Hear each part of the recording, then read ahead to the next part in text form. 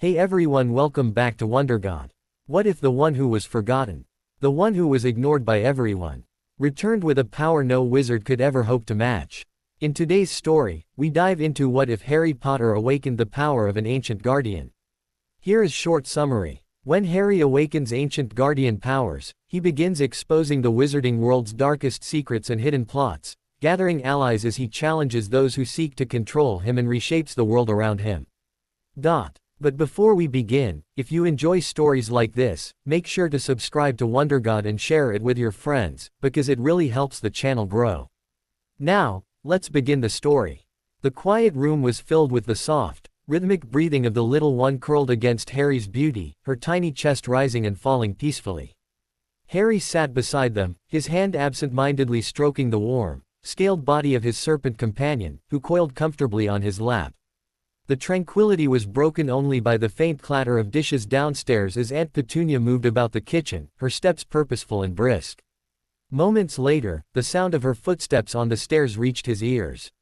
Harry glanced toward the door just as it swung open, pushed lightly by Petunia's foot. Her hands were full, carrying an assortment of items that made Harry sit up straighter in curiosity. She entered with a smile softer than Harry was used to seeing, setting down a pristine white box along with plates, silverware, and 2 empty glasses. There was a quiet happiness in her movements as she glanced at him meaningfully, a look that clearly said, "Stay here." Harry obeyed, watching as she exited the room, her departure as swift as her entrance. He chuckled lightly, glancing at his little one in beauty, who had begun to stir. Carefully shifting them to a cozier spot, he got up to set the table. The quiet click of forks against plates echoed in the room as he arranged everything. The door opened again, and Petunia returned, this time holding 2 neatly wrapped packages and a jug of milk. "Happy birthday, darling," she said warmly, placing the items on the table. Harry's eyes widened as she opened the white box, revealing a small but elegant 3-layer chocolate cake. Written across the top in green icing were the words, "My Harry. I thought you might like something better than my usual cakes this year," Petunia said with a gentle smile. She inserted 2 slim candles, a one and another one, lighting them with a lighter she had tucked into her pocket. "Make a wish and blow them out," she encouraged, as the clock struck midnight and Harry's watch gave a soft beep. Harry hesitated for only a moment, the glow of the candles reflecting in his green eyes. A family, safety, a chance to be happy, he thought silently before blowing out the candles. Petunia clapped lightly as Harry grinned, cutting into the cake. After they'd finished, she handed him the first of the 2 packages. Harry opened it carefully, savoring her anticipation. Inside was a sleek black wooden case with silver hinges and a delicate flip lock. Opening it, Harry gasped. Inside were new sketch pencils, both colored in graphite, their polished wood handles etched with intricate snakes. Before he could fully express his gratitude, Petunia passed him the second package. He unwrapped it to reveal 2 identical silver blades, their black leather sheaths gleaming in the dim light. The blades were small, perfectly balanced, and sharp enough to gleam menacingly even under the soft lamplight. "What are these for?" Harry asked, holding one blade cautiously, his expression a mix of curiosity and awe. Petunia's smile faltered slightly, replaced by a more somber expression. "You'll get your letter today," she began, her voice steady but tinged with a motherly protectiveness. "You'll go to Hogwarts. Your mother once told me that wizards rely too much on magic, it makes them vulnerable. You're the boy who lived, Harry. That paints a target on your back. These," she gestured toward the blades, "are for the moments when magic won't save you." Harry nodded solemnly, the weight of her words sinking in. He smiled at her, setting the blades down carefully. "Thank you," he said earnestly. Petunia gave a soft nod before ushering him back to bed. Harry curled up with his little one in beauty, her quiet humming lulling him to sleep. The next morning, Harry awoke to a gentle nudge from his beauty's tail. Smiling, he listened to the faint clinking of pans from the kitchen. Letting his beauty coil around his wrist and tucking his little one into the deep pocket of his oversized sweater, Harry made his way downstairs. The smell of breakfast greeted him warmly. The table was already set, and Aunt Petunia was placing the last of the eggs onto a plate. "Auntie, I should get my letter today, right?" Harry asked, opening the fridge to retrieve the orange juice she always insisted he drink. "When will we go to the alley?" "We'll go today," she replied, setting down the sausage. "I remember when Lily went. It's always crowded, but that'll give you a chance to observe. Watch how people interact. There's also a shop that sells trunks with special charms to shrink them. You'll need one so you can keep it on you." Harry nodded thoughtfully, pouring 2 glasses of juice. They ate in companionable silence, a quiet bond growing between them. For the first time, Harry felt something like normalcy, a glimpse of what family could mean. It wasn't until after breakfast was over and Harry was helping Petunia with the dishes that an owl knocked at the window in front of the sink. Petunia squealed happily as she opened the window to the gray barn owl. Harry carefully untied the letter, absent-mindedly listening to his beauty complain about being too close to the bird, as Petunia grabbed a leftover sausage to feed to the bird as thanks. Harry smiled in amusement as Petunia started looking over his shoulder, waiting for him to open it. Harry broke the seal on the heavy parchment. He pulled out the 2 parchments folded into the envelope, opened them, and started to read the first one out loud for his aunt's benefit. Hogwarts School Witchcraft and Wizardry. Headmaster: Albus Dumbledore, Order of Merlin, First Class, Grand Sorc, CHF. Warlock: Supreme Wugwump, International Confed of Wizards. I am not addressing him by all that. Harry point blank stated. Even Petunia thought all the added was too much, even for a letter. Dear Mr. Harrison James Evans Potter, I am pleased to inform you that you have been accepted to Hogwarts School of Witchcraft and Wizardry. The items you need to bring are on the next page, and I have taken the time to also place a list of stores that are best to go to for said supplies. As the term starts September 1st, I expect your owl no later than August 1st. The Hogwarts Express leaves platform 9 3/4 at 9 a.m. sharp. I hope to see you there. Your godmother, Minerva McGonagall, Deputy Headmistress. Lily once told me that the entire acceptance letter process was done by an enchanted quill. They all have a standard layout. This looks like she took the time to write your letter out personally. At least I know you will be well looked after while at that school. Petunia's smile saddened. Why were you not given to her to raise? Why were you not brought up in their world, your world? Auntie, if I was raised by her I would have never met you. I love you, and as much pain I go through by living here, I got you and would never give that up. Harry's eyes were hard with truth but soft with love. Petunia hugged her nephew tightly before letting go to wipe the tears that started forming in her eye. Petunia turned away to put the last few dishes in the cabinets. Go grab a paper and pen to say you're going to be there. Send it back with the owl before it leaves. We'll go to the Ally after you get dressed for the day. Harry smiled as he ran to do as he was told. He never heard his aunt bite back a sob in sorrow at the thought of the life he could have had, the life he should have had instead of the one he lived. He did wonder what his godmother would be like though, and if she would tell him more about his parents. His aunt could only tell him so much about his father, and he wanted to know more about his mother. Petunia watched her nephew in delight. He sat in the front seat of the car with her, but he couldn't keep still. He kept talking to his snake and playing with his baby ferret while shifting every few minutes. Even though she saw the snake hit him with its tail the last time he moved. Petunia hadn't seen her beautiful nephew act his age in a very long time. Halfway through the trip Harry started bouncing name ideas with his aunt. He was surprised how many names she knew for Beauty and Little One. Petunia gave him African, Japanese, Celtic, French, Arabic, Egyptian, Greek, Latin, Gaelic, and even Persian names.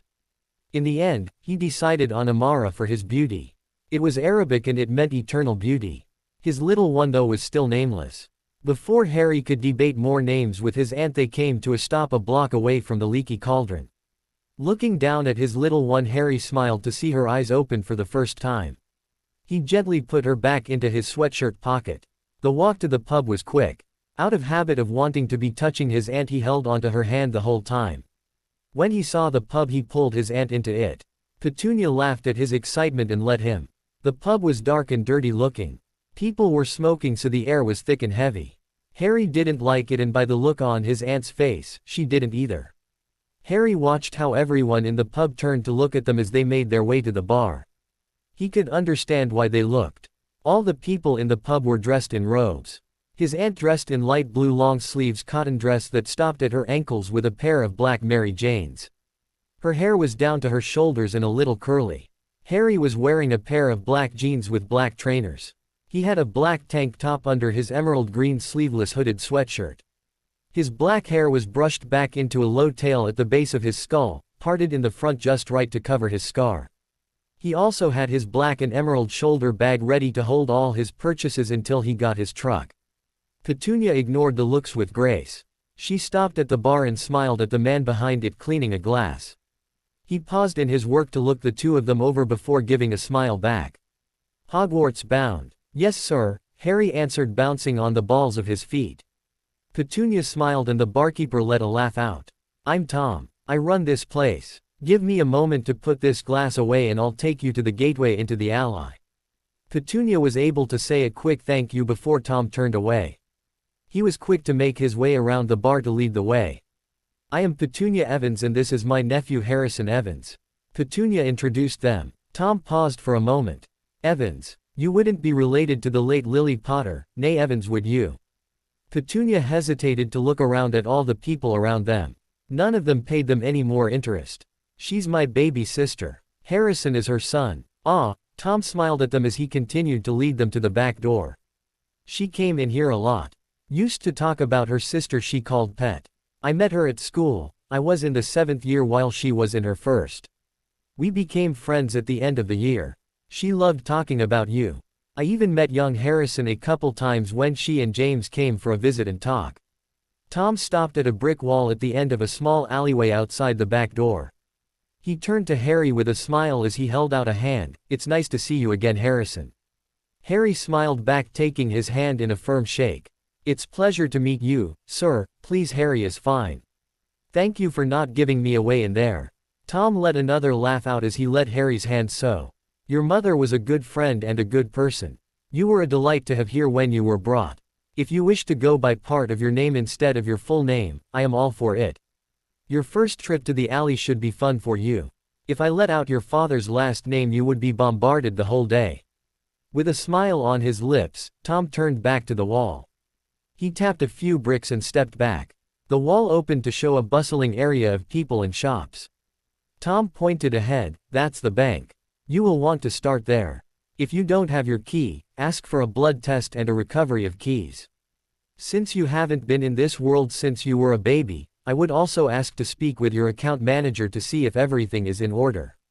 Other than that, enjoy yourself. If you ever need a room, a meal or even just a conversation, you both are always welcome here. Have a good visit. Thank you very much. We will be back even if it's just to talk. Have a good day." Petunia smiled and gave a small bow of the head in thanks. Harry did the same. Petunia and Harry watched Tom turn back to go into his pub before walking toward the large building Tom called the bank.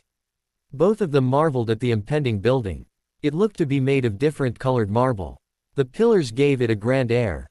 The first set of doors opened by themselves as they walked up the steps. Harry noticed the goblins on both sides of the inner doors and gave them both a short bow. He noticed a flash of shock in their eyes before they bowed back and opened the doors for Petunia and himself. The inside was as grand and impending as the outside. Marble walls, floor, ceiling, and pillars contrasted the brass teller gates. Lines of witches and wizards stood in front of the different tellers, all of whom were goblins. Harry let himself be led by the hand by his aunt to the shortest line.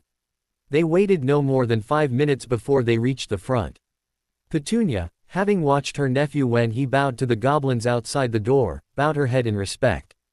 The goblin gave a bowed head in return. "I wish to have a blood test done for my nephew and a recovery of keys to his vault or vaults. We would also like to speak to his account manager if possible today." The goblin gave a nod as he wrote something down in the book on the desk. "Name." Petunia looked at Harry. Harry cleared his throat lightly before answering, "Harrison Evans Potter." The goblin nodded, writing again in the book. He turns and called something out in a language neither Petunia or Harry could understand. He turned back to them before speaking, "The test and recovery will be done when you meet with your manager. Griphook will lead you your manager's office." A goblin came from a door in the back. The teller indicated for them to go over there. Petunia and Harry gave a quick bow of the head in thanks before going over to Griphook waiting by the door. He led them through the door and through many hallways too. Another door with a gold plate with the name Ironhide on it. Griphook knocked on the door. and enter came right away. They both bowed in thanks to Griphook, who bowed back before entering the office. Ironhide sat at a black granite desk working on paperwork with a golden quill. Petunia and Harry waited until he finished writing. He set down his quill and indicated for them to sit in the chairs in front of his desk. I am Ironhide, manager to the accounts of Potter. I was told you want to perform a blood test on one Harrison James Evans Potter and a recovery of keys. Is this correct? Petunia nodded, yes sir. We would also like a detail of activity, inventory, and investments. Ironhide nodded back, very well. First is the blood test. He pulls a file out from his left and a piece of parchment from his right along with a small dagger.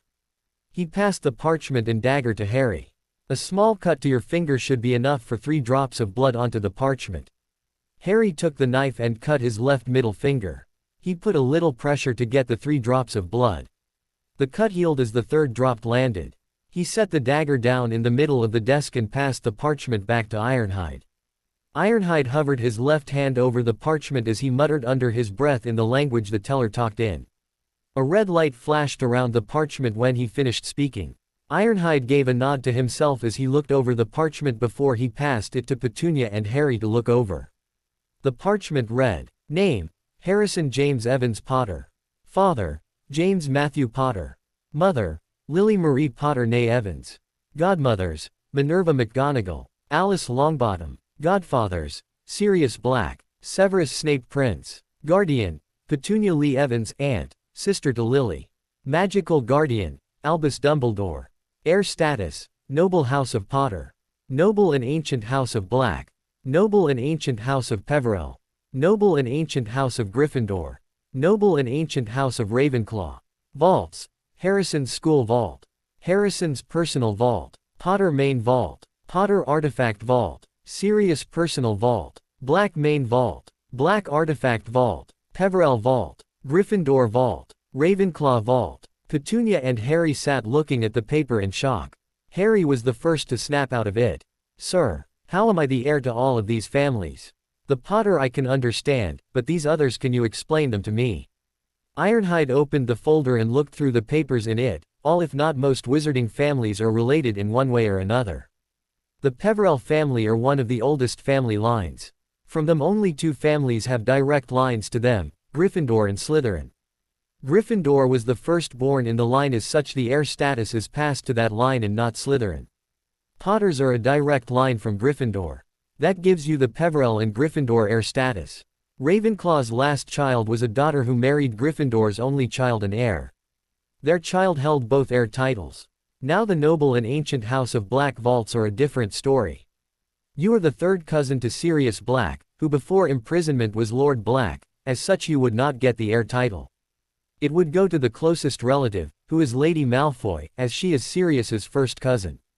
That is what would have happened had Sirius Black not had us here at Gringotts write up a document naming his godson, you, his heir and first in line for the lordship should he die or be stripped of his title. This only went through because he had us write this document up the day you were born.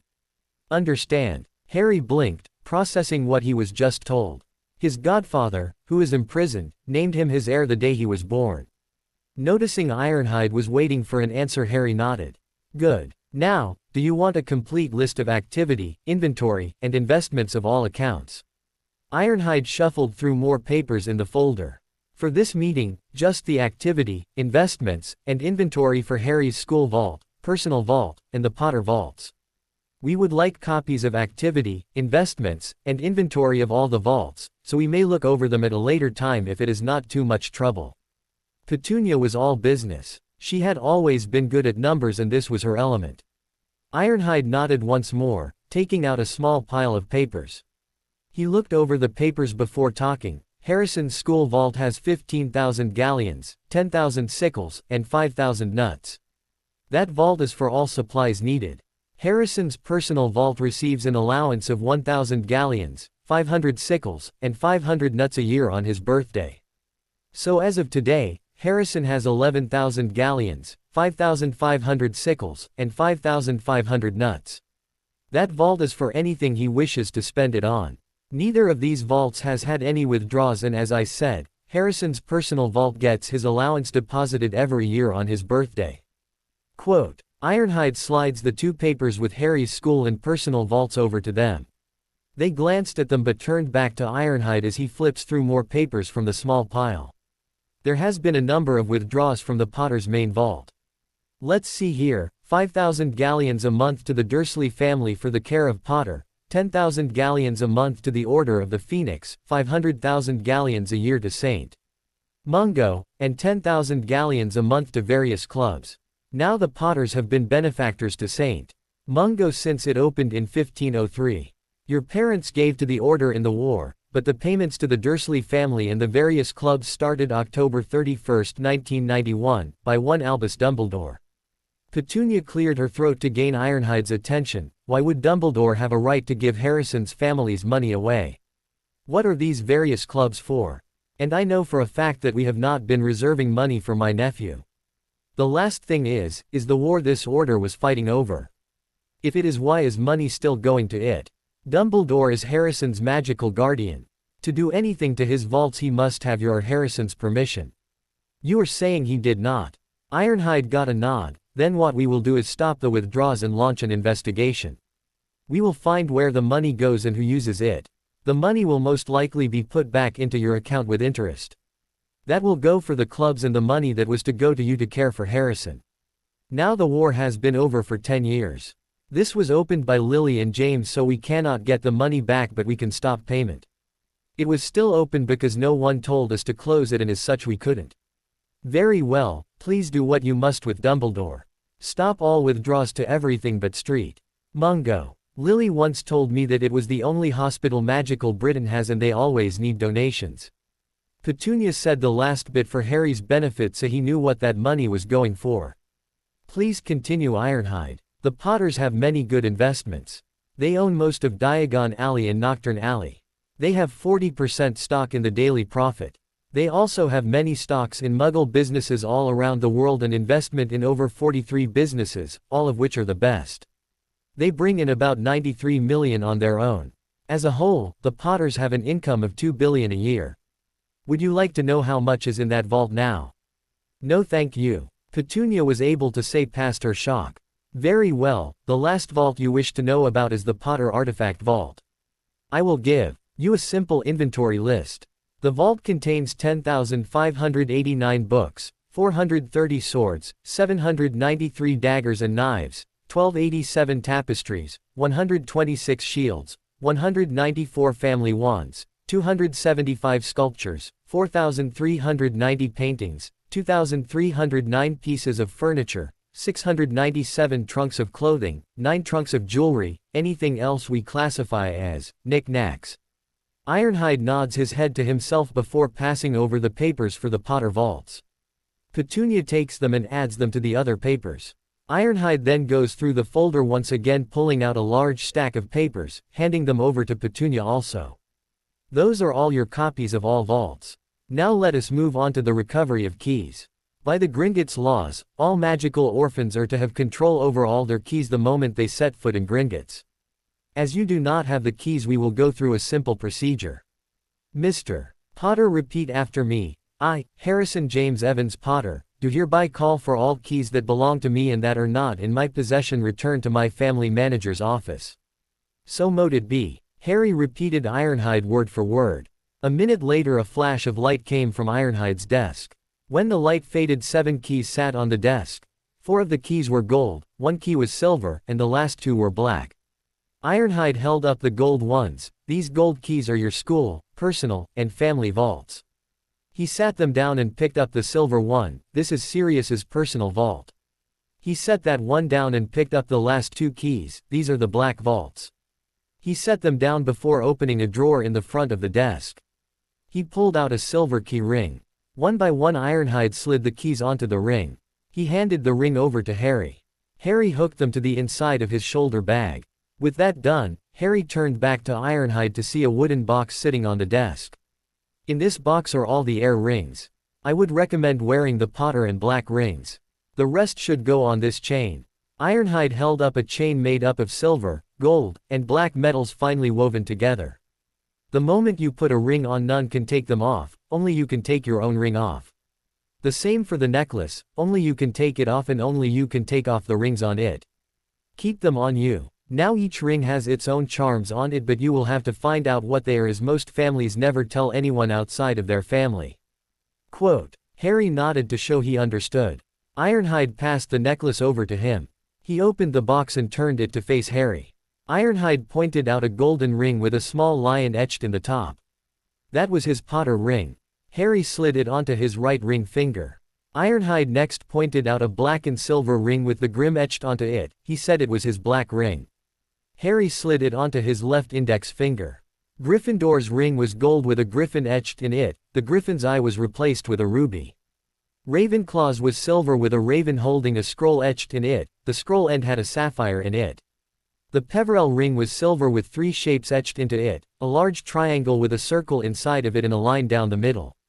Those 3 went onto the necklace, the Peverell ring between the 2 founders' rings. Harry had his aunt secure the necklace around his neck. Ironhide watched Harry do all this silently. When he had the attention on him once again, he spoke. Now all orphans have the choice to be emancipated when they turn 13. As the heir to multiple houses, that is what I would recommend you to do. Until that can be done, you can, for any reason, petition for a new magical guardian. Petunia nodded with a small grin. If that is all, the late Lord and Lady Potter had a money pouch connected to both your school vault and your personal vault. When you become emancipated, the pouch will connect to all of your vaults. All you need to do is think of the vault you want money from, and the amount you want from that vault will appear in the pouch. Ironhide passed over a black leather drawstring pouch to Harry. Harry passed it to Petunia, who put it into her purse. They both got up, giving about to Ironhide, and left. They had school supplies to get. Petunia and Harry stepped out into the alley with their minds filled with new information. They stood watching everyone move about, going store to store before walking to the first store on their shopping list, Madame Malkin's robes for all occasions. The store was surprisingly empty. An attendant waved Harry over with a friendly smile, if not a little tired.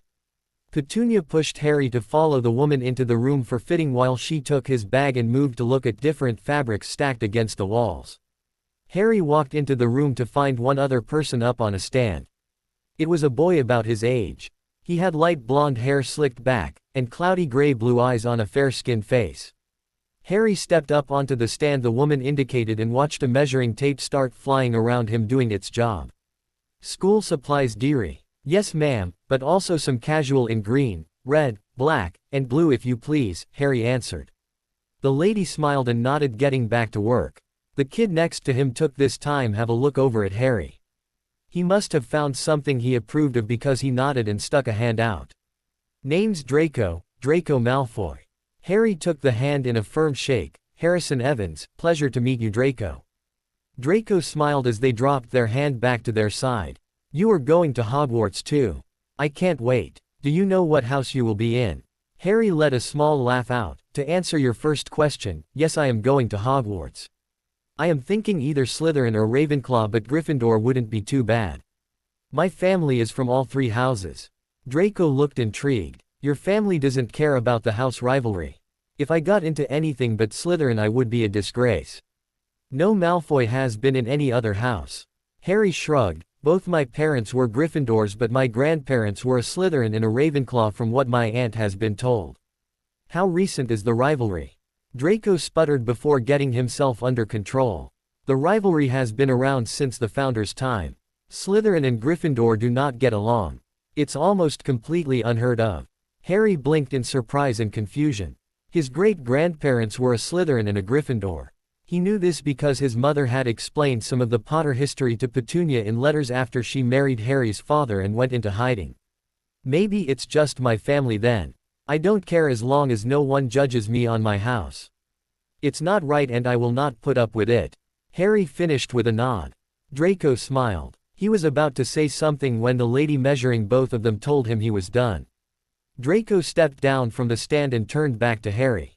Have you gotten your books yet? Harry shook his head no. Then I'll wait for you and we can go together. My mother is looking for a book and I was to meet her over there when I was done.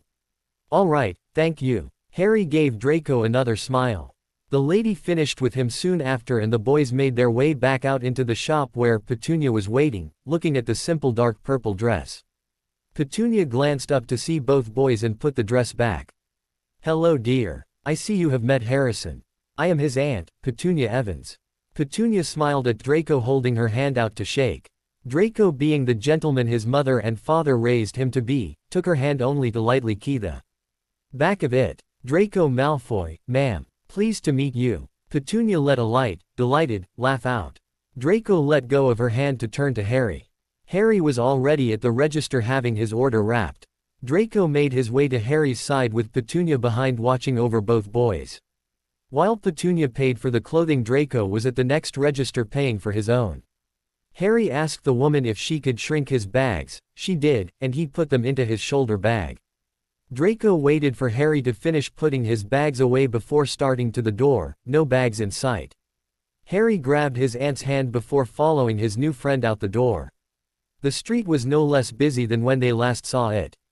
They followed Draco down the street to a store called Flourish and Blots. Draco made a beeline for an elegant woman with black hair streaked with silver. She turned to greet the boy with a nod of approval. Draco indicated toward Harry and Petunia as they approached. "Mother, this is Harrison Evans and his aunt Petunia Evans. Harrison is going to Hogwarts this year. I hope you do not mind, but I thought it would be nice if Harrison and I got our supplies together." Harry watched Mrs. Malfoy as Draco spoke. She had an almost perfect mask, but Harry could see her eyes warm with love as Draco spoke. Her clothing looked made of high-quality silk, her skin was smooth and blemish-free, nails were perfectly done in a French manicure, and her hair was pulled back into a loose but elegant bun. Elegant, that word described Mrs. Malfoy to a T. "Draco, your new friend and his aunt are more than welcome to join us.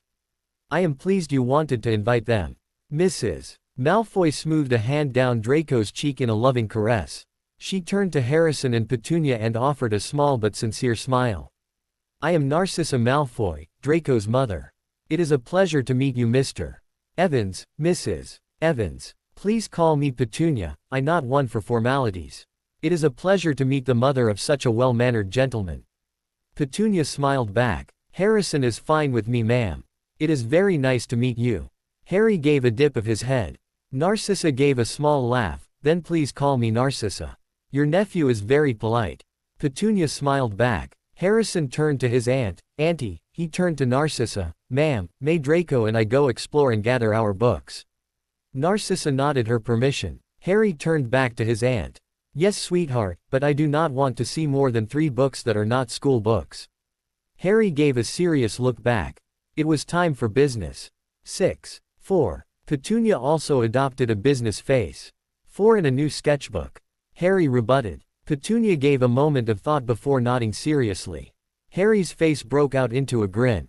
He grabbed Draco's hand and ran to the closest shelf of books, leaving a laughing Petunia and an amused Narcissa. "Do you two do that often?" Narcissa asked Petunia, putting the book she was looking at away. Petunia shook her head, clearly amused by her nephew. "Only when it comes to books. Before he could read, I would let him pick out books he wanted me to read to him when we went to bookstores, and he would have a pile taller than him picked out. We started the negations after he learned to read. I wish my Draco had that kind of love for books," Narcissa replied, watching Harry drag Draco's shelf to shelf, getting all the books on their list and a few she knew wasn't. Petunia again shook her head, this time in decline in what Narcissa said. "Harry doesn't read to read. Harry reads to get knowledge. The books he reads can and will give him help in this world. Psychology, politics, sociology, history, world religions, anatomy, so on and so forth. He couldn't possibly read and understand those books. Not at his age." Narcissa couldn't believe that. This boy was only 11, even if he looked younger. Petunia just gave a light laugh. She watched as Draco pointed out some sections of the store to Harry, and Harry looked over titles in the section. It didn't take more than 10 minutes before the boys made their way back to their guardians, Harry's stack of books far more than Draco's. Petunia felt the familiar tug of a smile wanting to make its way onto her lips. "What did you find this time?" Harry looked down at his books. "I found a book on the history of the wizardly world, but it's only a broad view. I'll need to get more detailed books on different periods later on." I found one of the different categories different spells, hexes, jinxes, and curses can fall into. The third is on magical Britain's politics, though I found one that was an overview of most politics in all parts of the magical world but decided to stick to Britain first. The last is the self-updating version of Hogwarts A History. I figured I need to work my way up from the basics before I get the deeper books. Harry looked up a grin. We might need to be back to get me new books in a couple weeks. Draco stood beside Harry looking at him like he was crazy. Narcissa wasn't doing much better. What was an 11-year-old boy looking into all that for? She turned back to Petunia who was rolling her eyes with a smile on her face. I'll think about it. Remember you got the others books we just got yesterday to read. That's why I said, in a couple weeks. I really want to read, Inside the Mind of the Killer, or, Blood and Tears, when we get home. I might have to flip a coin. Harry turned around to get the cash register, not knowing how shocked he made the Malfoys with his book choices. Petunia, on the other hand, saw and just smiled. He is a genius, understands everything, and remembers almost everything. After paying for the boys' books they all made their way to get the cauldron, scale, vial, and telescope the boys needed. While the Malfoys were looking at pets in Magical Menagerie, Harry and Petunia went to Scribblus writing instruments to get lots of parchment and quills. That only took minutes. Harry and Petunia then made their way to Tunken's Trunks. The store was large, clean, and filled with different sizes of trunks in all shapes and colors. A man was quick to greet them. Hello, hello. Welcome to Tunken's Trunks. Off to Hogwarts, lad. Yes, sir. I need a trunk that can hold all my books and the future books I will be putting in there along with all my school things. It needs to be able to shrink and be hidden from muggles who know nothing of magic. If you could make it so it opens with a password, that would be great. Harry took the lead, seeing how Draco told him about some of the different features a trunk can have when getting their books. The man looked puzzled for a moment before brightening back up. I got the perfect idea for that. He led them to a wall with a plain brown trunk with 3 bronze clasps and hinges. This trunk has a library compartment, a clothing compartment, a potion compartment, a supplies compartment, and has password charms on it to open to each compartment. I can easily put a shrinking charm and a muggle repellent charm on it. The colors can be changed to fit your liking and your initials put on. Harry grinned in delight. Perfect. The coloring black leather with silver hinges and clasp. Have both shrinking and muggle repellent charms put on with the initials of HJEP, please.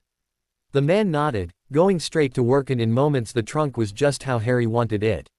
You can apply the password to each compartment when you wish.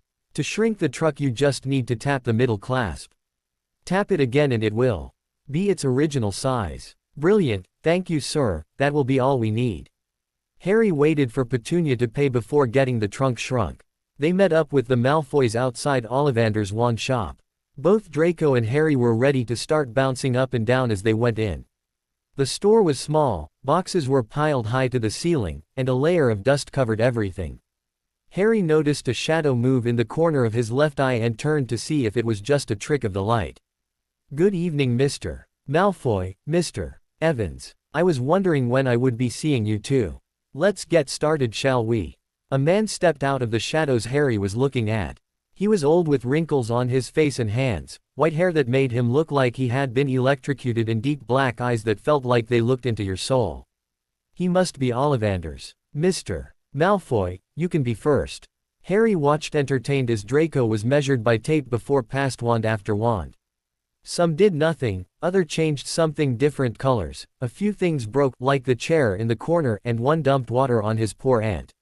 Narcissa was kind enough to dry his aunt back out. It wasn't until a 10 inches hawthorn and unicorn hair wand touched his fingers that a soft silver glow filled the room. Good, Mr. Malfoy. That wand will serve you quite well. Now, Mr. Evan, let's get you your wand. Harry stepped up to the spot where Draco had stood. The process repeated. Harry was handed wand after wand, some snatched before he could wave it, some did nothing when he did. The display window was blown out twice, cracked 4, the lamp was destroyed 7 times, and numerous boxes were flung and pulled down. Narcissa was nice enough to fix all the damage poor Harry caused. Mr. Ollivander had a gleeful expression on his face like Christmas came early and he got all the presents. He just kept handing wand after wand to Harry. Ollivander went to the back looking for the perfect wand. Harry turned to look at his aunt with weary eyes. "Auntie, do you think I will find my wand before I blow us all up?" Petunia laughed and pulled him into a hug. "It's okay, darling. I was here when your mother got her wand. She went through half the store, broke the lamp a few times, and if I remember right she even turned our father's hair pink for a week. You'll find your wand. It's just taking time, nothing to worry about." Harry nodded, feeling more secure in that knowledge. Ollivander was back with a single box held in his hands like precious crystal. "Let's try this one, shall we?" Holly with a core of phoenix feather, 11 inches. Harry took it. No glow happened, but he felt connected yet also blocked. He looked to Ollivander to ask what was wrong, but he was looking at him with a confused face. "In all my years, I have only heard of this happening. Mr. Evans, the core of the wand bonded with you and the wood tried to bond, but your magic blocked it." Curious. Petunia was the one who asked the question they all were thinking. "What does that mean for Harrison, sir?" Ollivander looked up in surprise. "Oh, nothing to worry about, if you would let me take Mr. Evans to my workshop we will get the right wood and second core his magic is demanding. I won't take but a moment." Petunia could only nod as Ollivander led Harry to a door to the right. Harry was surprised how clean and organized everything in the room was compared to the store. Shelves upon shelves held different woods, jars filled with different liquids, and boxes filled with anything else needed. Ollivander led Harry to a small work table. "Now my boy, I am going to bring you a group of different woods, hold your hand over each one. When you feel the connection you felt with the core, tell me. That is your wood. We will do the same with more cores." Harry just stood there as Ollivander got the woods. He laid them all out on the table. Harry did as he was told. He moved his hand over each wood until he stopped over two side by side, feeling a shot of warmth flood through him. Ollivander grabbed them, confusion morphing into glee. "Redwood and you. I have never used redwood. A hard wood to mold, but to mix it with you I would never have thought to do so." Ollivander shook himself. "All right, cores. Let's find one. Just do the same process as when looking for your wood." Harry waited for Ollivander to switch the many woods for cores. He did the same as he did to the wood, letting his hand glide over each one in turn. He stopped on what looked like gray-black string. Ollivander nodded. "Master, may I add my poison to your wand?" Amara poked her head out from his sleeve. Ollivander's eyes flew to her. "Sir, may I also use her poison?" Harry asked, letting Amara coil up in the palm of his hand. Ollivander gave an excited yes, rushing to get a small vial to put the poison in. With everything Harry's new wand needed, Ollivander ushered Harry out back into the store. Harry walked back to Petunia with a shrug. Amara stayed in his hand. "Master, the little one and I are hungry." "Sorry, my Amara. We will be done shortly and I will get you both food," Harry answered, noticing how both Malfoys stiffened in shock. He ignored it for now. "Auntie, may we eat after this? Are they hungry?" Petunia guessed with a smile. "And I am too," Harry muttered as his stomach growled. Petunia giggled, making Harry pouted. "Yes dear, we can eat after this." Not a moment after telling him that, Ollivander came out with a white and brown marbled wand. He held it out for Harry to take. A bright green light filled the shop. "Excellent, Mr. Evans. Redwood and you, 12 inches, with the wood soaked in viperesque poison and core of thestral hair and a phoenix feather. We will be expecting great things from you." Ollivander happily took the money for both wands and led them back to the door. Harry breathed a sigh of relief. He got his wand. He walked quietly beside Draco as Narcissa led the way to a nice little French cafe in one of the smaller side alleys. The conversation drifted from how Petunia was a muggle to what the boys wanted to do next. Fed and happy, they made their way to one last shop, Elop's Owl Emporium. Harry gave a sigh as Petunia pulled into the driveway. Home, that word left a sour taste in his mouth when thought with this hell.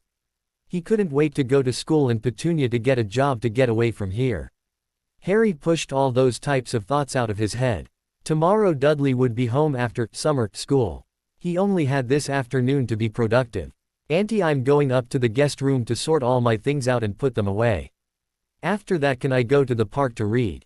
Harry was careful to not joust around his bag in fear of breaking something as he made his way into the house. Petunia gave him the go-ahead. He was up those stairs like he had hellhounds on his heels. He carefully took every shrunken package out of his bag and set it out onto the bed. The trunk was the last thing. He happily pulled out his new wand and just stopped to look at it. It was a creamy marbled brown with a black sheen coating. The handle was comfortable in his grip and perfectly balanced. It was his. Harry had a large grin on his face when he finally stopped looking at his wand. He touched each shrunken package with it, enlarging them. He set his truck on the ground before touching it too. He sorted out his clothing first, putting them all into the clothing compartment of his trunk. He happily used the password Amara in English. Harry then put the things he needed for potions away into the potion compartment, password becoming Nightshade. He put all his inks, parchments, and quills away neatly into the supplies compartment, giving it the password Hedwig. Harry smiled at the name of the owl his aunt insisted he needed, saying she wanted letters often while he was at school. Hedwig is a snowy owl, all white with sharp golden eyes. Harry gave her the instruction to stay out in the shed. His aunt was going to set the stand cage out there so Vernon wouldn't find her. He gave himself a mental shake. He needed to go through his books. He set the books he got that day out of the bag they gave him and set them down on the bed. Harry then got on his knees and reached under the bed, pulling out the hidden bed frame under it. The mattress for the frame was gone and in its place was a homemade bookshelf. It looked just like the ones you could buy just laying on the floor instead of sitting against a wall.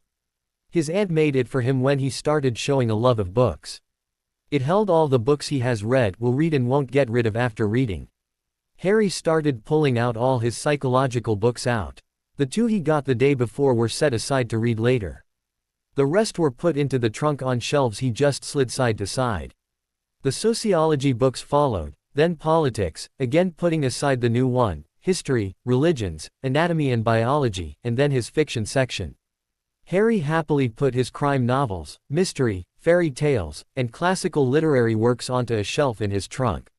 When he was done he noticed he had one last book left. It was the plain black book.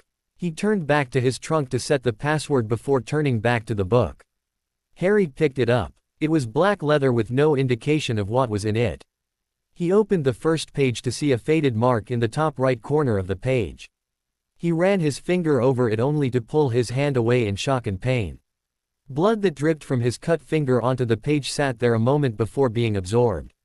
Harry sat in shock with his finger in his mouth as letters slowly appeared on the page. Blood magic, the grey art. Harry looked for an author. He flipped to the back cover to see two words, or in this case one name, Merlin, Emrys.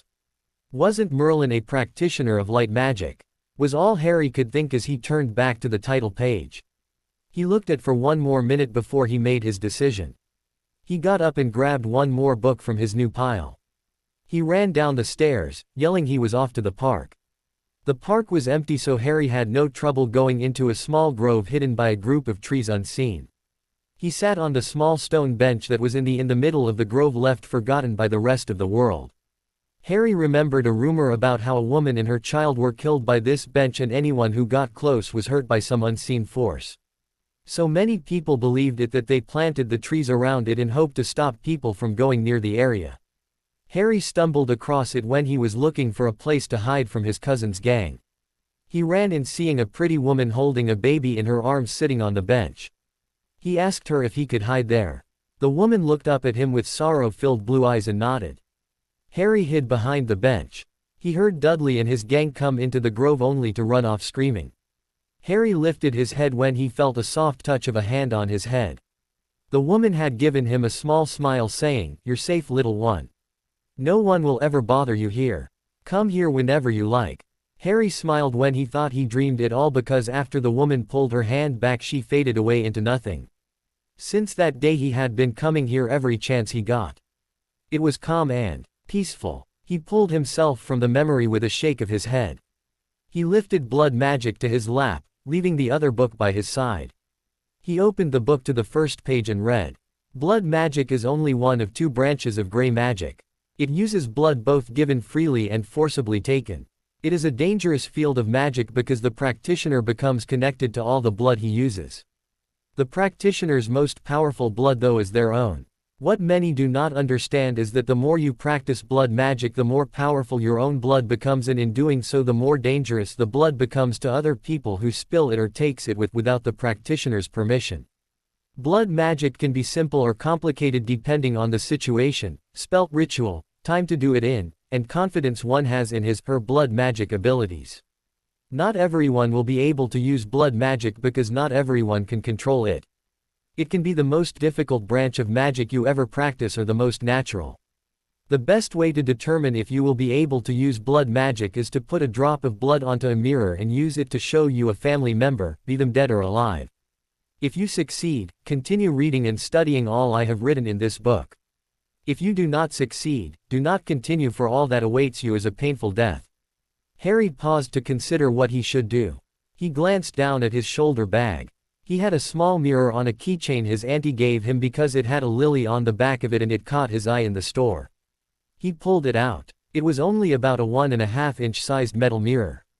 He squeezed the finger the book cut until blood came to a head. He turned his finger over and watched the blood drop right in the middle of the mirror. He closed his eyes and thought of his mother. He opened his eyes to see a beautiful woman looking back at him with a smile on her face. Her hair was the color of fire and her eyes were only 2 shades lighter than his own. He had her fair skin and her smile. Mother, the word slipped out before he could stop it. Lily's smile turned sad as she mouthed 4 words to him before disappearing from the mirror. I love you, Harrison. Harry set the mirror keychain on top of the book and shoved them into his bag. He wasn't going to think about this, not right now. He grabbed the book at his side, Blood and Tears. He spent the rest of the afternoon getting lost in the politics of the Dark Ages. He made it home after Amara yelled at him for staying outside for so long. He helped his aunt make dinner. He ate and put the dishes in the sink before he went back up to the guest room. He set Amara and his little one down on the bed so he could pack. He put his school books and new books, including Merlin's book, into one of the bags from the alley and tapped it with his wand to shrink it. He put both of his birthday gifts into his bag, shrunk his trunk, put the trunk into his bag and then put the bag of books into his bag. He ran down to put them in his cupboard when he heard a car pull into the driveway. Petunia ran to the door to see who was there. She whipped around with fear in her eyes. Harry, hide your bag now. Go to the bathroom and change. Your uncle is home. Harry ran upstairs where he had a hidden change of clothes under the sink. He changed as quickly as he could into Dudley's hand-me-downs. He heard the door shut and his uncle ask where he was. He heard his aunt say he was going to the bathroom. Harry hid his own clothing under the sink before flushing the toilet. He walked down the stair to find his uncle waiting. Vernon grabbed him at the bottom of the steps and shoved him in the direction of the kitchen. Freak, make me some food. I want it on the table in 5 minutes. Harry ran into the kitchen where Petunia had started to soak the dishes. He pulled out the leftover beef stew, rolls, and Oreo pudding that he helped Petunia made for dinner. He heated up a large bowl of the stew and 4 rolls, putting them on the table as he heard his uncle coming down the stairs. He ran back to put 3 big spoons full of pudding into another bowl and set it down on the table as his uncle entered the room.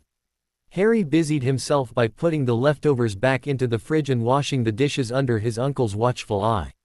Harry could hear his aunt upstairs walking around. Vernon cleared his throat as Harry finished drying the last of the dishes.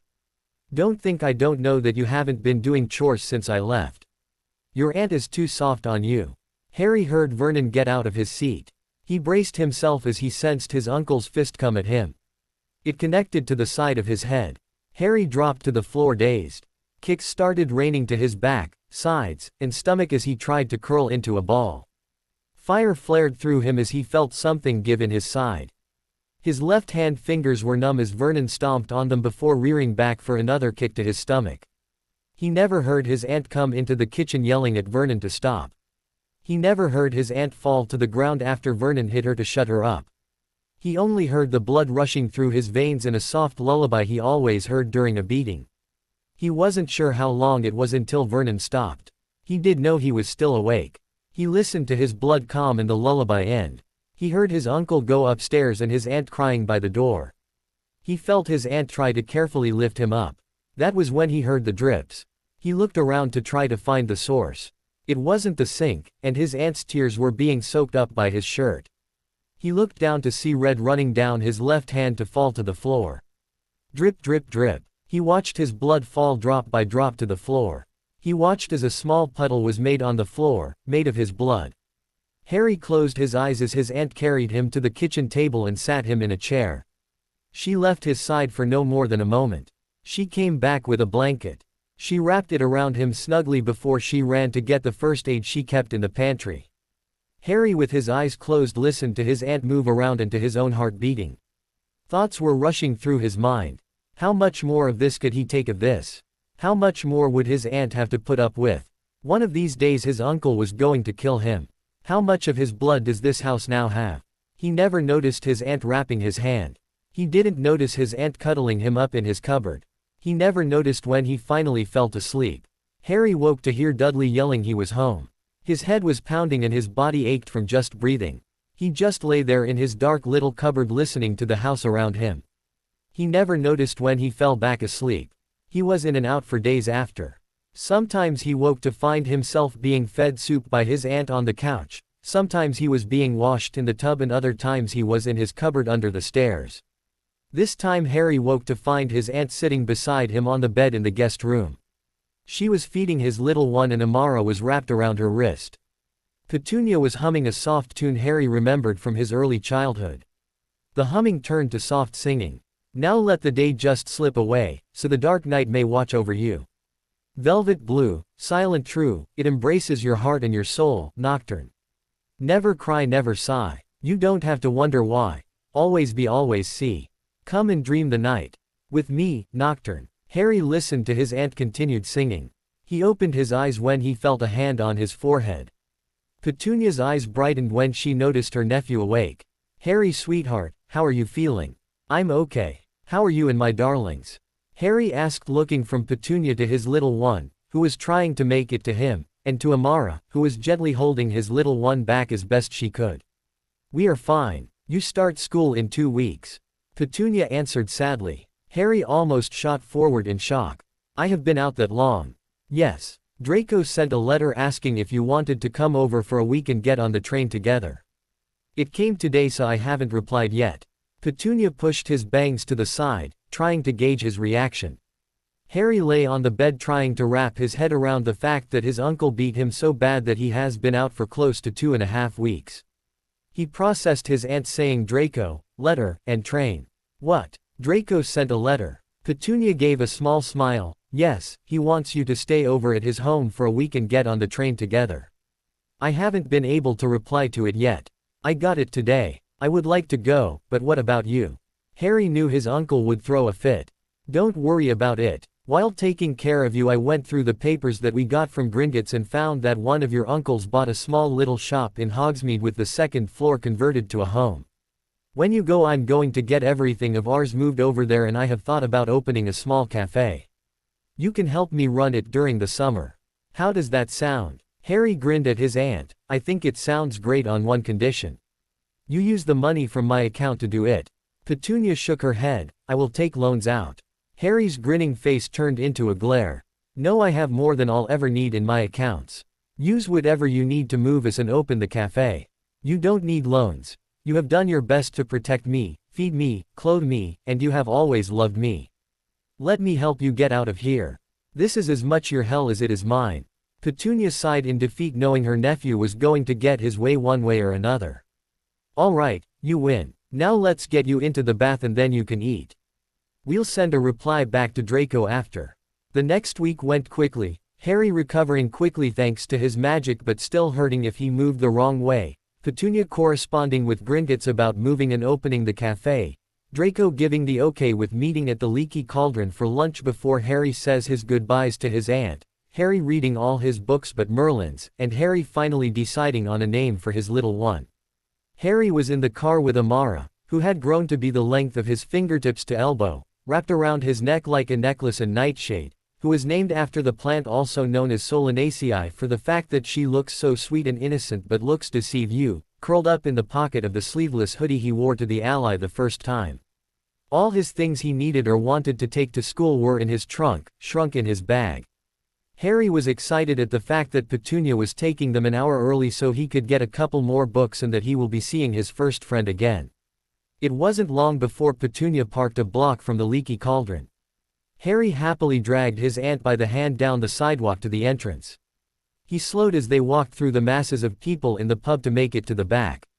The entrance to the alley was open from all the people coming and going through it in concession. Harry felt Petunia tighten her grip on his hand as they made their way to Flourish and Blots. It took 15 minutes to get out of the crowds and into the store, which was packed to the brim. Petunia let Harry's hand go so he could get the subjects he wanted to read up on. He came back 20 minutes later with 4 books. They were quick to get in line. "What did you pick out this time?" Petunia had to ask beside his ear to be heard. "Proper pureblood behavior. Modern British politics, it's a little more in-depth than my other one, magical creatures, and their classifications, and the last one I got was on Merlin, the Truth and Legend." Harry fumbled through the books showing her which was which. They were all thick books and quite heavy. They soon had paid and started on the slow journey back the pub. They made it to the pub with 5 minutes to spare to find Draco and 2 gentlemen sitting at a table in the back. Harry smiled at Draco when he finally noticed them coming. "Harrison, you're early." He turned back to both the men, who were now looking at them. "Father, Uncle Severus." Harry felt Petunia tighten her grip on his hand, recognizing the name. "This is Harrison Evans and his Aunt Petunia Evans." "Toonie, never thought I would see you here." The man across from Draco spoke. Harry wasn't all that impressed with what he saw. His hair was oily and hung in strands to his shoulders. He was thin and tall, even sitting. His black robes were well cared for but smelled of potions if Harry was to say. His eyes though, black mixed with dark gray. Harry felt like they could read everything about him. "Severus, still rude as ever I see. I can guarantee, it is not a pleasure to see you again." Petunia's voice was cold and clipped. Harry felt himself being pulled back so his aunt could wrap her arms around his shoulders, holding him close to her. "You would do well to not call me that name. I had told you that numerous times when we were children." Draco was confused watching the two of them glare at each other like they just wanted to kill. Harry wasn't much better but his confusion turned to anger at seeing Severus's glare. "Auntie, I was unaware you knew people from this world. I only know who your mother introduced me to and who we met getting your school supplies. Harrison darling, meet the man Lily named as one of your godfathers. This is Potion Master Severus Snape." Harry could tell his aunt just wanted to walk out with him with her from the way she was tensing, hand wrapping and unwrapping from his shoulder. She must hate this guy very much. Harry looked back to Snape. "I would say pleasure but I was taught not to lie. You didn't make a very good first impression on me when the first thing out of your mouth is a name and evidently, you know my aunt hates with a passion." His tone was cold as he glared at Snape. If this guy didn't respect his aunt's wishes then he would show no more respect than he had to. Snape looked at Harry with an unreadable expression. "You boy, act too much like your father. Arrogance is not a virtue." Harry felt his aunt tense in anger but he kept calm on the outside, not showing any form of his own anger. He might not have known his parents but he still held them close to his heart and no one had the right to disrespect them. "It's not arrogance, it's a conclusion drawn from observation, yet you show your own arrogance by thinking you know me because you knew my parents. Sweetheart, that's enough. We are here to eat lunch and spend time before you go. I will not have my limited time with you destroyed by the depressed man your mother and I were once friends with." Petunia cut in before Snape could say anything back to Harry. She turned to the man sitting beside Draco. Draco and this man looked so much alike they could only be father and son. "It is a pleasure to meet you, Mr. Malfoy. I apologize for the bad first impression you must have gotten from both my nephew and myself." Harry turned to observe Mr. Malfoy. He wore a cold, closed-off mask. His hair was long and pulled back into a low, loose ponytail. He, like his wife was when they meet, wearing an expensive silk robe of the highest quality. He had a cane sitting beside him at the table. His eyes, the same color as Draco's, pierced Petunia but she held her ground. He then turned his eyes to Harry who had his own mask of indifference, meeting his stare with his own. Harry saw a twitch of his lip. "Draco told me much about you both along with my wife. It is a pleasure and no apology need madam. I was unaware our boys shared a godfather or you two shared history. Please sit." Mr. Malfoy was being the perfect gentleman. Harry could see it was all a ploy though, as the man didn't trust them. Draco switched with Snape so he could sit beside Harry. Petunia sat on Harry's other side. Whoa, she's got big. Harry saw Draco looking at Amara and laughed. She's only 5 weeks old. She's got a lot of growing to do. Draco's eyes widened. Only 5 weeks. What is she? All the adults were listening to them. The two men just realizing that the snake around Harry's neck was real. Amara is a Twilight Viperesque. Draco looked confused, but before he could ask, Snape asked his own question. How, Mr. Potter, did you get your hands on one of the rarest snakes in the world, both magical and muggle? Harry glared at Snape. Amara, not liking how the dark man was treating her master, reared up and bared her fangs at him. Calm yourself, Amara. He is no threat to me, only an annoyance. Harry gave her a gentle rub down her head. He turned back to the people at the table and hid a smirk at how they stiffened at the Parseltongue. To answer your question, Snape, I found her in a muggle pet shop. The shopkeeper was going to feed her to a king cobra and she asked if I would get her out of that horrid shop. She is so beautiful and intelligent I couldn't say no, even if I wanted to. Draco gained Harry's attention back, along with all the adults. 2 questions. 1. Did my godfather just call you Potter? And 2. What is a Twilight Viperesque? Harry sent another glare at the potion master. My full name is Harrison James Evans Potter. I prefer to go by my mother's and aunt's maiden name though. I would appreciate it if I was called by it. He turned back to Draco with a small smile. Don't feel bad about not knowing what a Twilight Viperesque is. I didn't know either. Amara had to tell me. Mr. Malfoy cleared his throat. Tom was coming over to take orders. Harry, Petunia, glad to see you both. Tom was grinning, before noticing who else was at the table with them. Lord Malfoy, Master Snape, young Malfoy. He gave them all a nod. What can I get you all? Tom got all their orders. He turned to walk away and paused. Before I forget again, Harry, your mother left her research book last time she was here. I kept it thinking I would see her or you soon. She once told me it was going to be a family book when I asked her why she was always writing in it. Tom's smile turned sad. It's in the back. I can get it if you would like. Harry could only give a nod. Tom mirrored the action before leaving. Harry turned back to Draco. Mr. Malfoy spoke before he could. If I may, Mr. Evans, I have only read of such a snake in books. They are said to be the product of a spell gone wrong on a newly hatched basilisk.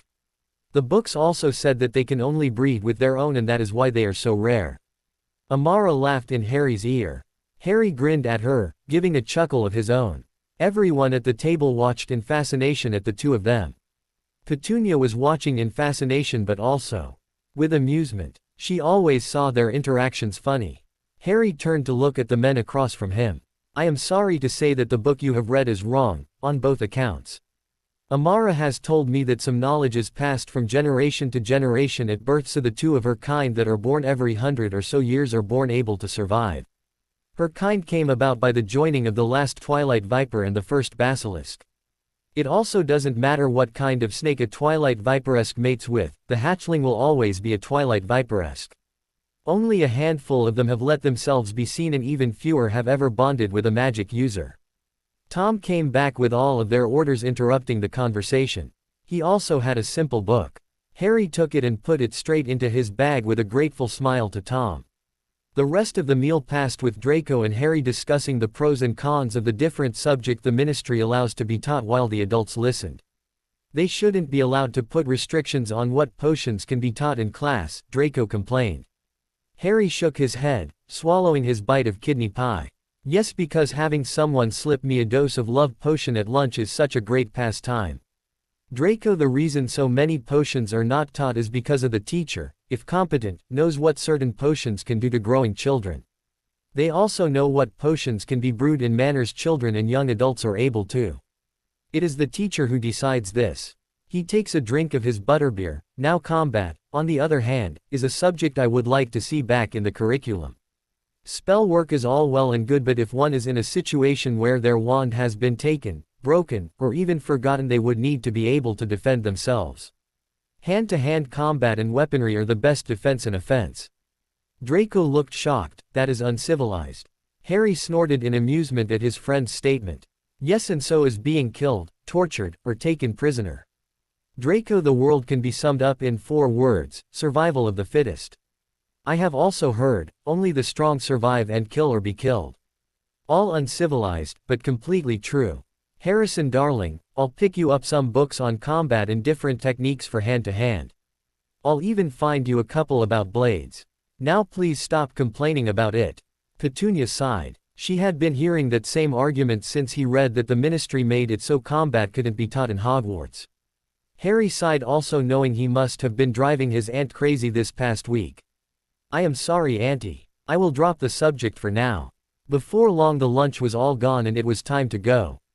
Petunia gave Harry a long hug before he followed Draco through the fire. Harry landed unsteadily on his feet, but he didn't fall on his face, so he was happy. He stepped away from the fireplace to look around the room. Draco didn't want to wait though. He grabbed Harry's wrist and pulled him out of the room. Harry was able to make a map back to the fireplace in his mind as Draco pulled him past many doors and through many hallways. They found their way into a sitting room where Narcissa was sitting reading a book and drinking tea. "Hello, boys." Narcissa greeted them when she looked up. The week at Malfoy Manor was the greatest fun Harry had in a long time. He learned so much from the Malfoys and they had no problem answering any of his questions. It was the last day. Tomorrow Draco and Harry left on the train to Hogwarts. Right now Harry was looking through the library alone. Draco wanted to go with his father to the ministry, while the lady of the house was reading in the parlor. This morning Harry had looked through all his books to see if he had any left to read when he came across the blood magic. He was wary of it, but the incident with the mirror kept flashing in his head, his mother's face, and her words. He needed to know more without jumping headfirst into lessons. He slowly went section by section looking for any reference to blood magic. He couldn't find any. He started taking books down and skimming through them in hope of something. He never noticed the lady of the house enter the library or come up behind him wondering what he was doing. "Harrison, what are you looking for?" Her voice was light and soft. Harry was barely able to stop himself from jumping in surprise. Harry placed the book he was searching through back onto the shelf before turning to face her. Narcissa stood in a silk black dress with a book in her hands and an eyebrow raised, waiting for an answer. Harry thought through all his options. He could lie, or he could just come right out and ask. After all, they have been truthful about everything else he asked. The fact stood though, blood magic was classified by the ministry as a dark art. Harry bit his lip looking up at her. He made his decision. "Madam, can you tell me anything about blood magic?" Harry watched as the question was processed before the shock set in. Her eyes widened momentarily before she hid it all behind her finely crafted mask. "Harrison, that is the dark arts you are asking about. How did you hear about such a subject?" Narcissa hid her shock behind her mask as best of her abilities, and to anyone else it would never have been seen, but Harry was able to see it, along with the nervousness. "I heard of it when I was in the Muggle world. I found a reference in a book. I hadn't read it all of it, but it was just a broad overview of different branches of magic thought to have been practiced at one point in history. I wanted to know if it was true and what it really was. The book did say that blood magic was gray and not dark." Harry lied to ease her fear and nervousness in hope that she would tell him what he wanted to know. Narcissa gently led him over to 2 green velvet chairs in the back of the library where they could see out the grand ceiling to floor windows if they wished. "Harrison, the ministry has banned all types of magic. Gray was grouped with dark, neutral was grouped with light. Many families who were taught gray or dark arts were killed because of their knowledge in those arts. Those are very dangerous subjects." Narcissa watched Harry take in all she said. He continued to look at her with curiosity, but he also added in some apprehension to keep up the act. "Blood magic is the most dangerous of magics a person can try to use. It's in the same branch of gray arts as necromancy. Only if you screw up and summon something you can't control with necromancy, you always have safeguards in place. In blood magic, you have no safeguards, and if you do not have the proper blood or power, your own blood will turn on you, killing you in a slow, painful death. The last true blood user died over 200 years ago. Was it always classified as gray? What did they use blood magic for?" Harry asked, using his innocent curiosity approach. He just wanted to know more so he could make his decision of what to do. He needed her to keep talking without suspecting anything. Narcissa gave Harry a hard look before answering. It wasn't always, no. In the beginning, it was a light art that Merlin himself was able to use. Since the magic is picky about who can use it, and so many people died trying to use it, many started referring to it as a gray art with necromancy. Blood magic was used for many things: divination, healing, protection, summoning, blessings, curses, potions, and more. The most anyone does with blood anymore is in potions or with the goblins. Narcissa paused when Mr. Malfoy, Lucius, walked in with Draco trailing behind him. She turned back to Harry. "Harrison, the thing you need to understand is blood is important. It is our life force and is our strongest tie to our magic. A single drop of blood can be more powerful than any spell, hex, curse, or potion. That is why it is so dangerous and why the Ministry banned it. I know you may be curious about what you read, but Muggles have written many things they believe to be true. Most of it is wrong." Harry nodded as Narcissa stood up to greet her husband and son. Harry smiled at Draco as he went to pick out a book that caught his attention earlier in his search. His mind was going through all that Narcissa told him. She may have thought she told him nothing, but she told him more than he knew. "Madam, one more question if you have the time." Harry waited till Narcissa turned from her husband and gave him a small nod before continuing. "How many categories of magic are there really?" Narcissa let a laugh out in slight surprise. "There are 6: dark, neutral, light, neutral dark, neutral light, and gray. In the times we live in now, though, there are only 2, light and dark. There are some that try to be neutral, but they are pushed to associate with one side or the other." "Anything else, dear?" Harry shook his head. "No thank you, ma'am. You have answered all of my questions." He watched Narcissa walk out of the library on Lucius' arm. Draco sat in the seat his mother vacated, talking about his trip to the Ministry. Harry let him, nodding at the right time so he would never know he was immersed in thought. He had gotten his answer and made his decision. The train, Hogwarts Express, was magnificent. It shone bright red for all to see. Children ran about on platform 9 3/4, parents crying, and saying goodbye before the children had to leave. Harry watched and listened to all, taking in details in hopes of getting a small glance into what he should expect at school. He heard some older students talking about how they hoped they got a good Dada teacher this year. A pair of twins with mischievous smirks were whispering with their heads ducked down together in hope of not being heard by the plump red-headed woman glaring at them from behind. Draco pulled Harry from his observations. The blond boy was adjusting his cloak for the 4th time in a clear show of nervousness. Harry withheld a roll of his eyes. He couldn't understand why anyone would be nervous about going to school. "Draco, stop playing with your cloak. You look fine. Keep your head high and don't let them see what you hide underneath your mask." Harry turned to look at Lucius and Narcissa. "Thank you for having me this week. I enjoyed it immensely." Harry gave a small bow. Harry could see Narcissa's eyes brighten. Lucius gave him a firm nod. "It was a pleasure to have you with us, Harrison. We will be seeing you more." Harry waited and watched as Draco said goodbye to his parents. They boarded the train and quickly found a compartment empty of people. Draco watched out the window while Harry pulled out a book his aunt sent to him on combat. The train just left the station when a shy knock made both Harry and Draco look over. A nervous-looking boy opened the door.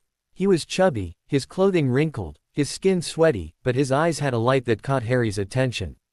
The boy had power, Harry could see it. It was just hidden deep inside of him. Harry, making a snap decision on what he observed, waved the boy in with a calm smile. The boy stumbled in, stammering a "thank you. Harrison Evans, nice to meet you." Harry held out his hand. The boy hesitantly grasped it in his own after wiping his palm on his pants. "N. Neville Longbottom, nice to meet you too." Draco held his hand out next with a smirk. "Draco Malfoy. Nice to meet you, Neville." Neville shook Draco's hand and repeated the pleasantry before setting back in the seat across from them. An hour passed in relative silence, with only pages turning from Harry's and Neville's books, and the scratching of a quill as Harry took notes from his book. A yell from the hallway broke the silence. Draco opened the door, curious about who yelled and why. 2 redheads crashed through the door laughing. "Did you see little Ronikin's face?" The first redhead lifted his head to look at the other one. "It was priceless. I wish we got a picture." The second one lifted his head to show they were twins. The same twins Harry remembered seeing on the platform. "Excuse me, can we help you with something?" Draco had his nose up in the air like he smelled something bad. Harry rolled his eyes, making Neville crack a small smile when he saw. Who? Look, Forge, little firsties. The twin on the right stood up from his hunched-over position, grinning. Well, will you look at that, Gred, they are firsties. The twin on the left stood, swinging an arm around his brother's shoulders. Hello, little firsties, I'm Gred. Harry noted that while they did look almost completely the same, Gred had slightly lighter brown eyes than his twin. I'm Fjorge. Harry also noted that Fjorge had a small scar on the left side of his neck. I hope you don't mind if we hang out here for a time. Gred finished. Draco and Neville watched the twins in a guarded manner, like they were waiting for them to play a trick on them. Harry on the other time enjoyed how they were acting. He gave a nod and went back to his book and notes. Neville followed his lead and started to read once again, though he kept an eye on the redheads. The twins roped Draco to play a game of exploding snap. Neville was soon pulled from his book to join in the game. During the game, they found out that Fjorge was George Weasley and Gred was Fred Weasley. Harry watched them from over the top of his book, interested in how normal students interact before they were sorted into houses. The twins had the Gryffindor emblem on their robes, yet Draco didn't cause any trouble besides grumbling about them being Weasleys. He learned that their families had been feuding for 3 generations after a marriage contract was broken between the families. They were only about an hour from Hogwarts when a girl with bushy brown hair opened the door, interrupting the card game and Harry's reading. Sorry, I was trying to find a compartment I could get away from a bad-mannered, red-headed Neanderthal. Do you mind if I join you? Harry chuckled at her description of the boy bothering her and gave her a shake of his head. The girl happily made her way to sit across from him, looking between the title of his book and the game that resumed. She decided to turn to Harry. I'm Hermione Granger. Harry gave her a charming smile as she didn't hold out her hand to be taken. Harrison Evans, a pleasure to meet you, Ms. Granger. Hermione gave a small giggle. Just Hermione is well enough for me, thank you. Is that a good read? Then please, Harrison. He looked back at the book he was almost finished with. It is, but learning the basics physically will be difficult. Harry spent the rest of the ride talking to Hermione about books they both have read and the different practical ways he could learn the basics of hand-to-hand combat. Harry was surprised to find out that Hermione knew some street moves from a friend of hers and that she could shoot a handgun because of her father. 10 minutes before the train was to arrive at the school, Hermione left to change into her robes in the bathroom. While the twins went to the hallway so Harry, Draco, and Neville could have room to change themselves. The train stopped. The twins ran ahead to go with their housemates, waving back to the first years they made friends with. Hermione pulled Neville to where a large man stood calling for first years. Harry followed at a more sedate pace with Draco next to him. Neville waved them to the boat he and Hermione sat in. Harry sat down beside Neville when a redhead boy with secondhand clothing and dirt on his face tried to push Draco out of the way to sit in the boat. Excuse me, what do you think you are doing? Draco was going to get in here before you so rudely pushed him out of the way. Hermione glared at the redhead who continued to try to get on the boat, but she was blocking him. Draco is sitting with us. Go to another boat, you empty-headed Neanderthal. Name's Ronald Weasley, not Neander whatever, now move. I want to sit down. Ron tried to push her out of the way only to come face to face with an unamused Harry. Draco, come on in. Harry moved a little so Draco could slip by into the boat. Ron's face turned red in anger. Draco smirked at him from behind Harry. Harry turned away from Ron to sit back down. Ron walked away muttering angrily under his breath. He was a rude child. Hermione glared at the retreating redhead. I think that was Fred and George's little brother, Neville muttered. I feel so bad for the twins. Never thought I would say that about a Weasley. Draco had a disturbed look on his face for saying such a thing out loud, let alone thinking it. They stopped talking as the boat surged forward, almost knocking Draco and Neville out of their seats. Harry was busy looking into the dark of the lake. He dipped his finger on the surface, watched how the ripples danced on the water. Neville jerked to the side when a tentacle broke the surface. Relax, Neville. He won't hurt you. The squid was placed into the lake by Ravenclaw to protect the students in times of war. He just wants to play. Many students are afraid of him. Harry let the tentacle wrap around his wrist and play with his hair, making it wet. Hermione was the one to push past her shock and fear to reach a hand out to touch the tentacle. She smiled and giggled when the tentacle wrapped her hand in a mock handshake. Draco and Neville joined in next. Only Harry noticed all the other children looking at them as the squid played with them, making them laugh. Hagrid yelled out to duck. They did just in time, though someone behind them wasn't so lucky. A yell followed by a splash echoed across the lake. Many looked back to find the squid holding a wet and cold Ron. Hermione tried to hide her giggling fit. Draco turned back to look at Harry with a grin. Harry rolled his eyes with a smile when he noticed even Neville was hiding a smile and a laugh. Harry ignored Ron and the laughter to look at Hogwarts for the first time. It was grand. All the windows were glittering from lights inside and the stone gave a protective feeling. Hagrid maneuvered the boats to a small cave. All the students gathered around him as they were led through a tunnel to the entrance of the school. Hagrid knocked twice before stepping back. The door opened. A woman with her brown-gray hair in a firm bun on top of her head and standing with stiff proper posture waited in the hall. "Thank you, Hagrid, I'll take them from here." She turned to all the students. "Follow me." Everyone shuffled along, following the woman, to a smallish room that barely fit everyone. "Now, my name is Professor McGonagall. In a moment you will be sorted into your house. The houses are Hufflepuff, Gryffindor, Ravenclaw, and Slytherin. While you are here your houses will be your family. Your triumphs will gain points. And any rule breaking will lose points. Wait here while I see if we are ready for you." Harry pretended to not notice the way her eyes kept going to him. He saw how her eyes lit up when she saw him in the crowd.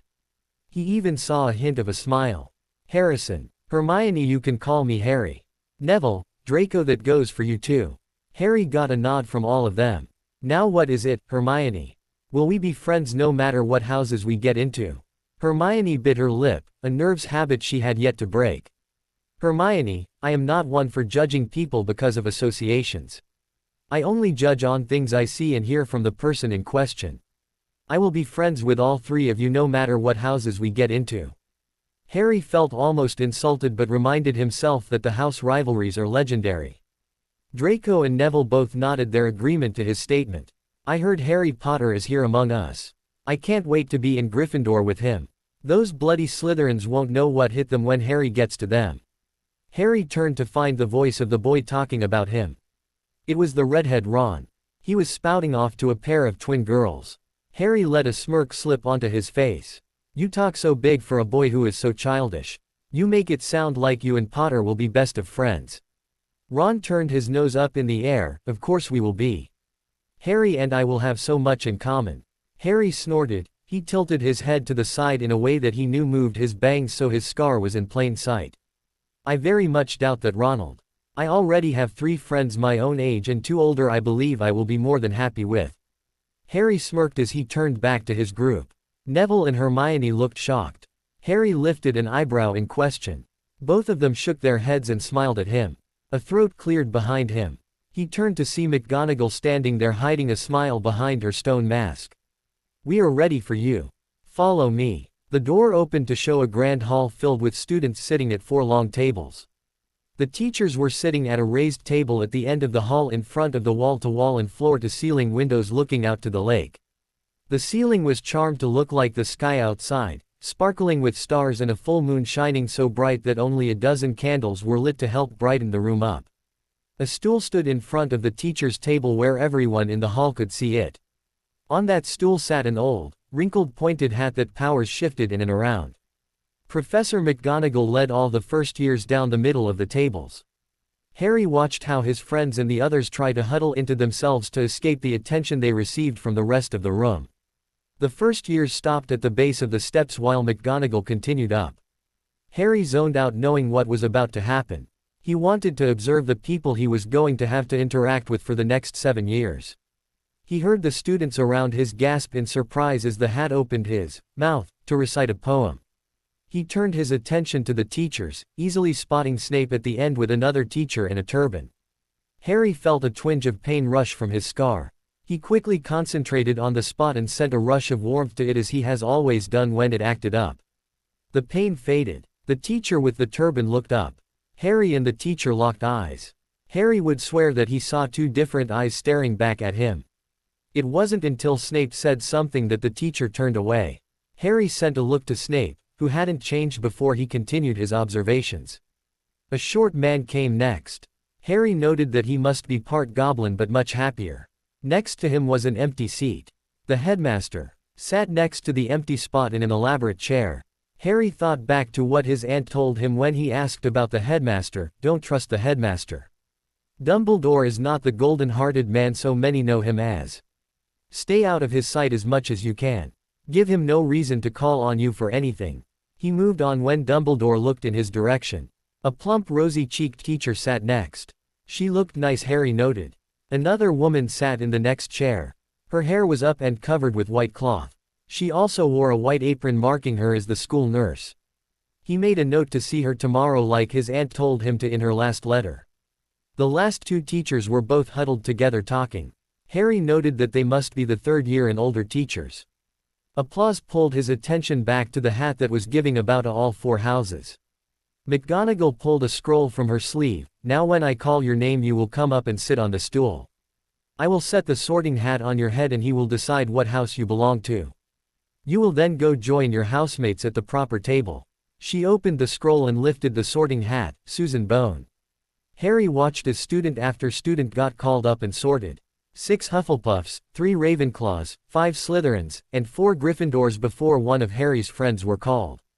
Neville Longbottom. Neville walked shakily up the stairs and almost fell off the stool when he sat. Hufflepuff. Neville barely had the hat off before he was running to his house table wanting away from the attention. Many of the students gave a laugh at him but his house clapped happily to welcome him. 3 more students were sorted before Hermione was called. Hermione Granger. Hermione walked to the stool with her head held high but her shaking hands gave it all away. The hat took a minute but he was soon calling out her house, Gryffindor. Hermione flashed a happy smile in Draco in his direction and at Neville before making her way to her house to sit next to the twins who made room for her clapping and whooping loudly. Draco was right after her. Draco Malfoy. Draco had his mask on as he walked up to the stool like he owned the world and he didn't care about anyone. He smirked when the hat called his house without touching his head. Slytherin. Harry suppressed the urge to roll his eyes as Draco gave the room a flash of a smirk before strutting to his table. The Slytherin clapped but Harry could see that they were eyeing Draco up as he sat down. It took 4 more people to be sorted before Harry was called. Harrison Evans Potter. Harry ignored the stares and whispers from both the students and teachers as he walked to sit on the stool. Professor McGonagall. His godmother, he corrected himself, gave Harry an encouraging smile before the hat was placed on his head blocking the view of the hall, leaving him in darkness. What do we have here? A cunning mind I see. A thirst for knowledge, a knack for details, and what is this? A blood magic user is among us again. Well, Mr. Evans, you are full of surprises. Where to put you? Hufflepuff wouldn't do, you wouldn't be able to be open like they are. Gryffindor wouldn't accept your magic idealism. Slytherin would do you well, you will be able to practice all magic undisturbed by your housemates but you would get bored with their power plays quickly and you would be scrutiny from most of the school. We can't have that now, can we? You wish to keep your head down. Ravenclaw will give you the cover you need and let you keep your friends whom you are separated from. Yes, that will do nicely. I expect great things from you, Mr. Evans. Ravenclaw. Harry listened to everything the hat said in silence. He felt the hat get lifted. The hall was quiet. Everyone expected him to be a Gryffindor. His friends and godmother were the first ones to start clapping, his house quickly joining in as he made his way over to them. He sat next to the other first years in silence but he did flash a smile to Neville at the Hufflepuff table behind him, to Hermione and the twins at the Gryffindor table in front of him, and to Draco at the Slytherin table at the far end of the hall. He was in a neutral house so being friends with people from all houses won't be looked at too hard. The last few students were sorted quickly. Harry clapped with his new housemates as they accepted one more into their ranks. McGonagall took her seat by the headmaster. Dumbledore stood and waited as the hall quieted. Welcome all first years and welcome to all returning students. I only have a few words to say before you eat and they are bobble mobble pop. The headmaster sat with a wave of his hand. Foods of many types appeared at every table on plates of gold. Harry helped himself to the kidney pie and an apple. He looked down the table looking past the juices. He turned to the boy to his left, can you see tea? The boy never had a chance to answer because right after Harry asked the question a cup of cider tea appeared steaming before him. Harry gave an almost silent thank you under his breath to the house elves he knew made all the food and drink in the castle. Harry ate ignoring all the eyes that were on him. A girl across from him was the first to verbalize her questions. "Are you really Harry Potter? Like the Harry Potter who defeated you-know-who?" The question was blurted out loudly so most of the hall heard her. The girl blushed realizing how loud she was as eyes turned in their direction. "Harry Potter." Harry made sure he was talking in a calm chilled voice but the hall was now silent waiting for his response. "No. I am Harrison Evans. Harrison after the man who raised my father to be the man who gave his life to give his wife and son time to live, and Evans for my mother who died to protect me. The idea everyone has that I defeated Voldemort," Harry put force into the name watching everyone flinch, "is inaccurate. I did nothing. My parents invoked an ancient right when they both died to protect me. It was two parts. My father fought and died with love in his heart for his family. My mother protected her son when her husband passed and also died with love in her heart for her family. That love in both forms of protection passed to the son. That right was strong enough from their love and need to protect that it was able to rebound the killing curse of their killer. It's called divine love. Only true soul mates can activate it. That is what saved me and defeated Voldemort." Harry turned back his food. The hall was silent and shocked. Harry ignored them when they started whispering and talking among themselves. Harry glanced behind him to look at Neville who flashed him a small smile. He then turned back to look ahead at Hermione and the twins who were telling the people around them to mind their own business. They saw him looking and gave him a smile. Harry looked past them to look at Draco who was glaring at an older boy. Draco said a thing or two and flashed Harry a grin. The meal didn't end quickly enough to Harry. The only enjoyment he got was when the house ghosts surprised all the first years. The food disappeared and the headmaster stood one more time. "Well, now that you are all fed and watered, I have some announcements that need to be made before you go off to bed. The Forbidden Forest is just as its name suggests, forbidden and no student should venture into it. This year the third floor is off limits to all who don't wish to die a painful death. Mr. Filch has also added to the banned products and the list can be found in his office. As that is all, off to bed with you all. First years." The call echoed the hall by different voices from all the houses. Harry followed the two Ravenclaws calling. He bumped into Neville and whispered breakfast at the Ravenclaw table. Neville nodded before being shuffled away by others of his house. At the door, Harry ran into Hermione and told her the same with intrusions to tell the twins. She happily agreed. Draco was harder to get to as he was past the Gryffindors but he was able to find him and tell him the same as Neville and Hermione. He gave a positive. Harry made his way back to his own housemates before the four houses made it to the hall and stairs. Harry followed his house through hallways to a picture of a dark-haired woman with blue eyes and a midnight blue medieval dress. She smiled at the students, "A question you must answer if you wish to enter. This thing destroys all. Dries rivers, kills kings, crumble mountains to dust. You cannot escape it, you cannot trick it, and you cannot stop it.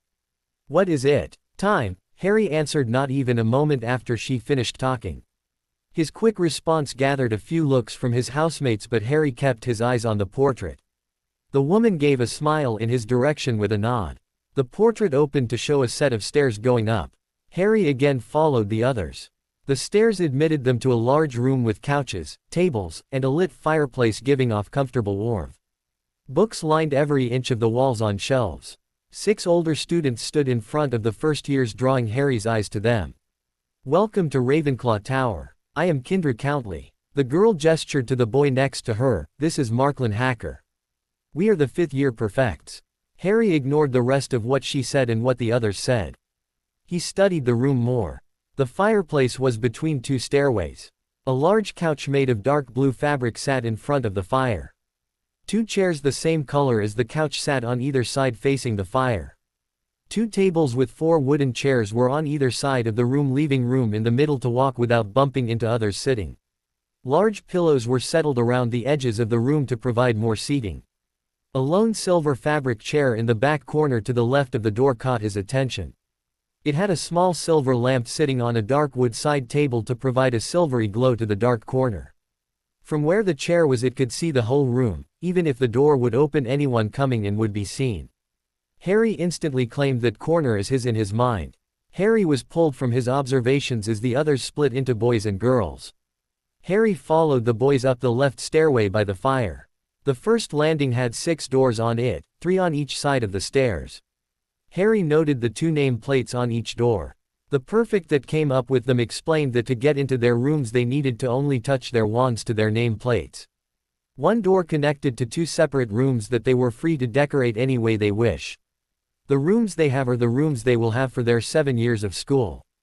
Every year the rooms will just move up a floor, but the rooms will not be changed from the way they were left the previous year. He waited for the boy who was sharing his door to go first. He touched his wand to his name plate, whispering in Parseltongue, "Open." The name plate gave a soft glow showing that it accepted the password. It opened without a sound. Harry shut the door and surveyed the room. It was bare, but it was a workable size. It had a full-sized canopy bed on the left-hand wall made of dark mahogany wood. On it hung blue curtains, heavy and able to block out the light. The sheets, blanket, and pillow were the same color blue as the curtains. He noted both Nightshade and Amara curled up on his pillow asleep. His trunk was set at the foot of his bed, unopened and still locked. A door was set beside it, which led to his bathroom. Hedwig's cage was by the only window across from him. The window overlooked the lake, and in the distance, he could see Hogsmeade. He turned from his window to look to his right. A desk made of the same dark mahogany as his bed sat against the wall across from his bed. It had 3 lockable drawers on the right side of the chair. The single key to open them all sat on the desktop.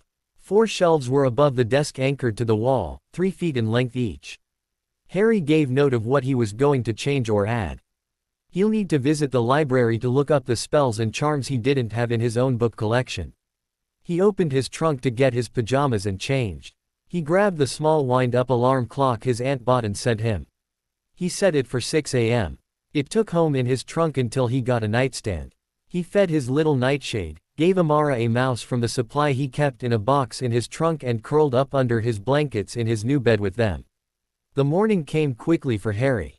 He feeds Nightshade before getting dressed in his school uniform. He tucked Nightshade into the pocket sewn into the inside of his robes. Amara wrapped around his neck as he was becoming accustomed to. Harry put all his school books into his customary dragon shoulder bag and made his way out of his room. The common room was empty and dark, but the fire sprang to life as he stepped foot into the room. He walked out of Ravenclaw Tower remembering the map he made in his head of the castle from the different books he read. He walked hallways and down 2 staircases. He found the medical wing easily. He opened the door to see the woman he pegged as the nurse at dinner going through a cabinet, marking off things on a parchment. "Excuse me, madam." The nurse turned from her chore. Surprise flickered within her eyes, but a soft smile graced her lips as she focused her full attention on him. "Can I help you with something, Mr. Evans?" Harry gave a grateful smile at being called by his chosen name. "Yes, my aunt asked me to get a full check-up by the nurse as I have never had one and couldn't get medical attention. My aunt wanted to make sure that my uncle didn't do any permanent damage." The woman's eyes narrowed, but she nodded. She sat her parchment and quill down. She motioned to the bed closest to him. "Sit down. While I give you the checkup, I want the full story. I am Madame Pomfrey, the school med witch." Harry nodded. She pulled out her wand and waved it in different intricate patterns. A scroll appeared as she worked. "My uncle never wanted me, but my aunt did. He was abusive. My aunt did everything she could. She even took me away to a different town. Uncle found us soon after. Neither of us could do anything as he beat us." Harry closed his eyes trying to get the image of his aunt lying on the floor bruised and bloody out of his head. "He made me sleep in a cupboard under the stairs, cook, clean, do the yard work, and limited my food. At school, I didn't have friends because my cousin would scare them away or bully them until they left me alone. He and his friends made a game of chasing and beating me up. The only time I was free was when it was just me and Auntie. Auntie did everything she could. She encouraged me to do my best at school no matter what. She celebrated my birthday with me every year. Bought me clothes that were mine and not my cousin's big hand-me-downs. She got me books and built a hidden bookshelf for me to put them in. She gave me food at night when Uncle locked me in my cupboard without feeding me. She nursed me back to health and set my broken bones. We had to hide everything we did or she bought me, but it was the only way she could help me, to show that I wasn't alone, and she loved me. Why didn't you two ever leave? Harry's eyes snapped open to see Snape standing next to the nurse. His blood froze in his veins. Why didn't he hear or sense him come in? Snape continued, leaving Harry little time to puzzle out the problem presented to him. She should have taken you away from all that. Harry felt his anger rise. Snape was blaming his aunt. She tried once. He found us. He beat her so bad that she was covered in bruises and blood, lying on the floor not able to move. She was forced to watch as my uncle beat me to the point I almost died. He told her that if she ever tried to leave again he would kill me. She wasn't going to take that chance. Not while we would be in the Muggle world. Don't judge her. You don't know a damn thing about what she has had to suffer to keep me with her and alive. Harry noticed in the back of his mind that he was letting his magic react to his anger. He heard glass break and a wind push his hair to the side. He knew his eyes had a glow to them, as they always did when he did accidental magic or wandless magic. He closed his eyes and willed himself to calm down. He missed the astonished looks he got from the potion master and Medwitch as he slowly got control over his magic once again. Madame Pomfrey cleared her throat. Mr. Evans, you have some bones that need to be rebroken and fixed. It won't take more than an hour. You also have a small chip in your arm. Do you know where that could be from? Harry opened his eyes, looking at her in confusion. Chip as in microchip. You don't mean like the ones Muggles put in pets, do you? Harry's mind started working overtime. It went back to a time where his uncle had a friend over who was also a vet. He was only 7 at the time. His uncle knocked him out. When he woke, his arm hurt and he was back in his cupboard. He thought his uncle just grabbed his arm too hard at the time.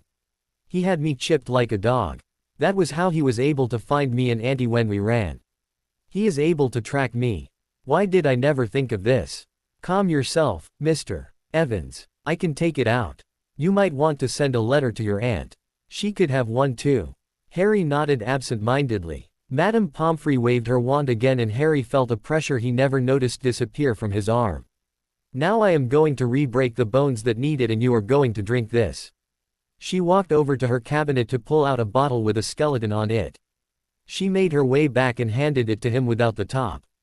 The breaks will hurt a bit and the potion will cause you some pain, but as I said, it won't be more than an hour. Less if you are a natural healer like my scan says. Harry nodded. He felt the sharp stabs of pain as 3 ribs, 2 fingers, an ankle, and 1 toe re-broke. When Madame Pomfrey nodded, he swigged the potion down. He forced himself to not throw it back up and concentrated on his magic. He felt a warm rush go to his broken bones to ease the pain. He spent 40 minutes in the company of Madame Pomfrey and Snape as his bones healed. When Pomfrey went to finish her cabinet, Snape just watched Harry in silence. Harry ignored him by looking out the grand windows the medical wind had. Pomfrey gave him the all-clear to go to breakfast soon after.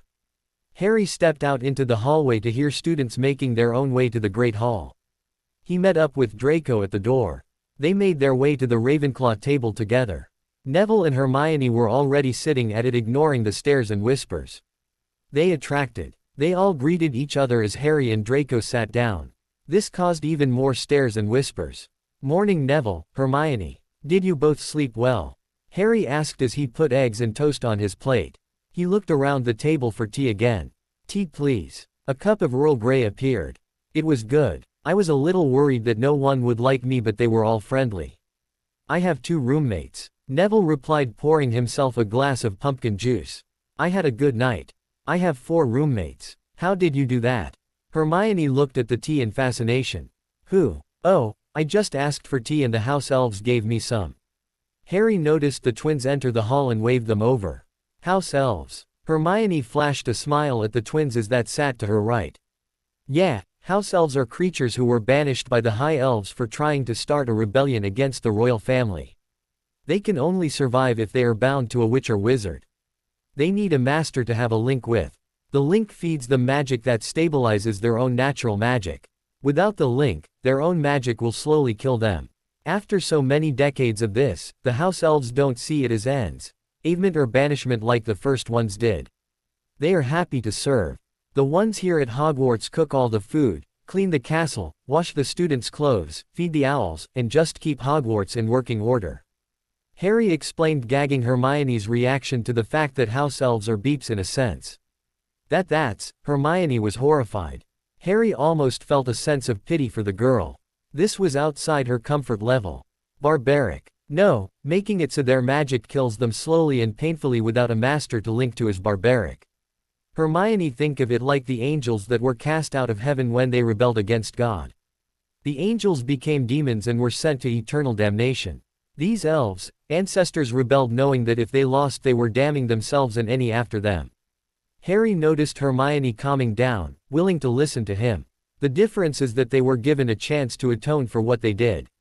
They were able to keep their magic and live if they bonded themselves to a witch or wizard. They get to live, use magic, and they are now happy. They live to serve and they love it. Hermione stared down at her omelet and thought, I guess that makes sense when you explain it that way. I don't like it, but if they need a master for the magic, I guess there is no changing it, is there? Hermione let the subject drop, now understanding that it was part of the natural order of things, and engaged Draco in a conversation on the difference between their common rooms. Harry smiled when Neville was pulled in. He and the twins were talking about pranks and how magical ones differ from Muggle.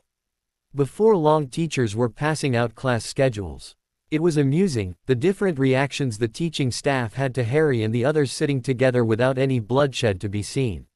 Harry mused silently to himself that Hogwarts might not have ever seen a group as mixed as the one he was now sitting with since the Founder's time. Some of the teachers look on at them with astonishment and amusement, but a few look on in disgust, like they couldn't believe that a diverse group could be around each other. Harry truly didn't care what any of them thought. When they were given their schedule, Hermione was bouncing in her seat. Our classes must be mixed. Hermione scanned her schedule, grabbing Harry's and Neville's to compare without any warning. Harry only chuckled at the excited girl while Neville looked at his hands in confusing, wondering where his schedule went. With a nod of her head, Hermione handed Harry and Neville their schedules back after comparing them to her own. We can always eat together so we can see Fred and George too. I say we eat lunch over at Hufflepuff. Dinner at Slytherin. Draco added, that way we can eat breakfast at Gryffindor. A thought must hit him as he groaned after offering. We are breaking so many unwritten rules. Harry laughed as the twins wrapped an arm each around Draco's shoulders, teasing him about such a statement. Oh, but it will be so fun to see the faces of the house we sit at. The twins gave an evil-looking grin. We need to play nice or the professors might make us all sit at our own tables. Hermione scolded the twins. Yes, ma'am. The twins saluted her, but their eyes kept darting around the room like they were planning as many ways to get into trouble as they could. Harry got the feeling that they would get along very well. Finish eating. We won't want to be late to class. Snape doesn't like me as it is. Harry added a piece of toast and 2 bacon strips to Neville's small plate of eggs. Neville gave a sigh but didn't complain, eating everything on the plate. Uncle Severus doesn't hate you, Harry. I asked Father and he told me Severus had the misconception that you would look and act like your father. He never told me why that could be bad, but I guess they didn't get along. Draco added more bacon to his plate and took a drink of his pumpkin juice before continuing. I bet he didn't even know he was one of your godfathers. He takes responsibility seriously, and being a godparent is a serious responsibility in the wizarding world. He would have wanted to be around. Harry nodded. I guess that's why he stayed in the medical wing with me when he found me in there. Fred looked up from his plate of bacon. Medical wing. Harrison, were you hurt? No, not really. My home life isn't the greatest because of my Muggle uncle and cousin. My aunt wanted me to have a full checkup to make sure there was no permanent damage. There were only a few bones that needed to be rebroken and fixed.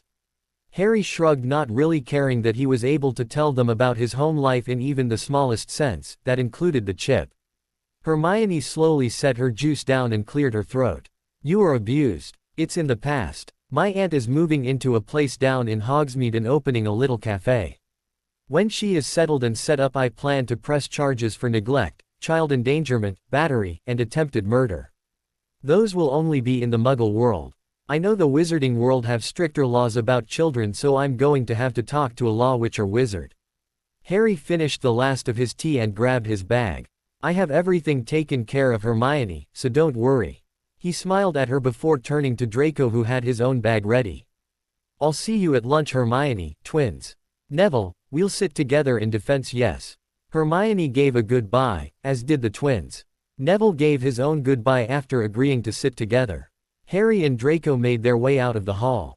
Draco led the way down to the dungeons. Other students were already waiting in front of the potion door. Harry leaned against the wall next to Draco. It wasn't long until the Slytherins made comment. "Draco, how did you come to find such a well-trained pet?" The girl who spoke reminded Harry of a pig, her scrunched-up nose and beady eyes. "Shut up, pansy. Harrison is a friend, not a pet." Draco sneered at the girl. Harry gave a chuckle at the likeness Draco had to his father while doing that. "Find something funny, mutt." Pansy tried glaring, but it came off as a constipated look. "Not very attractive at all.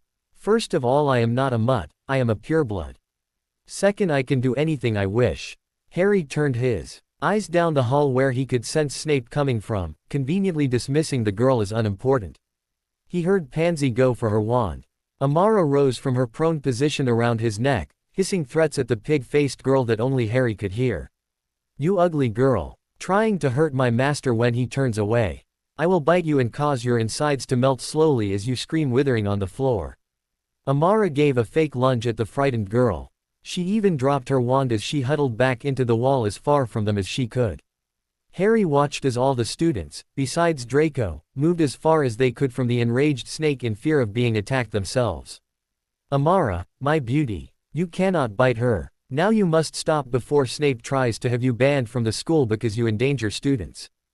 Harry stroked Amara's head as she settled down, muttering about how she wanted to bite the girl and how she was only dangerous to people who wish harm to her master. Draco gave her a small scratch on her head when Snape walked into sight. He looked at the Slytherins and Ravenclaws who were pressed against the opposite wall from Harry and Draco, who were petting the Viperesque. "Mr. Evans, if your snake keeps scaring students, she will have to be confined to your room or be sent back to your aunt." Harry gave him a nod of understanding, patting Amara back down to her lounging position. "Good, now everyone find a seat."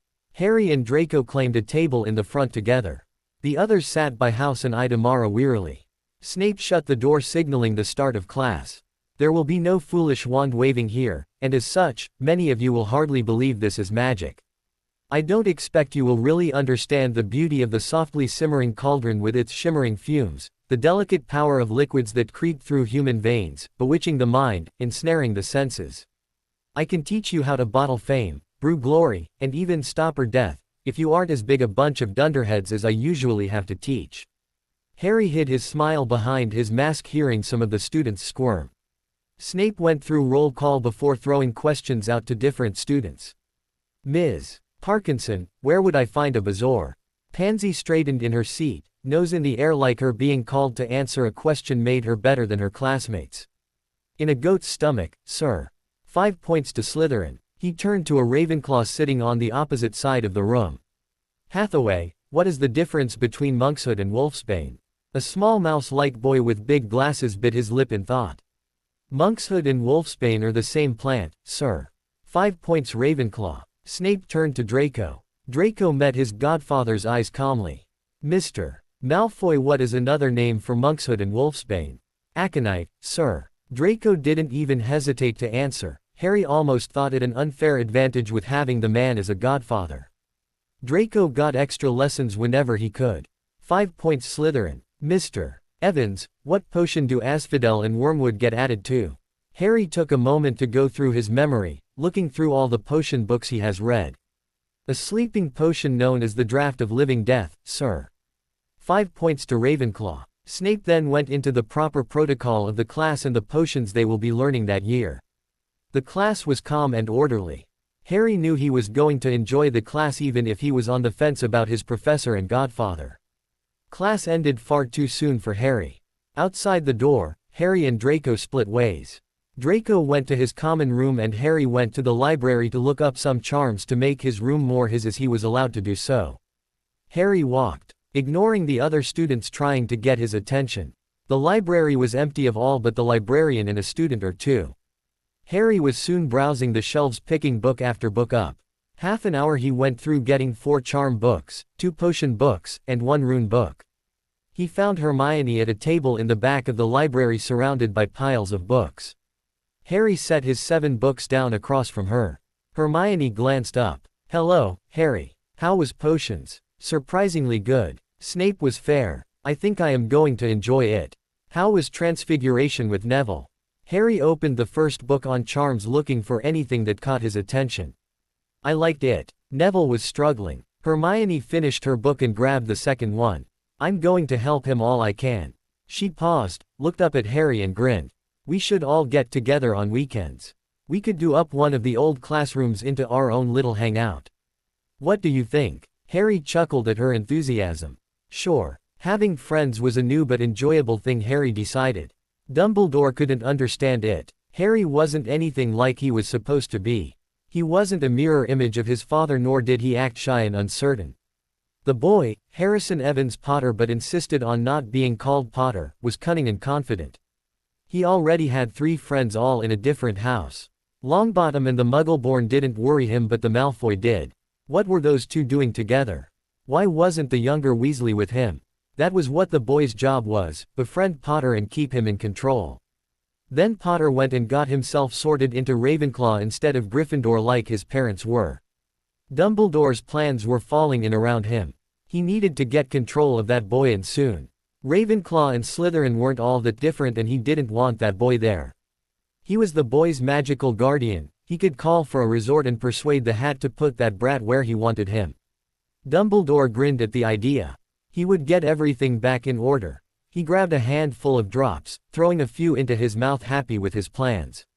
Snape sat at his desk wondering what he had started wondering the day he met Poe Evans in the Leaky Cauldron. Why wasn't he like his father? Where was the spoiled brat that got everything he ever wanted? Why didn't he know Harrison was his godson? A new question popped into his head as he remembered walking in to see Poppy giving the boy a checkup and hearing how Harrison was treated by his uncle. Why didn't anyone know? Dumbledore swore he was taken care of. Hell, he was the one that painted the picture of a spoiled, James look-alike in everyone's minds. The boy was nothing like his father. Yes, he had the Potter family hair color, but he didn't have the bad eyesight, the messy nest hair, or tan skin.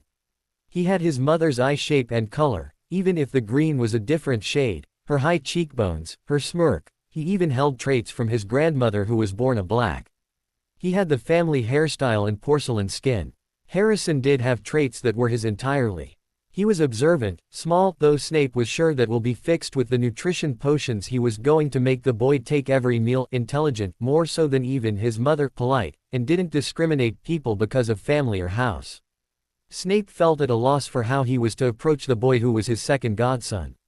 He also knew that he couldn't let Dumbledore know. If he wanted to get to know his godson, he would have to do it in secret. Harry spent an hour with Hermione in the library.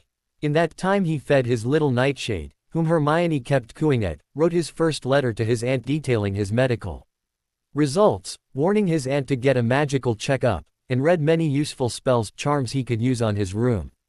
It was after that hour Hermione decided to drag him out to try and find a room. They already looked through the main floor, the second floor, and none of the rooms they looked at Hermione liked for one reason or another. Why can't we find just one room? It shouldn't be that hard. Hermione grumbled, walking a step ahead of Harry, who was amused at her muttered ranting. The third is off limits and none of the other floors offered the right location, lighting, structure, or feel our room needs.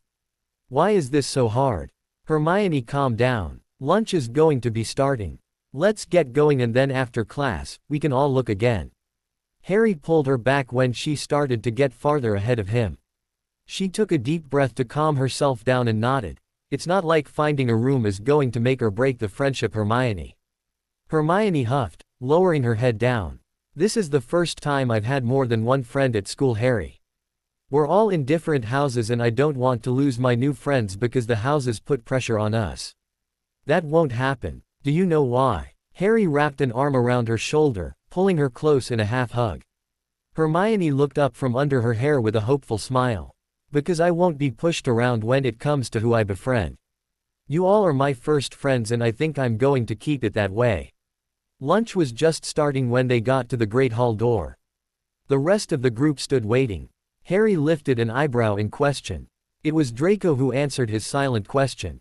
If we are going to all sit together at different house tables and cause scenes, then we are going to do it together to make them big, Draco smirked.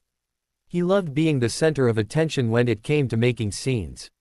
Harry only let a laugh out as he linked one arm with Hermione and pushed the door open with his other. He walked in with Draco walking to his left as Hermione was on his right. Neville walked between the twins behind Harry. Fred grinned, flinging an arm around Neville's right shoulder, and George did the same on Neville's left. The whole hall froze as the doors opened. Students and teachers watched them walk together to the Hufflepuff table. They split to walk on either side of the table, but still, they were together as they walked. The eyes on them watched as the Hufflepuffs moved to give them room to sit, too shocked to do much else. Harry sat in the middle of the space pervaded. Draco and Hermione sat on either side of him. Neville and the twins sat in the same order they walked in. They all ignored the shocked and calculating looks they received for such an act. They might not have known the statement they were making with such an act, but the older students did. This was a group to be watched carefully to see how it developed in the future. Older ravens and snakes looked at each other, seeing a threat, while said threat sat unknowing what he was about to start. When Harry's plate was filled, he drank the potion that Madame Pomfrey told him would appear on his plate. He turned to Draco. What do you think of a mixed curriculum like they did in the Founders' times? Draco paused, mid-bite, to consider what Harry asked. You mean when they taught all magical arts? Harry nodded, wanting him to continue. I think it is wise. Wait, what? All magical arts like in dark arts too? Hermione looked shocked. Those are outlawed. Only because people fear what they can't understand or can't do, Harry replied.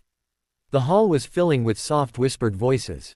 Students were gossiping again. Harry ignored them all. Hermione, is elemental magic good, bad, or neutral in your mind? It would be neutral. The elements are neither good or bad, they just are.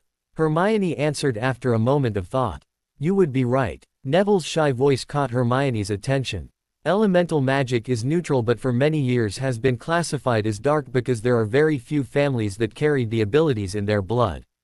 My family is one, but we cannot show if we have inherited our abilities because we would be sentenced to Azkaban as dark wizards and witches. But why? If it is a gift in the blood, why? Hermione couldn't understand. It's because those outside the blood wanted those abilities but couldn't have them. If they couldn't have them, then the powers was too dangerous for anyone to have, and those who did have them need to be stopped. Draco explained to her. It was all for selfish reasons. Some magic can only be passed through blood and other people don't like that. Many magic in the dark arts are like that. So yes, Harry, I think a well-rounded magical education is wise. Harry nodded but didn't say anything else on the matter. The other dropped the topic and moved on to others. Neville loosened up and the twins kept grinning like loons. 10 minutes before lunch was over, they found out why. Loud shrieks erupted from the Gryffindor table. Everyone turned to see a group of first years, including one Ronald Weasley, covered in boils that popped, covering their skin with green goo. The twins grinned and high-fived each other over Neville's head. What did you two do? Hermione looked outraged at the display. Fred spoke first. We put a potion. George cut into their food for bad-mouthing our new little leader. Fred continued, pointing at Harry. George switched in here, and we couldn't let that go unpunished. The twins finished together. Harry let a grin slip onto his lips as he shook his head in mock disappointment. Leader who? When did I become your leader, my twins? Harry said the last part in a mock authority tone. The twins stood from the table as McGonagall came over with a displeased look on her face, directed at the standing twins. Harrison Evans, the moment you showed up, our little brother told the school to shove it with the boy who lived and sat at the Ravenclaw table with a member of each house at your side. You became our leader. The twins spoke together with a grin. McGonagall pointed to the door.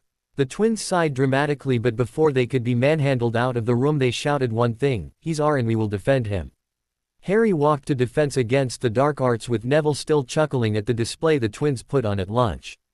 Neville smiled beside him. Leader. I can get used to calling you that. Even if those two are nothing but drama.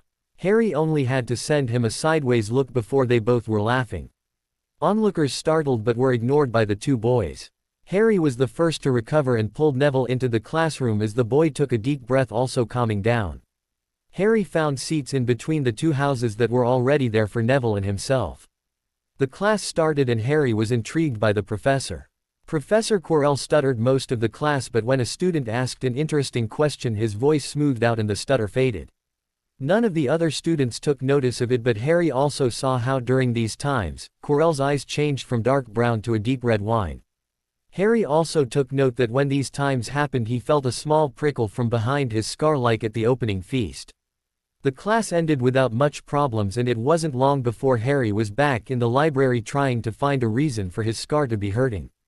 He read until the alarm on his watch went off, signaling it was time for dinner. He cleaned up his mess of books and made his way down to the hall.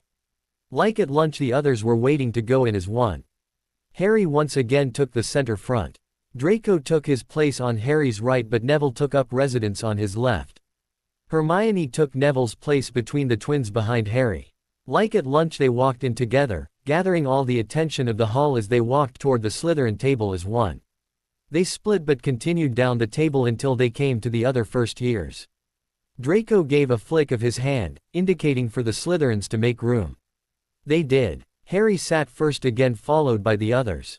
Once the other students got over seeing the odd group sitting at the Slytherin table, they turned back to their own meals, only glancing every few minutes at the group.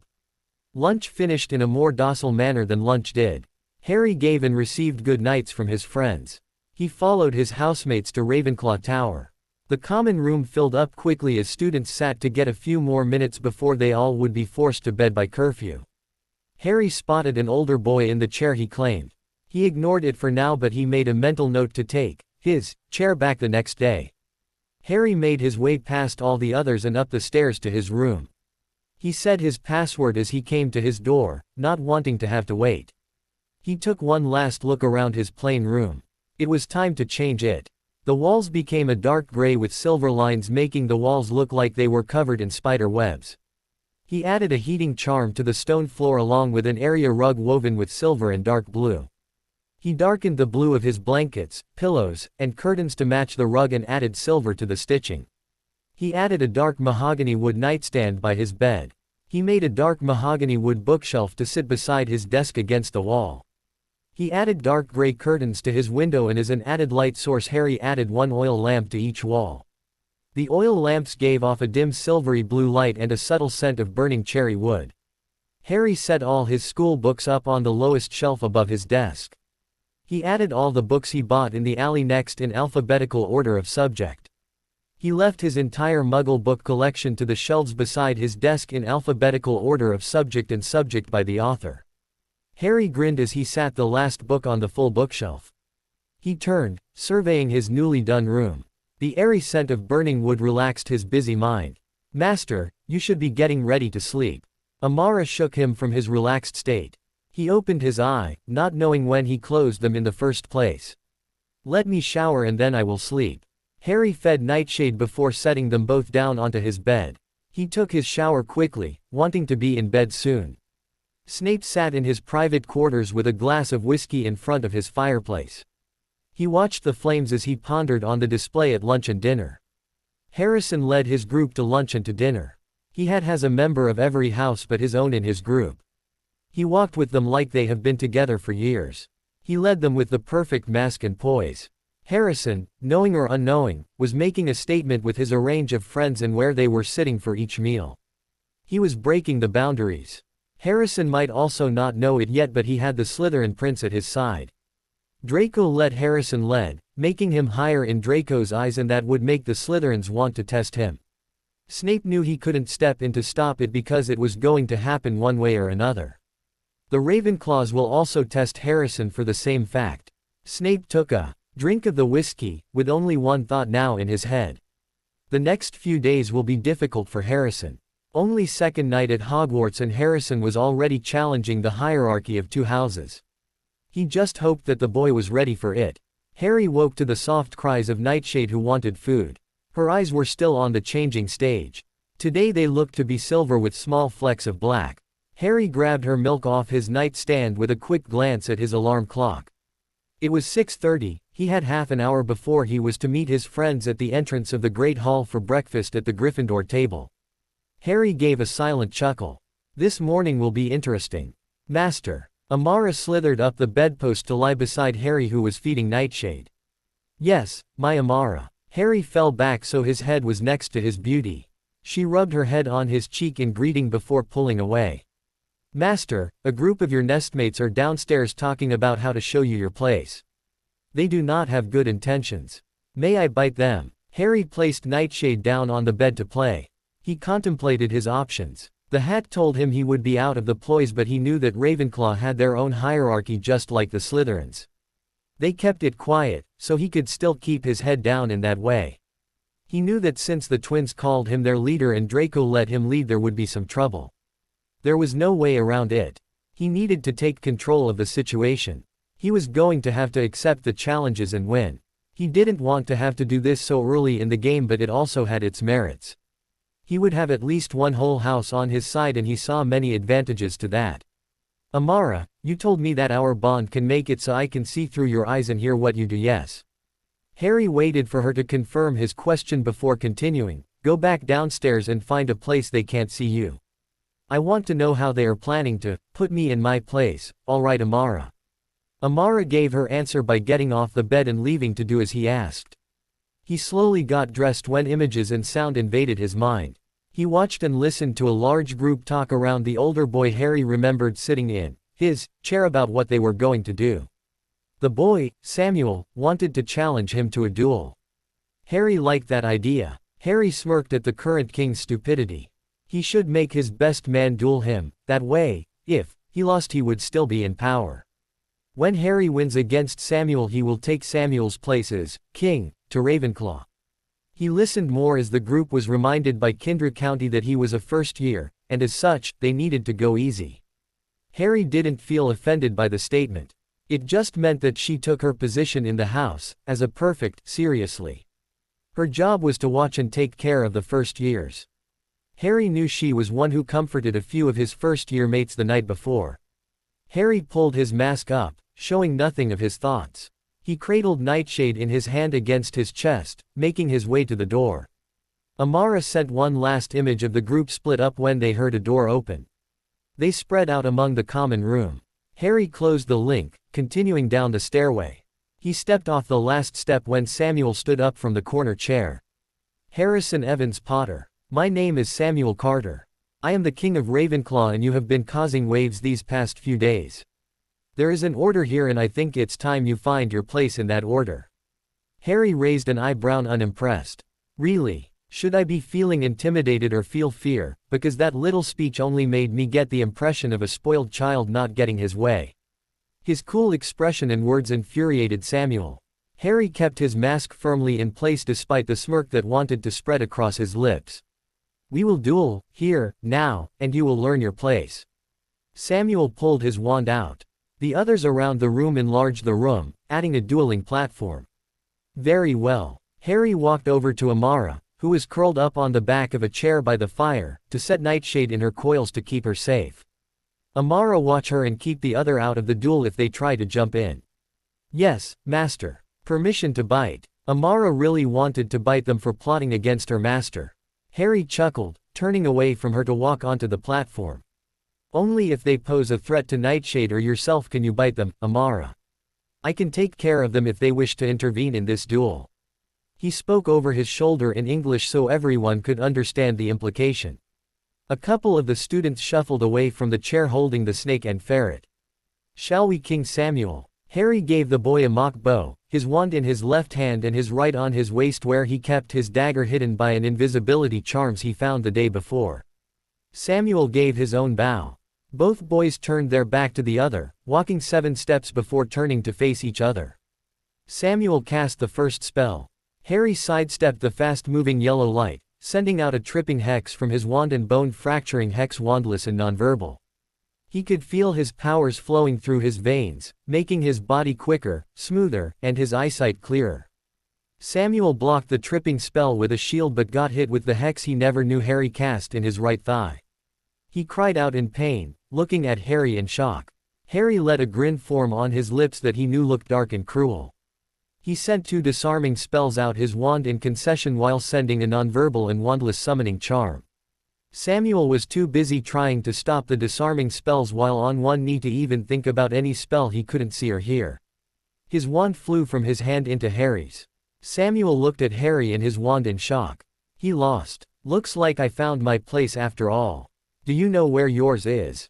Harry twirled Samuel's oak wand in his left hand, slowly walking toward his fallen opponent. Samuel bowed his head in defeat and acknowledgement. Good. Harry turned to the rest of the students. Most of the house was in attendance, the younger years coming in during the duel. I will make this simple. I am Harrison Evans. I don't care who your family is, what blood runs through your veins, or your magic affinity. You can practice and learn what you want, but you will follow some simple rules. Rule 1. What goes on in our house, stays in our house. If there is a problem, it stays here. Do not bring it out in the open to the other houses. Rule 2. Do not betray our own. We were put in this house for a reason, and this is the house we will stay in for 7 years. House loyalty is important. The last rule is simple: acceptance. As I said, I don't care about family name, blood, or affinity. This house will not segregate or bully our nest mates like other houses do to their own. Follow those rules and all will be good. Harry held out a hand for Samuel to take. He helped the older boy up and over to a seat by the fire. He stepped away as Kindra started to cast what Harry expected to be healing charms. He left them at that, only pausing to get his girls. Amara was happy to wrap around Harry's neck as Harry tucked Nightshade into his inside pocket. Harry left the tower to hurry down to breakfast. He was late meeting his friends.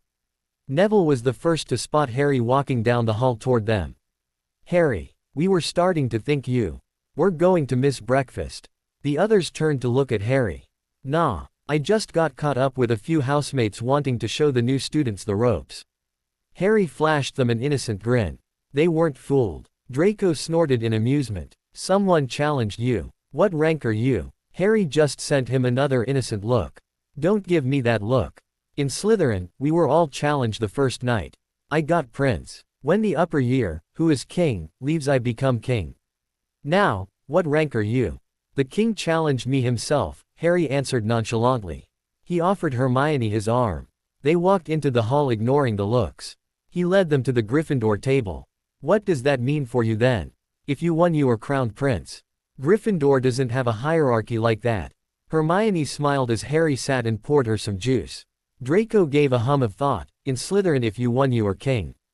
If you lose, the king gives you the rank he thinks you are worth. I just fought the king while all the others had to fight their way up the ranks. Hermione looked at Draco with a confused expression. Why did you get special treatment? Fred decided to explain from across from the table in front of Hermione. It's because his father was king the 7 years he went to school. George saw the looks of surprise his brother got, so he clarified where they got the information. Father had a friend in Hufflepuff who was dating a Slytherin, so he was kept in the loop.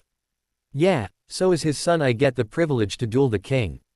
Draco turned back to Harry. So what rank did you get? I beat the king. Harry drank the potion, ignoring his group's shocked looks. Beat the king? What year was he? How did you beat him? You're a first year. Neville's eyes were wide. His grandmother was a Ravenclaw.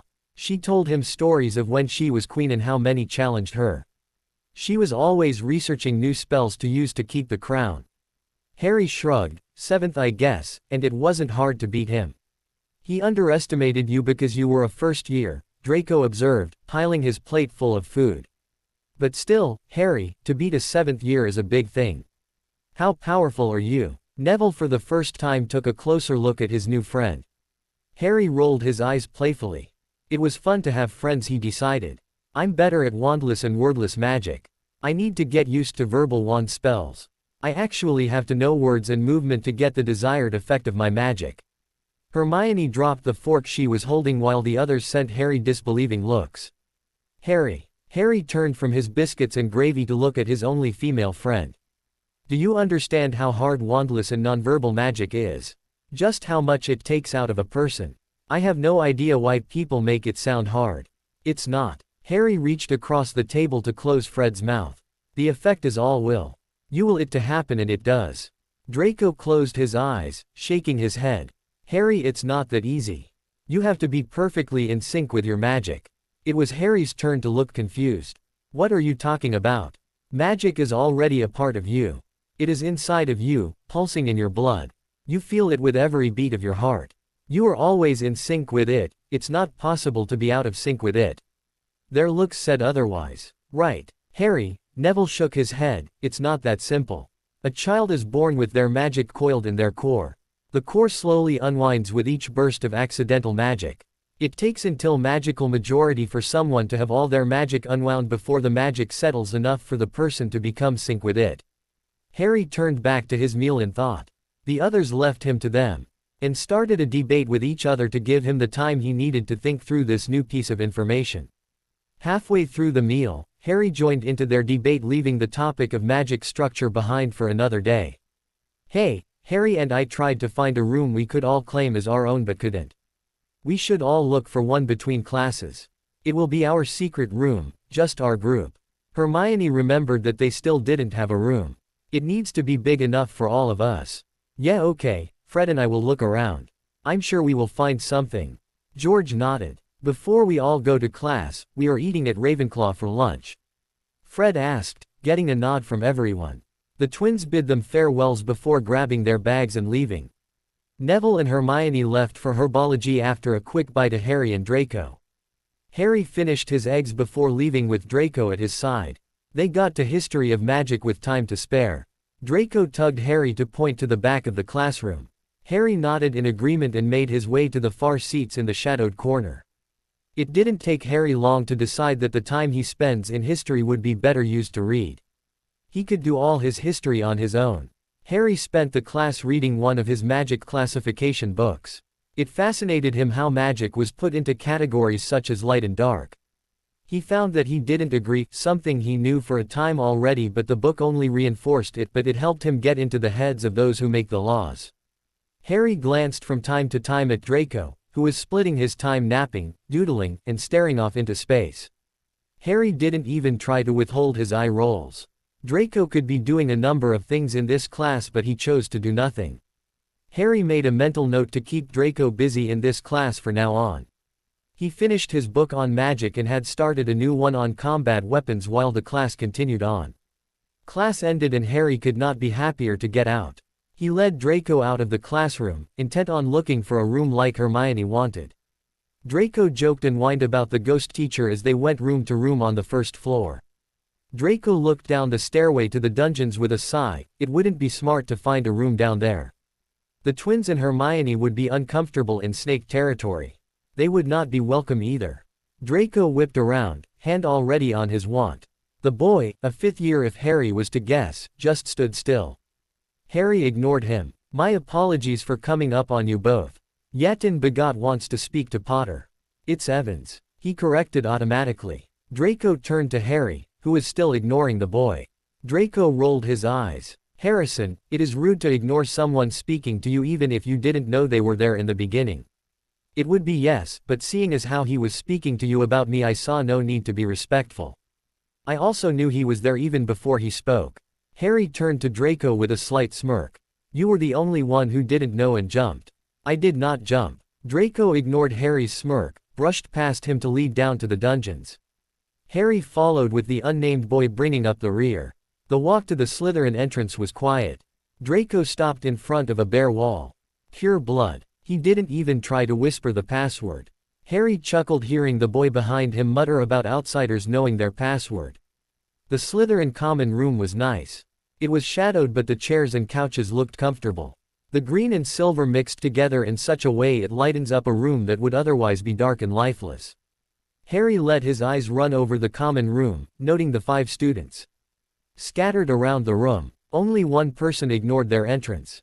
A 7th-year boy sat in the chair beside the fire reading a book. Harry gave him all his attention. The boy had tan skin and looked of Indian descent. His black hair was slicked back like Draco did his. He sat straight-backed, left leg crossed at the knee over his right with the book he was reading set on his lap. Yatin Begot, Harry could only presume. This must be the king of Slytherin. Harry Potter, the boy who lived. Welcome to Slytherin. Yatin finally looked up from his book. His brown eyes looked Harry over looking for flaws. Harry let Yatin, knowing his mask was perfect. He saw a flash of irritation cross Yatin's face. My name, as you heard Begot, is Harrison Evans. I was under the impression that Slytherins had more manners than Gryffindors. Yatin smirked standing up. His book was forgotten on the chair as he moved to stand before Harry. So you are the new king of Ravenclaw. Yatin made a show of looking him up and down again. You do not look like much, but as the saying goes, looks can be misleading. Do you agree, Draco? Draco stepped up beside Harry holding his head held high. I believe there is much more to Harrison than many can see, yes. Harry noted that Draco looked to him out of the corner of his eye before he spoke. He didn't want to make Harry mad at him for answering his king's question. Harry gave approval through his eyes only. He couldn't let his mask down, not here in the snake den. Yatin took another step toward Harry. Amara had enough. You foolish boy. Do not treat my master like he is under you. Be gone, boy, before I bite you. She raised her head and tightened her coils around Harry's shoulder and neck. The boy took a quick step back, but Amara wasn't satisfied. Be gone. He is my master. You will not touch him or even look at him, you. My beauty. Harry cut her off mid-rant. Draco hesitantly reached out to stroke her scales. Amara allowed it, liking the blonde. This is going to be like this morning. Go to Draco. You are to protect him and Nightshade. Will you do this? The students in the common room gave each other looks, surprised that Harry could speak Parseltongue. Amara slithered over onto Draco's shoulders. Harry pulled Nightshade out of her special pocket in the inside of his robe and handed her to Draco.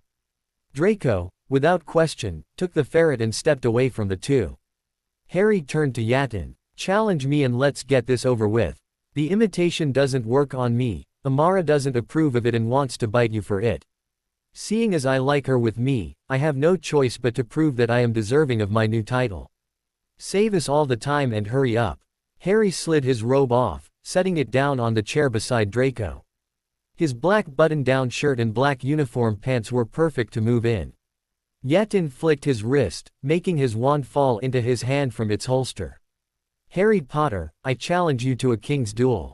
I win, you never speak to Draco Malfoy again and Ravenclaw falls under Slytherin's rule. Draco stiffened. Harry nodded, I accept. I win, Slytherin falls under Ravenclaw's rule and Draco takes over Slytherin as my second in command. The room went silent in shock. Draco openly stared at Harry.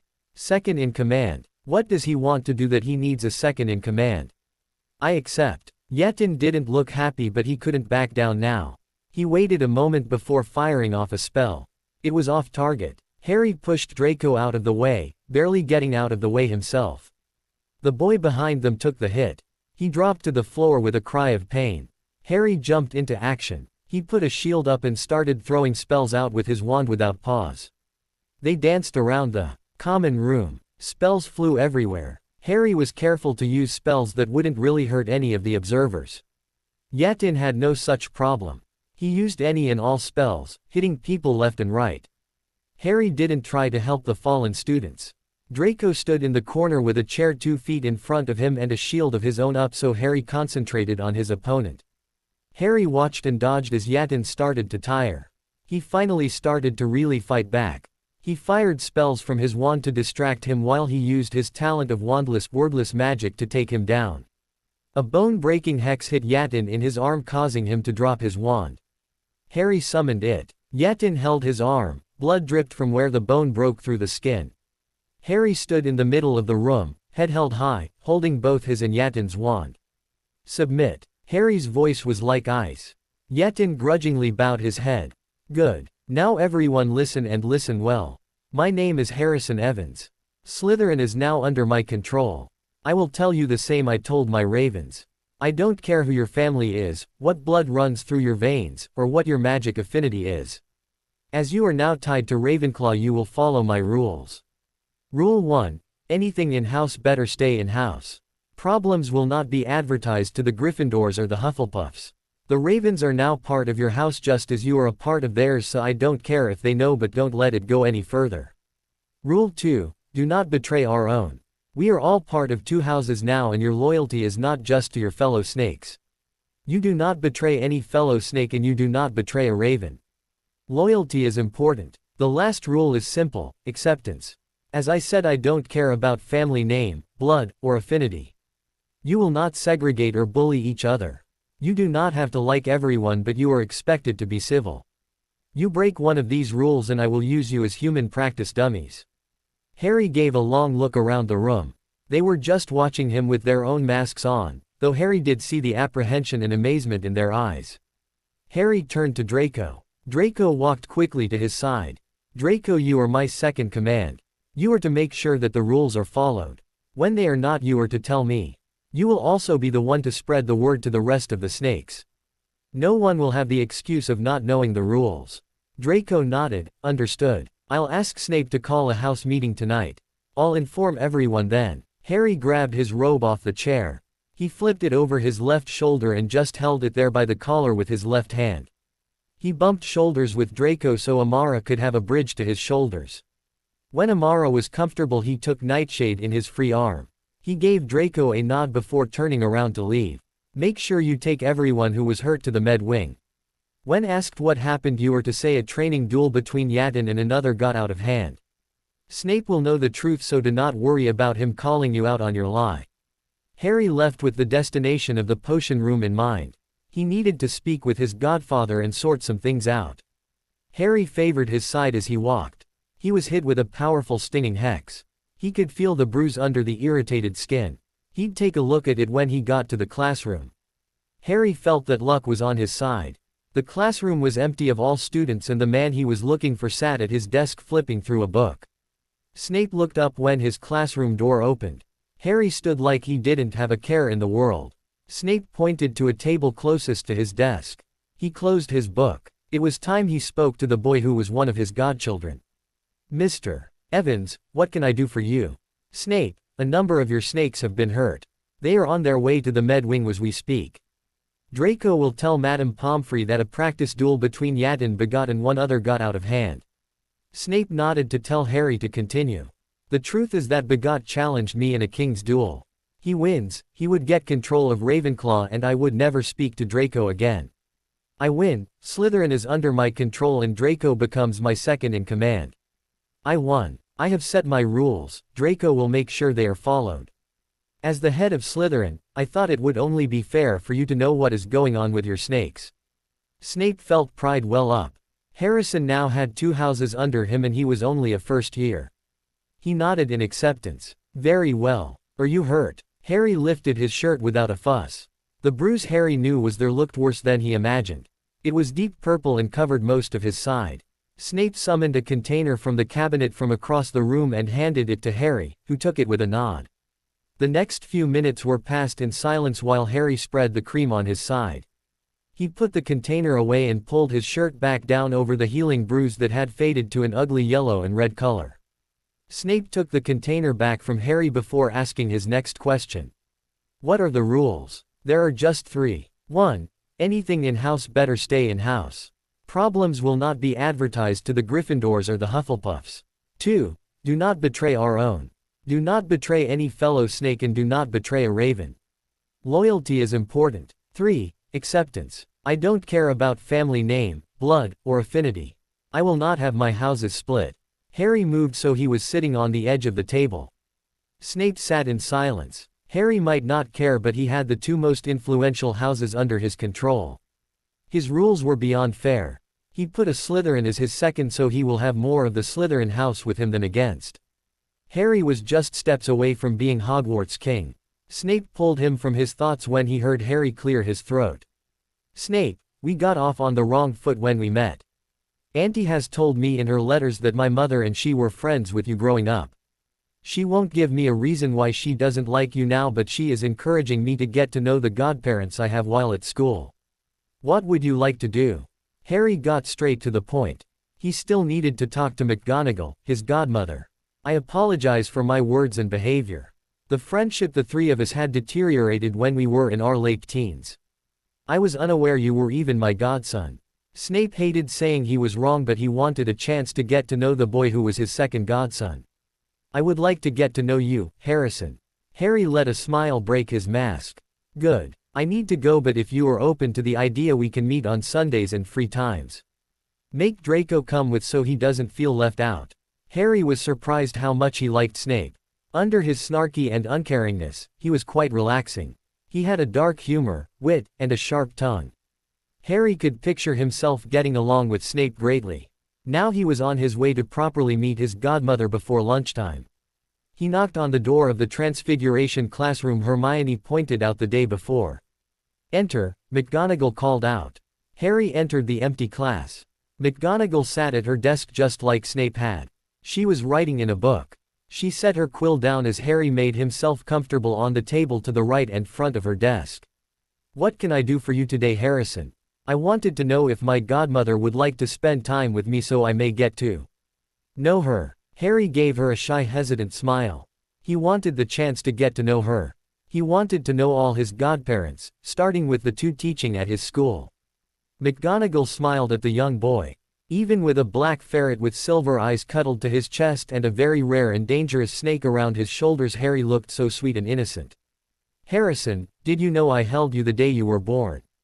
Harry froze hearing that. He never knew that. He didn't know anything much about before he went to live with his aunt. He slowly pulled himself up on the desk so he was sitting cross-legged. "Really? Will you tell me about that day?" McGonagall smiled as she viewed the memory in her head. "Yes. You were a welcome surprise in that time of war. Your mother always wanted children and your father was shocked but happy. I think he never thought he would live long enough to have a child.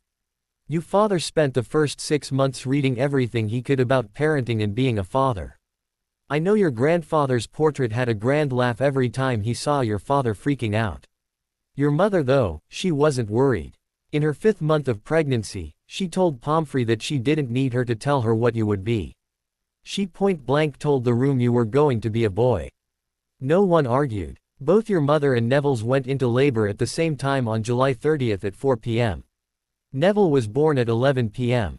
Your mother wasn't so lucky as to have a 7-hour labor. Something complicated your birth. Your mother went through 32 hours to bring you into this world. Your mother kept saying that it was okay. She knew she was going to take long. Pomfrey was afraid we were going to lose both of you before we could bring you into this world. Your mother turned out to be right. You were born healthy." McGonagall pulled a picture out of her desk and handed it to him. His mother was lying in a hospital bed holding a bundled child in a light green and blue blanket. McGonagall was beside his mother with her arm around her. A man, Harry knew to be his father from wedding pictures his aunt had, was out cold on the floor. Madame Pomfrey was kneeling beside him looking him over and laughing. "Your father wanted to hold you, so Pomfrey handed you to him. He cuddled you for a good 5 minutes before your mother took you. Your father was so overwhelmed he fainted the moment you left his arms. Your mother, Pomfrey, and I couldn't stop laughing." Harry went to hand the picture back. She only shook her head. "You keep it, sweetheart. I had doubles made of most of the pictures I have of you and your family. I'll make you an album or two if you would like." Harry smiled and nodded his head quickly. "Yes, please. Auntie only has a few pictures of my mother and she only has 2 from before I went to live with her. One of them is when I was born and the other was my first birthday." McGonagall nodded looking at her watch piece sitting on her desk. "I will make you up 1 or 2 then.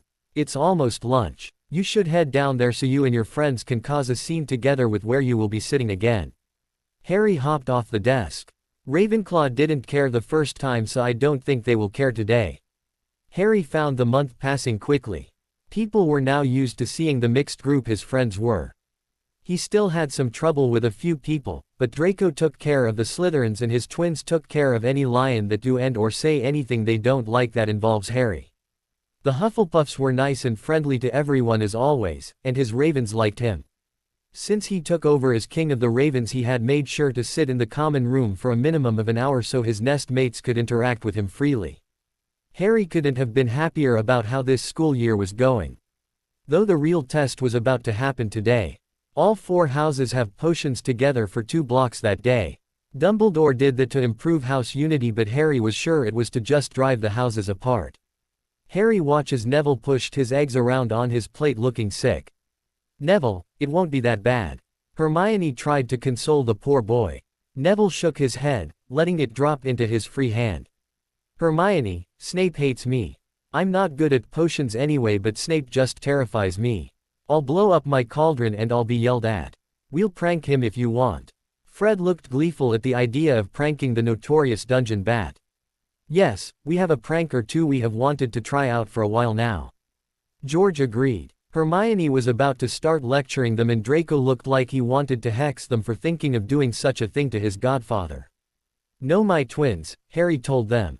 They told him that they liked being called that, so when he spoke to them he added it. The twins pouted at him but he ignored them, turning to the boy across from him. "Neville, you can sit next to me. I'll make sure you don't blow up your cauldron." Neville gave a minute of thought before agreeing. The conversation soon moved to where they were all going to meet on the weekends as they still hadn't found a room to make their own. Breakfast ended, leaving the twins to go to their own classes while Harry, Draco, Neville, and Hermione went to the dungeons. The hallway was full of first years. Slytherin stood to one side with Ravenclaw, making Harry lightly smile. The Hufflepuffs were mixed between all the houses but Gryffindor stood opposite of the Slytherin. Harry and the others went to stand in the middle to keep fights down. It didn't work. "Potter, how could you betray us all by being friends with snakes?" Harry gave a sigh hearing Ronald yell, pushing to the front of the Gryffindors. "His name, Weasley, is Evans. If you are going to open your mouth to speak to someone, get their name right." Hermione hated that boy. Harry has heard her complain about him multiple times.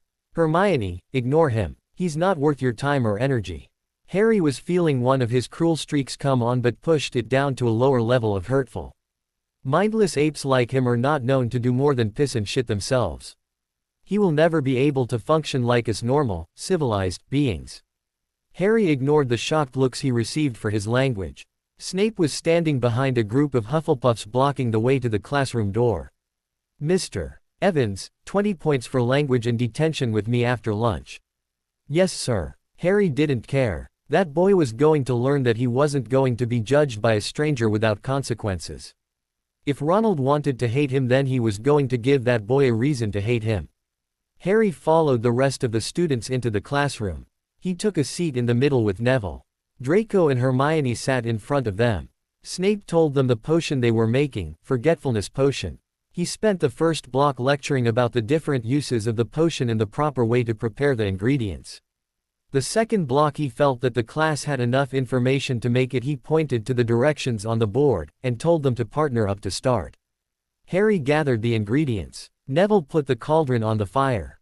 Harry was in charge of preparing the ingredients while Neville was in charge of adding them at the right time and stirring. 10 minutes into the potion making, a purple gas began billowing out of a cauldron in the back. Harry turned to see Weasley and his partner's cauldron was the source. Harry held back a chuckle at the mess the cauldron became as it melted all over the desk. Snape was quick to hand out detentions, insults, and take points. Harry spent the class helping Neville understand what ingredients were to be put in when and why. He kept track of what way Neville stirred and how many times. The end product wasn't perfect but the potion was still done well. It would be able to be used. Neville wouldn't stop smiling. Hermione hugged Neville's arm to her as they walked behind Harry and Draco. The Great Hall was mostly filled as the first years came in. The twins waved them over from their spot at the Hufflepuff table. They latched onto Neville when he sat between them, leaving Hermione on the other side with Harry and Draco. "How was potions, Neville?" Fred asked as he put a hamburger on Harry's plate. "Yes, do we need to do something to the bat?" "We will, Neville, just give us the word." George was putting a large helping of green beans onto Harry's plate. The twins had made it their job to make Harry eat more. They didn't like that he was so small. Neville's smile widened, something Harry didn't think could happen. "No. He was fair to me. He was fair to all the Ravenclaws and Slytherins as normal, but he was fair to Hermione and me too." Draco snorted, "Of course he was fair to you too. You guys are part of Harry's group. Even if we," he indicated to Harry and himself, "weren't his godsons, he would be fair because Harry is the king of Ravenclaw and Slytherin. You are his friends. Making Harry mad by being unfair to you guys wouldn't be wise. Harry has more control over both houses than the head of houses and headmaster." He paused to let the information sink in and to take a bite of his pork chop. Both of the houses would turn against him. If they did that, Sev would be out of a job and shunned by any who were ever connected to that house, past, present, and future. Being king of a house sounds like it has more benefits than given while at school. Hermione pointed out, asking a silent question. "It is," Neville added, putting to his plate. "My gran was Ravenclaw queen when she was at school. It shows that you are powerful. People respect it." Hufflepuff and Gryffindor don't have them because the title is passed on to blood of the founders. Really? So if want the Gryffindor's support I just need to come out as the heir. Sounds simple. Harry didn't care that his muttering was loud enough to be heard by his friends. You need to show the heir ring, that is the only way they would listen to you. Neville gave him a strange look. Draco nudged Harry to get his full attention. Why would you want their support? Huh. Harry paused, mid-bite. He registered the question. Oh, well, it would be easier to have them as supporters than adversaries. What do you have planned that you will are counting on adversaries? George leaned forward in question. Tell you everything when we get our own room. Harry left the discussion for his food. Lunch finished with light conversations about the prank the twins pulled in history that day. Harry and the twins split from their friends, who all went to spend time outside. I wonder why Snape gave you detention during our class time. Fred swung an arm around Harry's left shoulder. Maybe he's going to be testing our potions. George gave a mock gasp. No, he's going to make you try his experimental potions. Or worse, he'll make you stand beside him, compliment him every 2 minutes. Harry sensed Snape coming. The twins fell against the wall holding each other in mock horror. The rest of their class just watched amused. No, not the compliments. It'll kill him I tell you. Or maybe, Mr. Weasley, his detention is organizing my ingredient cupboard. The twins froze. Snape stood behind them with an unamused look on his face. 10 points from Gryffindor for holding up my class. Now get in there and find your seats. The class filled quickly. Harry went to the cupboard in the back of the class. Snape opened it. Mr. Evans, for your language you will organize all these ingredients in alphabetical order. When you are finished you are to sit at my desk until your hour is up. Harry looked into the cupboard. Most of the ingredients were already in their proper place. Looks like his godfather just wanted him around more than anything. He got to work listening to Snape lecture the class. He finished his job in 20 minutes. By that time the class was working on a potion. He made his way to Snape's desk. A chair was pulled up to the side for him to sit. He sat down and dug into his bag looking for a book he hasn't read yet. He pulls out Merlin's Blood Magic book. He made himself comfortable in the chair to read. Blood magic is only one of 2 branches of grey magic. It uses blood both given freely and forcibly taken. It is a dangerous field of magic because the practitioner becomes connected to all the blood he uses. The practitioner's most powerful blood though is their own.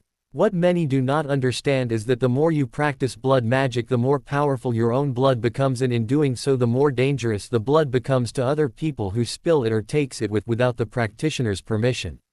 Blood magic can be simple or complicated depending on the situation, spell, ritual, time to do it in, and confidence one has in his/her blood magic abilities.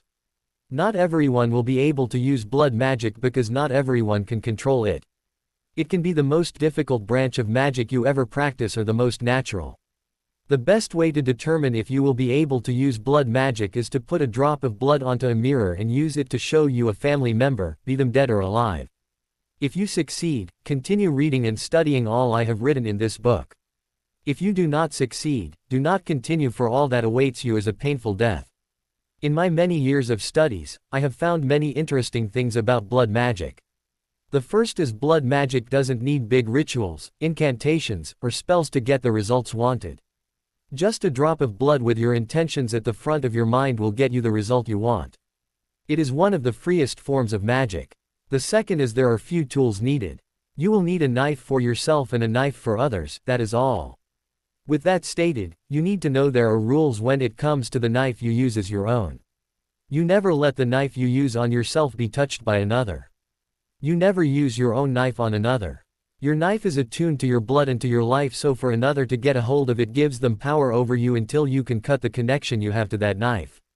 Now the knife you use on others is not important, nor does it have any rules like your own knife does. Before you use a magic it is good to know where that magic came from. Many of the magic that we know now was taught to humans by the Dark Elves as a way to rebel against the High Elves. The High Elves believed that magic was too powerful for any mortal, let alone a human, to control. The Dark Elves disagreed and taught them anyway. The Dark Elven princess, Selvinta, was one of those who disagreed. She found a young human female child to teach. The child, an orphan left to die in the woods, took to the magic easily. Selvinta taught her many elven magic, but the magic the child took best to was blood magic. Blood magic was a secret and dangerous magic that few elves were able to perform. It was the only form of magic that an elf had never been able to teach a human. The High Elven Lord soon caught wind of what the Dark Princess had done. He ordered his warriors to find the child and bring her to him. The child was found and took before the king. He ordered the child to perform all the magic she knew for him. The child performed many weather, color, elemental, and animal magic. She showed him the spells, rituals, charms, hexes, and curses she knew. Not once did she even give a hint that she knew blood magic. The Lord was not happy. He had the princess brought and bound. He told the child he would kill the princess, the only mother she had, if she didn't show all the magic she knew. With a heavy heart, the child showed him her blood magic. The Lord was furious. This human female child could use blood magic. In a fit of rage, the Lord killed the princess Selvinta. The child was sent away from the elven lands, never to return. The girl grew up and married. She had children and taught them all she knew. Of her children, only the oldest could use blood magic like his mother. The children had children, each having a child who could use blood magic, so the magic continued, and with each generation, a handful of children were born able to use blood magic. Harry paused in his reading. Elves taught humans magic. Why aren't we taught this? He looked over to look at Snape, who was sitting behind his desk marking papers. Professor. Yes, Mr. Evans. Snape glanced up to look at the boy. He had a look of confusion on his face and his eyes were darkened in thought. You would know where magic came from, do you? I mean, like, how did humans learn it? Harry felt some of the students look at him, but he kept his eyes on his godfather, who set his quill down to look straight at him. Where magic came from? That wasn't the question Snape expected Harry to ask. There are many myths about where magic came from and who taught humans. The most accepted is that it was a gift given to man by destiny to help them fight fate. As punishment, fate made it so many humans couldn't connect with their magic core, leaving them as muggles, and possible for squibs to be born in magical families and magical children to be born to muggles. Now, who taught humans how to use their magic is still being argued. Some say that centaurs, others say high elves, mermaids, or even fairies. Why do you ask? Harry held up his book. I just read a story of how humans were taught magic and wanted to know if it was possible or just a story told to children to entertain them. Snape gave a nod. Harry looked down at his watch to see his hour was up. Professor, may I leave now? Snape checked the time with a quick spell before he gave the okay. Harry knew that his friends were outside, but he just wanted to walk around. He started by the potion class but was now by his own common room. He passed the entry with a flashed smile to the woman who guarded it. He took lefts and rights, the halls becoming a maze he had no trouble remembering. He came to a dead end. Master, where are we? Amara looked around. They hadn't been able to explore before today. Not far from the Raven common room. What I would like to know is why there is a dead end here. Harry looked closer at the wall in front of him. Estimating how far he was from his common room and the dimension of the castle, Harry knew there should be more here. Amara, help me look for something off about this wall. Anything that looks different will do. For the next 10 minutes, they both looked at every square inch of the wall. It was Amara who found it. In the left side floor corner was 2 words carved into the stone. Silver tongue. He shared a look with Amara. Silver tongue. What the heck is that? Harry asked. He froze at the sound of a door opening. He turned back to the wall only to see an elaborate door made of silver with the 4 house animals on it. He pulled the door the rest of the way open. He walked up the stair. He found his curiosity too much for him to turn away. He found a second door at the top of the stairway. Without hesitation he opened the door. The room lighted up as he stepped in. He heard the door close but he paid no attention to it. The room was all he could concentrate on. It was huge. The walls were stone and the stone floor was covered with a large back area rug that had glitters of silver and gold intertwined in it. There were 3 doors that led to other things, but Harry concentrated on what was in front of him. 2 silver couches and a black chair sat in the middle of the room. They were all positioned to be angled to the fire, leaving a space for the heat and light. The fireplace was huge with gray stone fireplace. Over the fireplace were 4 portraits. Harry stood frozen in shock. In Hogwarts a history it said no portraits of the founders could be found, yet here he was looking and being looked at by all four. Two women were the left ones while the men were the right ones. In the farthest left was a brunette with her hair tied into a simple knot on the top of her head. She wore a brown and yellow dress with draping sleeves and box-cut neckline. Her skin was golden from the sun and her eyes were the purest amber. She's a werewolf. The thought filtered through his mind before he moved on. The second woman had long black hair falling freely down her back. Her dress was dark blue, with draping sleeves and a slop neck. The dark blue of the dress accented her sun-keyed skin and ocean blue eyes. Harry moved on to look at the first man. He was clad in a red robe with black accents. He stood with his hand on a sword on his waist. His skin was darkly tanned from long hours in the sun. His fire-red hair framed his face and made his pale blue eyes pop. The last man was pale and his black robes just made that more obvious. His black hair was pulled back and tied at the base of his neck. His eyes were deep forest green. All of them were good-looking and held an air of power and nobility. Harry stood staring at them until he heard the first woman giggle and the red-haired man grinned in amusement. "My apologies." Harry gave a deep bow of respect. "I did not mean to be rude by staring, my lords and ladies. Please forgive me." "Oh, you are such a charming young man. It's quite all right. We have not seen anyone in many a years." The first woman spoke. She motioned to the setting. "Please sit. Let us have introductions." Harry sat in the chair facing directly at the portraits. "It seems my manners have left me momentarily. Forgive me. I am Harrison Evans Potter. It is a pleasure to meet you all." "Finally met, young man." The redhead nodded. He looked Harry up and down with happiness of meeting someone new. "I am Godric Gryffindor." "Helga Hufflepuff." The first woman gave a small curtsy, her amber eyes sparkling with childish joy making her look young. "Rowena Ravenclaw." The second woman mirrored Helga and gave a curtsy of her own. A half-smile brought out more of her beauty. "I am Salazar Slytherin." The last man gave a small nod of his own, his eyes hard as he evaluated Harry. "Now that the pleasantries are over with, tell us, Harrison, how you got into this room." Harry blinked, trying to catch up with what had happened in the last few minutes.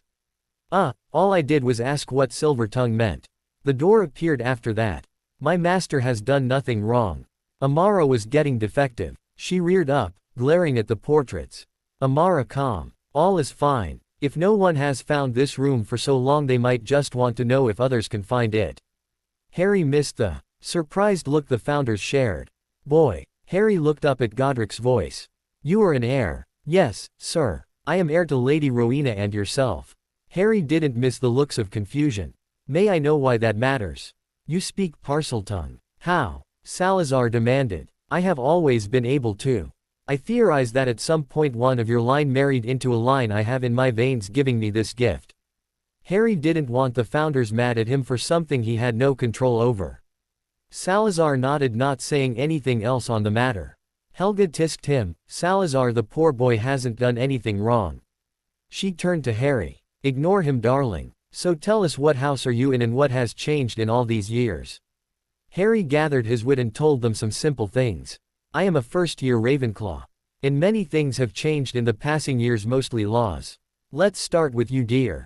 First year, all right. Blood and rank, please. Rowena asked, seeing that he didn't know what to tell them. I am a pureblood. Rank, I am king of both Ravenclaw and Slytherin. Harry straightened his posture in the chair. He crossed his left leg over his right and let Nightshade crawl out of her pocket into his hands. King of two houses. That has only happened a handful of times. Good for you, boy. Godric smirked at him. Okay, onto these laws. Tell us about them. Helga asked with a pleasant smile on her face. The ministry has slowly been making laws to restrict the things a creature can and cannot do or learn. Vampires are killed or forced to take supplement blood. Werewolves are second-class citizens who have trouble finding jobs, and others have so many restrictions on them that they are left to survive on their own. The ministry has also classified all magic into two categories, dark and light. Any witch or wizard who is found to be dark is sentenced to prison. Hogwarts' curriculum has become light-oriented while all other schools have kept their mixed style. Harry paused to let the knowledge sink in before moving on to the war. There was a war that ended 10 years ago. Lord Voldemort fought against the Ministry and Dumbledore. 10 years ago he came to kill my family. He killed my parent but died when my parents' deaths activated the divine love. The war ended. Harry sat quietly letting the founders think about all he told them. A look at his watch told him dinner was going to be starting. Pardon me, lords and ladies. Dinner is going to be starting soon. I must go. If you would permit it, I would like to come back. Yes, please go and do come back. You are welcome to bring any you trust to keep this place secret. We would be delighted to meet students from this new time. Helga waved him away with a simple smile. I have 4 friends who were raised in this world and might be able to tell you more. I will bring them and one other friend tomorrow. Have a good night. Harry gave one last bow and left. I found our room. Harry didn't hesitate to tell them as they sat down. It is perfect and you all will be in for the shock of your lives. You sound confident, Harry. George grinned at him. Oh, I am. You guys will love it. We'll go after breakfast tomorrow. That was the last thing Harry told them. They tried to get more details out but he kept his mouth shut. They were going to be finding out soon enough and Harry couldn't wait. The twins pulled another prank, again on their little brother. They said that he was talking bad about Harry and Hermione in the common room and needed to learn one way or another. Harry and Hermione just laughed with everyone else at how ridiculous Ron looked. He was dressed in a lime green ballerina outfit with silver snakes as his hair. Ron stumbled as he tried to run out of the room on his tippy toes. McGonagall came walking over to the twins with a sour look on her face. Good evening, Professor. Did you enjoy the show? Harry could see Hermione wanted to slap the twins for giving the teacher such cheek. Yes, boys, I like it so much that I am taking 20 points from Gryffindor and giving you both detentions for a week starting tomorrow. You will report to the potion classroom at 6 p.m. sharp. I believe Professor Snape needs some cauldrons washed and sludge to be scraped off the walls, ceiling, and floor of his classroom. McGonagall gave them one last dark look. She turned to Harry with a softer look. Harry, I am sorry but I need to cancel our meeting for tonight. It's all right. We can make it up. How is Monday after dinner? Harry wanted to spend time with his godmother. McGonagall nodded. She wanted to spend time with her godson just as much as he did her. That will be perfect. I will make sure to let the other professors know that I cannot supervise detentions then. The next morning after breakfast, Harry led them to the dead end. Before anyone could ask him what he was doing, he spoke the password. Harry hung back watching and following his friends as they walked up the stairs and into the tower room. He hid his amused smirk as Draco and Hermione were the first to notice the portraits above the fireplace. The twins and Neville followed their shocked gazes and joined in staring at the founders shocked. Harry couldn't help it, he busted down laughing. Rowena and Helga giggled behind their hands but Godric outright laughed with Harry. Salazar even had an amused smirk on his face looking at the 5 pre-teens.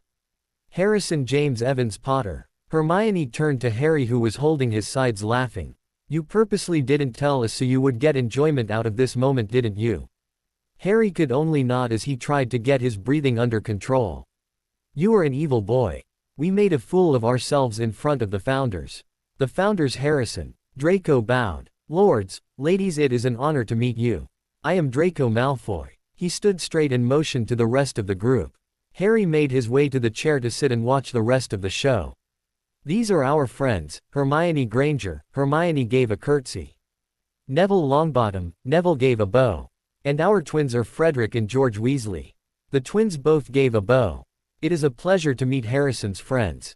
I am Helga Hufflepuff. To my right is Rowena Ravenclaw, Godric Gryffindor, and Salazar Slytherin. Helga gave them all a sweet smile. It calmed the pre-teens. Please sit. What houses and year are you all in? Hermione was the one to speak this time. I am a Gryffindor along with Fred and George. Neville is Hufflepuff, and Draco is Slytherin. All of us are first years beside the twins. They are in their 3rd year. Blood? Rowan asked. Draco spoke up again. I am a pure blood along with Neville and the twins. Hermione is a muggle born and Harry is half-blood. I am a pureblood. A half-blood is one with both a magical and muggle parent. My mother may have been a muggle born but she was still magical and my father was a pure blood. That makes me a pure blood too. Harry glared at Draco for getting his blood wrong. Harry, that is not how it works. You, Draco was cut off by Salazar. Harrison is correct. He is a pure blood because both of his parents are both magical. Salazar pauses to look at Draco's confused face. Has times changed so much? As long as both parents were magical, the child was a pure blood. When one was a muggle, the child was half-blood. When both parents were muggles, the child was a muggle born. If that was the way, it has long since changed. Draco hummed in thought. It would be easier if it were. The same though. So much has been lost. Hermione sighed. She took a seat on one of the couches.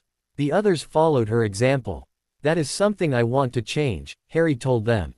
What? Neville asked, just as confused as the others. The founders watched all in silence.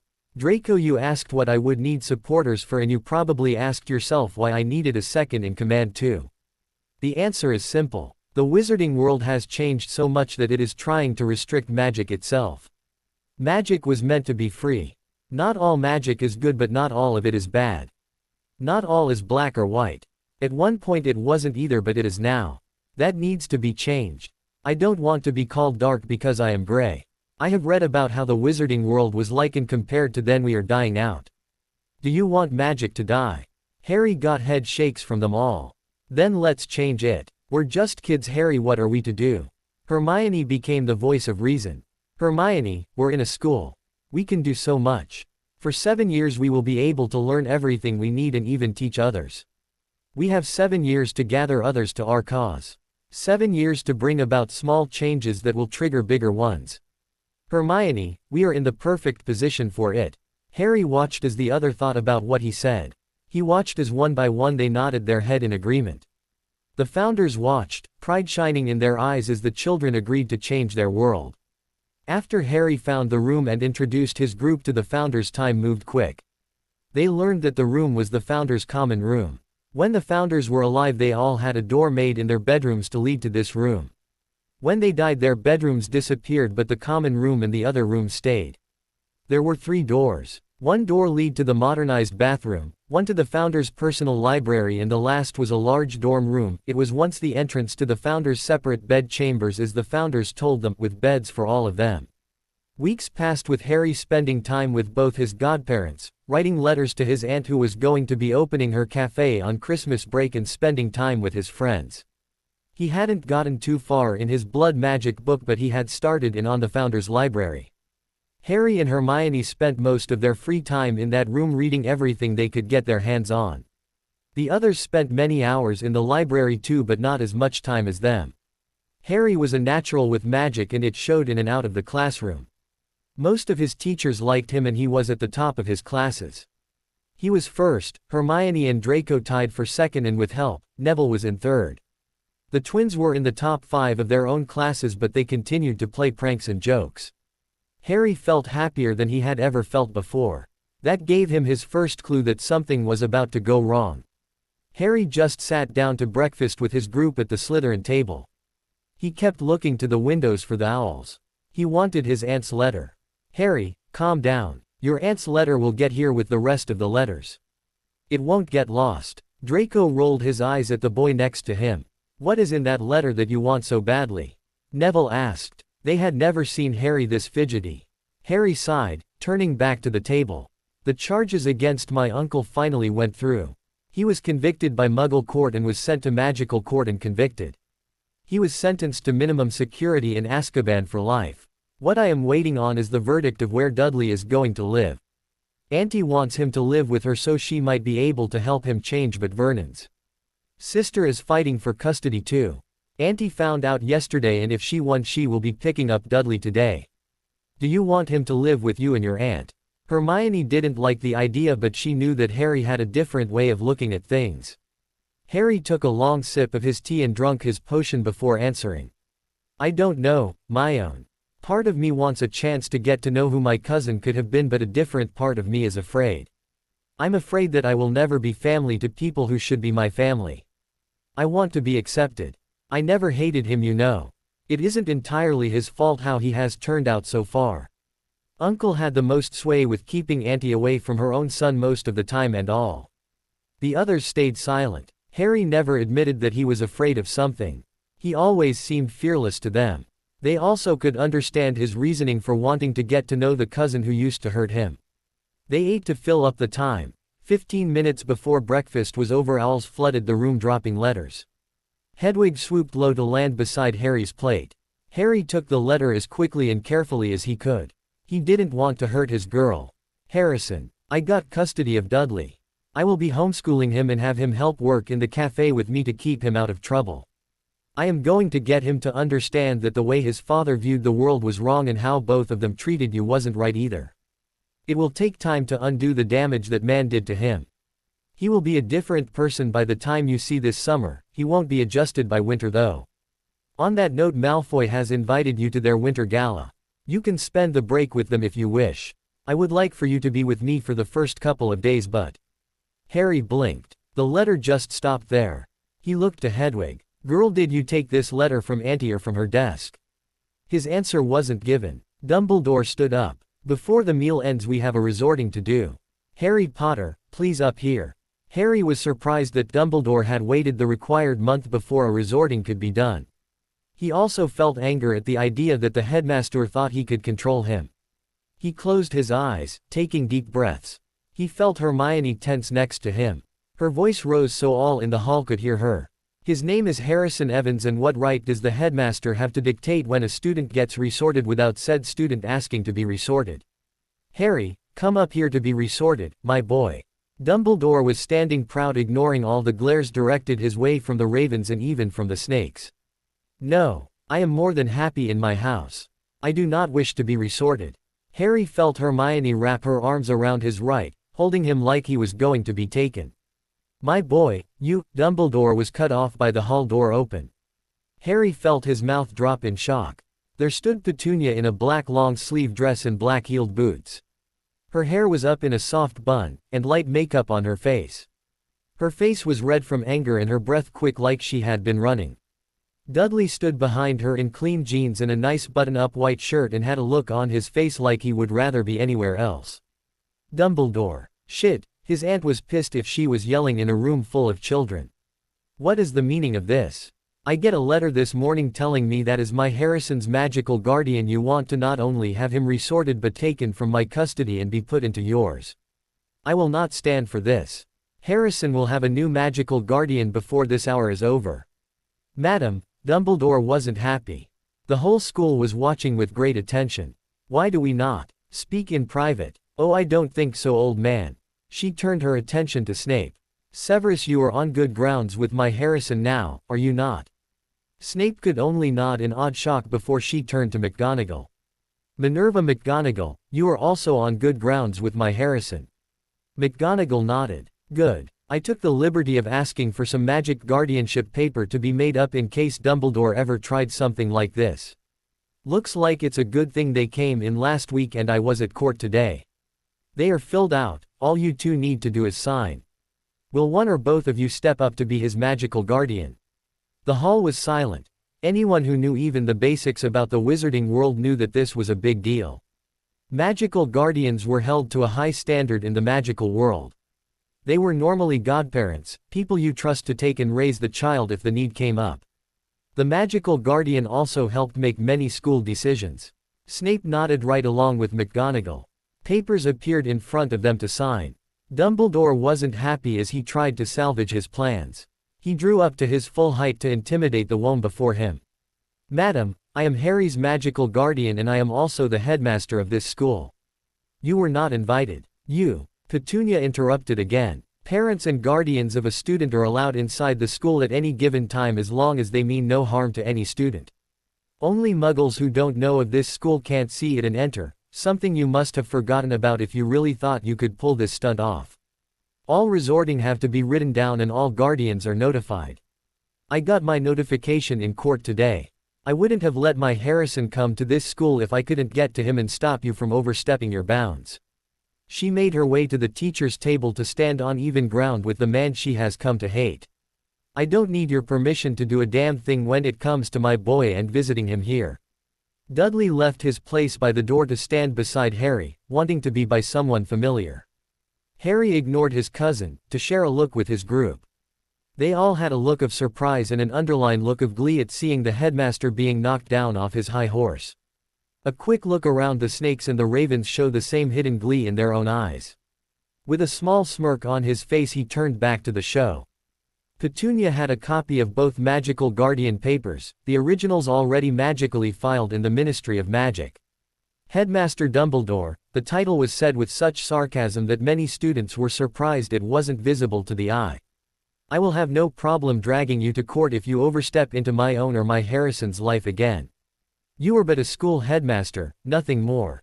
With that said she turned on her heels and walked away. She made her way to Harry sitting at the Slytherin table with his friends and Dudley. She bent over to key Harry on the head. Send me a letter if you need anything and remember to go to either Severus or McGonagall if Dumbledore steps out of line again. Of course Auntie. Have a safe trip back home. Harry gave her a charming smile. The hall was silent as they all watched Petunia leave with Dudley following her. A glance at his watch told Harry it was time for class. Meet up in Silver Room when class is over. Harry and Draco spent potions in silence working on their potion. The class was like any other time. The ravens and snakes pretending nothing of interest happened at breakfast. Harry knew that lunch with the Gryffindors and the Hufflepuff was going to be loud. When class ended they made their way to what they now dubbed as their room. They were the first ones there and the founders greeted them as they entered. Harry left Draco to fill the founders in on what happened at breakfast to find a book in his bag to read. He pulled out the first book he touched. He gave a sigh as he found he had grabbed blood magic but opened to read more anyway. The rest of their friends came and settled into the common room as he read. History has shown that only some can use blood magic. In my many years of research I believe I have found the reason for it. There are 3 types of magic users. The first or the most common have a magic core that is wrapped up tightly when they are born. As they grow the core slowly uncoil to help the body become assimilated with the magic. When their magic hits its maturity it will stop uncoiling, as it is all the way uncoiled, and start syncing with the body. Many magic users in this category are never able to sync with their magic completely. Now the second type of magic user is harder to find. They are born with their magic already assimilated with their body. They have an easier time syncing their magic and body. Not all can, as when their magic hits maturity it stops growing and likes to settle in whatever state it was in at the time. Most blood magic users from this category is their magic is freer in their bodies. The last type of magic user is the rarest type. Their magic never need assimilated or synced with their bodies. Their magic is already a part of their bodies when they were born. It flows in their blood with each heartbeat. They are more than just a magic user but a child of magic itself. Every child born in this category is a natural blood user. Harry stopped reading at this. He thought back to the discussion at lunch about magic. Didn't they say that people had a coiled core? They didn't mention the second one or the last. He looked up to ask Draco a question to see the others were in the room too. Draco. Draco turned from his conversation with Salazar to give Harry his attention. The others turned from their own conversations to listen.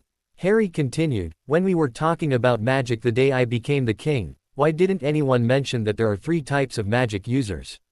Draco opened his mouth to answer but paused momentarily. I was unaware there are 3 types of magic users. Of course there are. What are you children being taught? Rowena asked, shaking her head. She waited for them to all listen. The 3 types of magic users are broken down as coiled core, free core, and magic chilled. As I am sure you just read Harrison, a coiled core is the most common magic user. These are the ones you all know, I take it. A round of nodded answered her. Open cores are not completely uncommon but they are harder to find. They are the ones who already have their core open and it grows until they hit magical maturity. Now the last is the rarest magic user. They are magic chilled. Their magic is mixed with their blood, part of their soul. Magic chilled. How do you tell who belongs to what category? Harry asked, moving so Hermione could sit on the arm of his chair, wanting a clear look at the founders. It's a simple test really. Helga was the one to answer. In our time all students had to take it first year. Just take your wand and focus all the magic you can into the wand. It will glow and depending on the color it is depends on the type of user you are. Harry knew what he was from just the description in the book and what Rowena said but he pulled out his wand just like the others did. They all shared a look. Who would go first? Past and spoken. Fred stood and closed his eyes. A minute later his wand was glowing blue. He smiled and sat. George stood in his brother's place. He mimicked the motions and got the same blue. Neville went next, with Draco following, and Hermione finishing. They all shared the blue glow. They watched Harry as he slowly stood. Harry closed his eyes and just let himself feel his magic. He relaxed, feeling it pulse in his veins and let it flow freely into his wand. He didn't hear the gasps of surprise from the founders, or Hermione saying how pretty the color was. He just felt his magic. He slowly pulled himself out of the feeling, making a note to start meditating again. He opened his eyes to see shock and wonder. Salazar was the first to speak. You already know what you are, but to the rest of you. Harrison is a magic shield. Harry sat back down. He leaned onto Hermione gently as Gryffindor chose to explain the blue color. Now the blue the rest of you glowed put you all into the free core category. That's one reason why you all banded together. You all were subconsciously pulled together by your magic. Now Harry here glowed white. Gryffindor smiled before quickly adding to what he just said as a thought crossed his mind. And you all just like him. You would feel no pull or push from him. Harry almost laughed. Just from that you could tell that Gryffindor was once a teacher. He was worried that his words would cause them to think that their friendship was all because their magic pulled them together. Their magic could pull them together all it wanted, but it was their personalities that made their friendship. Hermione watched Harry, pulling his head back to look at his face. Harry only gave her a confused look as she smoothed his hair back from his face to get a better look at him. She turned back to the founders. It sounds like magic children are different from us in more than just magic. That would be because, in a way, they are. Harrison was a gift. One of his parents did something a higher power liked, and as a reward he was gifted to them. Now he is still human like his parents were. He just was created from magic.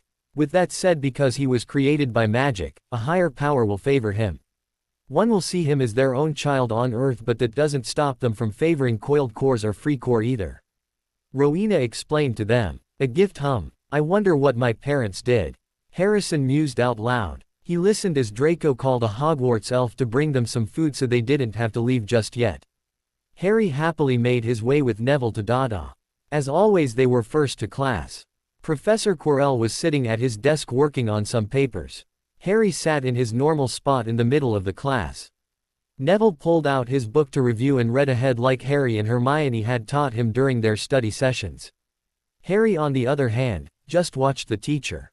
Quirrell caught his attention during his first class, and since then Harry had been watching him. There were times when his voice would change to a smooth baritone instead of the stuttering tenor.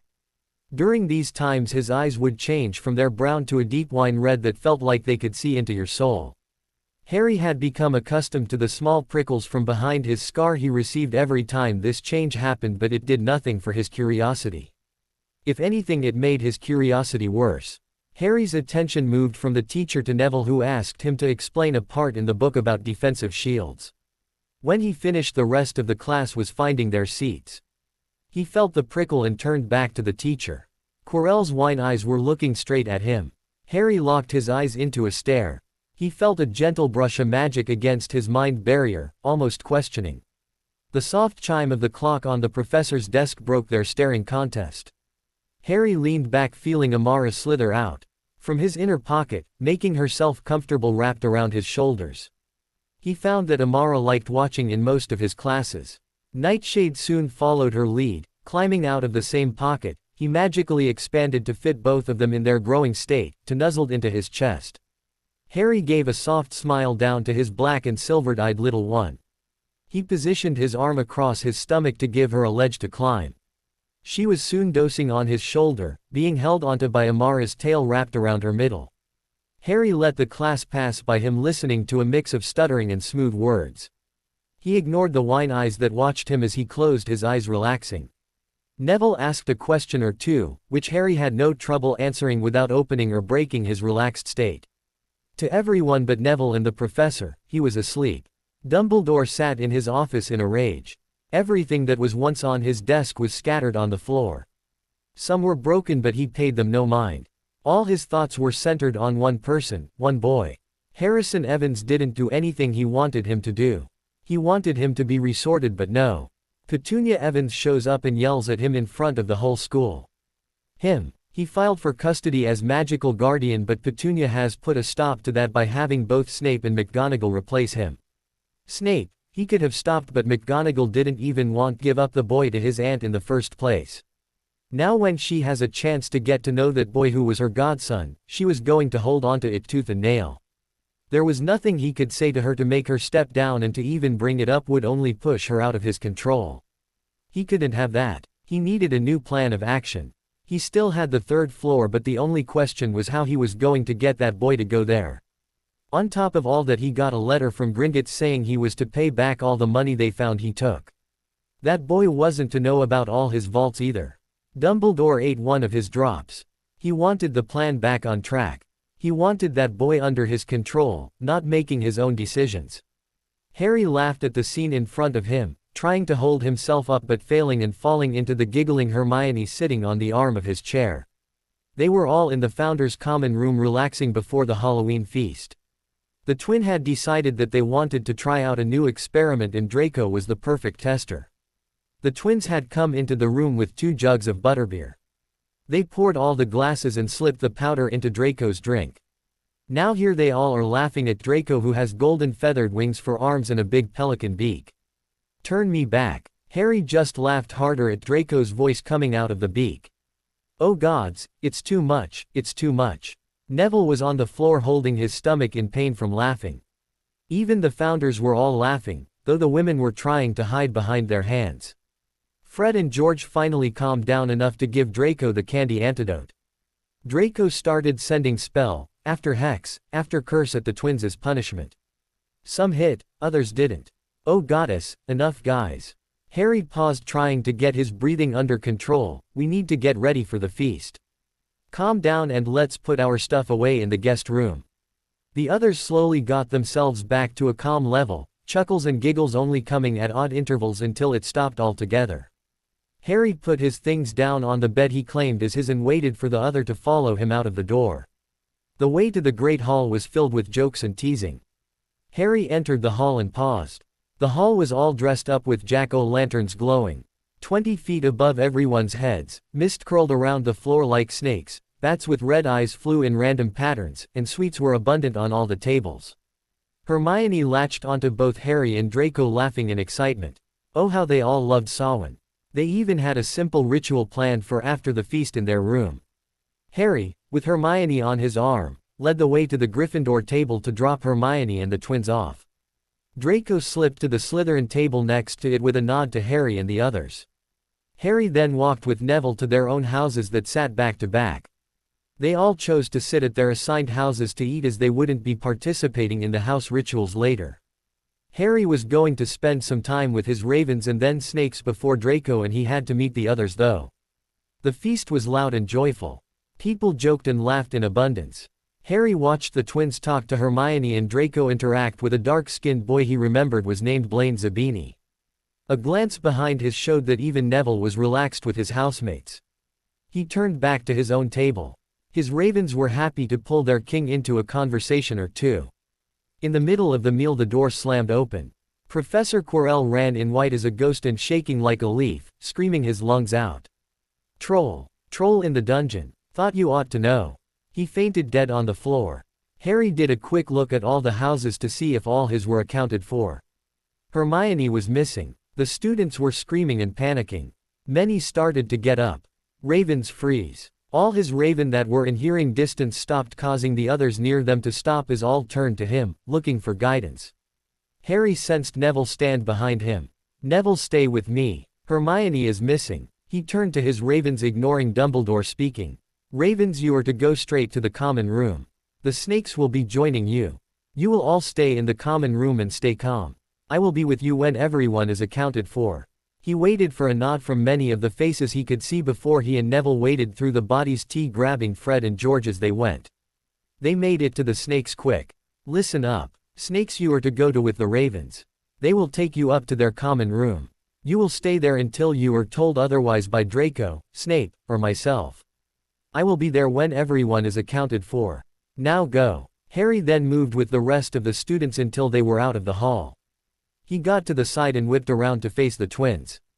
Where is Hermione? She said she needed to go to the bathroom. Fred was already leading the way to the closest restroom. It was blocked off. Shit, okay, there are 3 bathrooms on this floor beside this one. Split up. Neville, you with me to the ones closer to the dungeon stair, Draco go with Fred to the one by the courtyard, and George, since you are best with speed, you go to the one by the charm classroom. Harry took charge of the situation with grace and a level head. The others nodded and ran to do as they were told. He and Neville started running to the dungeon stairs. They found the way blocked by the troll. It looked to have left the dungeon. He pulled Neville back to hide.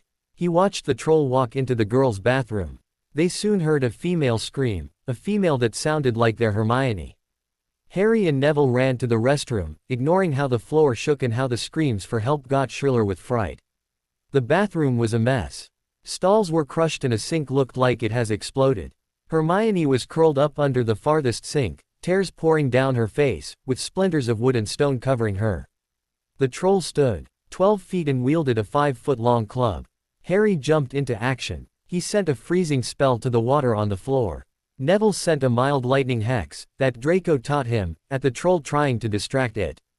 It worked. The troll turned and slipped on the ice. It fell, bashing his head into the wall and knocking itself out with half the wall. Hermione was quick to run into Neville's arms. Neville then maneuvered them over to Harry's side. Harry gave a brief glancing scan to Hermione's body, making sure that she was unharmed. He sensed a group of people almost upon them. He twisted, making it so the other two were behind, and held his wand at the ready as the first person came into sight. The hex he had ready died on his lips when he saw his godmother and then godfather come around the corner. The headmaster and Quirrell followed with Flitwick and Sprout behind them.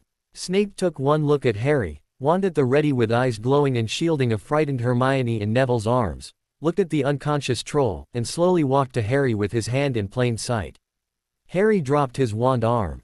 He felt the adrenaline slow and his magic calm. Uncle Severus. The relief was clear to hear by all. Snape pulled Harry into his arms, happy he wasn't hurt.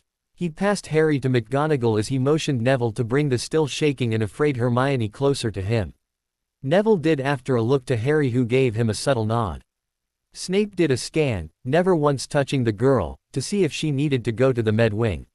She was uninjured. He let Neville pass, Hermione wrapped in his arms, to stand beside Harry. Hermione took one of her arms from around Neville and latched it to Harry's arm. Harry let her, seeing the terror in her eyes and feeling how much she was shaking. Dumbledore cleared his throat to gain the attention. What happened here? All students were to go to their common rooms. Hermione was in the bathroom when Quirrell came in to tell us all about the troll. Harry stopped, hearing and sensing the rest of his group running toward them. He watched them race around the corner, not even pausing at the sight of the professors. They huddled around Hermione. All of them were trying to see if she was all right or not. As I was saying, we split up when we found the bathroom outside the Great Hall was still blocked from Peeves' prank. Neville and I came to check this one when we saw the troll go into the bathroom. We heard Hermione's scream and went to help. What you see here is the product of a freezing spell to the floor and a lightning hex to get the troll's attention. It moved, slipped, and fell, knocking itself out. Harry stood tall, staring Dumbledore down, daring him to say they did something wrong. Dumbledore knew he was outnumbered and backed down. McGonagall didn't. Harrison James Evans Potter. I know you wanted and did help, but it was dangerous. You all could have been greatly hurt. 50 points each will be taken for knowingly going into a dangerous situation. Harry nodded, seeing where she was coming from. But 15 points each for doing it to find a friend, and 20 points to both Neville and Harry for quick thinking and teamwork to save said friend. Harry smiled, but in the end he didn't care. Hermione, his Hermione, was in one piece and unharmed. May we please go now? Hermione needs a place to sit and calm. Let's get her to the med wing. Sprout tried to get Hermione to let the boys go, only to be hit by the panicked girl. Hermione screamed, lashing out at anyone who tried to take her from her group.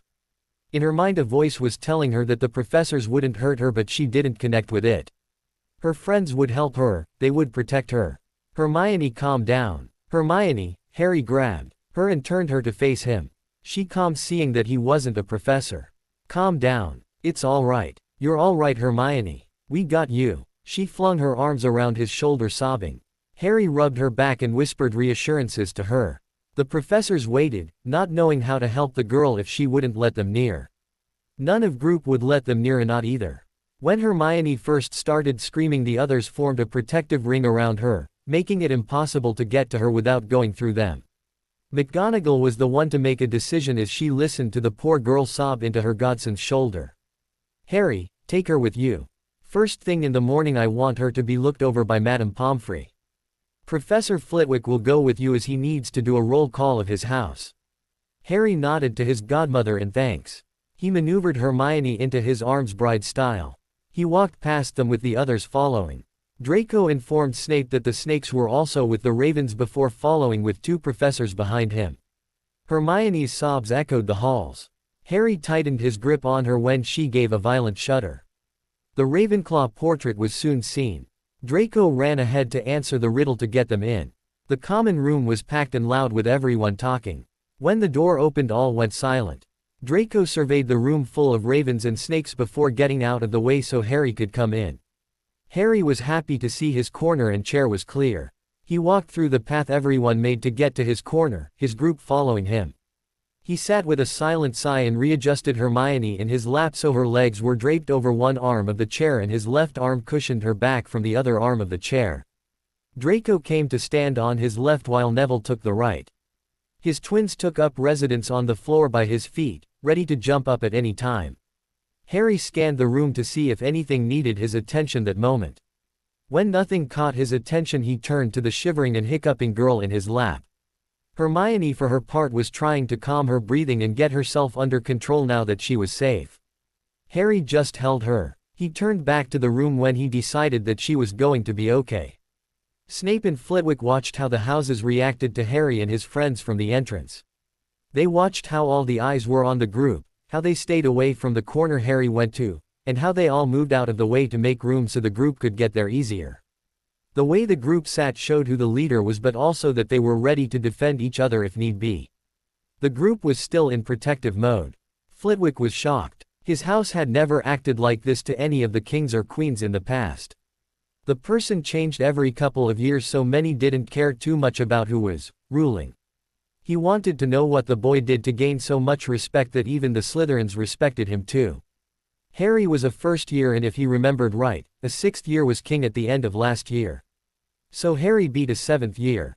That made him stop to consider things. That would have been enough to earn the Ravens' respect.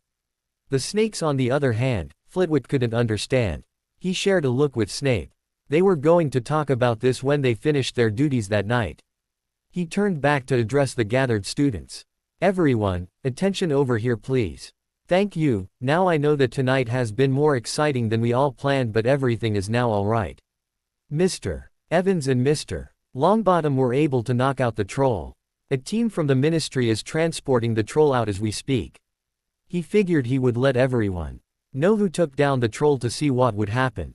He wasn't surprised to see many start clapping and even hear a few cheers, but he was to hear many ravens and even a few snakes ask if they were okay or they needed any medical attention. They respected Harry enough to offer help. Snape was doing much better than Flitwick, having already knowing that Harry was king of Ravenclaw and knowing that he was also the king of Slytherin. The respect wasn't hard to understand as Harry was a first year that beat 2 7th years on the same day. He was a little surprised that not one of the snakes tried to take advantage of the situation but brushed it off to the fact that Draco, who was still Slytherin's prince, was on Harry's side. He knew he was going to have an amusing time telling Flitwick everything. It might turn out to be a fire whiskey night for them like the old days. Slytherins, all eyes turned back to the head of houses. The ministry is doing a full sweep of the dungeon to find the point of entry, and as such you all will be staying in the Ravenclaw guest rooms. No one argued or spoke out against it, so the head of houses bid them all a good night. The moment the door closed, the ravens started firing off questions to Harry. They were again asking if everyone was all right and if they needed medical attention. They were asking everything under the sun, from how they did it to if they were hungry. Harry tired of it fast. He cleared his throat and everyone fell silent once again. "We are all fine. Now it is Samhain, and as such both houses were planning to celebrate tonight with a ritual. Please do so, together or separate. Tonight is a time for reflection and death. It's the beginning of the new year. We will be leaving to do our own planned ritual, so continue on as you all had planned as well." He saw many nod and smile. "Now prefects, please show the snakes the guest rooms. I will see you all in the morning at breakfast." With that over, Harry stood up with a now sleeping Hermione. The twins sprang up from their sitting positions and led the way to the door. Neville and Draco brought up the rear. They were all eager to get to their room. They wanted to relax and celebrate themselves now that the danger was over. Hermione rested while the others set up for the ritual. It wasn't anything fancy, but that was fine with them. Neville and Draco had both been raised in the old ways, so this wasn't new to them. The twins had only started working in the old ways 2 years beforehand. For Hermione, this would be her first time. Harry had been a practicing solitary pagan since he was 8, having found a book on the old way and liked it. His aunt helped him celebrate by sneaking him up into the guest room to do what he wanted on holidays and full moons. This would be the first time he did something in a group. Draco finished making the ring of salt on the floor while Neville bundled the herbs they were going to burn. Fred and George happily set up the altar with a black cloth, the golden god candle, the silver goddess candle, a small white candle, a small black candle. The red wine. Lord Malfoy was happy enough to send them a bottle to use in a crystal chalice, a silver plate with apple slices, and a large plate with wood to burn. Harry was getting their clothing ready. He woke Hermione when the others called out that they were done. Hermione changed in a black spaghetti strap dress with a handkerchief bottom and an open back. Draco went with traditional black robes. Neville chose to wear a gold and black traditional robe. The twins dressed in more modern robes of black and orange. Harry stuck with the same outfit he always did, loose black long-sleeved shirt with black slacks and a hooded cloak. They shared a grin as he stepped into the circle ready to begin. They each took a breath before they spoke the first part of the ritual together. I conjure thee, O great circle of power, so that you will be for me a boundary between the world of men and the realms of the mighty spirits. A meeting place of perfect love, trust, peace, and joy, containing the power we will raise herein. We call upon the protectors of the East, South, West, and North, to aid us in the construction of this circle. In the name of the Horned Lord and the Radiant Lady. Thus we do conjure thee, O great circle of power. This circle is sealed. It was a simple, but they still felt the power wrap around them following the salt circle. Draco wanted to do a more complicated ritual but relented when Hermione reminded him that she was new to this. Hermione stepped forward to light both the golden god candle and the silver goddess candle before stepping back. Harry relaxed, feeling the magic mixing with his own, as they spoke the next part. Samhain is here, and it is a time of transitions. The winter approaches, and the summer dies. This is the time of the Dark Mother. A time of death and of dying. This is the night of our ancestors. And of the Ancient Ones. Neville stepped forward to place the herbs, rosemary, he bundled onto the plate of wood and lit it on fire. As he stepped back they continued. Rosemary is for remembrance. And tonight we remember those who have lived and died before us. Those who have crossed through the veil. Those who are no longer with us. We will remember. They turned to the north. The north is a place of cold. And the earth is silent and dark. Spirits of the earth, we welcome you. Knowing you will envelope us in death. They turned to the east. The east is a land of new beginnings. The place where breath begins. Spirits of air, we call upon you. Knowing you will be with us as we depart life. They faced the south. The south is a land of sunlight and fire. And your flames guide us through the cycles of life. Spirits of fire, we welcome you. Knowing you will transform us in death. They turned to the west. The west is a place of underground rivers. And the sea is a never-ending, rolling tide. Spirits of water, we welcome you. Knowing you will carry us through the ebbs and flows of our life. Fred stepped forward to light the small black candle before stepping back. The wheel of the year turns once more. And we cycle into darkness. George finally took his turn to step forward and light the small white candle before stepping back. At the end of that darkness comes light. And when it arrives, we will celebrate once more. With this part done they decided to split to do their own way to contact the ancestors. Harry sat cross-legged on the floor, pulling out the small lily key-chain mirror he used what seemed so long ago and a small silver pendant shaped like a snake fang. He twisted the top and a small blade popped out of the tip of the fang. He cut the tip of his middle finger and allowed a drop of his blood to fall onto the mirror. He closed his eyes with thoughts of his mother and father. He opened his eyes to see his mother and a man with messy black hair, hazel eyes and glasses smiling back at him. Hello mother, father. Harrison. His mother smiled, tearing running down her face. You have grown so well my son. His father, eyes held a proud glint and a wide smile shone on his face.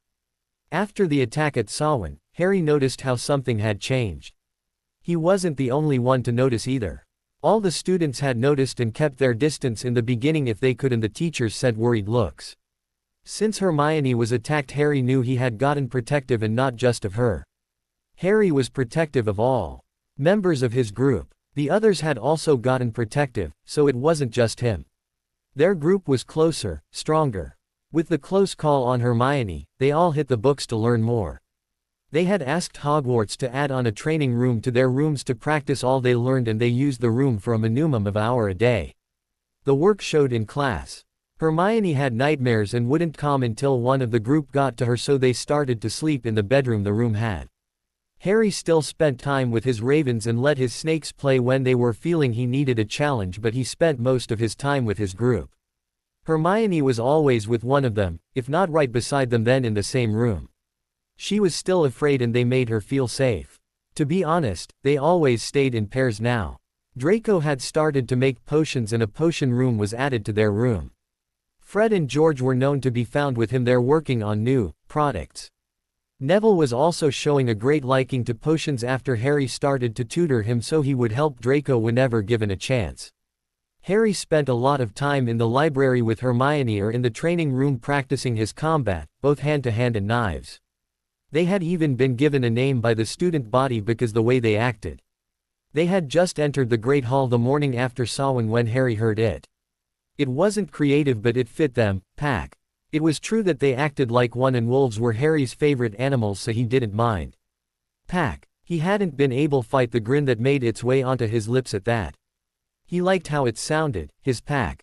When he told the members of his pack, they laughed, loving it too. The twins joked about how they told Harry that they were the leader. They had taken to calling him their alpha since then. Draco had said since he was his second in command he was beta. The others happily fell into idea of being a pack. Most of the teachers found it amusing, and Snape had mentioned that they even acted more like animals in their behavior. Harry hadn't understood, not seeing the way they interacted different. Snape had to point out that they had no trouble hanging onto or touching one another, most of the time without thinking, Hermione holding onto someone's arm when walking or when she felt a strong emotion, the twins always swinging an arm over someone's shoulder, Draco brushed shoulders with whoever was closest when walking or sitting, Neville brushed or bumped shoulders with whoever was with him, and Harry always instigated the arm holding with Hermione when she was beside him or brushed shoulders to whoever stood by his side. Snape also pointed out that they only did all these things with a member of the pack. They didn't care. The only real problem since the attack was that Dumbledore had started to keep a closer eye on all of the pack members. Harry didn't like it, and he made sure that both his godparents knew it. They ran as much interference as they could to help. Harry also noticed that Professor Quirrell had started to watch him more. Harry didn't know why, but he didn't mind. The more the professor watched him, the more Harry got to watch him back. Harry was in the school library with Hermione looking for a book. Hermione was in a corner hidden by shelves reading with a pile of books already around her, but Harry just couldn't find a book that he wanted to read. He knew he still had a couple books to read in his bag as his aunt had just sent them to him this morning, but he wanted to read something darker. He wanted to read something that the school would call dark. He knew the year before there was a dark arts class, but it was taken out of the school curriculum. He wanted to read one of the books the school must have had for the class. He couldn't find anything and it was making him irritated. He heard the sound of a gate opening just a few shelves from him. He blinked, surprised. That was the restricted section. He moved so he could see down the aisle. There was Professor Quirrell going in. The prickling of his scar told him it was the wine-eyes side that was out. His curiosity was piqued. He casted a silencing spell on himself and moved closer to the man. He could hear him muttering to himself. While Harry couldn't get all that he was saying, but he did hear the words master, boy, and stone. With that, Harry made his way back to Hermione so he wouldn't be caught. Harry and Hermione walked into their room, finding all the others spaced out between one couch and the floor. Harry set Hermione's books she got from the library, and he carried for her as her bag was full, down on the coffee table they had put in the room. His twins were split, one on the floor with Neville playing gobstone and the other on the couch arguing with Draco. My twins. Both of their head turned to face him. Harry smirked, letting them know they were going to like what he wanted. I have a job for you two to do. Fred stood from the floor grinning. What do you need? Dear Alpha of ours. George was pulled up from the couch by Fred. Harry handed them both a book each. You might find that some of these techniques will help you. I want you two to spy on someone. The twins shared a grin with each other after seeing title of the books he gave them, The Undetectable's Way. Who do you want us to spy on, Alpha? Harry chuckled at their combined answer. He looked them both in the eyes so they knew he was serious before answering. Professor Quirinus Quirrell. The twins shared a quick look with each other and the others. We'll do it, George told him, though he was clearly confused. May we have the reason as to what he did that makes you want us to spy on him though? Fred asked, completely confused as to why Harry wanted them to spy on the most pathetic teacher they had ever had. There is more to him than he lets on. He's not perfect though. He has slipped many times. I just want to know what I'm sensing and seeing. He sat in his chair. Can you guys do that? Yes. The twins gave another grin before running to the library to read in a pair of comfy chairs that overlooked the Forbidden Forest. They wouldn't be leaving all weekend. That weekend passed slowly for Harry. He felt he hadn't spent enough time with his snakes or ravens recently, so he had gone to both common rooms. On Saturday he went to the snakes' common room. Many of the first years tried to start fights with him. Each time he was forced to put them in their place. Only a couple of the older students tried anything with him. Yetin Bagot was sent to the hospital by a fellow 7th-year Slytherin when he tried to attack Harry from behind when Harry was dueling a 5th year. After they all got it re-established that Harry wasn't weak or stupid, things settled down. He answered questions, played games, helped others with homework and just listened to gossip from breakfast to lunch. The rest of the day he spent with his pack. On Sunday he went and stayed with his ravens. 3 of them told him they heard that Ron Weasley was planning a prank on Draco. He thanked them for the information and made note to tell the twins and Draco so they could stop it and get revenge. Only one stuck-up 6th year challenged him, but Samuel, the former king, stepped up to take the challenge, saying if the 6th year couldn't beat him then he couldn't even think to beat Harry. The 6th year backed down after hearing that. Harry spent the rest of his time helping others with their work. Talking about the new species of dragon discovered in Antarctica, playing chess, and just listening to everyone while he sat in his chair reading. When lunch ended he returned to his pack in their room. It was 2 weeks before Yule holidays that the twins came to report anything interesting about Quirrell. They came bursting into the room, eyes light with confusion and fear. They stumbled trying to shut the door as fast as possible. Alpha. Harry put the blades his aunt gave him for his birthday down with the sharpening stone he was using on the. He watched his twins fall to their pillowed seats on the floor at his feet, out of breath and shaking from what he assumed was fear. My twins, what's wrong? What happened? His question came out louder than he meant.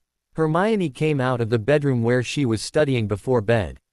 Neville and Draco wandered out of the potion lab.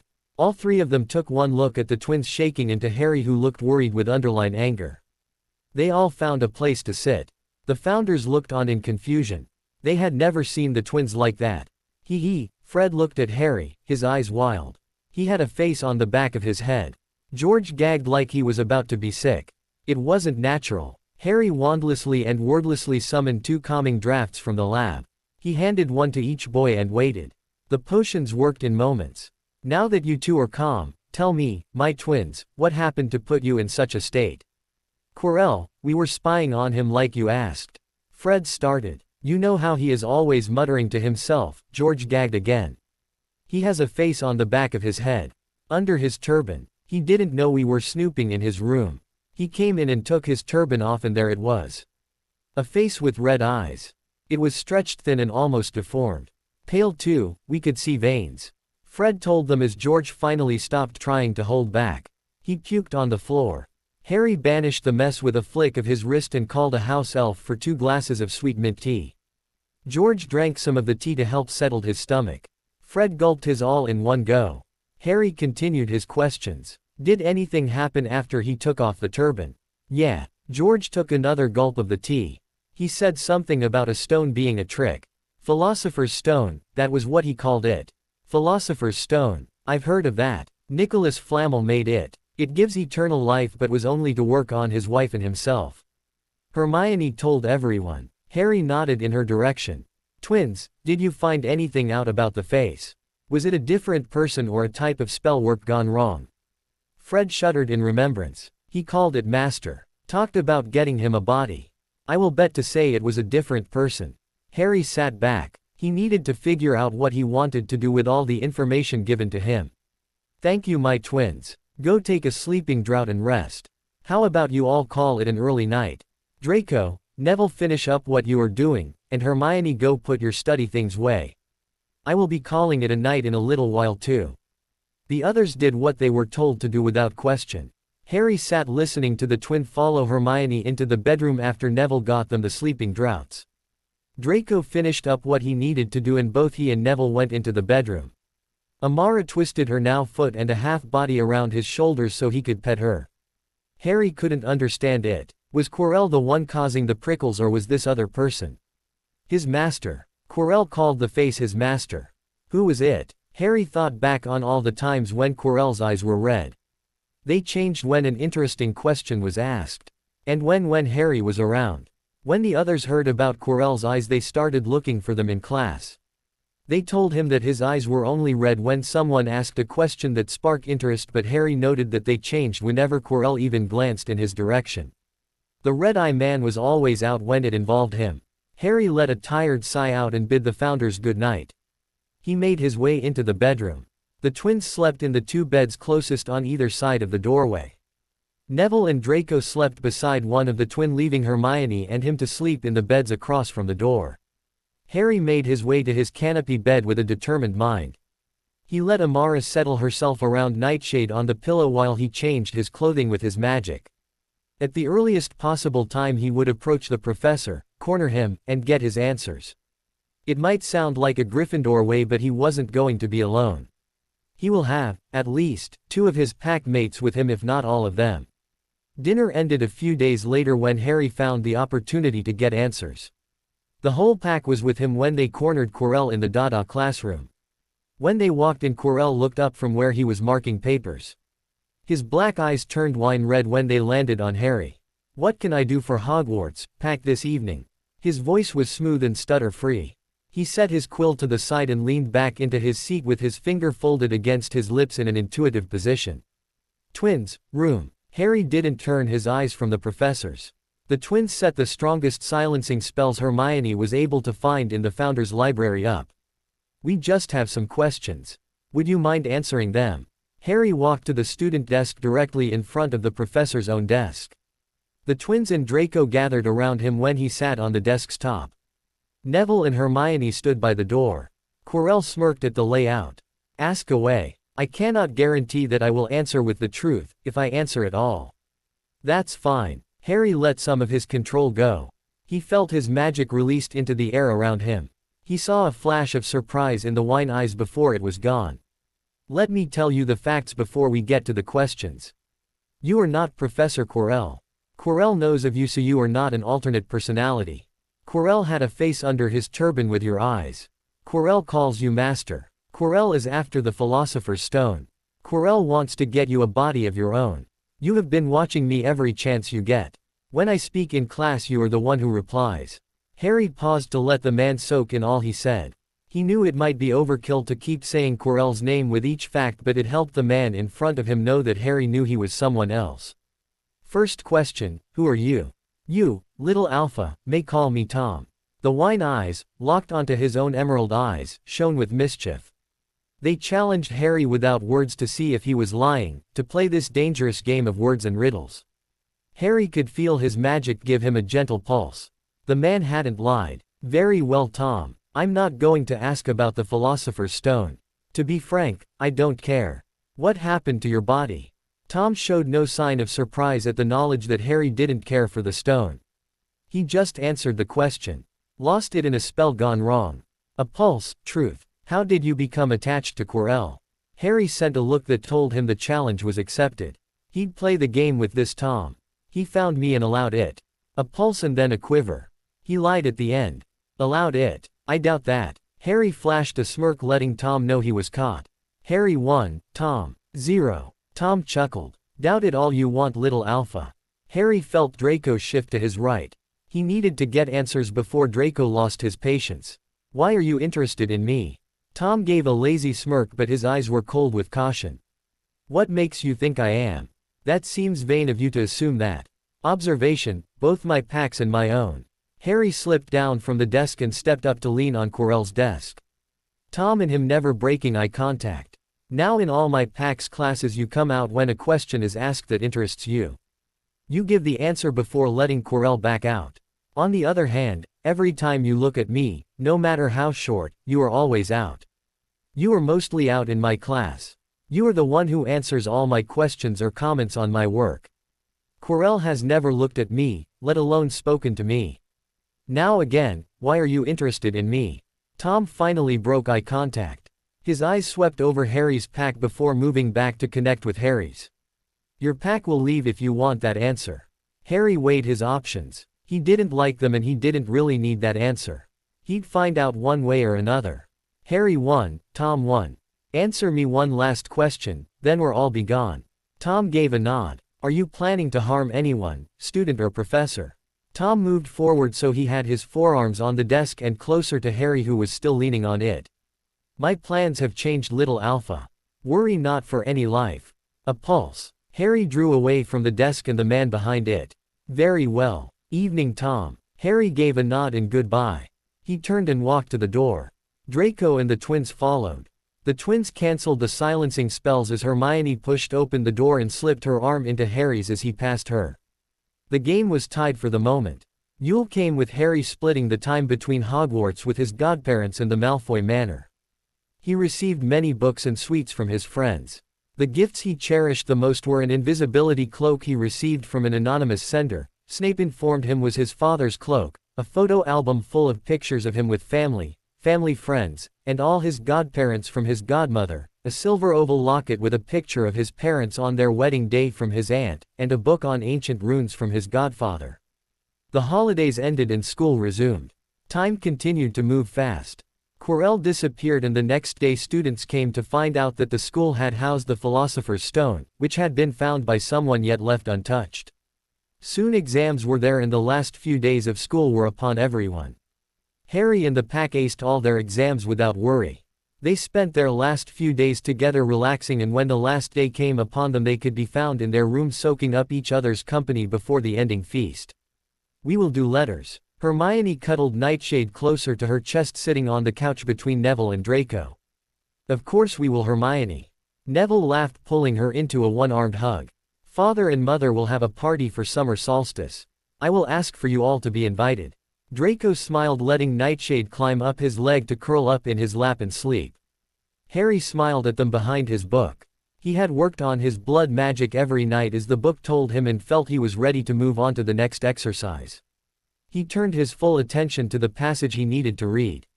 The second exercise is also with a mirror. Meditate with your mirror, order you memories, good and bad. Now your mirror will act as a pensieve, collecting and holding your memories. To do this you add a memory into a drop of blood. Let it fall onto the mirror and bid the mirror to store and guard it. This will help you clear your head and sort out thoughts better. To retrieve a memory, hold your mirror and call up all the memories the mirror holds. They will flash one at a time.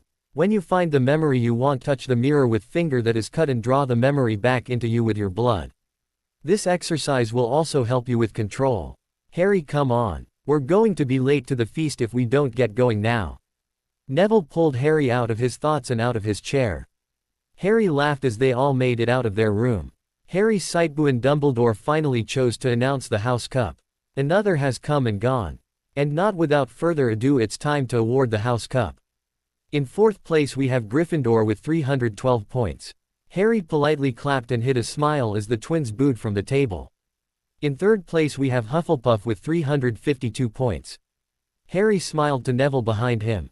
In second place we have Ravenclaw with 426 points. Harry cheered with the rest of his house.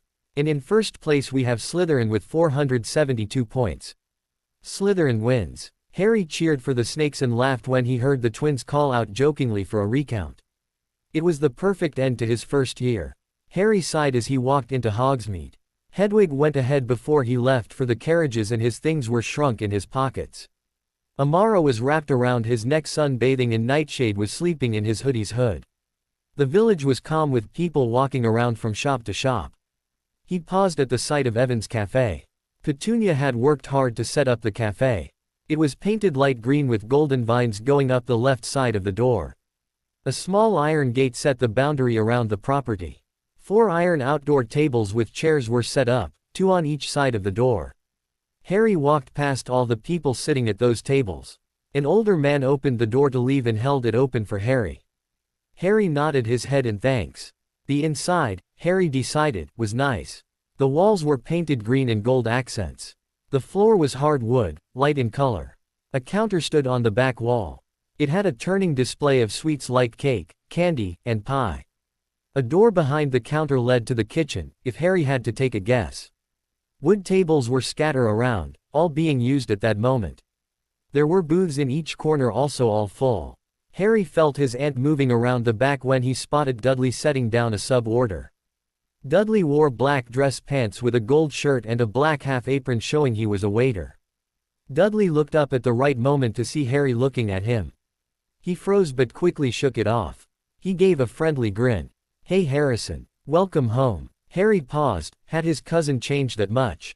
He released a little of his magic. "Hey Dudley. How've you been?" Dudley waved him over. He made his way to Dudley, who led him behind the counter and into the kitchen. "I'm good. I wanted to apologize about how I acted growing up. It wasn't right. That was not how family was to act with each other. I hope you will give me a chance to get to know you as a person and not as the freak that needed punishment my father always made you out to be. Please accept my apology even if you don't want to try to be family with me." Harry felt his magic pulse. Dudley was being truthful. He wanted a chance to be a family, a proper family, with Harry. Harry pulled his magic back in and gave his cousin a small shy smile. "I appreciate the apology and accept it. I like the idea of us being a family.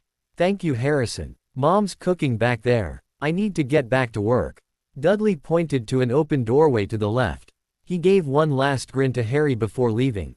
Harry smiled. Looking around the room, it had 2 large tables in the middle with lots of baked goods and homemade candies. The walls had shelves full of decorating things like icing, sprinkles, loose candy, and all the containers to help put them all on. He moved to the doorway. His aunt wore a full apron with a simple blue summer dress under it. She was humming and swaying as she made something on the stove. "Hey Auntie. Did you miss me?" Harry watched Petunia jump, spinning around. A happy smile grew on her face as she turned the burner off. "Harrison." She wrapped him in a hug. "My baby, of course I missed you. Harry, why don't you invite Miss Granger and those twins, Fred and George, over for a week? You said that Hermione didn't like the idea of being away from magic for a whole summer and that the twins had a large family with no place to make their products, so invite them over. We have more than enough room." Harry followed his aunt up the stair to the living quarters. He couldn't stop smiling. As much as he loved Hogwarts, it didn't have his aunt there. It seemed that your family liked having room in their home. The whole upstairs is like a mansion. It has 7 bedrooms, 3 full bathrooms, a sitting room, library, kitchen, dining room and a place for the 4 house elves. Magic never stops amazing me with what it can do.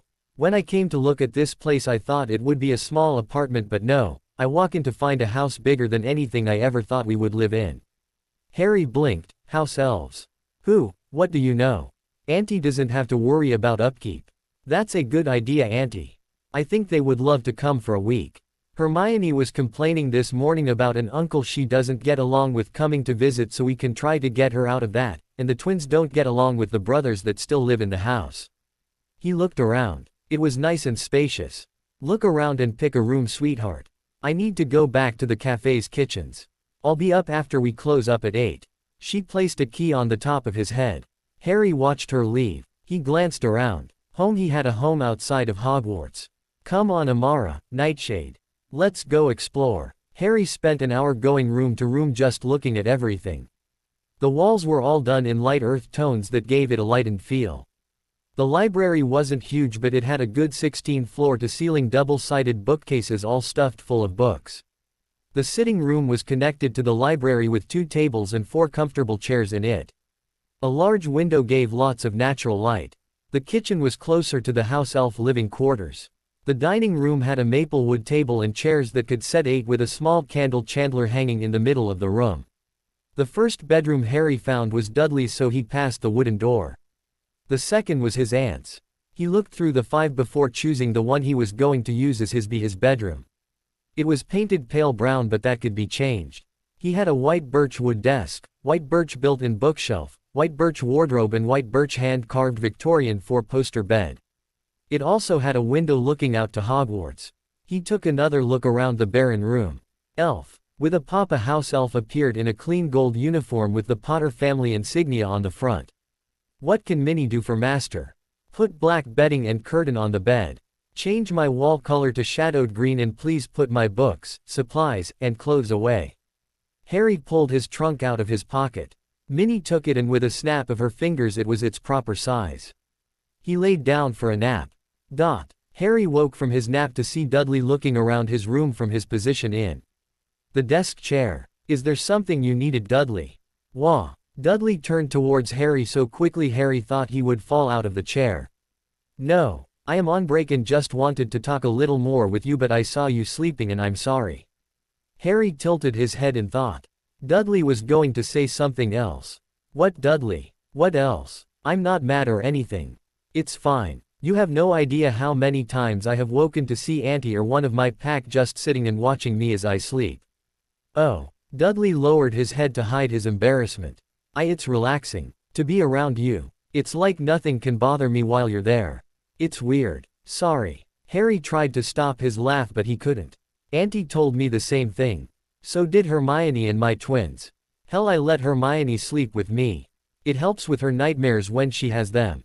My pack thinks it's just my magic's way to subconsciously help those who I feel like protecting. Dudley laughed. I don't know if I should feel flattered that you already see me as family or insulted that you think I need protecting. He finished with a grin. Oh, and Mom wants you to send your friends letters inviting them over for a week. Harry heaved a sigh and pulled himself out of the warm bed. He straightened his rumpled hoodie. Nightshade wasn't in the room but Amara was looking at him from the end of his bed. He paused to really look at her. When he bought her she was only as long as his hand had been, but now almost a year later she was about 2 feet.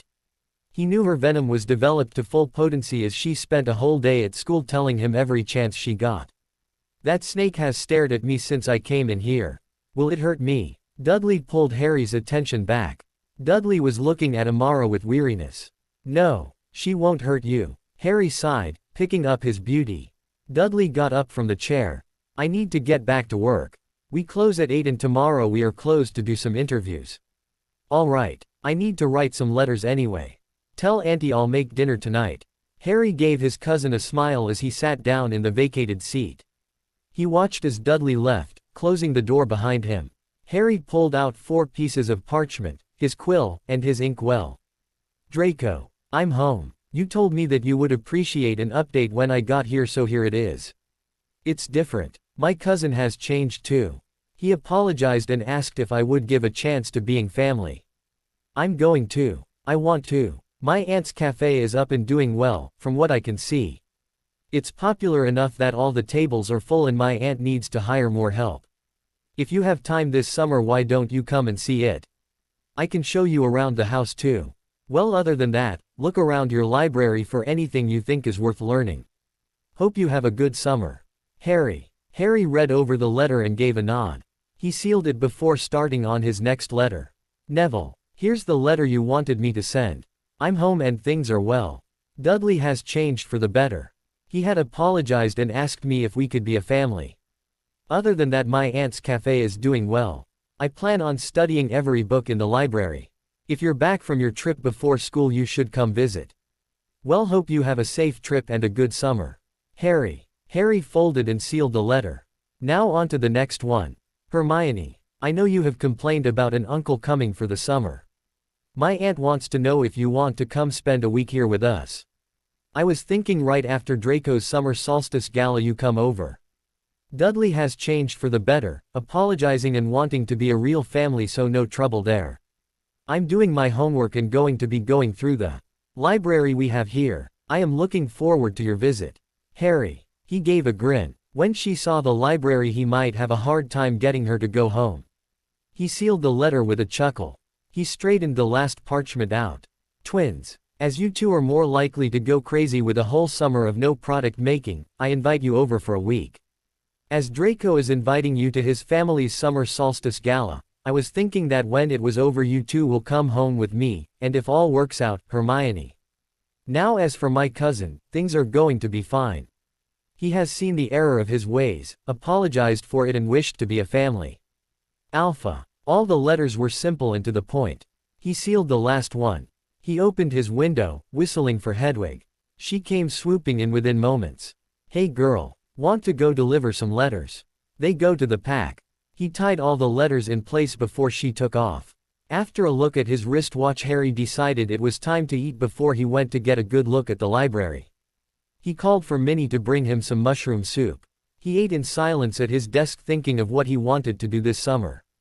When he finished, he waited until Minnie took the bowl and spoon away before he went to the library. At 7:30 Harry made his way to the kitchen. It took a little persuasion, but the elf, Kibble, in charge of cooking finally relented in letting Harry cook dinner. Harry made spaghetti with the sauce and garlic bread homemade. He was about to pull the bread out of the oven when he felt his aunt and cousin move up the stairs. He was able to get the whole meal out to the prepared table before they made their entrance into the dining room. Harry watched his aunt grin in delight. He had made her favorite. Harrison, you didn't have to make dinner on your first night home, but thank you, darling. Harry smiled at her thanks and pulled out her seat for her to sit. I'm happy to be home. Harry pushed her seat in. Dudley sat smiling at the scene. I'm happy you're home too. Now tell me everything you've done at school. Every detail you wouldn't tell me in a letter, and what you think next year will be like. Harry laughed at her eagerness and started serving dinner, talking all the way about his school year details and all. The next morning Harry dressed in peace as he listened to his Aunt coo at Nightshade down the hall. His cousin had taken to Amara at dinner, so she had gone to find him after Harry got out of bed. Harry smiled at Hedwig as she flew into the room to sit on her silver stand by his bed with letters tied to her left leg. Hey girl, got some letters for me already? He waited till she lifted out her leg for him to take the letters before he untied the silk ribbon holding them. He fed her a treat as he got her food and water. She nipped at his hair in thanks before leaving him to eat. Harry sat at his desk to open the first letter.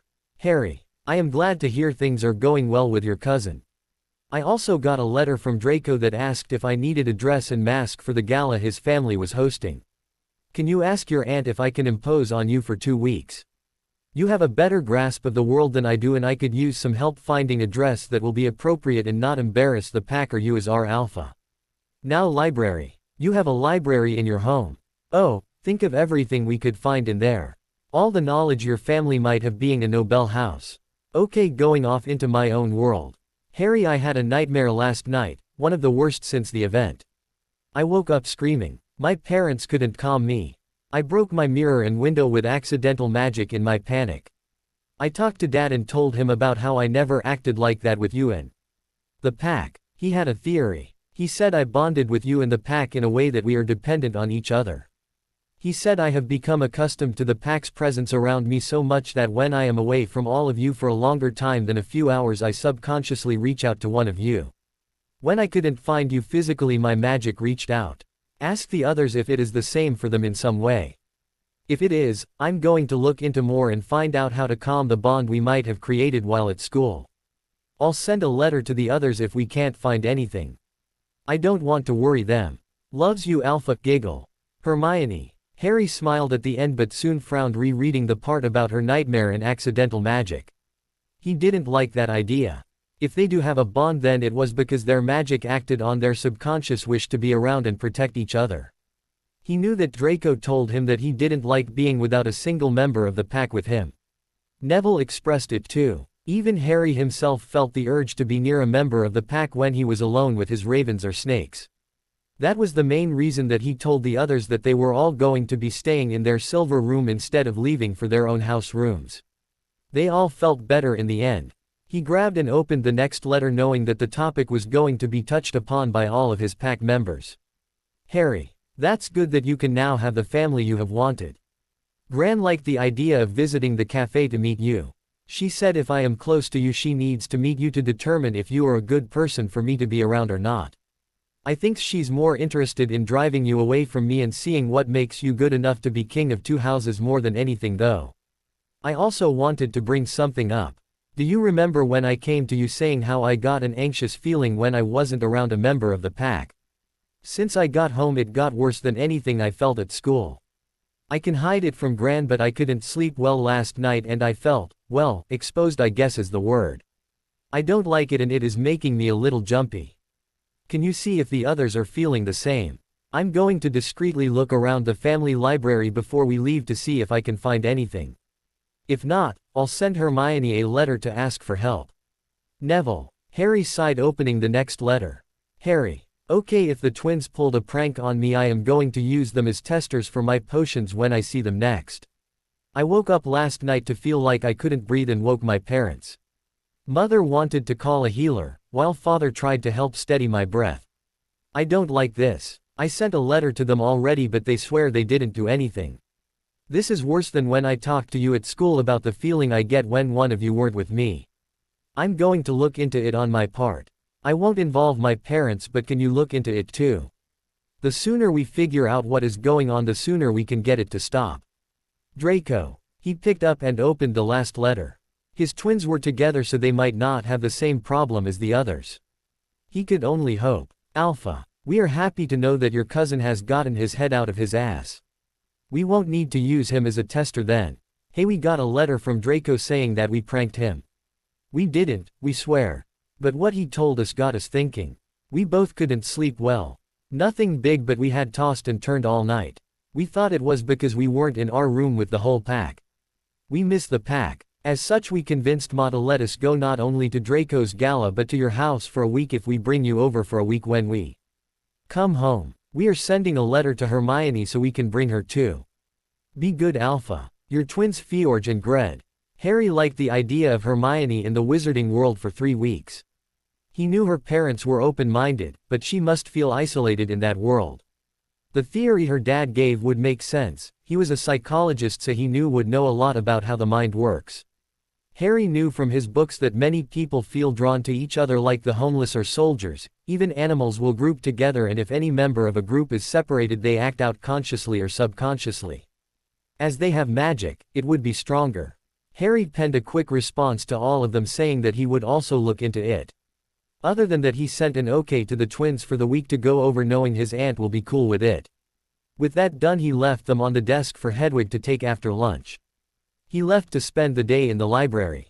Harry could barely keep his calm mask on as he stood in the leaky cauldron waiting for Hermione to get there with her parents. He wanted his girl there. Petunia hid her smile and giggle as well as she could as she watched her nephew shifting from playing with Nightshade and watching the door waiting for his female pack member.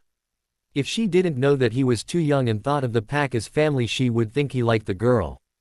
Dudley couldn't see past Harry's mask but he even knew that Harry was impatient to see his friend. He smothered a laugh when Amara hit Harry on the head with her tail when he moved too much and woke her from her nap. After 10 minutes of waiting, Hermione walked in wearing a pair of jeans and a long-sleeve red shirt that had the Gryffindor insignia on display under her cloak. She held her father's hand, pulling him along in eagerness. Harry broke from his cousin and aunt's sides to slip between people in the packed pub. He got to Hermione only to pull her into a hug. Hermione didn't mind, letting go of her father to hold onto her Alpha like her life depended on it. Harry felt water on his neck and tightened his hold on his girl. He knew she had been having a hard time with being away from the pack. They all had. The only ones who were feeling less than everyone else was the twins but even they felt the distance and were affected by it as the summer went on. It's okay. I got you. You can sleep next to me tonight. No nightmares. I'll protect you. You'll feel better in no time. Harry soothingly whispered into her ear, making sure no one else could hear him. He felt her nod into his neck. He sent his magic to clean up her face so no one would be able to tell she had been crying. He keyed her hair and gave her one last squeeze. I've missed you. Hermione pulled away smiling. I missed you too. But you have 2 weeks at my house with the twins and then a week at the twins' house with me. Harry turned to her father standing silent watching. He held out his hand. Harrison Evans, sir. Dr. Marcus Granger. Nice to meet you young man. Marcus gave Harry's hand a firm shake. Harry led Hermione and Marcus over to his aunt and cousin. "This is my aunt, Petunia Evans, and my cousin, her son, Dudley Dursley." "Petunia, Dudley, this is my Hermione and her father Drive. Marcus Granger." While the pleasantries were being made between his family and Marcus, Harry wrapped his arm around Hermione's waist and pulled her close to his side. Hermione grabbed onto his shirt, leaning into him. "I asked Mrs. Malfoy to recommend a good formal dress shop, and there is one called Millie's Fantasy. The owner, Millie Mason, does all the dresses herself and is an old friend of Mrs. Malfoy. We'll go there and get your dress done. Auntie is going to take Dudley to look around, so when we are done getting your dress picked out and designed, we'll go check out any store that catches our eye. How does that sound?" Hermione grinned, tightening her grip on his shirt. "That sounds good. Daddy gave me money for the dress and some books." Harry snorted. No. Hermione didn't understand. "No what?" "Hermione, you don't need to worry about money with me, okay? I was planning on paying for everything." Harry stopped Hermione from arguing by giving her a light squeeze. "No arguing. I am paying." Harry turned back to the other three with him and noticed they were all watching him with amusement. Marcus grinned, crossing his arms over his chest.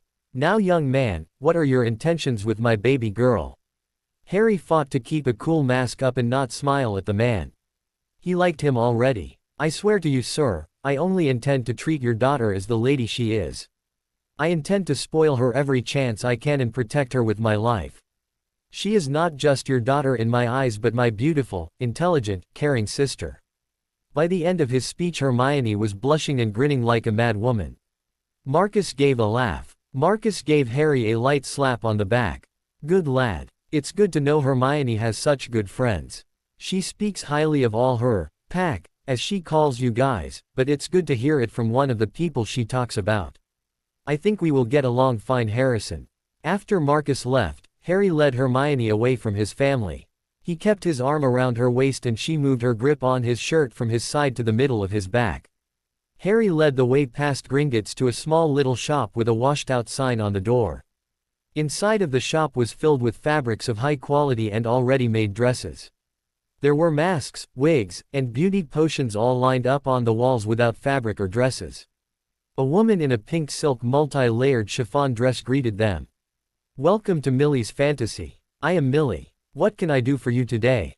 "Good day, madam. I am here for a dress to complement this beauty next to me. It will be for the Malfoy Summer Solstice Gala." Harry easily took charge and slipped into his charming side. "Yes, Harrison and Hermione. Lady Malfoy told me to expect you. Please step forward, young lady. Let me see you." Hermione let Harry go and stepped forward. Millie circled her a few times. "Light blue would complement your skin nicely. What are you wishing to go as?" Hermione looked lost, so Harry once again stepped in. "What about a water nymph? Make the dress flow and ripple like water as she walked. Have it mixes of light blue and blue silver." Millie paused to think, looking Hermione up and down. "I can do that. You will need a mask for the gala, so I can make it mainly silver blue with lighter blue swirled around it." "What jewelry will be worn?" Hermione was able to speak up this time. "A silver high elven biased tiara and a ribbon choker with a jewel." "I can work with that. I'll have to make the mask smaller." "Okay, I just need you to come in 3 days from now for a fitting and it should be done." Millie excused herself to start on the design. When Hermione saw that Millie was done with her, she readjusted herself into Harry's side, once again holding the back of his shirt with his arm around her waist. They spent an hour walking store to store. Hermione had found the tiara for the gala at a little jewelry store hidden by some of Diagon Alley's bigger stores. They went to a few of the bookstores, both bought a couple of books each that interested them. Harry paused in front of Nocturne Alley. He looked at Hermione. He fixed her cloak so it didn't show her clothing underneath and pulled her hood up. He fixed his own cloak even though he was just wearing a button-up shirt and black slacks, and pulled his own hood up. He's let some of his magic out to wrap around Hermione to make her feel safe and to give his eyes their glow. Hermione relaxed as they walked. Anyone who got too close would feel Harry's magic push them away. They soon found a store that sold everything. Borgin and Burke's was a strange store, but Harry ignored it and kept a tight hold of his magic. He read the different book titles on the shelves. Harrison. Hermione was worried. Almost all of this was the dark arts. Harry just gave her a small squeeze telling her to trust him. They spent only 20 minutes in the store but Harrison found a few books that he added to his collection. The week moved fast. Harry and Hermione spent it going through the library and getting ready for the gala. Hermione's dress and mask was done and ready. Harry had gone to the tailor to have a nice set of classy modern dress robes made. The evening of the gala came and both of them had Minnie take their outfits to the Malfoy mansion while they went through the flow. Harry and Hermione stepped into the sitting room to see Draco waiting with his father. They both turned to see who came through the flow. Without a care, Draco got up to hug both of them. "Man, have I missed you guys. Neville is going to be here in a while and the twins just went to change. The whole pack's going to be here. Oh, I've missed you, Draco. Letters are so not a good substitute to talking face to face." Hermione wrapped her left arm around his right. He let her. "Tell me about it. I can't wait to get back to Hogwarts. Get back to the snakes and ravens. Being able to talk to the pack any second I wish to, and being able to sleep a full night." Draco gave a dramatic sigh. "Speaking of sleep, Harry, did you find anything about why we are acting like that?" Hermione leaned into Draco, moving to one of the couches to sit on. She gave a soft smile to Lord Malfoy. "Good evening, Lord Malfoy. I hope you and your wife are well. Good evening to you, to Ms. Granger. My wife and I are well, thank you." He turned to Harry. "Harrison, you are doing well, I see." "Yes. Thank you for the invitation to your family's solstice gala. Also congratulations on having your bill passed. It was very well written." Harry took the last single chair. "I was unaware you were interested in politics, Mr. Evans." Lucius moved a little to face him. Draco and Hermione were both watching, knowing that there was something going on beneath the words they were speaking.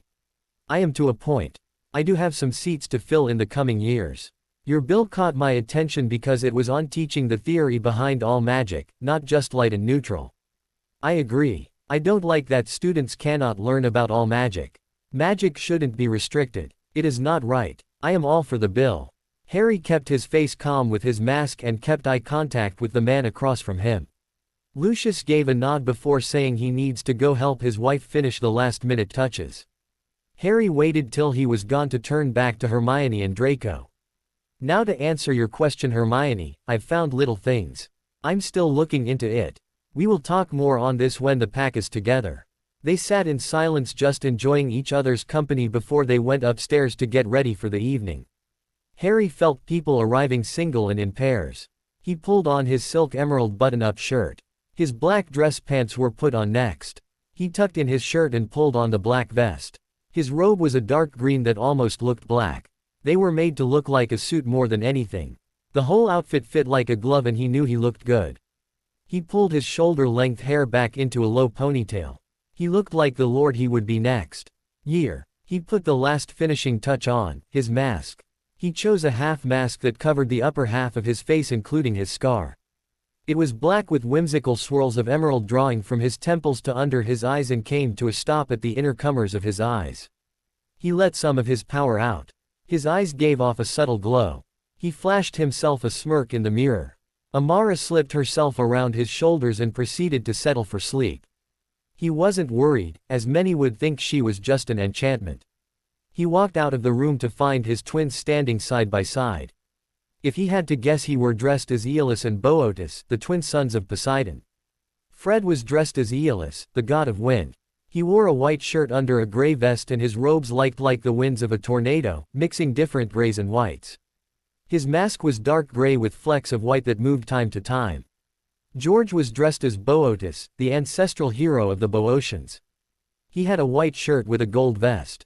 He wore a golden robe to imitate armor and flowed like the wind gave him favor. His mask was a half mask and had shaped edges to imitate a golden helmet. Twins, Aeolus and Boötus, yes? Harry asked, stepping to their sides. They gave him a look over and grinned. Yeah, why are we not surprised that you know Greek mythology? George laughed. Thank you for giving us money for our robes. We will pay you back somehow. You will do no such thing. Harry bumped his shoulders with them. Fred wrapped an arm around Harry's shoulder. Now you on the other hand look smart. Are you matching Hermione? She didn't tell us what she was. Harry laughed. Of course, she won't tell, she wants to surprise them with how good she looks in that dress. In a way I am. She's a water nymph, I'm an earth nymph. And you are missing something. They turned at the sound of Hermione's voice. Harry saw her in her dress when they went to get it fitted, but with her all made up, he felt shock. Wow, Hermione, you look gorgeous. The dress was floor-length with a sweetheart top, and long flowing sleeves. Like he had asked, the dress looked like water rippling and flowing around her with each movement she made. Her choker was ribboned with an aquamarine oval stone, her grandmother's, she told him earlier this week. The mask was delicate, just covering her eyes and the top of her cheeks. Her hair was straighter than normal with only light waves. The tiara sat in her hair like it was meant to always be there. A small aquamarine jewel dangled from the dipped tip to rest in the middle of her forehead. Her lips were painted a light sparkle blue, her eyes were outlined in a dark blue that made her brown eyes pop, and as a finishing touch she wore silver eyeshadow. She giggled at the twins, who had their mouths open in shock. She pulled her hands from behind her back. They held a black and silver headband. When he looked closer he saw it had some runes on it. It was nice, Harry had to give her credit. She reached up and placed it on his head. It settled a little above his mask. She paused before pulling his hair out of the ponytail he had it in. She ran her fingers through it a few times and smiled. Perfect. When I saw your robes and you told me what you were going as, I remembered this and thought it would look good. I gave Minnie the money Dad gave me to go get it for me while you were cooking yesterday. Harry held out his arm. She took it without hesitation. Thank you. If you think it looks good then I'll believe you. No, she's right. Fred grinned at him, arm still around Harry's shoulder. Yeah, it looks better with it. George offered Hermione his arm on her other side. She happily took it. Well, this is a picture. Neville smiled coming up the hallway. I don't feel so overdressed anymore. Hermione gushed at him. Oh Neville, you look so handsome. Neville wore the traditional wear of a noble house heir. He had a white shirt under a black vest and a traditional black robe. His mask was a simple red three-quarter one, stopping just above his lips and curving down to points at his jaw. Yeah, grand as tradition only. I can't complain though. He grinned at Fred, who let go of Harry to drape himself over Neville's shoulders. Hermione hugged him. I have missed you so much, Neville. I hate that you are out of the country most of the summer. I know what you mean. It's nice to back with the pack. Neville let Hermione go back to her spot on Harry's arm. Draco Actual asked me to come get you guys. The gala is starting. Well, you heard the man. George pushed Harry forward. Let's get going. Lead the way, Alpha. Fred moved himself and Neville to the side to let him pass. Harry just laughed as he led the way down the hall into the stairs. Draco stood at the bottom in a white version of Neville's robes, but his mask was a simple white half mask that covered his eyes. They made their way down the stairs to stand by him. There you guys are. A lot of the snakes and some of the ravens are here, Harry. People are going to know you are the current king. There are also people who were kings and queens themselves and are going to be watching. I say we give the same entrance we give at school. Hermione answered Draco's unanswered question.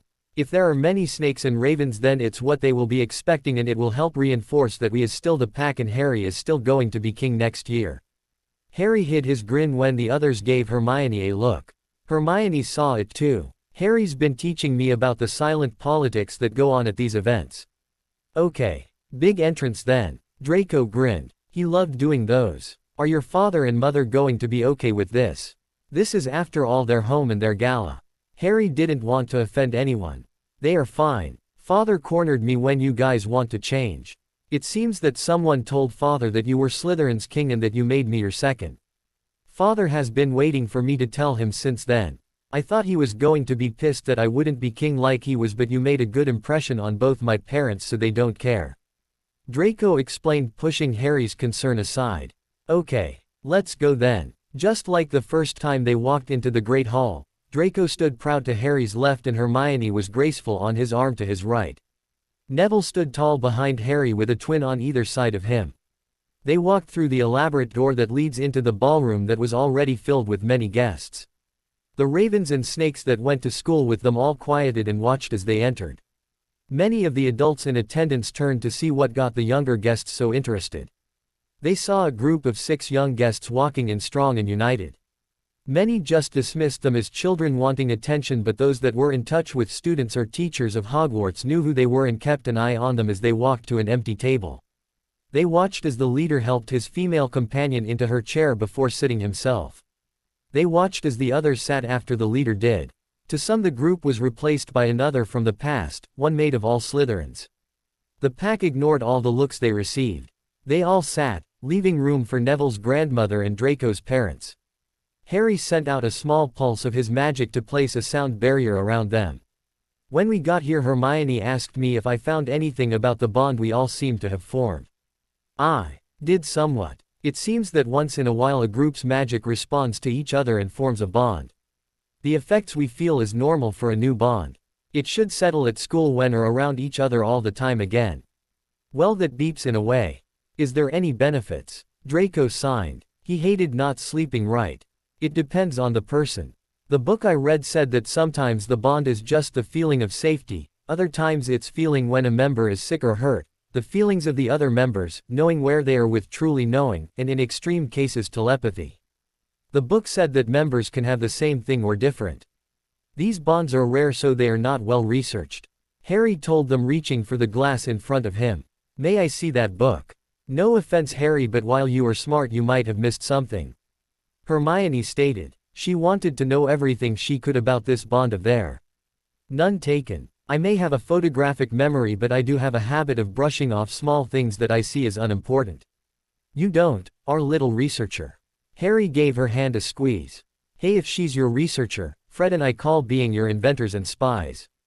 George grinned, liking the idea. I'm already your representative for the snakes when you can't be with them, so I call full-time representative position. Draco stuck his tongue out in a playful manner at the twins. What about Neville? What shall your job be? Hermione looked over the boy. Neville shrugged. I'll be another of his eyes and ears. I've noticed that people aren't as tight-lipped around me. They don't think much of me, so I can learn a lot just sitting in a corner of the room. So 3 spies, 2 inventors, a representative, and a researcher. We got a nice setup going on. We could take over the school. They laughed at Fred. Their talking was cut short as Lord Malfoy stood. Harry dropped the barrier. Ladies and gentlemen, thank you for coming to our summer solstice gala. When the sun sets we will move outside to light the fire and start the music. Until then, please enjoy a meal and drink. Many took seats. Lady Longbottom came over to their table and sat in a free seat between Neville and 2 empty seats from Draco. Lady Malfoy took the seat beside her son, and Lord Malfoy soon took his seat between her and Lady Longbottom. A plate with roasted lamb, steamed green beans, and freshly cut apples appeared before them. Mr. Potter, Neville tells me you helped him in defense. Lady Longbottom commented. Neville sent a glance over to her, annoyance flashing in his eyes. Harry saw this and just pulled up his calm, charming mask. It's Evans, madam, and your grandson is talented. He's 3rd in our year. All I did was explain a few details, everything else was all him. I was also told that you are the Ravenclaw King. That's quite an achievement for someone under 3rd year, let alone a 1st year. Harry just gave a small nod. The woman was trying to get under his skin. The Slytherin King too. Now tell me, if you will, how did that happen? I guess you can blame that on me, Lady Longbottom. The last king didn't like that I, as the Slytherin prince, was friends with Harrison. He challenged Harrison with the idea that he would win and we would not be allowed to associate with each other. Harrison didn't like that, so he took the challenge and won. Draco set his silverware down. Lady Longbottom was trying to start a fight, all because Neville was one of Harry's. Harrison doesn't like other people to try to dictate his friend's actions. None of us do, actually. We are quite protective of each other. Hermione smiled sweetly. The threat was loud and clear in her unspoken words. She knew that Lady Longbottom, though little of Neville and in turn would think little of his friends. He was Pack. If she wanted to start something, she was going to have to deal with all of them. It didn't matter that they were still kids. Lord and Lady Malfoy watched all that was happening at the table. They shared a quick glance, knowing this could go south and fast. They just couldn't tell who would win, though. All of them are in the top of their classes. From what Draco has been telling me, your grandson is very good at potions. He told me they split their time between potions and spell work. He is tied in 1st place in herbology thought. George smiles. She hates that subject, so they wanted to poke at her. Lady Longbottom went to say something else, but Harry beat her, deciding that he was done with her. Lady Malfoy, I never did thank you for recommending Millie, did I? She was everything you said she was. That she is. She does all my clothes. Ms. Granger, that dress is simply stunning on you. Narcissa knew what Harry was doing and had no problem with it. She never did like Lady Longbottom. Thank you, Lady Malfoy, though no one can even dream to matching your beauty. Your dress is exquisite. Hermione ignored Lady Longbottom's glare. Narcissa did look beautiful in the simple black corset dress with dark purple butterfly wings that sparkled. Her mask was a black and purple butterfly that covered most of her face. The rest of the meal was eaten in silence. Harry watched the people around him. He had his back to the wall so he could see the whole room from his seat. It was calm. Many were just enjoying themselves. Soon the plates were gone. In groups, people were making their way out of the doors into the garden in the back where the fire was going to be lit. Harry went with his pack. Harry. He turned to Hermione, who was holding onto Draco's arm. What's our week going to look like? What do you have planned? Library, pranks, experiments, and just all around fun. Sound good? He gave a grin to the girl. Many heads turned at the sound of younger guests' laughter that night. The pack spent the night joking and playing around, cherishing the small amount of time they had all together that summer. When the night came to an end, Neville got hugs and promises of letters and gifts for his birthday. Draco got the same promise as he was leaving the country to go to his family's home in Italy and wouldn't be back till the start of school. Harry gave a happy sigh. He was going back to Hogwarts. Back to a place his whole pack was. The week he had Hermione all to himself was fun, and it continued when the whole pack was together at Draco's family summer solstice gala. After he had said goodbye to Neville and Draco, he had taken Hermione and the twins back to his home for a week. It was filled with reading, prank wars, trying and failing to teach the twins to cook, and just moments of relaxation. Petunia had enjoyed the house filled with children and was reluctant in letting them leave. The next week was spent at the twins' home. That wasn't as fun. Harry and Hermione had gotten to meet the whole family. They liked the oldest two brothers and only sister, but Harry and Hermione could agree that the last two could have just disappeared. Percy had been nagging at the pranks and jokes they were playing. Ron was an idiot, one minute acting like he was Harry's best friend and the next trying to show up the boy who lived. Ginny, the youngest and only girl, was quiet and just watched what went on around her. Once in a while she would play with the twins or divert Ron's attention when he was getting too much. Harry liked Mr. and Mrs. Weasley, but that was a week he didn't want a repeat of.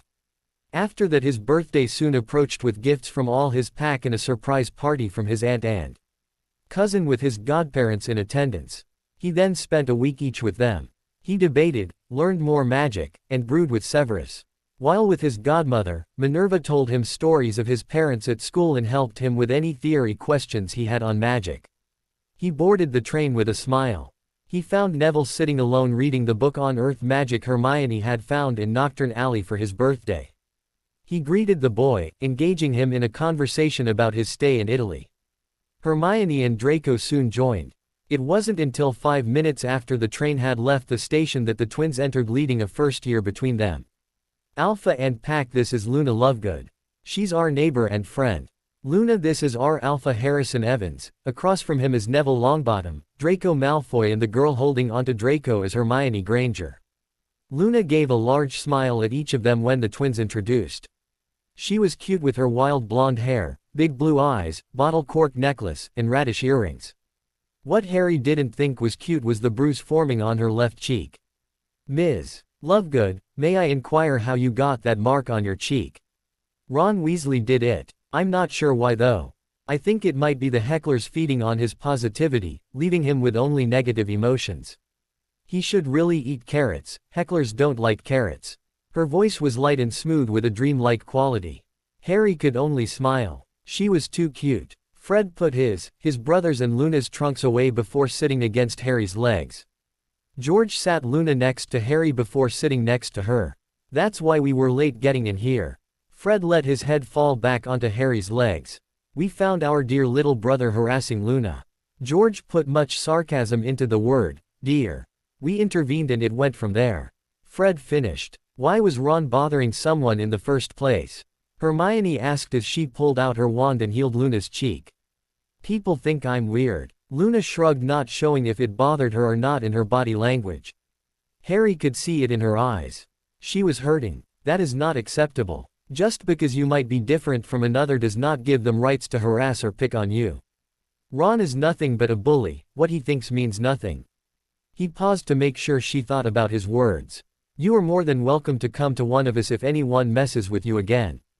Thank you. Oh, is that a Twilight Viper-esque? Luna's eyes sparkled watching Amara lazing on Harry's shoulders. Harry sat at his house table separate from the rest of his pack as they also sat at their house tables.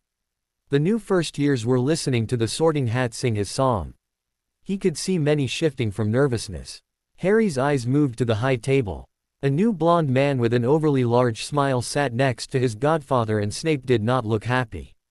Bridget Acklor. The sorting began, pulling Harry's eyes back to his godmother and the first years she called. One by one they sat on the stool to have the hat put on their heads and be placed in a house. He was polite to clap for everyone who was sorted. When Luna was called and sorted into Ravenclaw, he grinned. He waved her over. She took the seat next to him, humming happily. Ginevra Weasley. Harry noted that his twins perked up. They loved their little sister the most out of their whole family. Slytherin. Everyone in the hall froze. Shock was plain to see on all. Harry and the twins clapped, followed by the rest of the pack, the twins cheering loud for their baby sister. The ravens and snakes soon were clapping too. Harry watched Draco invite her to sit next to him. Harry could only give approval in his mind. A Weasley wasn't normally tolerated by the snakes. The twins were an exception as they were part of his pack, so for her to be sorted into the house was like putting a mouse in with a rat. The first years were soon all sitting at a table and dinner was served. Harry spent his time speaking to Luna and the rest of the ravens. When dinner was over, the new Dada professor was introduced, the blonde man, as Professor Lockhart. Before long, Harry was in the Ravens' Tower telling the first years the rules he had set up the year before. Draco was with the snakes doing the same. When all was said and done, and when they house was done dragging him into conversations about his summer, he wished his ravens a good night. The pack's room was warm and welcoming when Harry entered. The rest of the pack was already sitting around in the middle of a debate. He gave a happy sigh, planting himself in his chair. Draco, seeing him back, told him about all the first-year duels, including Ginny's. She got into the royal court. She's a high noble. Care to explain what the royal court is? Hermione asked. I never did explain the ranks, did I? Draco mused out loud. Okay, the lowest rank is peasant. Then we have the middle ranks that are Copper Knight, Silver Knight, Golden Knight. After that we get to the court ranks that are Court Knight and High Court Knight. The last group ranks are the Royal Court ranks, the Low Noble, High Noble, and Princess Prince. And as everyone knows, the Crown rank is the highest one can go. Now, unlike the other ranks below it, the Royal Court can have only two at a level, one male, one female. Ginny is now the High Noble female. That sounds like a lot to remember. Thank God Gryffindor doesn't have a rank system. The only rank system I want is Harry as our Alpha, Draco his Beta, and the rest of us the Gammas. That is good enough for me. Hermione stated. Conversation drifted from topic to topic after that. Harry dug out his blood magic book. He had been working on the memory mirror exercise all summer. Now that he was at school once again, he felt it was time to move on. For this exercise you will be learning spilt blood. You will need blood of someone else, preferably from a willing giver this time. Get a mirror, a different one than the one you use with your own blood, and add a drop of this person's blood to the mirror. Concentrate on looking through their eyes. It might take a few tries, but after practice you should be able to hold it.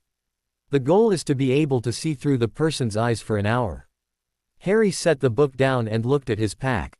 Did they trust him enough to let him have a small amount of blood to practice with? Blood in the wizarding world was powerful and highly protected by the one it belongs to. Even at St. Mungo, when blood is needed to be taken, a binding magical contract was signed to protect the blood of the patient. Add to it, his pack didn't even know he was learning, let alone practicing, blood magic. Harry bit his lip in a rare show of worry before he calmed himself and asked. Pack. They all stopped what they were doing to give him their full attention.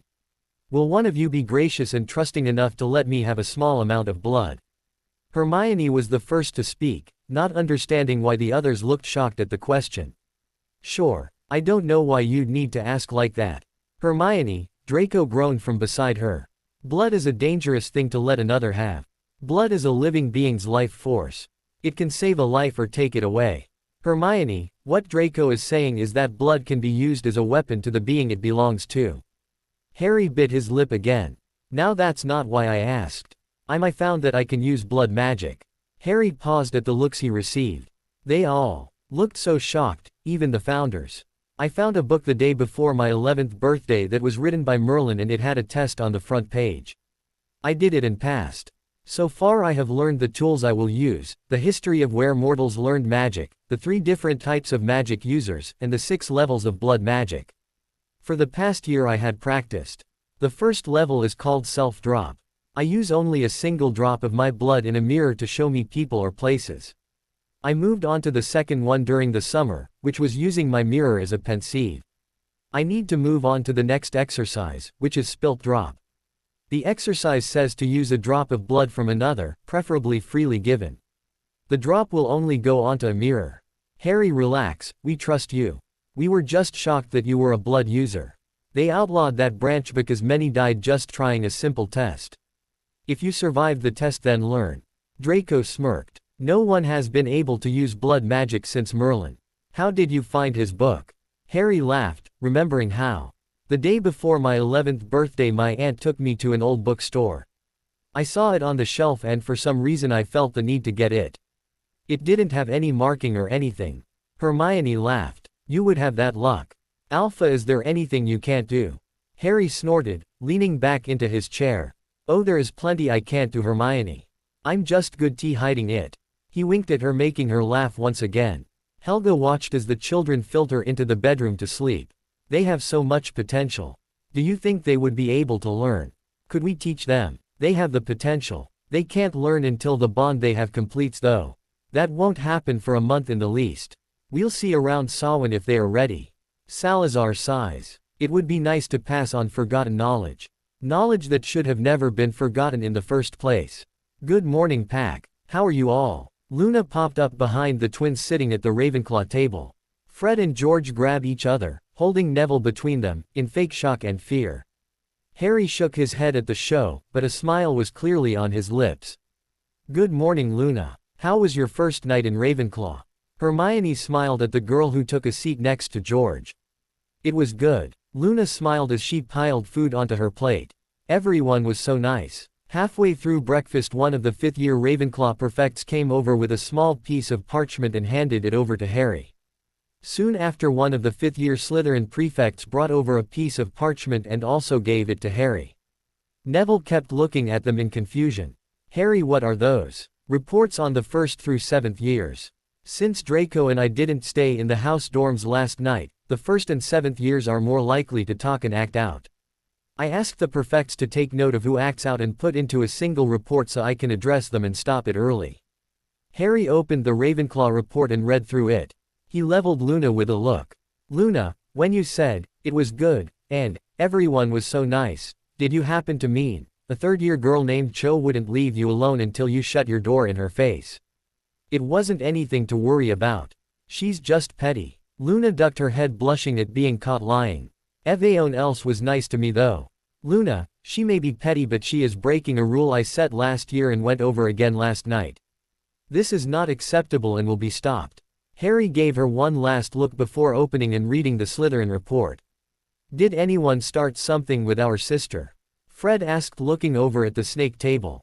Yes, but she took care of it herself with a well-aimed and powerful bat bogey hex that sent one Pansy Parkinson to the medwing this morning. No one was around. Seems that the only reason it was reported was because one of the portraits told the 7th-year perfect. I'll talk to my snakes tonight. Feel free to invite your sister around. Anyone who goes against Pansy is in my good books. Harry set the reports to the side. Okay, onto a new subject. What do you think our schedules will be like? Hermione asked. I would assume the same as last year. Next year they will change depending on the classes you all choose. Fred answered for her. Thank the gods it's Saturday. 2 days to settle in and get everything back in order. With the rules already being disregarded, I don't want to have to worry about classes starting today too. Draco grumbled. He finished his eggs before he grabbed the tea that appeared in front of his empty plate. Tea at every meal was a habit the pack was picking up from Harry. Draco, I want you to call a house meeting. Tell them it will be with the ravens in the tower. They are all to be there after breakfast ends. Twins, help spread the word to both the ravens and snakes if you will. Harry stood. I will be there with Severus. Draco stood to do as he was told. Fred and George turned to the raven beside them and told them about the meet. Word spread before Harry stopped in front of Snape at the head table. Uncle Severus. Snape looked to Harry, giving him his complete attention. Do you need something, Harrison? The pack and I wanted to know if you would like to join us for a talk or two if you have time after breakfast. Harry smiled. He knew his godfather knew what he was truly saying. I'm done, so why don't you and I go ahead? Snape stood, gleeful on the inside to get away from Lockhart. The man never shut up about himself and his fame. They walked silently together out of the hall. The pack meet them at the door, done themselves. The way to the Ravenclaw Tower was silent. Harry was thinking of ways to make it clear that he wasn't going to let his rules be broken. The year before, no one bothered to test the rules because they were fair and so no punishment was given. He needed something now. Humiliation, that was the way to deal with the snakes, but the ravens wouldn't care as much. The ravens would have to be by person. Twins, Neville, what can you three tell me of one Cho Chang? Cho is a third year. The rumor mill has said that she fancies herself the female leader of Ravenclaw and is such your future girlfriend. Neville answered first. They paused at the portrait, whom seeing Harry, opened without an answered riddle. Rowena had told her he was her heir, so he didn't need the password. Godric had done the same with the fat lady who guards the Gryffindor Tower, though Harry hadn't gone to the Lion's Tower. She also sees herself as one of the prettiest girls in school. Fred shrugged, not caring about what the girl thought. Humiliation for Cho too, it seemed. Harry took his seat in his corner chair. Hermione sat on the right arm of the chair, leaning into Harry's side. The twins took seats on the floor, leaning against Harry's legs. Draco sat straight-backed on the left side armrest, while Neville stood beside him. Snape stood behind the chair in the shadows so he was harder to see. Snape was here to watch, as he had requested to do that summer. The pack stayed in silence as ravens and snakes entered in small groups of 3 and 4. When Harry saw all of his ravens in the room, he turned to Draco for the snakes. Draco gave a nod. Hello everyone. Snakes, for those who don't know, I am Harrison Evans. I am the Raven and Snake King. Now this meeting was called because I have found that a member of both houses has broken one of my rules. He paused to watch the students look at each other, wondering who did it and what the punishment was going to be. He also saw the two culprits try to hide in the back. Cho Chang and Pansy Parkinson, please come join us here in the front. Harry watched as the others parted for the two girls to walk forward. Pansy flipped her hair behind her shoulder and walked forward with her nose in the air. Cho shrunk in on herself, trying to be as small as possible. One of her fellow ravens had to grab her and push her forward. Others helped shuffle her along. When Cho got to the front, Pansy had already opened her mouth. You accuse me of breaking one of your rule. Where is your evidence and what rule did I break? Pansy tried to sound like she was superior but ended up sounding like a toddler who was about to throw a fit. You did well with making sure no living being was around when you attacked your new housemate, one Ginevra Weasley, but you forgot about the portrait of the snake dancer. She saw you try to attack Ginny, when you failed to cast the bone-breaking curse, and when Ginny hit you with the bat boggy hex, making you leave to the Medwing in tears. Harry watched the girl develop a deep blush. I made it quite clear in my last rule what I expected from everyone. You will not segregate or bully each other. You do not have to like everyone, but you are expected to be civil. Attacking a fellow snake is not acceptance or civil. As such, I have decided that the best punishment for you is become Ginny's servant for a week. You will follow all her commands and you will not be able to even try to harm her in any way. So mote it be. A flash around Pansy showed that the punishment became reality. Harry grinned, happy that Salazar told him about the advantages to being king of a house. Any punishment you give will be reinforced by Hogwarts herself, because when a student was sorted, they are submitting themselves to that house and to the one who rules it. Ginny, she is your to do as you wish with for a week. Ginny stepped forward and gave a small bow. Thank you. She stepped back, pulling Pansy with her. Pansy couldn't do anything to fight. Harry turned to Cho. The third-year girl looked even more frightened after seeing Pansy's punishment. Cho Chang, you were seen and heard by no less than 5 ravens harassing one Luna Lovegood, a fellow raven in a first year. You did not stop when she asked you to, or when you were ordered by the prefects to leave her alone. You went as far as to threaten to make her years here at Hogwarts miserable, called yourself the Raven's Lady, and followed Luna up to her room when she walked away from you. Harry motioned Luna forward. Luna, do you wish to give your own punishment? Luna looked at the Asian girl who stood shaking before the pack in both houses. I think she is just petty and her words mean nothing. But I also understand that you need to set examples to enforce your rules, so yes, I have a punishment for her. Harry gave her a nod to tell her to continue. She fancies herself so beautiful and the most important girl in Ravenclaw. I wouldn't mind if her outer looks reflected her inner self. Let the houses see if she is as pretty on the inside as she believes she is on the outside. Very well. He nodded. Luna moved back into the crowd. Harry turned back to Cho. Cho, your punishment is to have your inner self show on the outside. Not only will your looks reflect it, but so will your words. You will be unable to lie and you must give an answer to every question asked to you. Your true thoughts will be laid bare for all to hear. This punishment will continue until Luna has decided that you have learned your lesson. So mote it be. A light surrounded Cho. Her long luscious black hair turned greasy, filled with dead ends, and knots everywhere. Her perfectly tanned skin turned sickly white and blemishes covered most of her face. Her lips became cracked and dried. Her nails, that were well manicured and painted to perfection, turning yellow and broken. All in all, Harry decided that she had a long way to go before she truly learned any lesson. Harry turned his eyes from the sobbing girl to the 2 houses watching and waiting. My rules are simple and fair.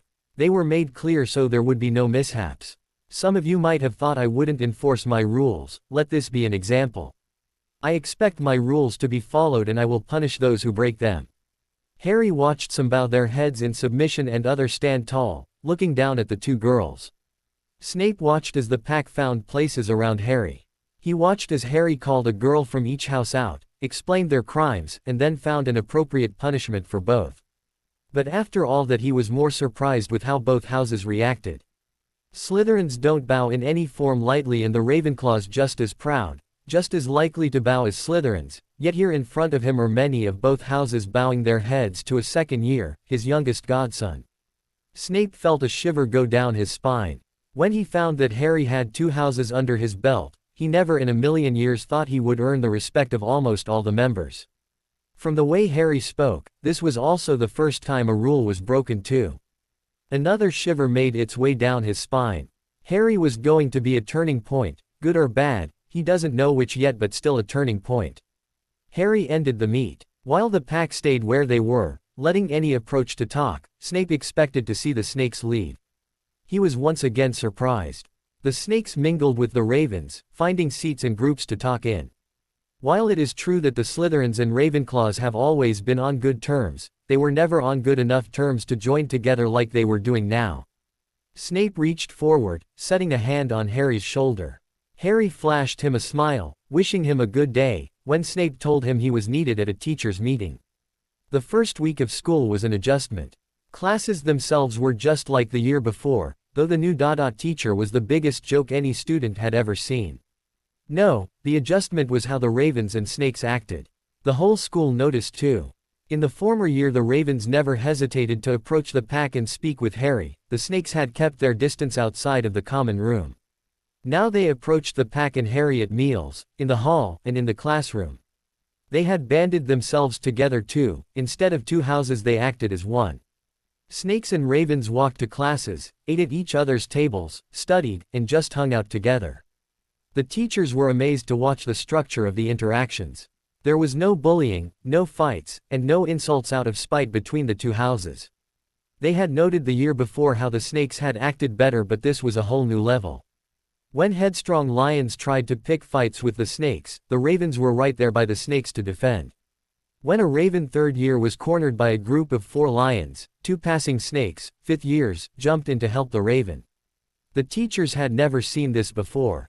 While the lions and badgers were still separate houses, the ravens and snakes acted as one. Many of the teachers gave credit to the pack, or more so to one Harrison Evans. The only things noticed and worrisome to the teachers were how Pansy was Guinea's lap dog and that Cho, once the school's beauty, looked horrible. Pansy had followed Guinea's every word. When the first week ended, Pansy turned back to the girl the whole school knew. Cho, though, did not. Students started to avoid her, as her words had become harsh and bitter. She spent a lot of time on her own in the library with only Luna Lovegood going to see her. Harry lost all decorum. He handed his bag and nightshade to Hermione and ran. He ran as fast as he could. Students moved from his way as he came barreling down the hall. His laughter preceded him. The yells of two males followed his laughter.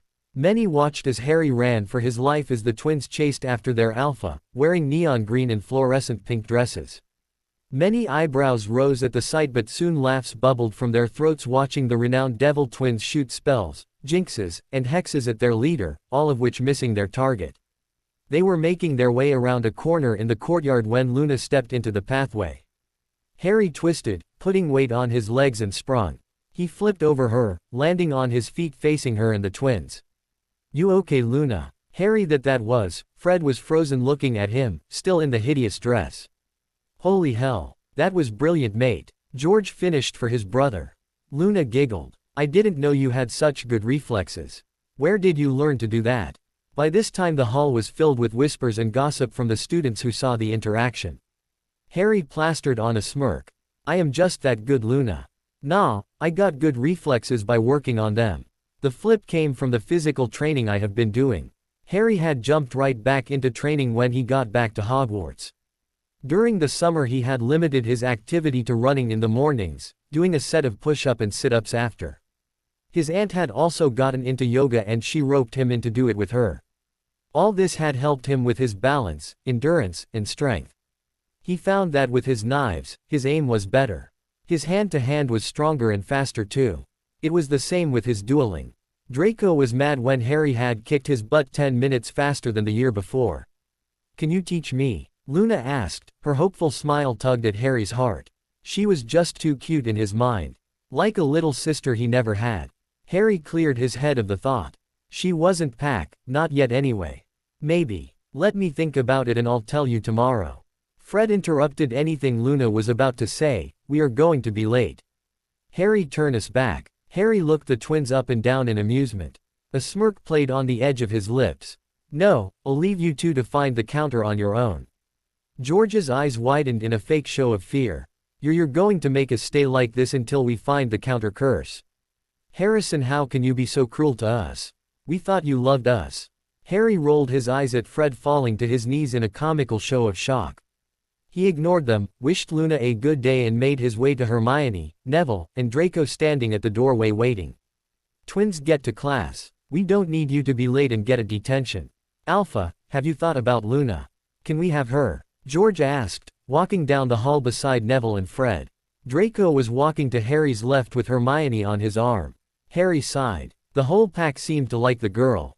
Hermione fell in love with the girl's intelligence. Draco thought her ideas were weird but interesting. Neville found her to be funny, and the twins were her childhood friends. How could she not be allowed into the pack if even he himself thought her mannerisms adorable? "We can invite her to our room, Tony." A pained shout cut him off. The sound echoing off the stones. All wands were out in an instant. Harry cautiously led the pack down the empty hallway just outside the Great Hall. Shuffling and the sound of flesh hitting stone pulled attention to one of the empty classroom to their left. The twins snuck forward, one on both sides of the door. Harry and the others followed. Harry was the one to push the door open. He felt white-hot anger fill him. Ronald Weasley stood above Ginny, red-faced and wand out. Ginny was on the floor holding her cheek and tears in her eyes. "How could you do this to our family? How could you betray us by becoming a slimy snake?" Ron kicked at her, landing it in her right side. Ginny cried out again, curling up trying to protect herself from her brother's assault. Harry felt his magic loosen with his anger. The steel control he was forced to learn living with his uncle cracked. The door slammed into the wall behind it. Ron jumped away from Ginny in shock. "What the hell do you think you are doing, Ronald Weasley?" Ron frozen. The whole pack stood strong with their wands at the ready. Harry stood in the middle of them, his eyes glowing. Neville stepped forward to kneel beside Ginny. Hermione was the first to react when Ron went to throw a spell out. She put up a shield to block the freeze charm. Draco disarmed him with a quick spell, and the twins both hit him with a stupefy. The boy flew back into the far wall. Twins take Ginny to the med wing, Hermione go with them and keep them level-headed. Neville, you go get Snape and McGonagall from the Great Hall. Draco, you go spread the word that both Ginny and Luna are off limits. They belong to the pack. Harry ordered. The pack didn't hesitate to follow them. Neville ran out of the room with Draco next to him. Fred picked his little sister up, even though she was fighting against it. Harry stood unmoving, glaring at the unconscious redhead. He was slowly pushing down his magic and anger. Harry saw a flash of his aunt on the floor.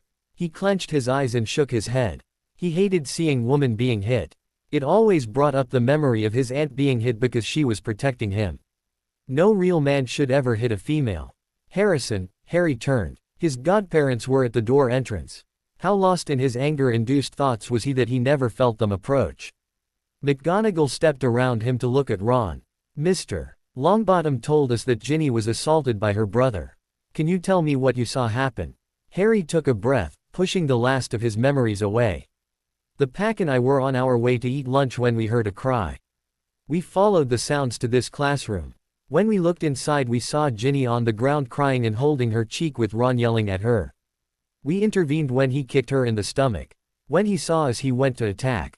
Draco disarmed him, while the twins incapacitated him. Harry gave the facts straight. McGonagall nodded. Ginny is with the twins and Hermione at the med wing. Yes, we told Neville to stay with Draco at the Slytherin table. Why don't you go join them while we take care of this? Snape pulled his wand out, ready to wake Ron. Harry nodded, leaving. Harry paced alone in the room. The founders sat silent watching. Harry had told the others to get Luna and Ginny. He would have to talk with them, but if they wish, Harry was willing to open a place for them in the pack. The pack. Harry slumped down into his chair on his last pass of it. He had come to this school trying to be invisible, that went out the window with who he befriended on the train. When he had become king of the Ravens, he had done it to get some peace, that only brought the power-hungry Snake. Next thing he knew, he was being told to leave Draco alone and then became Snake King. He had changes in mind when he came to this school. He had learned all he could about the wizarding world, and he didn't like how corrupt it was. That corruption was killing the magic. He could feel it. He wanted to bring change. A thought hit him. Draco, Neville, and the founders all have told him that being a king while at school carried weight out in the real world. He had 2 houses under him, and had their respect. He had pack members from all houses and affinity. Could he bring some of the changes he wants about now? Harry sensed his pack moving closer to the room but paid them no mind. Salazar. Something I can help you with, Harrison? Salazar asked. He saw the spark grow in Harry's eyes. What are the chances that the snakes will respect me enough to listen to me after they graduate? He shifted through the number of ideas his mind generated. If you have their respect, then yes. The door opened, cutting what Salazar was going to say after. The pack walked in with Ginny and Luna following. Seeing the pack and guests sit, Salazar continued. Contrary to what many think, Slytherins are very loyal once they find someone to follow. As they follow your rule at school now and respect you, they will still follow you once they are out. What is it you are planning, Harrison? Planning. Hermione looked between Salazar and Harrison from her seat next to Ginny. Harry, what are you planning now? Harry just leaned back with a smug smirk. I will tell we get our pack business done first. Master, are these the 2 girls that will be joining the nest? Amara asked, coming from the bedroom to investigate who was in her master's rooms. Pack, Amara, it's a pack. And I am not sure if they are joining, it's their decision. Harry let her come up his chair and settle on his shoulders. We like them both for the pack. She is gorgeous. Harry looked up at Ginny's squeal. She had found Nightshade and proceeded to cuddle the black ferret. Luna was even getting in on it by petting and cooing over her. Hermione giggled watching them. Draco just rolled his eyes. Harry, can we move this along? I want to know what put that look on your face. Very well. Harry nodded. Ginny, Luna, you both have ties within the pack, and as such we want to invite you to join. After meeting you when you came for a week and listening to Fred and George talk about all of you, I think I would like to join. I don't want to be separated from my brothers. Ginny answered, setting the fussy ferret down. I will join. I don't have many friends. It would be nice. Luna lowered her head. Good. Now what I was planning was to bring about change with the 7th years. This is their last year. Draco, the Slytherins respect me, yes. Harry picked up Nightshade so she could lay in his lap and play with his hand. Draco nodded. Yeah, they talk about you in the common room all the time. They respect you and many will follow you when they are out of school. Why? My aunt never hid the existence of this world from me, but to protect me she kept me out of it until I got my letter. When that happened I got all the information I could on the ministry and some history. I was surprised with what I found: corruption, conspiracy, and limitations. I want to change that. But what I want to change more is the limitations put on magic. Magic is dying, slowly. We need to stop that. Harry explained. Draco and Ginny didn't understand. What do you mean, magic is dying? It's strong. Ginny asked. Ginny, I can feel magic. I have always been able to. I feel it and can use it freely. Now because I can feel magic I can also feel how it is dying. It's not as strong as it once was. I know this because the echo is stronger than the present. Hermione interrupted with a faint noise that showed confusion. The echo is like a ghost, just of magic. Now this echo is stronger than the present magic. For that to happen the present magic must be less than what was in the past. It shouldn't be like that. Magic increases or decreases by the number of magic users. Magic users are at a low number, the lowest they have ever been. How is it like this then? Hermione asked. She loved her magic. She didn't want to think about it gone. The inbreeding. Purebloods think that if they marry other purebloods the magic will stay strong. That's wrong. All purebloods are related to each other in some way or another. When they keep marrying each other the magic gets weaker. Many look down on half-bloods or muggle-borns, but what they don't understand is that those people have stronger magic because it's fresh. Lady Magic has given us ways to keep the magic strong by giving us new blood and magic to mix with. Fresh blood brings magically strong children instead of all the squids are stillborn that have increased in the past 30 years. Harry pointed to Hermione. Hermione is the top witch of our year and she is a muggle-born. If she were to marry a pureblood their children would be magically strong and more likely to show familial blood magic. Look at your Aunt Draco. Andromeda was born a black. The blacks are known to have metamorphogous traits, but with all the inbreeding no one has been born one in 43 years. Andromeda married a muggle-born and they had a daughter. The daughter is a metamorphogous. That makes sense. But what about the ministry? You were a kid, a 12-year-old kid. The boy who lived, yes, but still a kid. Draco pointed out. Let me tell you all a secret. I will be emancipated when I turn 13. When that happens I will take up the role as Lord of the House of Potter, Black, Peverell, Ravenclaw, and Gryffindor. My aunt has been helping me go through all the paperwork the goblins have sent me, all my accounts, and both 7 men have been teaching me all I need to know. I have 12 seats in the ministry. Harry watched their reactions with hidden glee. He loved keeping his pack on their toes. Draco couldn't form a full sentence. You are heir to 2 of the founders. When were you going to tell us that? Neville was the first to get his thoughts to work. I was going to tell you all when the time was right. Harry smiled innocently. Luna giggled in amusement. Peverell, you are the Peverell heir. Peverell as in the 3 brothers who were given gifts from Lord Death. That Peverell? Hermione asked. I thought that family was made up, just a bedtime story for children. No child, the 3 Peverell brothers are real and the gifts given to the brothers were true too. Rowena laughed. All attention turned to her. The eldest asked for the most powerful wand, the middle for a way to bring back the dead, and the youngest just asked for a way to be hidden from all including Lord Death himself. Lord Death gave them all what they asked for: a wand made from elder wood with a core of thestral tail hair to the eldest, a stone polished by a river to resurrect the dead to the middle, and a cloak from his own robes to hide the wearer from sight to the youngest. The eldest was killed in his sleep for the wand, the middle killed himself after the stone only brought back the ghost of his love, and the middle lived until he was old and the cloak passed to his son. Okay, so Peverells were real people. Back to the discussion before this, Harry, what are you planning? You just proved you have the power behind you in name and blood, but what do you want to do to bring the changes? Hermione turned back to Harry, who was watching Nightshade and Amara play together in his lap. He looked up at her with a dark smile. Infiltration. The only way that the corrupt ministry is going to change anything to the way it should be is if new people, uncorrupt, ran it. I think many of the snakes and ravens are planning to go into politics because family expects it. I think I should enlist some help from those who are likely to stay loyal to get the ball rolling. Get a couple people in to evaluate the damage. Have them learn the ins and outs of the ministry so when it comes to start pushing the changes we have more leverage. After that, slowly start adding people in. Before anyone is the wiser, the ministry will be run by people who will not betray us or Lady Magic. The pack was entranced by Harry. They hung onto his every word.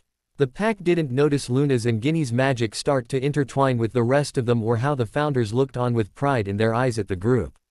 Magic is the basic building block of all life on this planet. We need to protect it. The old ways were right, but they have been pushed to the side by many because the ministry has told them to.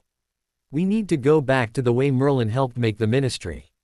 We can do that. We will do that. The next month passed quickly for the pack. Luna and Ginny fit in perfectly and had no trouble integrating in with the way things were done. Draco and Ginny were busy making a list of 7th years that would be beneficial and willing to help with Harry's plan for change. Hermione and the twins were subtly recruiting Gryffindor to the cause, without the Lions really knowing about it. Neville was doing the same with the Hufflepuff. Harry and Luna were working on the Ravens. Snape and McGonagall had seen the way the pack was acting, spending more time with the students, and confronted Harry. Harry gave them a simple, edited, explanation of what they were doing. He left out how he was taking over the ministry and said they wanted to encourage the other students to get involved in the protection of magic. Not once did he lie to them, but they really had no clue what he was truly up to. Harry's training with his blood magic had also advanced.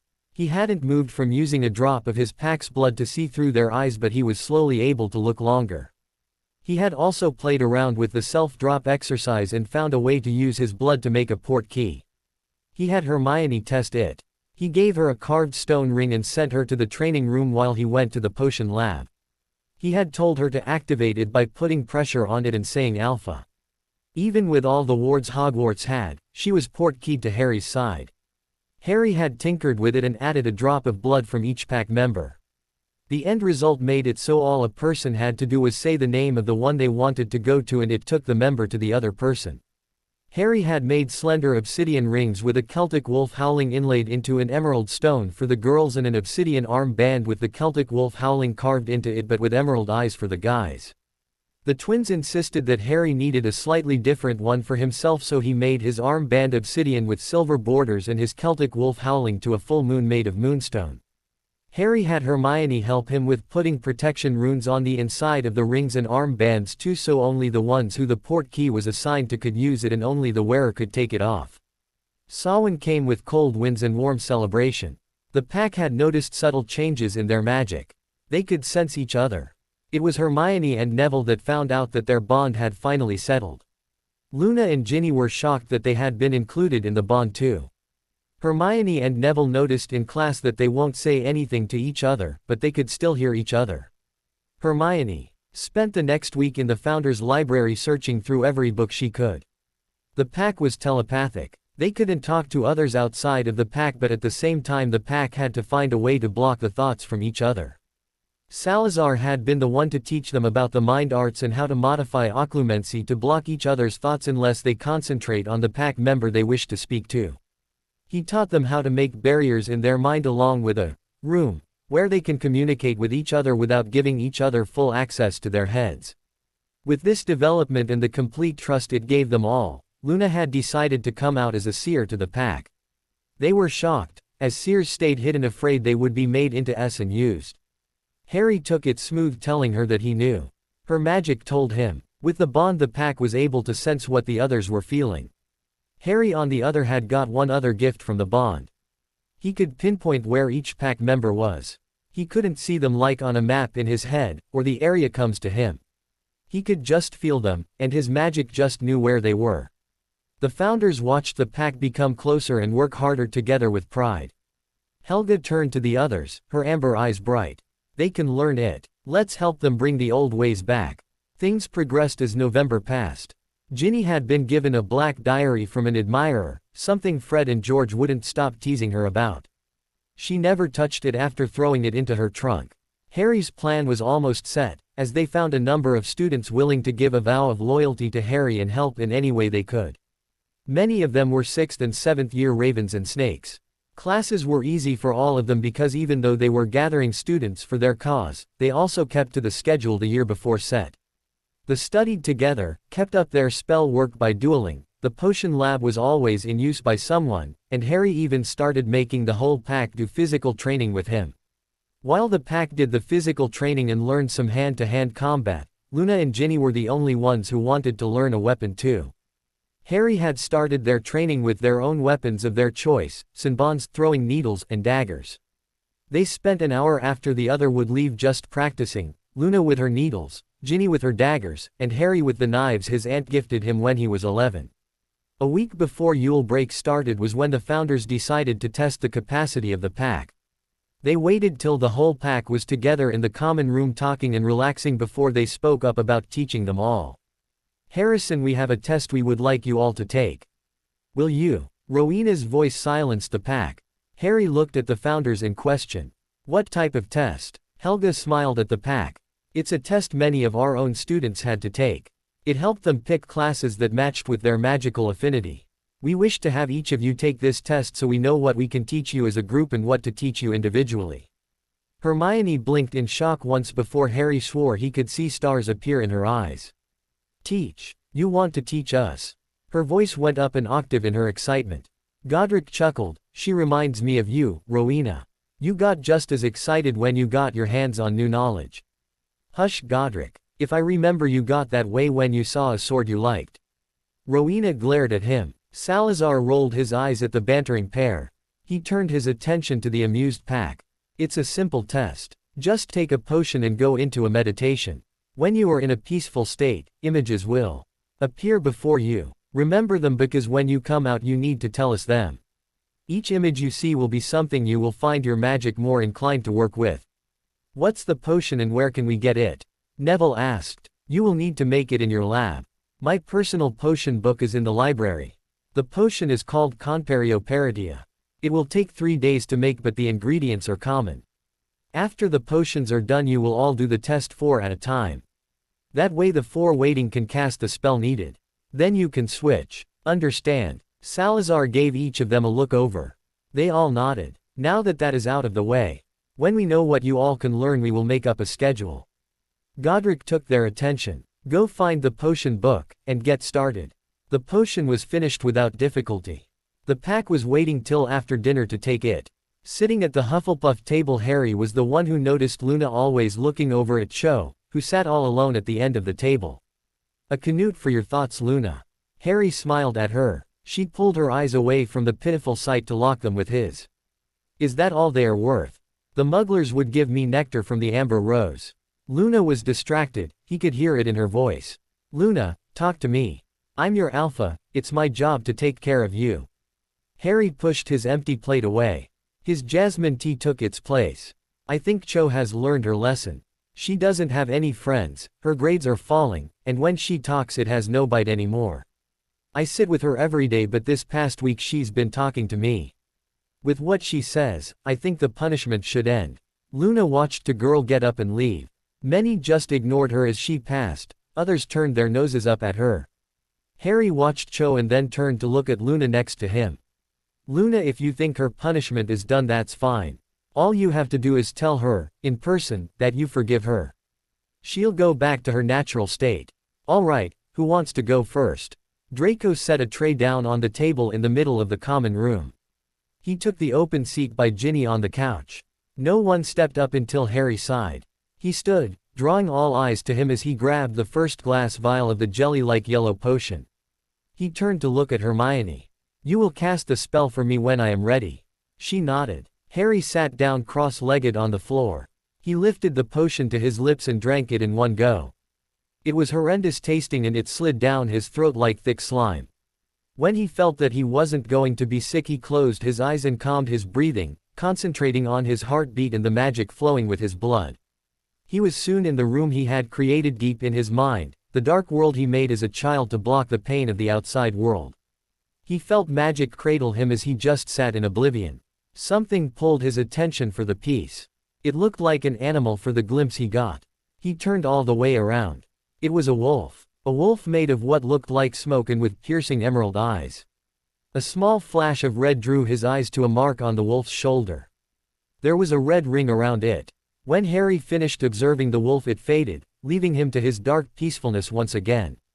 It didn't last long. He was soon pulled back into the real world. Harry slowing came back to the world. He concentrated on his heart and then his breath. When he felt that he was all the way out of his mind, he opened his eyes. Hermione sat in front of him waiting.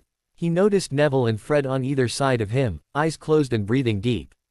A glance past Neville showed Luna in the same state. Ginny sat in front of her brother, Draco was in front of Luna, and Fred in front of Neville. "Welcome back to the world, Harrison." Helga greeted him. Harry smiled. "Tell us, what did you see?" Godric asked. He looked excited, like a child in a candy store. Harry stood, stretching out his legs. "A wolf made of smoke with a red band around its shoulder appeared to me." "Very good. The wolf shows your animagus form. The red band shows that you can use blood magic. But the smoke wasn't smoke. It was shadows. It shows that you can use shadow magic too." Rowena smiled widely. Harry wanted to ask questions but decided to keep them to himself until all the others were done. Neville woke next. He looked afraid and disoriented. "Neville, you all right?" Fred moved to steady the poor boy. Neville nodded. "Yeah, just a different feeling. It is known to make people dizzy." "Do you remember what you saw?" Helga asked in a soothing voice. "It was weird. I saw a smoky cat-type form. It had vines wrapped around it." Neville told them. "What does it mean?" "It means that you have a cat-type form animagus. The vines show that you can use earth elemental magic. The smoke is shadow magic." Rowena got an excited gleam in her eyes. Neville went to ask more but Harry shook his head. 5 minutes passed before Luna woke up, too. She was happy, humming a slow haunting tune. "I saw a shadowed blackbird. It had a pretty silver chain around her neck. Is the blackbird my animagus?" Helga giggled at Luna's enthusiasm. "Yes, Luna. The blackbird is your animagus form. The chain is your seer ability and the shadow you saw shows you can use shadow magic." George woke, stopping any question Luna was going to ask. "Man, make my head stop spinning. Breath boy. It will pass." Godric coached him. George followed his instructions. "How was it? What did you see?" Hermione asked. She couldn't wait for her turn. George groaned, not yet right but answered anyway. "I saw a fox made of smoke. The fire was burning around the fox's paws." "Another elemental." Rowena nodded her head in approval. "The fox is your animagus form and the flames is the element you can use. The smoke was shadows. It's a magic you can learn. 4 out of 8 of you are able to learn shadow magic and are animagus. This is good. Switch and let's get the rest of you done." Helga told them. Fred, Hermione, Draco, and Ginny all took the potion and drunk it. All of them gagged. Harry and the others waited till they were breathing to cast the spell needed. Salazar walked them through the motions. Point you want at their heads. Say, Patuit Scientium, and flick your wrist up. It will shoot a blue light. It turned into a waiting game as they all watched. It was only 10 minutes before Draco woke first. "I saw a shadowed panther." Draco just came out and said. "I got an animagus and can use shadow magic." Rowan just nodded smiling. Ginny woke next. She opened her eyes looking confused. Helga was the one to question it. "Hun, what is wrong? What did you see?" "I saw the shadows like the others but I didn't have an animal. It was a shape that kept shifting." "Does that mean I don't have an animagus?" Ginny looked like she wanted to cry at the idea. "No, sweetheart. It just means that you are a metamorphagus, a shapeshifter." Helga calmed her down with that. Ginny smiled relieved. They waited in silence for a minute more. Hermione and Fred woke together. Hermione was smiling, showing off her straight white teeth. "I got a raven. I'm a raven. I can use shadow magic and am a raven." She squealed in happiness. Fred wrapped an arm around her in a drunken manner. "A fox and a raven, oh what trouble we can do, between me and you." George laughed at his twin. "A fox too who? Shadows too." Fred scoffed. "Of course, but the fox looked like it had swirls of fog around it too." "What does that mean?" "The fog shows your ability to use the air elemental magic." Helga gave them all a look over. 3 elementals, 1 metamorphagus, 7 animagus, and all of you can be taught the shadow magic. We have a lot to do. She looked happy at the prospect of teaching once again. Ginny fell on her bed tired. The rest of the pack was in the common room joking around till they were ready for bed, but Ginny just wanted silence. Harry had told her to go on to bed when she started showing signs of a headache. She wanted to sleep, but at the same time, she was restless. She sighed. Her trunk caught her attention. She moved off her bed to open it. Kneeling on the floor, she grabbed the first book she could. It was the black diary she was given. Not wanting to dig through her trunk for one of the sketch pads Hermione gave her, she just grabbed a pen Hermione gave her. She curled up in the mountain of pillows on her bed, opening the diary. She wasn't going to write in it, she could use it as a drawing book. She spent the next 20 minutes drawing each of her pack mates. The last person she drew was her alpha. With that done, she added names and closed the book. She pushed the book under her pillow as the others came in to go to bed. She smiled over at Hermione and Luna. The torches turned from a bright flame to a dim blue flicker. She closed her eyes to drift off to sleep, never knowing her drawings of her pack mates and alpha were no longer on the pages she drew them on. They had faded into the pages. Yule came seeing the pack back to their homes. Harry spent most of it with his aunt, cousin, and Snape. Both Harry and Dudley had shared smirks and grins with each interaction Petunia and Snape had. It looked like the two adults were attracted to each other and the boys were just waiting for one to tell the other and start the courting process. Harry liked the idea of them together and Dudley wanted his mother to be happy. McGonagall had stopped by for the first 2 days of break but had to leave to go see her own children and grandchildren. She was sent off with well wishes and a few presents from them. Harry had given Dudley a pair of high-quality boxing gloves as his aunt had gotten him a boxing bag. He got his aunt a pair of gold and topaz earrings. He had given Snape a copy of Salazar's beginner's potion book, after Salazar gave him permission. McGonagall had gotten a copy of Rowena's poetry book, after Rowena also gave him permission. Those gifts were easy to think of. Harry had spent many hours thinking over what to get for each member of his pack. In the end he had decided on a book on healing for Hermione as she was showing an interest and a box of gourmet chocolate. For Draco he found a pair of silver snake cuffs and a box of assorted hard-to-find potion ingredients. Neville was simpler, he found a couple of muggle plants that Neville never hear of and a bag of muggle gummy bears. The twins were harder but he had found them a book of pranks through the ages and a book of assorted muggle prank objects. Luna was the easiest to buy for as he had seen her looking at a necklace in one of his shopping catalogs. The necklace was a simple little silver chain and a pendant with runes all over it. It was a protection amulet for seers. With that he also sent her a small set of black and silver bonbons from the Muggle world. Ginny was the last he bought for. He got her pair of braided silver and gold hair pins and a pair of daggers with body sheath. As for gifts he had received, he got many chocolates and books from his ravens and snakes. Petunia got him a second set of throwing knives and a 3-book set on weapon training. Dudley got him a new Muggle book written by a criminal profiler on what makes women become killers. Snape gave him the Prince Heir ring. McGonagall gave him an advanced book on runes and rituals. Draco sent him a small box that can hold up to 50 different files with the pack's Celtic wolf burned onto the lid. Hermione got him a wand holder for his wrist and a collection of Muggle cinnamon candies. Luna had found him a book of creatures that are real but never seen. The twins sent him a sampler box of some of their products and some mice for Amara and Hedwig. Ginny sent him a box of cinnamon chocolates and a small toy for Nightshade. Neville sent him an album of both their parents at school and of both of them at play dates, their parents in the background. What truly surprised Harry was a letter he received from Samuel Carter, the boy he had beat to become Ravenclaw King. He had graduated the last year but wanted to make sure Harry knew that he followed Harry even now that he was out of school. He had gotten a job in the Ministry of Magic. He had learned of Harry's plan to help make changes for the better from one of his friends and wanted to know how he could help.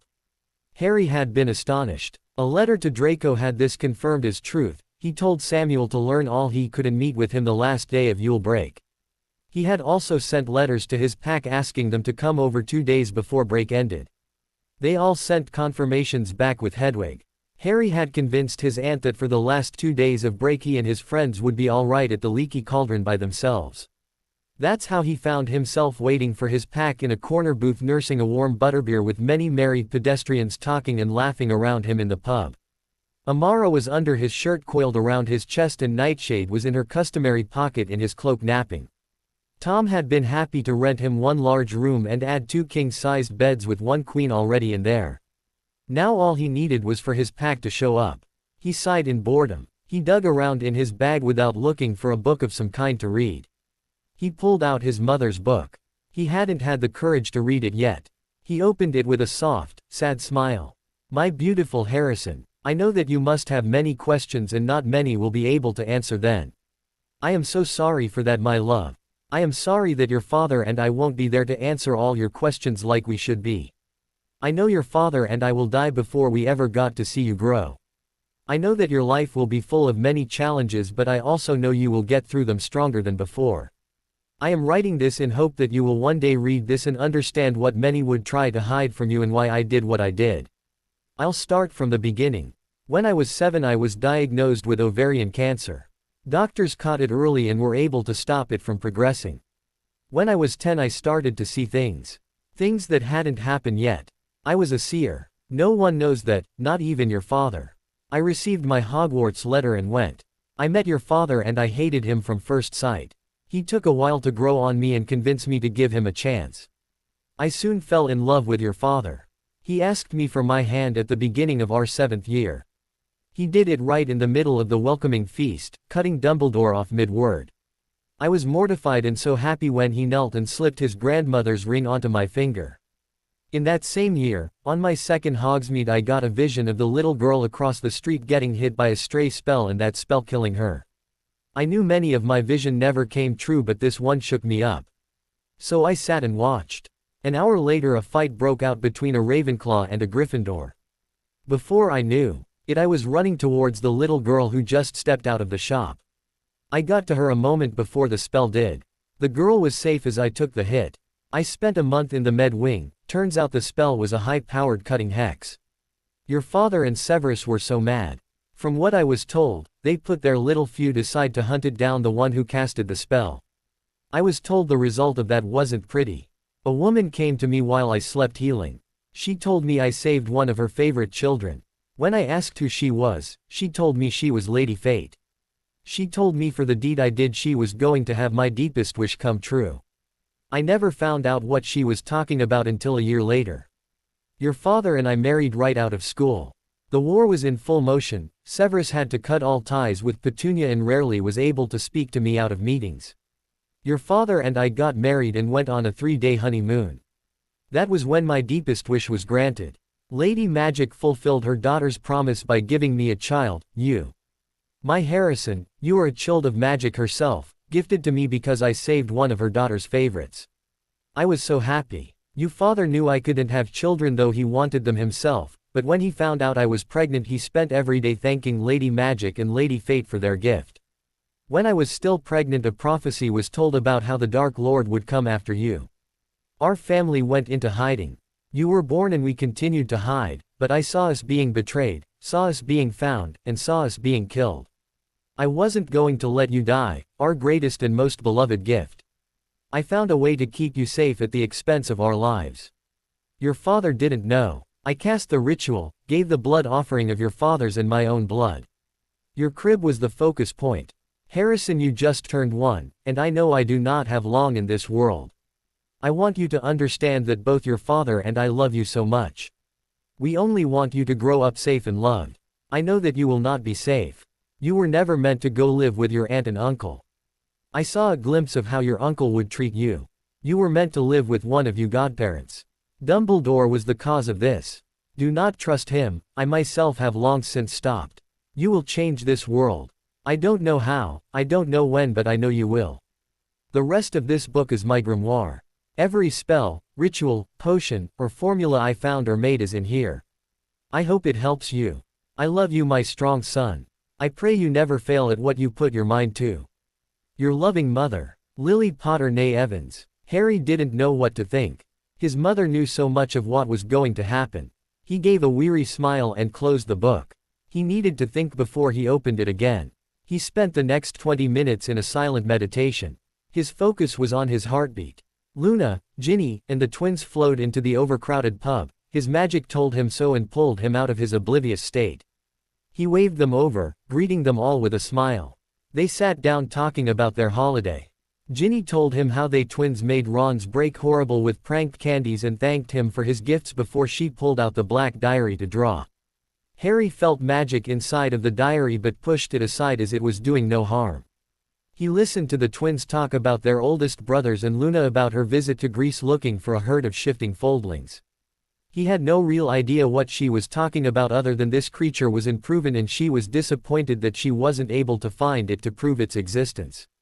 It wasn't long before the last 3 members of their pack joined them one by one. Hermione keyed her father goodbye before joining them. I'm the last one here. Hello to you too, Hermione.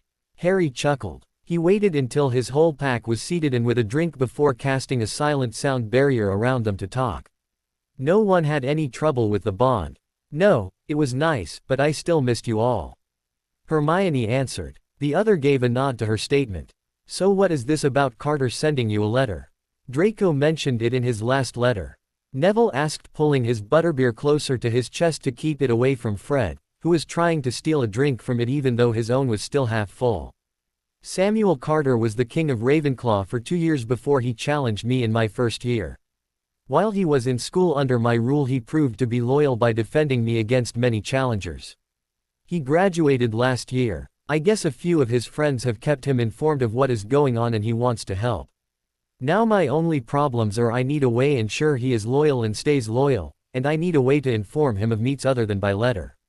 Letters are easily intercepted. We don't want that, Harry explained. Fred finally succeeded in stealing a drink from Neville's butterbeer only to get a boxed ear. Well, the loyalty can be ensured by an oath. Now for a way to inform him of meets, why don't we borrow a page from the last 2 Dark Lord's books? Mark them in some way, like you did us by making us all a port key with a wolf. Hermione looked to Draco to approve of her idea knowing he knew more about these kinds of things. That would work. A mark could be part of the oath because the oath will be an oath of loyalty so the mark can be made into the end result of that oath. But this mark will need to be something that won't cause alarm. In a place many won't even think weird if they see it. The placement would just make them think it's a plan tattoo. Draco pointed out. Hermione bit her lip in thought. What about the back of the neck? It's a power spot and many wouldn't even notice it if it was on the lower part, not with the robes and how much they cover. Harry thought about it. It sounded like a good spot. The back of the neck is also a show of submission so it would be the perfect place for a loyalty mark. I like it. Now what can be the perfect mark? You all have a Celtic wolf but you are my pack so I won't use that. Harry brought his right hand up to rub his own band on his left upper arm. He paused in his rubbing, feeling the moon even under 2 layers of clothing. What about a crescent moon in a Celtic knot design? He paused again to think about it. Never mind, wolves worship the mother moon. Let's use a Celtic knot though. Oh, I know the perfect knot. Hermione pulled out a piece of paper from her bag and a pen. The pack watches as she drew a circular knot. She made the knot itself pop by making it within a black circle while the knot was white. She finished it and offered it to Harry. I like it. It's a circle but it doesn't really remind you of a moon. We'll use it, Harry told her taking the paper she offered him. He studied it intensely, memorizing it. I have the first meet with him set up for tomorrow. It will take place up in the room beside ours. I want you all to be there. They nodded. The rest of day was spent joking around, acting like the school kids they were. They visited Diagon Alley and explored Nocturne with their hoods up. When the sun started to dip in the sky they made their way back to the Leaky Cauldron for dinner and their room. Harry sat in one of the 2 chairs in the meeting room meditating. His pack was scattered around the room. Ginny sat on the right arm of his chair drawing in her book, while Hermione sat on the left arm reading the book Harry had gotten her for Yule. Draco was behind the chair talking to George about potions. Neville leaned against the wall across from the door and next to the only window talking to Fred who was leaning against the wall on the other side of the window. Luna was perched on the footboard of the small twin-sized bed in the corner of the room humming a light merry tune. A single table sat in front of Harry with another chair on the other side of it. They were all just waiting for Samuel Carter to show up. The door opening caused all but Harry to stop what they were doing to turn their attention to it. Samuel stepped into the room and paused. He never thought he would see the whole pack in his meeting with Harrison. The picture they made in the room made him feel unsteady. He pushed his feelings aside and shut the door. He watched them as he made his way to the only available seat across from Harry. He turned his attention from the others to Harry, who was just opening his eyes. "Samuel, glad you could make it." Harry greeted and took time to observe him.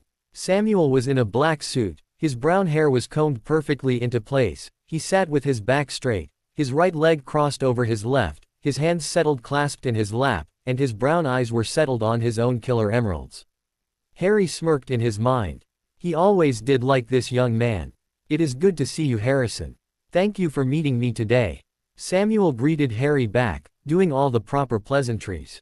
"As I said in my letter, a friend told me that you were recruiting people to help you bring about changes that will help us prosper. I want to help. You were my king in school and I will continue to follow." Harry sat back to go over all that Samuel said. His magic told him that Samuel was being truthful. "I will require an oath of loyalty, and for you to receive a mark. The changes I am planning are very important. I cannot have you double-crossing me for any reason. The mark will be the physical manifest of the oath you give. It will also tell you when we need to meet. Do you agree with the requirements?"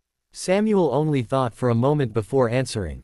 "Yes." He stood from his seat, pushing it back in the process. He kneeled on one knee and bowed his head, just like he had been when Harry had defeated him for the crown. Harry stood and placed a hand on the back of his neck.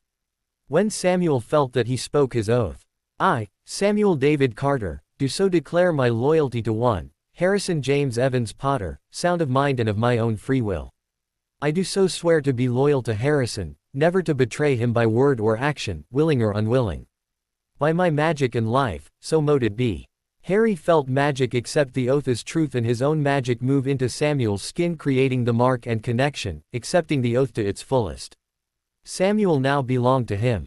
"Well done. Stand and sit. We have a lot to go over." Yule was over and the pack was back at Hogwarts. Halfway into January, Harry noticed how Ginny would disappear from time to time. He kept the observations to himself until one night while the others were asleep but Harry was sitting in the common room reading. She came back to the rooms with blood on her clothing, and her magic dimmer than he had even seen it. She was gripping her black diary with white knuckles. He didn't hesitate to cast a silent, nonverbal stunner at her. She fell to the ground unconscious. He grabbed the diary from her hands, throwing it onto the table and levitated her into the bedroom. He left her in her bed to sleep. The founders watched him do all this in silence. He grabbed the book Ginny was always drawing in. He flipped through all the pages only to see them all blank. With a suspicion in his mind, he grabbed his quill. "My name is Harrison Evans." The ink stayed for a minute but soon started to fade. New word formed after they were gone. "Hello Harrison. I am Tom Riddle. Where is Ginny?" "Sleeping." "What are you doing to her?" Harry already had an idea but he wanted to know what this, Tom, had to say. "What do you mean? Is something wrong with her?" Harry narrowed his eyes at the writing. "Let me make this clear to you. Ginny is one of mine. She is a member of my pack. I will not have anyone or thing hurt her in any way. You will do well to remember that." Harry didn't wait for a reply. He dropped the book back on the table. He didn't like this. The magic in the book felt familiar but for some reason he couldn't remember from where. Harry was tempted to hide the book but he felt that Ginny wouldn't react well to that. He sighed, he needed sleep. He left the book sitting on the table as he made his way to the bedroom. A week later, Harry was regretting leaving the book on the table. Ginny was rarely around anymore and the others were starting to worry. Mrs. Norris, the caretaker's cat, and Sr. Headless Nick, the Gryffindor house ghost, were found petrified next to a message written in blood that read, "The Chamber of the Secrets has been opened. Enemies of the air beware." A few of the snakes asked Harry what was going on, seeing as he was a Parselmouth. He had no idea what was going on. He spoke to Salazar who told him he didn't know what was going on either. Salazar never deflected from the founders. He never wanted to kill all the Muggle-born. History had muddled the truth. The next day Harry heard the sound of a snake after Dada. Neville didn't understand what was going on when Harry randomly stopped in the hall. Harry followed the voice as far as he could before he was forced to stop by a wall. Neville followed his alpha, never saying a word. Day after day Harry would hear a snake talking about being hungry and wanting to kill. He would follow it day after day through the school only to be lead to a dead end. When Harry confronted Salazar about the snake he was told about the basilisk. Amara was excited to hear of the snake until she realized that this basilisk was in a school full of defenseless children. Then she was pissed, hissing about how she was going to give that snake a piece of her mind.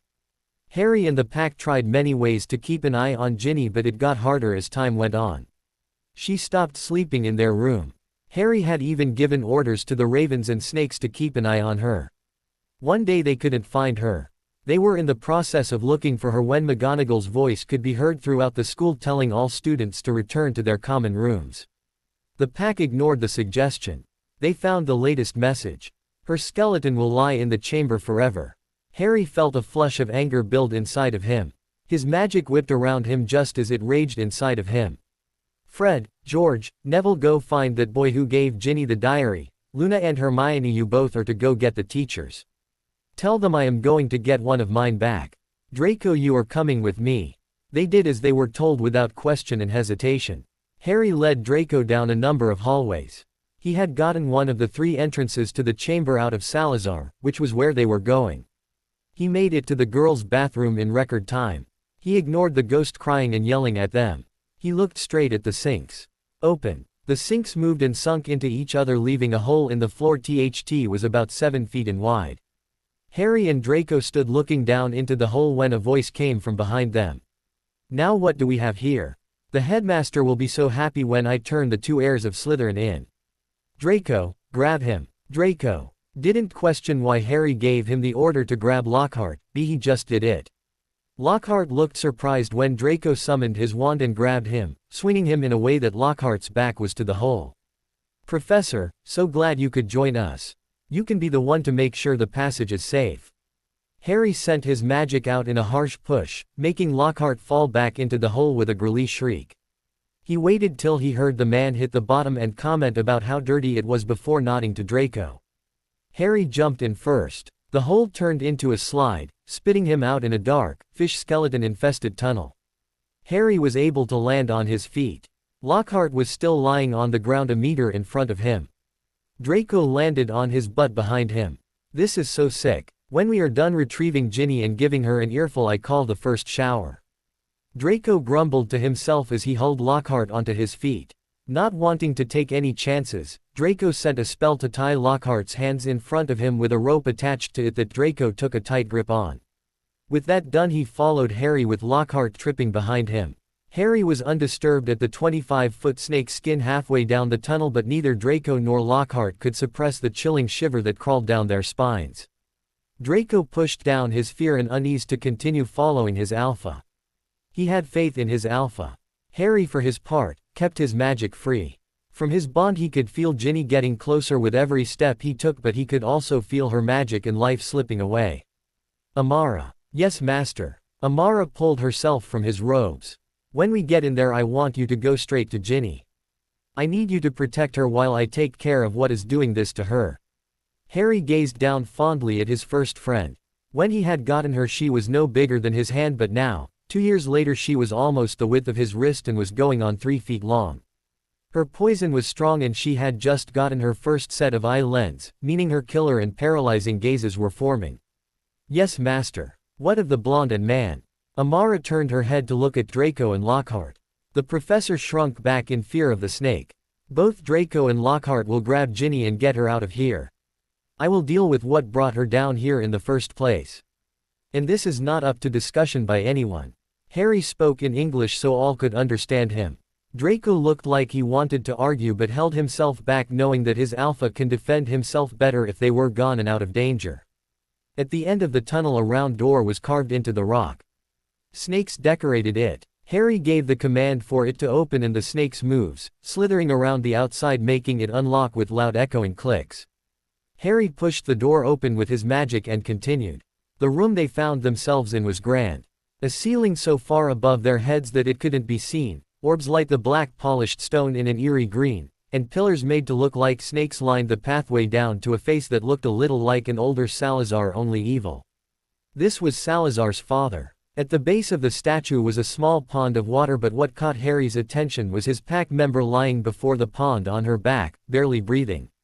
He felt a presence in the room with them, waiting for them to approach the downed girl. "Get Ginny and go. Quickly." Draco, with Amara at his heels, ran to do what they were told. Lockhart ran back towards the door now that the rope was released. He never made it. A green light, the same color as Harry's eyes, hit him in his retreating back. Harry watched a boy a few years older than them step out of the shadows. The pillars cast. Draco, Amara now. Draco didn't bother levitating Ginny. He picked her up with Amara wrapped around them both to help steady her and ran. He passed Harry, bumping their shoulders and grabbing onto his cloak for a moment. Harry blocked any spell the boy sent after Draco as he ran past Lockhart's body to the door. The door shut behind them. Harry stood facing the pissed-off-looking boy, observing him. He looked to be about 16 years old and wore an older version of the Slytherin uniform. His eyes were a piercing black, showing knowledge and anger. He stood tall, about 6'1" if Harry had to guess. His skin was pale and his brown hair was combed in an elegant style. All in all, this boy looked like a well-bred pureblood to Harry. "Tom Riddle. Harrison Evans." Tom's voice was rich. "Tell me, how did you find the chamber?" "Simple, you took someone who belongs to me. I might not show it often, but I am very possessive. I had Salazar tell me where the closest entrance was and followed the bond I have with Ginny." Harry took a step to the right. Tom followed his steps with his own. They slowly circled each other. "Yes, she was stubbornly loyal to you. She only told me you were her alpha. No matter how many different ways I asked about you, she stayed silent." Tom sneered. Harry smirked. "What's wrong, Tom? Don't like not getting your way. It doesn't matter, Ginny will be dead soon enough. You can't do anything." Tom turned his back to Harry. "Bad move." Harry sent a wandless nonverbal cutting hex at Tom's exposed back. Tom ducked just in time. Spinning, he sent his own volley of spells and hexes at Harry. "You know, I just remembered why you feel so familiar to me. I met you last year." Harry jumped back to miss the Defodio that left large gauging holes where he stood a moment before. "Did you? Pray tell, how did the meeting go?" Tom dodged Harry's confringo. The spell hit the wall, sending debris flying everywhere. "I must admit that you are strong for a second year. The meeting went well. You were processing the Dada teacher. Truth be told, I had never met the Dada teacher as you were always out when I was in the class. My pack and I confronted you. You told me to call you Tom. You also said your plans had changed. No one student or teacher was going to be harmed." Harry sent a tripping hex to the side where Tom landed, dodging a cutting hex. Tom fell to his knees. Harry disarmed him and sent bindings. Tom was trapped, unable to move let alone fight. "Come now, Harrison. You can't kill a memory." Tom, even on his knees defeated, looked so smug. "Tom Riddle, aka Lord Voldemort." Tom's eyes widened for a moment in shock before it was hidden behind a cool mask. "Yes, I know who you are. I don't fear you. I didn't last year and I don't now. I will not let you kill a member of my pack. What are you going to do? You speak as if you can stop me." Tom struggled to his feet. Harry let him. "That is because I can." Harry pulled a black diary out of his pocket where Draco had dropped it when he grabbed onto his cloak. "You are going back where you came from." Tom looked shocked when Harry pushed his magic into the book, making it glow the same as his eyes did. Tom felt his strength leaving him as Harry pushed his magic to connect with the diary, pulling Tom back. Tom's yells were ignored as slowly Harry sent Ginny's magic, her life energy, back to her through their bond. Harry felt his magic chain Tom back into the book before slowly retracting his own magic. He tucked the book back into his pocket, ignoring the hatred from it. He turned to the face of Salazar's father. "Speak to me, Slytherin." The mouth opened. "Master, you return again." A large head, the size of a small car, poked out of the dark opening. "I am not your Master Elmeca. Lord Salazar Slytherin did give me permission to enter and stop his heir from ordering you to kill or petrify anyone else." Harry looked the creature in the eyes. He felt a tingle, but his bond with Amara saved him from the effects the eyes had. "You speak and are not dead from my sight. Very well, I will listen to you." Elmeca lowered her head. "You were left here to protect the students, not be used as a weapon against them. I know you are very hungry. I will the house elves bring you animals to hunt and eat. You will continue to protect the school and all who dwell in it. Harry ordered her. She accepted it. Harrison. Harry gave his godmother an innocent smile as he came out of the entrance. All of the teachers were crowded into the girls' bathroom. The headmaster had a group of oars with him. Snape pulled Harry away from the hole as the sinks started to move back into their proper place. You stupid boy. Do you not care that you could have been killed down there? Snape glared at Harry, but he could see the worry in his godfather's eyes as he looked him over. Mr. Potter, I am Amelia Bones, head of the Department of Magical Law Enforcement. I need you to tell us what happened down there. Amelia stepped forward, holding a hand out for Harry to shake. It's Evans, madam. I go by my mother's maiden name. Harry shook her hand. He felt Snape move to his side and McGonagall wrap an arm around his shoulders. A close friend, Ginevra Weasley, was taken and another friend, Draco Malfoy, and I went to retrieve her. We had heard rumors that the first time the chamber had been opened a girl died. That the girl still haunted the place she died at. That led us here. All I did was say open and the sinks did. Harry proceeded to tell a tale of how Lockhart found them about to jump in and told them he was going with them to protect them. He told how Lockhart had Draco run with Ginny, and how Harry stayed behind to watch the epic fight that brought the heir to his death and Lockhart dying after killing the basilisk. No one other than Dumbledore, who stayed silent, questioned if he was lying. They all took his word and walked with him to the med wing. When Ginny saw him, she sprang from her bed crying. Harry caught her and just let her get it all out. The rest of the pack formed a protective circle around them. The adults just stood on watching as they couldn't get close to the girl. Harry, Ginny's voice was a whisper. I am so sorry. I didn't mean to. SSSHH, Ginny, it's alright. Just relax. We're here. It's over. Harry rubbed her back. He won't let anyone hurt one of his. His pack is his. Harry let his magic wash over the room, giving his pack and godparents feel safe and protected, and making the others to feel the warning about approaching. Alpha, we couldn't find the boy. We asked around and the boy seems to have never existed. Neville reported throughout the bond. Somebody gave that thing to her. We just don't know who. Fred added. Harry nodded in understanding. When Ginny was calmer, Harry took her with the pack back to their rooms. Madame Pomfrey wasn't happy, but after talking with Harry she let it happen. The situation was like the troll incident all over again. Ginny curled up with Luna and her two brothers to fall asleep. The others wanted to stay awake to get the whole story, but Harry sent them to bed. Harrison, what are you going to do with the diary? Salazar asked from his frame above the fireplace. The founders all looked on in worry as Harry just sat in silence with the black book in his hands.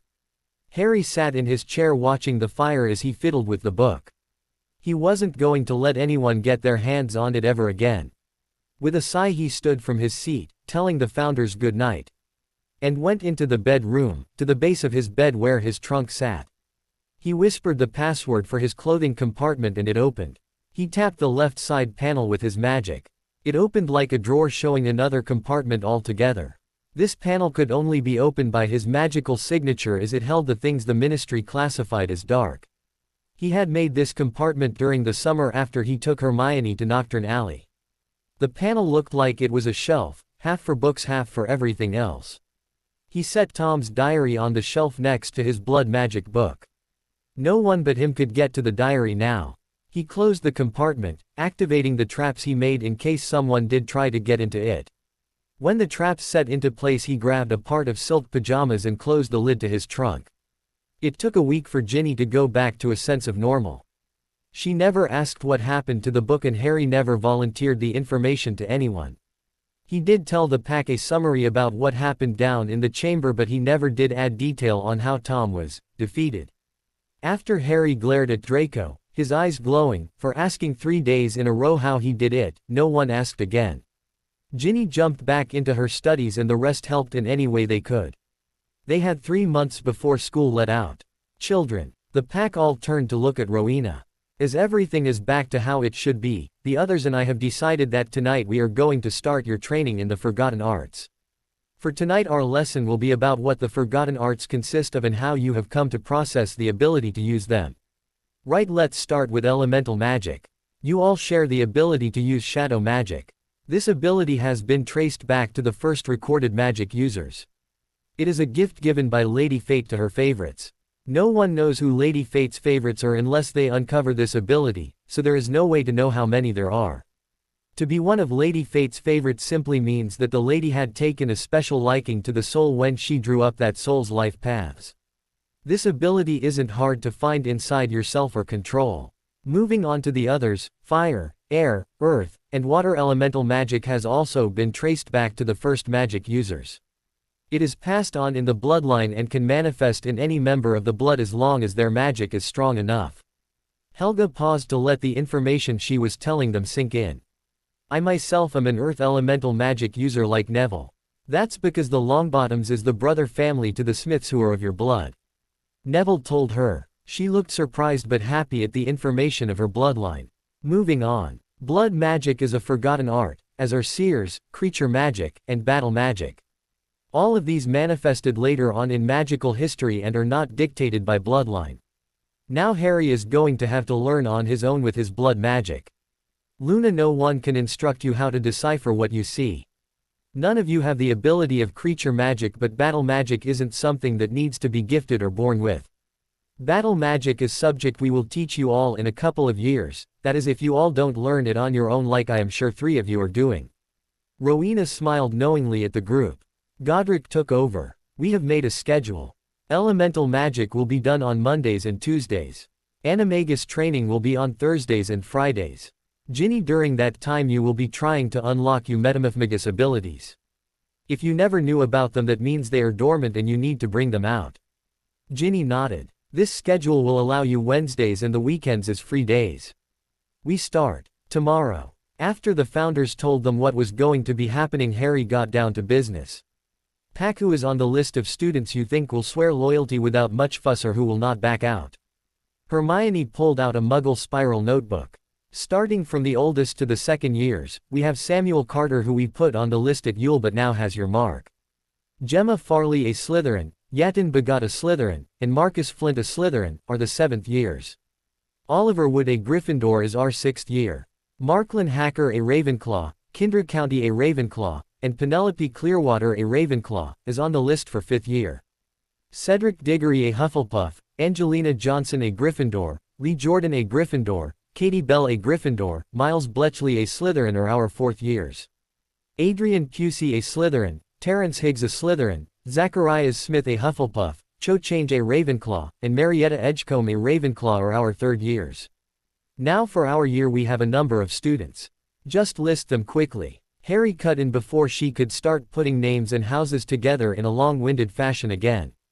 Luthen Hathaway, Raven, Padma Patil, Raven, Michael Corner, Raven, Terry Boot, Raven, Justin Finch Fletchley, Badger, Susan Bones, Badger, Hannah Abbott, Badger, Ernie McMillan, Badger, Blaze Zabini, Snake, Theodore Knott, Snake, Pansy Parkinson, Snake, Millicent Bulstrode, Snake, Daphne Greengrass, Snake, and Parvati Patil, Lion.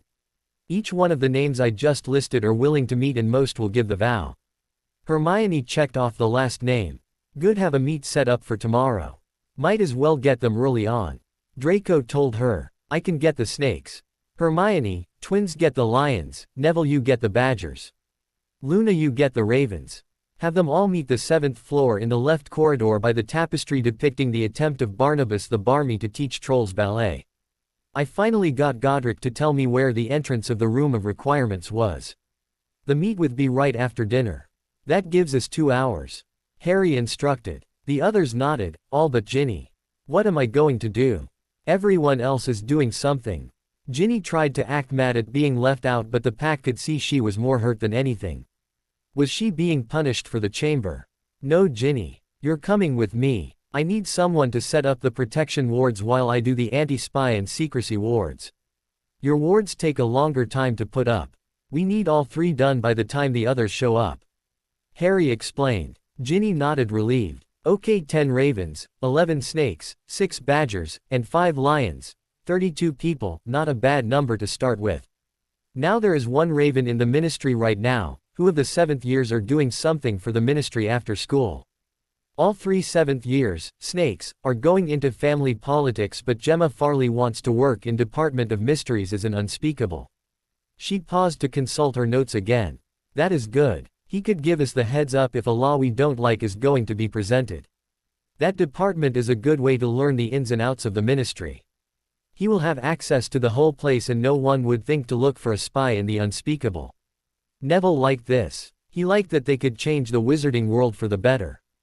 Harry felt the secrecy ward fall into place around the room. Ginny had just finished the protection wards a minute before and was now sitting on one of the chairs the room provided for the meet. They should be here any minute.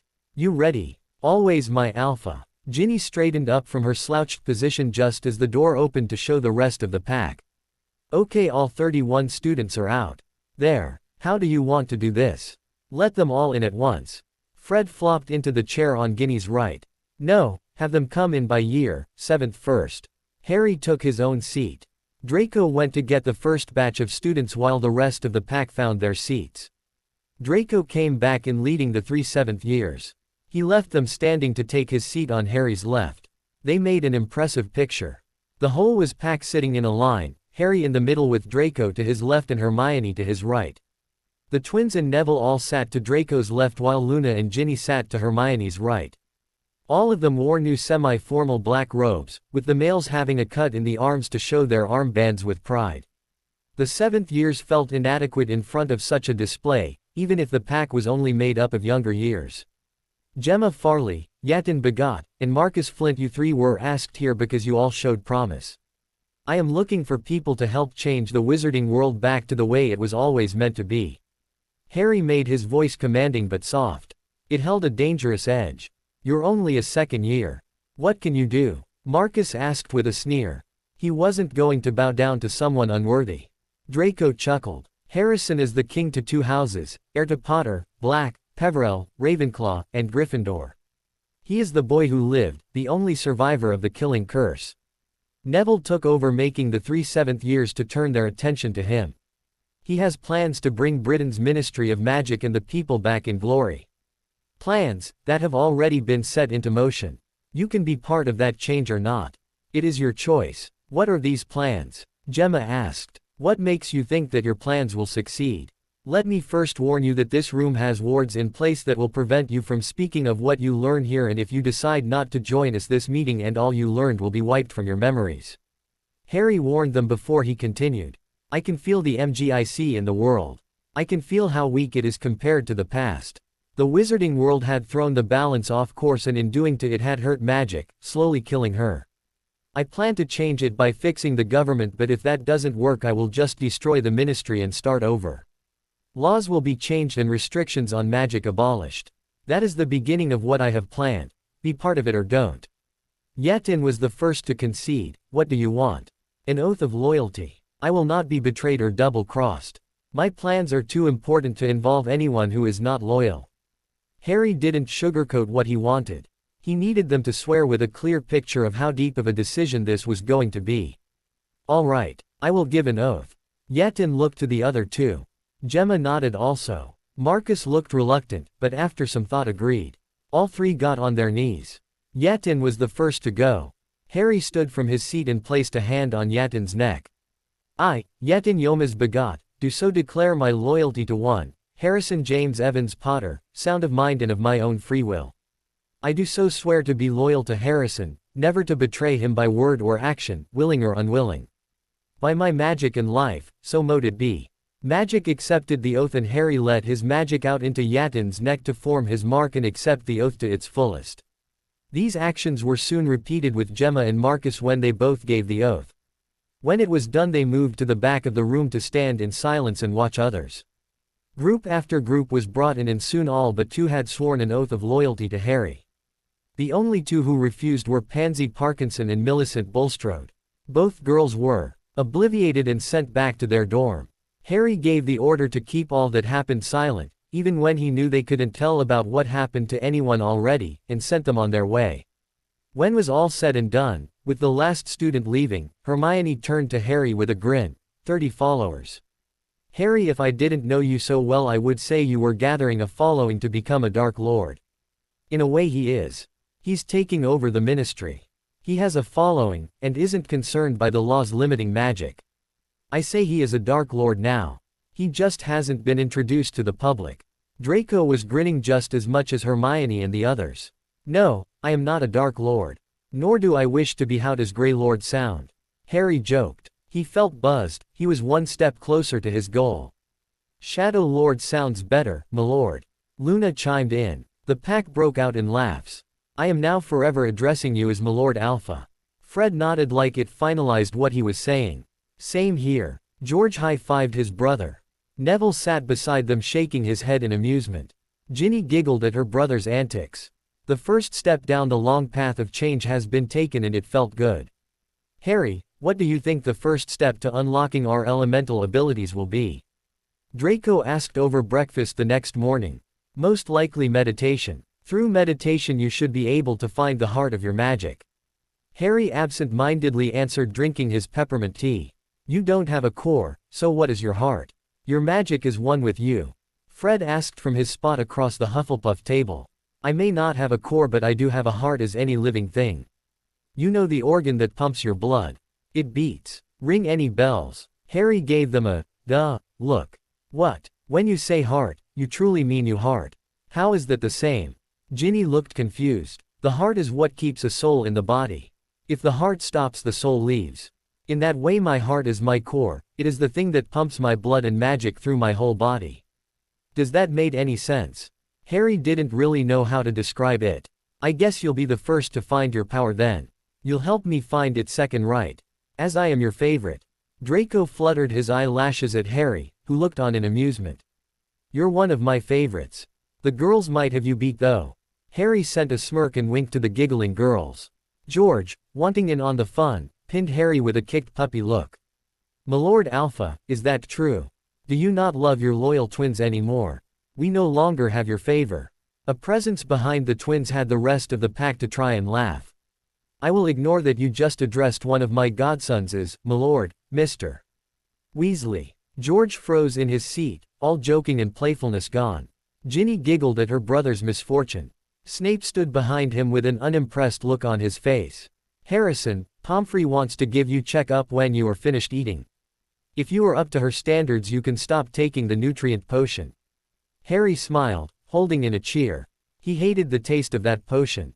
Thanks Uncle Sev. I'll head there now so I'm not late to your class. All right young man, drop all the concealment charms. Harry smiled in amusement that Pomfrey was the only one who could figure out that he was hiding his true image. He let his magic pull back, making the image of the underweight, small boy he was last year dissolve. He stood slim in build but with sleek muscles. His hair was healthy, laying 3 inches past his shoulders. His skin had a healthy tan look to it and many of his scars had faded from angry red to pale, though they didn't fade completely. Okay, hold still while I check you height and… Wait. She casted a couple spells before jotting down the results on a paper. Your height is 4 feet, 8 feet inches, under average but much better than last year. Your weight 94 pounds, right in your weight range. Good, that means you can stop taking the nutrient potions. I would also like you to stop wearing that concealment but I know you will just ignore me. Harry gave her a smile, pulling himself up onto a bed as she started muttering to herself.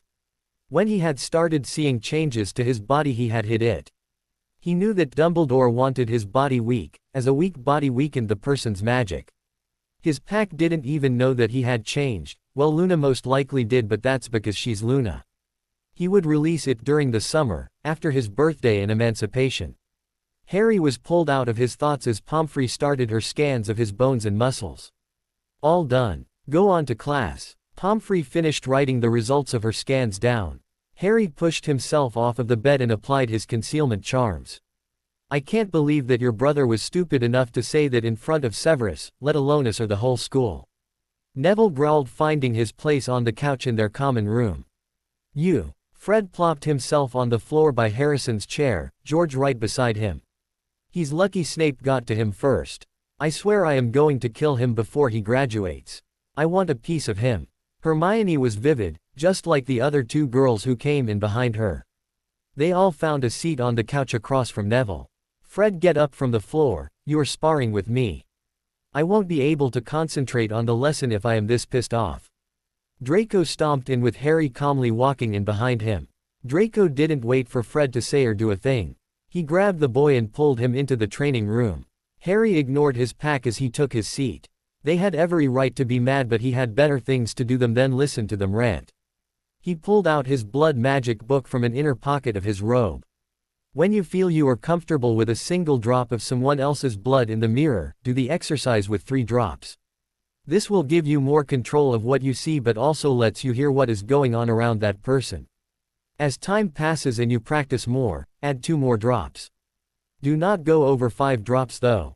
You want to be a bystander, not control the person. I can't believe that Neanderthal had the galls to call Harrison a whore. Harry was pulled out of his reading by Hermione ranting to the founders. She was pacing back and forth in front of the fire. He said that Harrison must be a good one for having so many people around him. That Ronald Weasley said all that Harrison will ever be good for is pleasuring people with his body, freely given or not. He said this right after dinner, in the hall where everyone could hear. He won't get away with it. The ravens and snakes will get Ron, and that's not counting Harry's marked. We'll wait until things calm down before the pack gets him. Ron will regret ever even glancing in our Alpha's direction. Ginny promised her, pulling Hermione down next to her and Luna on the couch. Harry sighed. He needed to get their minds off what happened for now. Hermione, I have a project for you. Hermione snapped out of angry mood at Harry's words. What type of project? A project was the best thing to get her mind on something Essel. I was going to look into the matter myself, but you are more detailed when it comes to subjects even if they don't interest you. Harry pulled out a notebook from his bag. I want you to look up any and everything you can about placing feelings, memories, or parts of personality into an object, sediment or not.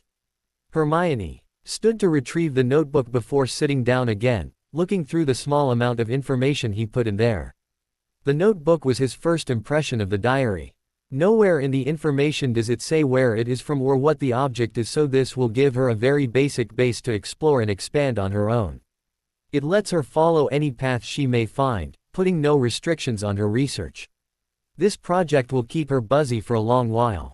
He got her off her memory of Ron and he got the information he wants. It was a win-win situation. Neville, I have a project for you too. Harry caught Neville's attention. What do you need me to do? Neville straightened up in his seat under Harry's attention. You are going to tell Hogwarts the dimensions and style of room you want to be added to our ever-expanding room system. This room will be a greenhouse. It will be your job to decide what plants to put in and to take care of them. Please try to make many of the plants' potion ingredients too. Can you do this? Harry smiled in amusement as Neville's eyes sparkled in delight with every word he said. Yes. Neville nodded his head so quick Harry feared he would whiplash. Yes, I can do that. Good. Just tell me what plants you need but don't already have access to and I'll get them. Harry laughed as Neville almost tripped over himself to get to the door Hogwarts added beside the potion lab door. Neville paused in front of the door, telling what he wanted the room to look like and the size. With that taken care of, Harry turned his attention to Luna. Luna, I found a few books in the Founder's Library on Seers for you to read. They might not be much but they could help you control your gift. Luna nodded happy at Harry's words. He turned his eyes to Ginny. You Ginny will be practicing with your daggers and spell work more to make up for the time you missed. We will have you and Luna up to 3rd year spell work before this year is out. George, you, your brother and Draco are in charge of making any potions the pack might need. So minor pain potions, healing salves, blood replenishing potion, bruise removal paste that you and your brother made and any others you all think might be needed. Harry told him. George looked excited. Now why don't you go get your brother and Draco? Our lessons will start soon. I'll go get Neville. Luna volunteered. She scampered off the couch and to the doorway Neville went through. Harry sat waiting patiently with Ginny and Hermione for the others to get back. Neville and Luna were out within a minute but the twins and Draco took 5 minutes. Now that you are all here, we can start. Rowena drew the pack's attention to her. Find a place on the floor. You will be meditating. Now some of you might find it easy to find your core and some might find it hard. It differs from person to person. Truth be told, I don't expect more than 1 or 2 of you to find it today. Just close your eyes and listen to your heart. Find yourself in a peaceful place like you did when finding your abilities. The pack did as they were told. Harry was the first to fall into his calm. He had done this so many times growing up that he never had trouble. It was the small grove hidden by a group of trees at the park. The only light to be seen was from the starry sky with no moon in sight. The grass a foot high, letting the breeze play through it, and the stone bench gleamed, polished to shine in even the dimmest of lights. This was his dark world. He felt his magic wrap around him in an embrace. This was his heart. Luna fell into her calm with little effort. She had made hers when she was a child, and her visions got too much for her. Her midnight forest protected her from the images that assaulted her in her waking and sleeping hours. The trees were old and strong, reaching up the sky, trying to embrace the full moon glowing in all her glory, bathing the world in a soft light. She watched the light dance around the trees like wisp of smoke. This was her sanctuary. Draco was the next to find his calm. His mother had taken up meditation when he was a young child, and he had wanted to learn with her. He had only gotten as far as finding his calm before he had quit. He now found himself in his calm again. It took the shape of a Quidditch patch. It was still early morning as the rising sun turned the sky red and orange in splashes of color. This was his core. Hermione's mind wouldn't quiet. Every time she thought she was finding her core, questions and thoughts filled her mind, pushing back to the beginning. Neville listened to his heartbeat, but thoughts of what his parents would think of him or all the doubts his grandmother put into his head held him back. Ginny just sat listening to her heart, slowly falling asleep. George could only think of how sore his shoulder was from where Draco hit him with a stinging hex for interrupting his duel. He couldn't concentrate on becoming calm or finding his core. Fred had too many formulas he wanted to try to make flying through his mind faster than light. Every time he tried to listen to his heartbeat, his thoughts would drown it out. An hour passed before the founders called for them to wake. Harry, Luna, Draco slowly pulled themselves from their minds while the others were able to just open their eyes to reality. Now, until you can all find your cores, we will repeat this every day. The only way to advance is for you to have access to your cores. Now I believe you all have more plotting to do before bed. Salazar told them. The pack took his dismissal with grace, all of them finding their seats once again. Now I do not want to hear one thing about Ronald. Harry gave them all a hard stare. What needs attention tonight? Hermione was the first on deck. The marked lions want to know what to call themselves. They know they are yours, but they want to know what to call themselves as a whole. Yeah, Draco joined in. The snakes are the same. They are thinking along the same lines. You are their leader, their lord. They want to know what their name is. The last Dark Lord named his followers Death Eater, and from what Father has told me, even Dumbledore named his followers Phoenixes. A name, Harry muttered to himself in thought. What were they as a whole? They were his followers. They were his eyes and ears, his trackers. He paused in his thoughts when a thought came to him. Tell them their names are Venators, hunters.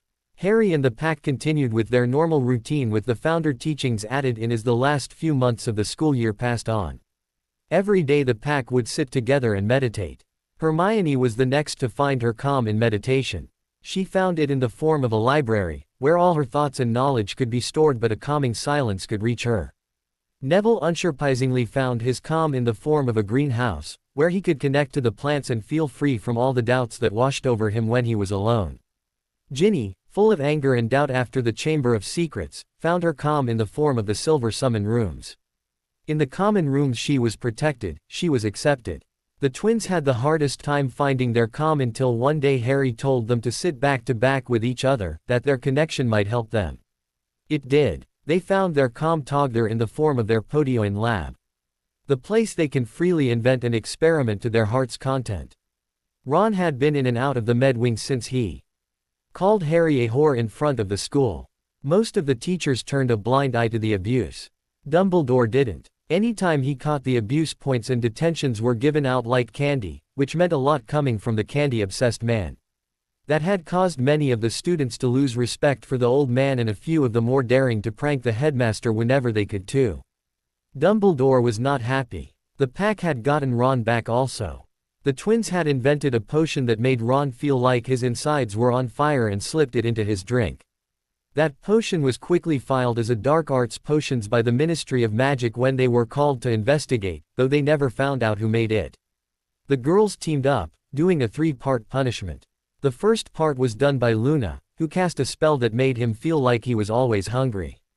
The second part was done by Ginny, Who casted a spell to make it so he was sick when he ate more than a half a plate of food every 3 hours, and Hermione did the last part, a rune-based hex that made Ron feel aroused when in close proclivity with anything living, so classes and meals were most unpleasant for him. Neville had herbology with the Gryffindors so he was able to get his revenge the same day the girls did. Neville cast a tripping hex on him, making Ron fall into a tentacle plant that acted on the emotions of its prey. It took Madame Sprout an hour to get the plant to let the crying, petrified boy go and to not do anything to permanently scar the boy. Ron was never able to go into the greenhouse after that. Draco took a different approach. He had sent untraceable, anonymous letters to all the major newsletter and Ron's parents about how a jealous Ron slandered and verbally assaulted the honorable, virtuous boy who lived. Ron was flooded by hate mail and howlers, one from his own mother's telling all to hear how disappointed and ashamed she was of Ron's actions. The year ended on a high note for the pack. When the last day came they stayed up all night discussing plans to meet up and what plans they could set into motion over the summer. They fell asleep on each other in the middle of the common room floor on a pile of pillow pallets with the founders looking on in fondness. Harry tried to ignore the soft feeling of fur on his stomach under his shirt, but with it moving every few minutes, it was hard. He finally pushed the blanket off his form and let the warm morning light caress his pajama-clad body. He stretched, making a sound between a groan and a purr when his spine popped. He turned to look beside him to see Amara still snoozing away on his pillow. The fur moved once again, drawing his attention back to the black lump under his white t-shirt. Harry smiled, petting the ball of fur getting a purr. The fur moved, stretching out and moving to the bottom of his shirt. He lifted Nightshade up when she fell out of his shirt and into his lap. "Harrison, can you come help us set up the cafe before we have to open?" Petunia's voice rang out, causing Harry to notice for the first time how late it was. The clock read 7:30, he was normally up at 6 to go for his run before taking a shower. "Yeah, Auntie. Let me get dressed and I'll be right down," Harry called back. He pushed up into a sitting position. Setting Nightshade down next to Amara, he quickly got up to dress. He grabbed black jeans, a white t-shirt, a sleeveless black hoodie, black ankle socks, and his black sneaker. He pulled them all on as quickly as possible. He walked out of his room pulling his hair into a low ponytail. Minnie stood by the kitchen door with jam on toast with a side of egg and bacon. A tall glass of orange juice sat next to the plate to wash it down. Harry took a quick 5 minutes to eat. It all under Minnie's watchful eye. When he finished, he made his way down the stairs into the cafe's back room. He got straight to work by helping Dudley and Petunia set up all the cups, plates, silverware, menus and napkins. When that was done, he helped his aunt start on some of the morning's more popular breakfast ideas. "I got a letter from Gringotts today." Petunia broke the silence of the kitchen. Harry glanced at her for a moment before turning back to the muffin mix he held in his hands. Petunia continued, "It was the forms that I need to fill out so you can become emancipated. They also included a couple of book names, saying that you should read them so you know what to expect when you become a lord. The books they recommended were already in the library, so I had Minnie pull them for you. They are sitting by your favorite reading chair." Harry sent his aunt a smile. "Thanks. I've read books on what to expect and spoke to Neville and Draco on the subject multiple times, so I don't feel too overwhelmed. I'm more shocked about how medieval magical families work. The head of the family is in charge of every aspect of the family members' lives. Where they go to school, who they marry, who they associate with, what jobs they can have, and more. I'm kind of glad that there are no other Potter. There are Blacks though. I will need to take a deeper look into the Black family members and set meetings up with them. I'll also need to go see the main Black house." Petunia took the mixing bowl as Harry finished mixing. "Go get started on what you need to do then. I'll finish up here." Harry gave a groan that sounded loud in the empty library.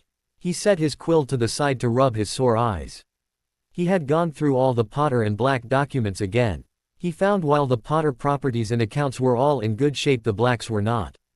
He also had a small list of people he needed to set up meetings with for when he became Lord Black, 2 of which were in Azkaban.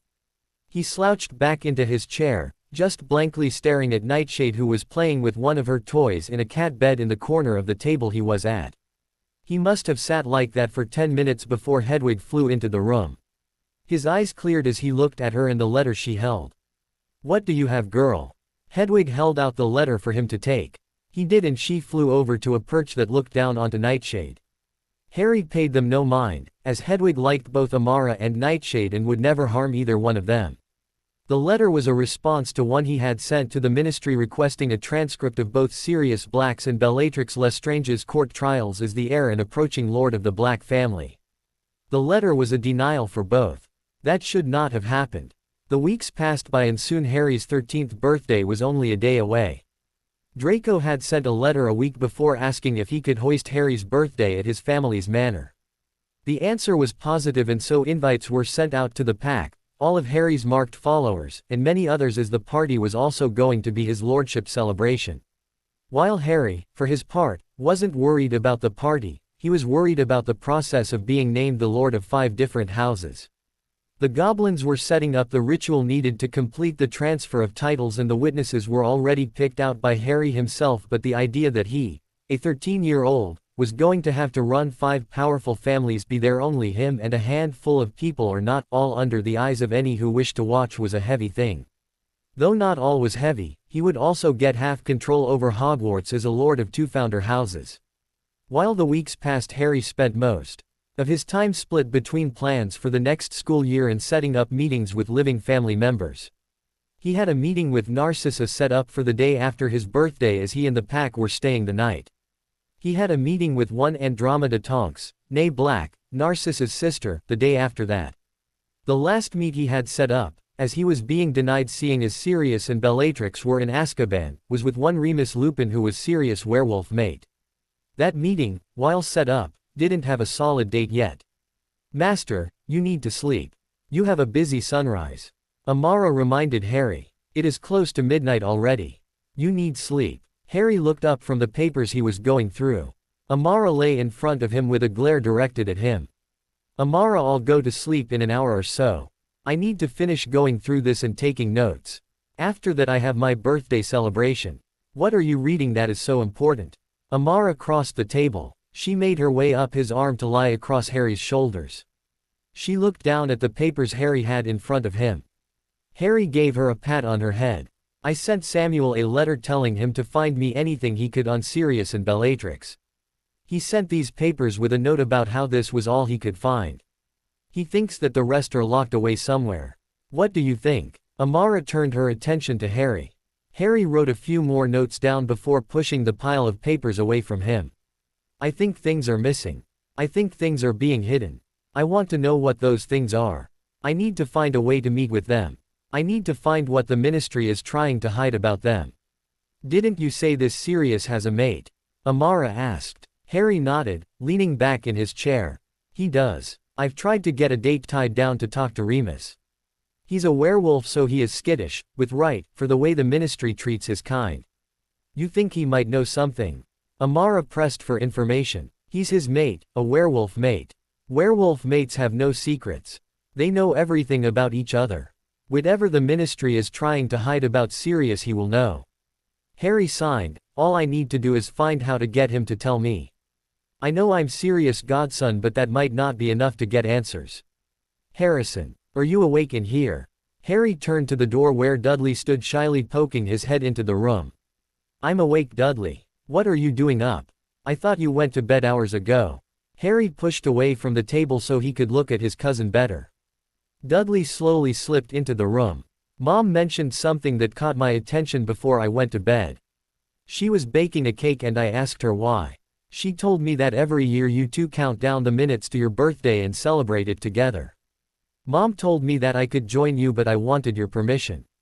This is your tradition. I don't want to intrude." "It's fine, Dudley. You can join us." Harry stood, stretching his hands in the air to pop his back. "We should head down there. It's only 3 minutes till 12. Dudley gave Harry a happy smile. Harry picked up Nightshade from her cat bed where she was curled up asleep. They were quiet on the way to the dining room. Petunia was already there singing to herself. Dudley sat, but Harry stood leaning on the door frame listening and watching his aunt. "Have no fear. When the night draws near, and fills you with dreams and desire, like a child asleep, so warm, so deep, you will find me there waiting for you. Nocturne. Are you coming to sit, Harrison?" Dudley caught Petunia's attention, making her stop singing. Hey sweetheart, come sit down. Harry followed her command. He sat in the chair to Dudley's right, across from his aunt. What type of cake did you make this year, Auntie? Harry tried to peek under the plastic cake cover. Petunia giggled, flicking his hand away to remove the cover herself. Harry grinned, seeing a German chocolate cake. It's been a while since you made me one of these. Thank you, Auntie. 30 seconds. Petunia set the 1 and 3 candles on the cake. With a flick of a match she had the candles lit and ready. A beep from Dudley's watch was the signal. Harry closed his eyes and blew the candle out. He just wanted for his birthday to pass in peace. He wanted his first day as Lord to pass in peace, but he had a feeling that today might not go as smooth as he wishes. Happy birthday, Harrison. Petunia and Dudley smiled at him. The cake was cut and passed out with light-hearted conversation between them. Harry teased Dudley for his crush on a girl in town. Dudley teased Harry about being a bookworm. Petunia watched her boy with a sad smile. This was how things were meant to be from the beginning. Present time. Want to open mine first? Dudley looked like a child with his big grin. He held up a colorfully wrapped package. Harry took it with a laugh. He ripped off the paper and opened the small box. Inside was a ring. The ring was made somewhat clumsily out of gold, probably a testament to the rudimentary skills and tools used to craft it. The ring had the sign of the Peverell family inside the black stone being held by the gold. I saw the symbol on some of your papers and on one of the rings on your necklace. Dudley explained. Do you like it? Where did you find this? Harry rolled the ring around in his hand to look at every detail of it. His breath hitched as he felt the brush of another's magic come from it. This time he recognized the owner of the magic without much thought. He pushed his magic into the ring, feeling a curse break under his magic strain, and Tom's magic sank deep into the ring to sleep. Harry flashed his cousin a grin. He did truly like the gift. Dudley smiled, seeing that Harry did like it. I found it in a little hole in the wall of a shop in Diagon Alley. Thank you, Dudley. I really appreciate it. Harry slipped the ring onto his right index finger, locking it into place so no one could take it off. Harry walked into the leaky cauldron alone. He was tired and already just wanted the day to be over. His pack was there waiting for him. They stood by the bar with only Hermione sitting on a stool with the others standing around her. They were all talking and drinking butterbeer together. He silently walked up behind Ginny and Luna and wrapped an arm around both of their waists. Hello, Pack. Ready to go. Good morning, Alpha. Luna keyed his cheek in greetings. The others nodded to him in greetings, seeing how tired he looked. Draco offered Hermione his hand to pull her to her feet. Fred and George quickly guzzled the remains of their butterbeer and slammed the cups loudly on the bar when they finished. They joined Harry and the others towards the alley entrance. Neville rolled his eyes at the twins when they wrapped an arm each around his shoulders. Draco glanced at Harry. He was tense. Are you ready for this, Harry? In an hour or so you will be a lord. After that there will be no reason we could get in trouble for calling you Milord Alpha. George grinned. Fred threw in his own 2 nuts. Snape can't say anything about it. Ginny giggled evilly on Harry's right arm. He might just have the 2 of you follow him around and compliment him every few minutes if you piss him off enough. Hermione rolled her eyes at the mental picture. Oh, I can see it now. Your eyes sparkle like diamonds, sir, or, you smell like a brisk summer day. She snorted in laughter. I think he would rather turn them into potion ingredients. Draco shook his head at the lunacy of the conversation. Let's get this over with. We have a party to get to after this.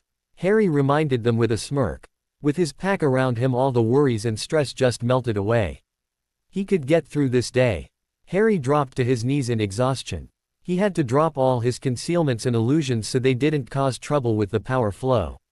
Sweat rolled down his neck only to be absorbed by his shirt collar. His hair had fallen out of its tie and was plastered to his face. The ritual had taken 30 minutes to complete. He had used a lot of magic passing the bloodline tests. None of the tests were hard, but they did demand a lot of magic to establish his right to the bloodlines, not only blood purity but by power too. The Black Lord ring was the worst. It had pushed and pulled at his magic, trying to make him submit to it instead of the other way around. Harry now had much respect for the past Black Lords, as that ring would have killed him if he had lost even a moment of concentration. Harrison, are you okay? Hermione wasn't going to chance stepping into the circle. She didn't know if everything was done or not. Neville had no such problem, knowing that everything was done. He made his way to Harry's side and helped him to his feet. Harry swayed before finding his center. Steady, Harry. Lord Evans, everything is done. Your heir rings will change into your lord rings the moment you place them on your fingers. Ironhide approached from his spot by the door. He handed a file of paper to Harry and bowed. May your gold ever flow. And may your enemies be vanquished.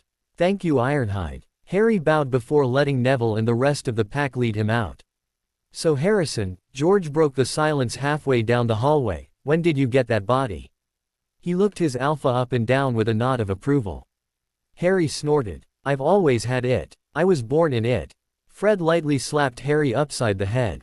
Smartass. What my dear twin meant was, why did you hide your real body from us and how long have you been like that? I have taken potions to heal my body. I had an all-around weak body.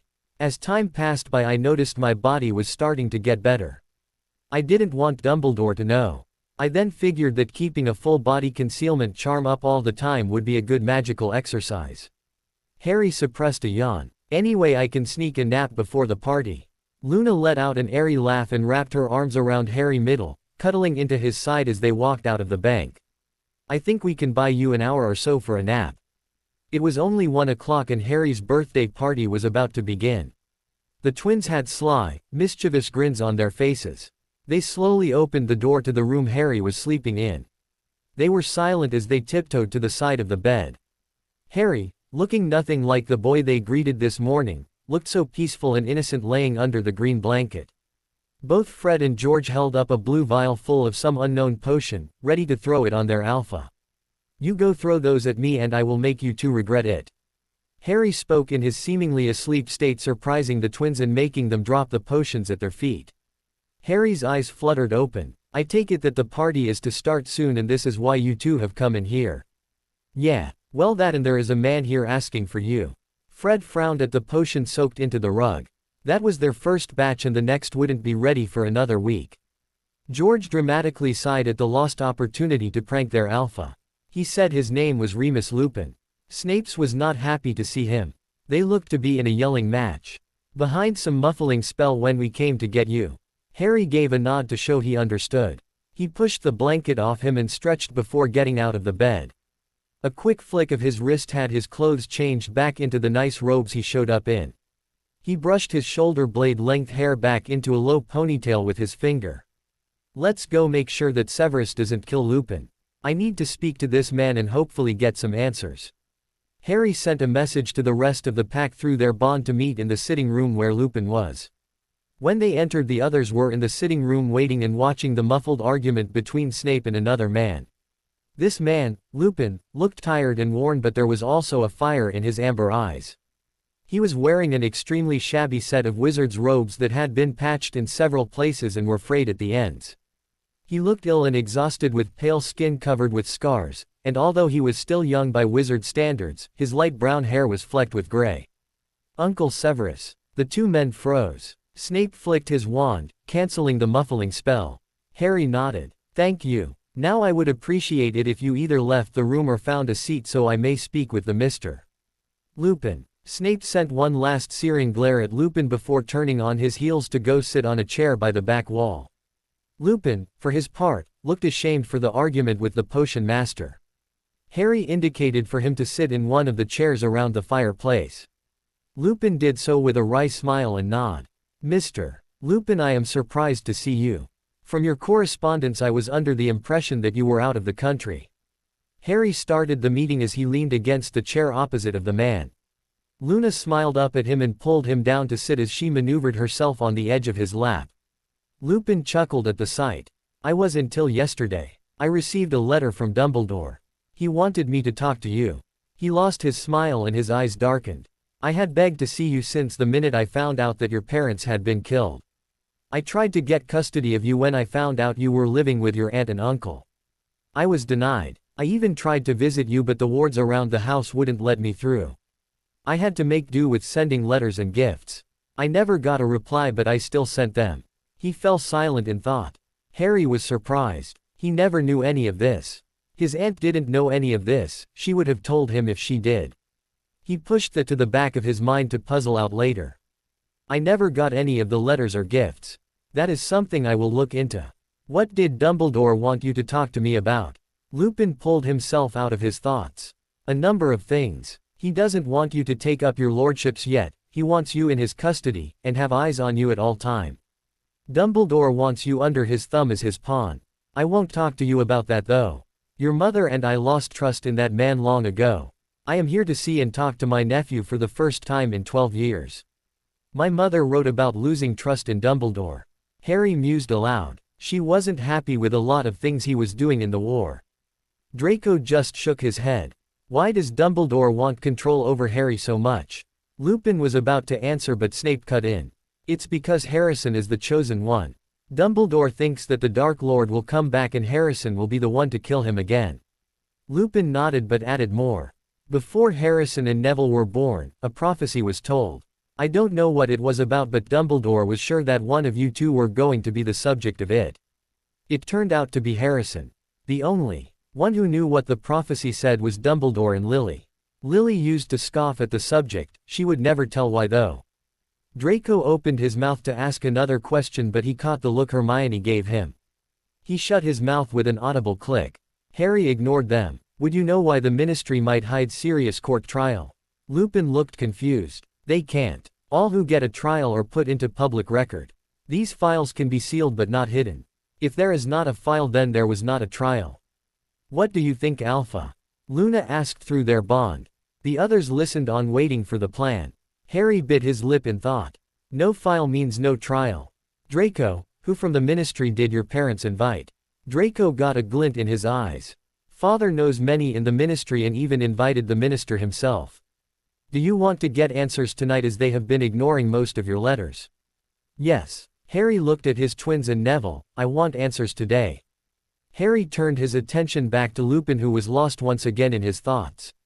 Luna started lightly bouncing from something the others must have said in the bond. Harry didn't know what it was as he blocked the bond to concentrate on Lupin. Remus, please, you are welcome to join the party. It would allow us both to get to know each other. Lupin smiled ruefully. As much as I would like that, I am neither dressed for a party nor comfortable at them. I fear I may ruin this day for you if I stay. Shall we get together in a couple of days? I would like that. Do you have a place to stay? Harry pulled Luna closer to him to stop her from moving around. I am at the Leaky Cauldron. Lupin nodded. If I remember reading the papers I received from Gringotts right, Sirius had a condo in Muggle London before he was imprisoned. They said it was his main residence and was closed off the day of his imprisonment. That was your home too, wasn't it? Harry knew the answer already but he wanted it told to him anyway. Yes, Sirius and I moved there after we graduated Hogwarts. Lupin answered. He also looked sad at the memory. He had lost his mate, his home, and his pack mates in one day. Go back home then. Lupin looked at him in confusion. I became Lord today. You can go back with my permission. Take Sirius' vault key, as you were written as a dependent on it and it should have never been taken from you in the first place, and move back into your home. I'll come visit in a few days or so. Harry summoned his key ring from his bag he left in the room he took his nap in. It fell into his hand and he pulled off one of the black key, Sirius' personal vault, and handed it over to the shocked but happy werewolf. I'll see you in a couple of days with news of Sirius. I give you my word. The party had just started. People were gathered in the ballroom that Narcissa had dressed up to look like a full moon night. The ceiling was enchanted to look like the night sky, the moon shone in her brilliance, clouds here and there to send shadows racing around the room. Small candles were dotted about the room to give some more light. There were many tables around the walls of the room with center pieces that glowed softly. All in all, the effect was very light but mysterious. Everyone seemed to like it. As more people arrived, the air was filled with conversation and light music. Harry was waiting at the top of the stairs for his pack to finish dressing and the last guest to arrive. Harry himself had changed his own plain black robes to a set made out of acromantula silk.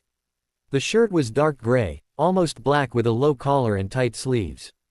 The vest was a smoky gray and laced close. His dress pants fit perfect and were the same dark gray as his shirt. His robe was the eye-catcher though. It was a shifting gray, heel-length, with ends that billowed like smoke when he walked. The sleeves were tight with a cut up to his elbow that was laced back together, showing the shirt under it. Instead of dress shoes he had on a pair of black dragon hide boots. He had Luna pierce his right ear and put in a small black ring with a small porcelain moon hanging from it. With his hair left down, spelled to look windblown and his eyes glowing because of his power, Harry presented a badass bad boy image, or so Hermione told him. Fred and George were next to finish dressing and join Harry at the top of the stairs. They, as well as the rest of the pack, had followed Harry's example of wear. Fred and George wore the same outfit. A tight black button-up shirt with a light gray buttoned vest over it, black dress pants, dragon hide boots, and a standard dress-style shifting gray ankle-length cloak. Neither of them did anything other than brush their hair. They stood leaning on the stone stair rail to the right of Harry, waiting for the others. Draco joined them a few minutes after the twins did. He wore a dark gray dress shirt with a black buttoned vest over it. His dress pants were the same dark gray as his shirt. His own cloak was the same shifting gray and ankle length as the twins had on. He wore dragon hide boots and had decided to leave his hair just combed to the side instead of slicking it back. He nodded to the twins and took his place on Harry's left. Neville and Luna approached together. Neville wore a dark gray buttoned shirt with a matching vest and dress pants. His black dragon hide boots and shifting gray cloak finished his outfit. His hair was too short to do anything with, so it was left normal. Neville found a place between the twins. Luna had her blonde hair up in a sloppy yet elegant bun. She wore no makeup, but her one shoulder, Roman-style shifting gray floor-length dress made up for that in bringing out her beauty. She was also wearing black dragon hide flats under her dress. She had chosen to wear only her pack portkey obsidian ring on her right ring finger, the same finger all the girls wore it on, as her only jewelry. She took a seat on the railing beside Draco to wait. Ginny came out wearing a simple shifting gray long fitted sleeve, floor-length dress with a square-cut neckline, and a black ribbon belt with ends that fell down the front of her gown to the floor. The sleeve ends and neckline had the same black ribbon as trimming. On her feet, hidden by her dress, were black dragon hide flats. Her fire hair was curled and left to fall loosely around her face. She only wore simple lip gloss for makeup and her pack portkey ring as her only jewelry. She stood beside Harry on his right. Hermione was the last to join them. She came out wearing a shifting gray floor-length halter-top dress. She wore dragon hide flats that peeked out from under her dress when she walked. Her hair was pulled back into a braid that was tied off with a silver band. She chose to forego the makeup and stuck with just her pack portkey ring for jewelry. She took her place beside Harry and Draco. Harry gave a long look at each member of his pack. They looked good, but more than that they looked united. Luna was the one who suggested the idea of matching. Ginny had drawn the dresses while Harry had sketched the boys' outfits. It was the twins who once again pointed out that as the alpha he needed a different design to make him stand out more. Draco mailed to the shop the designs and list of material they wanted them to be made of, while Neville was the one to pick it up on his way to the leaky cauldron earlier that morning. "Let's make a scene." Harry grinned, making the other grin themselves. He swept past them, and down the stairs. Just like it was designed to do, his cloak billowed behind him with every step he took. Draco followed with Hermione on his arm. Luna linked her own arm with Hermione's free one as they followed Harry. Fred, Neville, Ginny, and George followed together at the end. None of them were able to block the feeling of excitement from their bonds.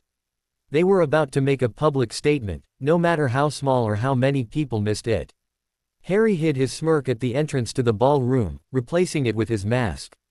He sent a small pulse of his magic to Lucius, who was in the ballroom waiting to announce Harry's arrival to the gathered people. Lucius felt the pulse. He made his way to the platform set up on the opposite side of the room that the door was on. "Ladies and gentlemen," the room quieted to listen to what the host had to say. "Thank you for coming to celebrate Harrison Evans Potter's 13th birthday and his coming of lordship. It is my pleasure to introduce Lord Harrison Evans." With a wave of his wand, the door between the pack and the guests opened. The picture the pack painted was intimidating and awe-inspiring to all in the room. Harry stood with his pack at his back, tall and strong. His first step into the room made the people closest step back. It didn't matter that they were children still in school, or that one of them was a Muggle born. What mattered was that the pack looked and acted united in a way people hadn't seen in many years. Lucius felt himself swallow. He pushed the stories his father used to tell him of the early years of the Dark Lord out of his mind. These were only children after all. Others in the room who were told the same stories had trouble pushing them back as they watched, mesmerized at the display. Draco, Hermione, I want you two to stay together tonight. Neville, Fred, you two are partnered up. George, you and Luna stay together. Ginny, I want you on my arm. We stay together until I say otherwise. Harry led the way to the platform. He stepped up onto the platform and his pack stood on either side of it, leaving an opening in the middle so everyone could see him. He smiled charmingly at Lucius. Lord Malfoy, I am grateful for such a welcome and honored that you and your wife went through all the trouble of planning and hosting this celebration. Thank you. He ended with a respectful bow to show his words were sincere. He truly did like the Malfoys and he did appreciate everything they did for him in the pack. Lucius must have seen he was sincere because he bowed back. Harry turned to the gathered people. All of his marked, his Venators, were here along with almost all of the other lords and ladies, and many ministry officials. It was time for his long title introduction. I am Harrison Evans, Lord of the Noble House of Potter, Lord of the Noble and Ancient House of Black, Lord of the Noble and Ancient House of Ravenclaw, Lord of the Noble and Ancient House of Gryffindor, and Lord of the Noble and Ancient House of Peverell. I welcome you and thank you all for coming to celebrate my 13th birthday and my coming of lordship. Please enjoy. He accepted the applause graciously before stepping down to stand in the opening his pack had left for him. We slowly start to drift. Keep with your partner. Greet and mingle with the Venators, but also listen to everything around you. Harry held his arm out to Ginny. Hermione and Luna were already on their partners' arms. We sit and eat together. The others sent agreements through the bond before they all slowly started to mingle and drift from each other. The pack was soon spread out throughout the entire ballroom. It wasn't until an hour passed that Harry was being called by Draco to come join him and Hermione. Harry finished his conversation with Lord Smith and led Ginny over to Draco and Hermione, who were by the refreshment table with the Minister of Magic. Harry wasn't impressed with what he saw. The minister was a portly little man dressed in a black pinstriped suit. He wasn't wearing a cloak or robe, but he did have a hideous lime green bowler hat and purple pointed boots. He could hear Ginny stifle a laugh at how ridiculous the man looked. He made it to Draco's side, cutting the minister off with his presence. Draco greeted him instead. Ah, just the person we were talking about. Minister, this is Lord Evans and Miss Weasley. Harrison, Ginny, this is Minister Cornelius Fudge. Harry met Fudge's hand as it was held out for a handshake. He had to resist the urge to wipe his hand on his pants. The man's hand was sweaty and his grip was limp. Ginny offered him a small dip of her head and Fudge offered a tip of his hat in exchange. I was actually hoping I would be able to talk to you when I heard you were to be here tonight, Minister. Do you have a moment? Harry asked with a friendly, hopeful smile. Fudge couldn't nod fast enough. Of course, Lord Evans. What is it I can help you with? Draco and Hermione slipped down the table to get a glass of wine and listen. Harry took 2 glasses of a pink wine from a passing server. He handed one to Ginny before answering Fudge. I was looking into living members of my houses. I know 2 of them are in Azkaban but can only get access to one of their files. I had asked a friend if the other file was just misplaced or if it was sealed. However, he told me that all trials are public, though the details might not be. Your friend is right. While the trial details might be hidden from the public, the knowledge of a trial isn't.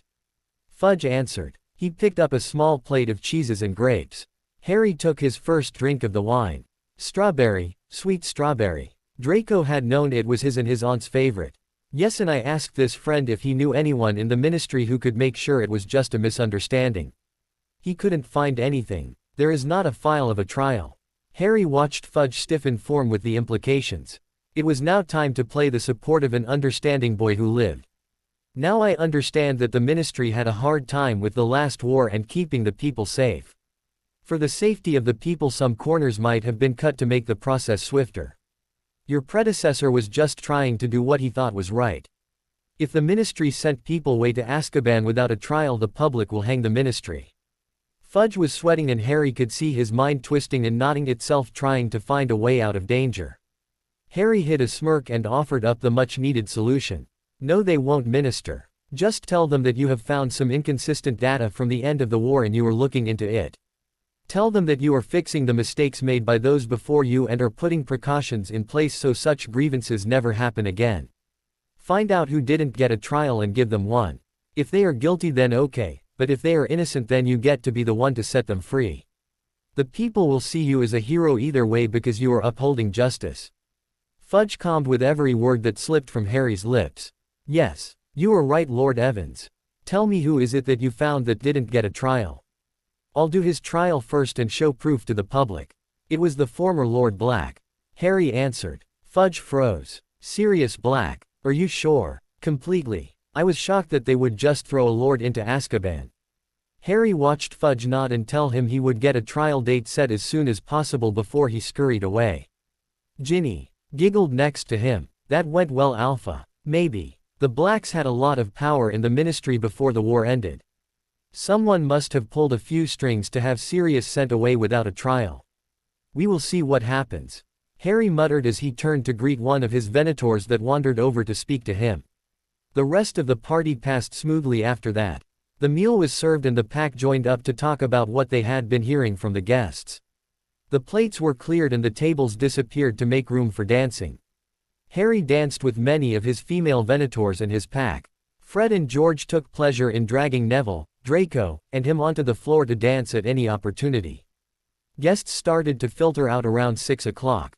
Harry stood beside the door with the pack around him so he could thank them all for coming as they left.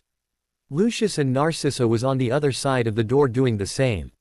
Finally, I thought the last one was never going to leave. All that's left is to go through the gifts. Fred sat heavily on a chair at one of the few tables that were left. I'll leave that to you guys to do. I'm going to steal Narcissa away for a bit. Harry laughed at the twins' frightened faces at the idea of going through the gifts. Harry slipped out. It was around 7:45 when Harry found his way to the side of the sitting room where the pack was waiting for him. Harry sat in the only seat available, between the twins on one of the two couches. He let his head fall back with his eyes closed. The others let him be, talking among themselves, well, most of them. Luna moved from her spot on the other couch to cuddle up into Harry's lap. She pulled her feet up, sitting sideways on his lap with her head under his chin. For his part, Harry just wrapped his left arm around her waist and set his right hand on her left body to hold her in place as he let his awareness sink into his mindscape for some peace and relaxation. Remus stood looking at the oak door, not believing he was finally home again. He slowly put his key into the lock and turned it, click of the lock releasing echoing in his mind. The door opened without a sound with a gentle push. There was dust everywhere and the air was stuffy, but he could see that the furniture was still in perfect condition under all the dust and the floors were still sturdy. He gave a smile, closing the door softly behind him. He saw flashes of the past overlap the present. The living room before him was the same one he helped his mate rearrange when they moved in. Sirius had wanted to paint the walls red, but he had convinced him that cream was better. All the pictures from school and special events were still above the fireplace, his books were on the bookshelf, and beside his chair in the corner where he left them.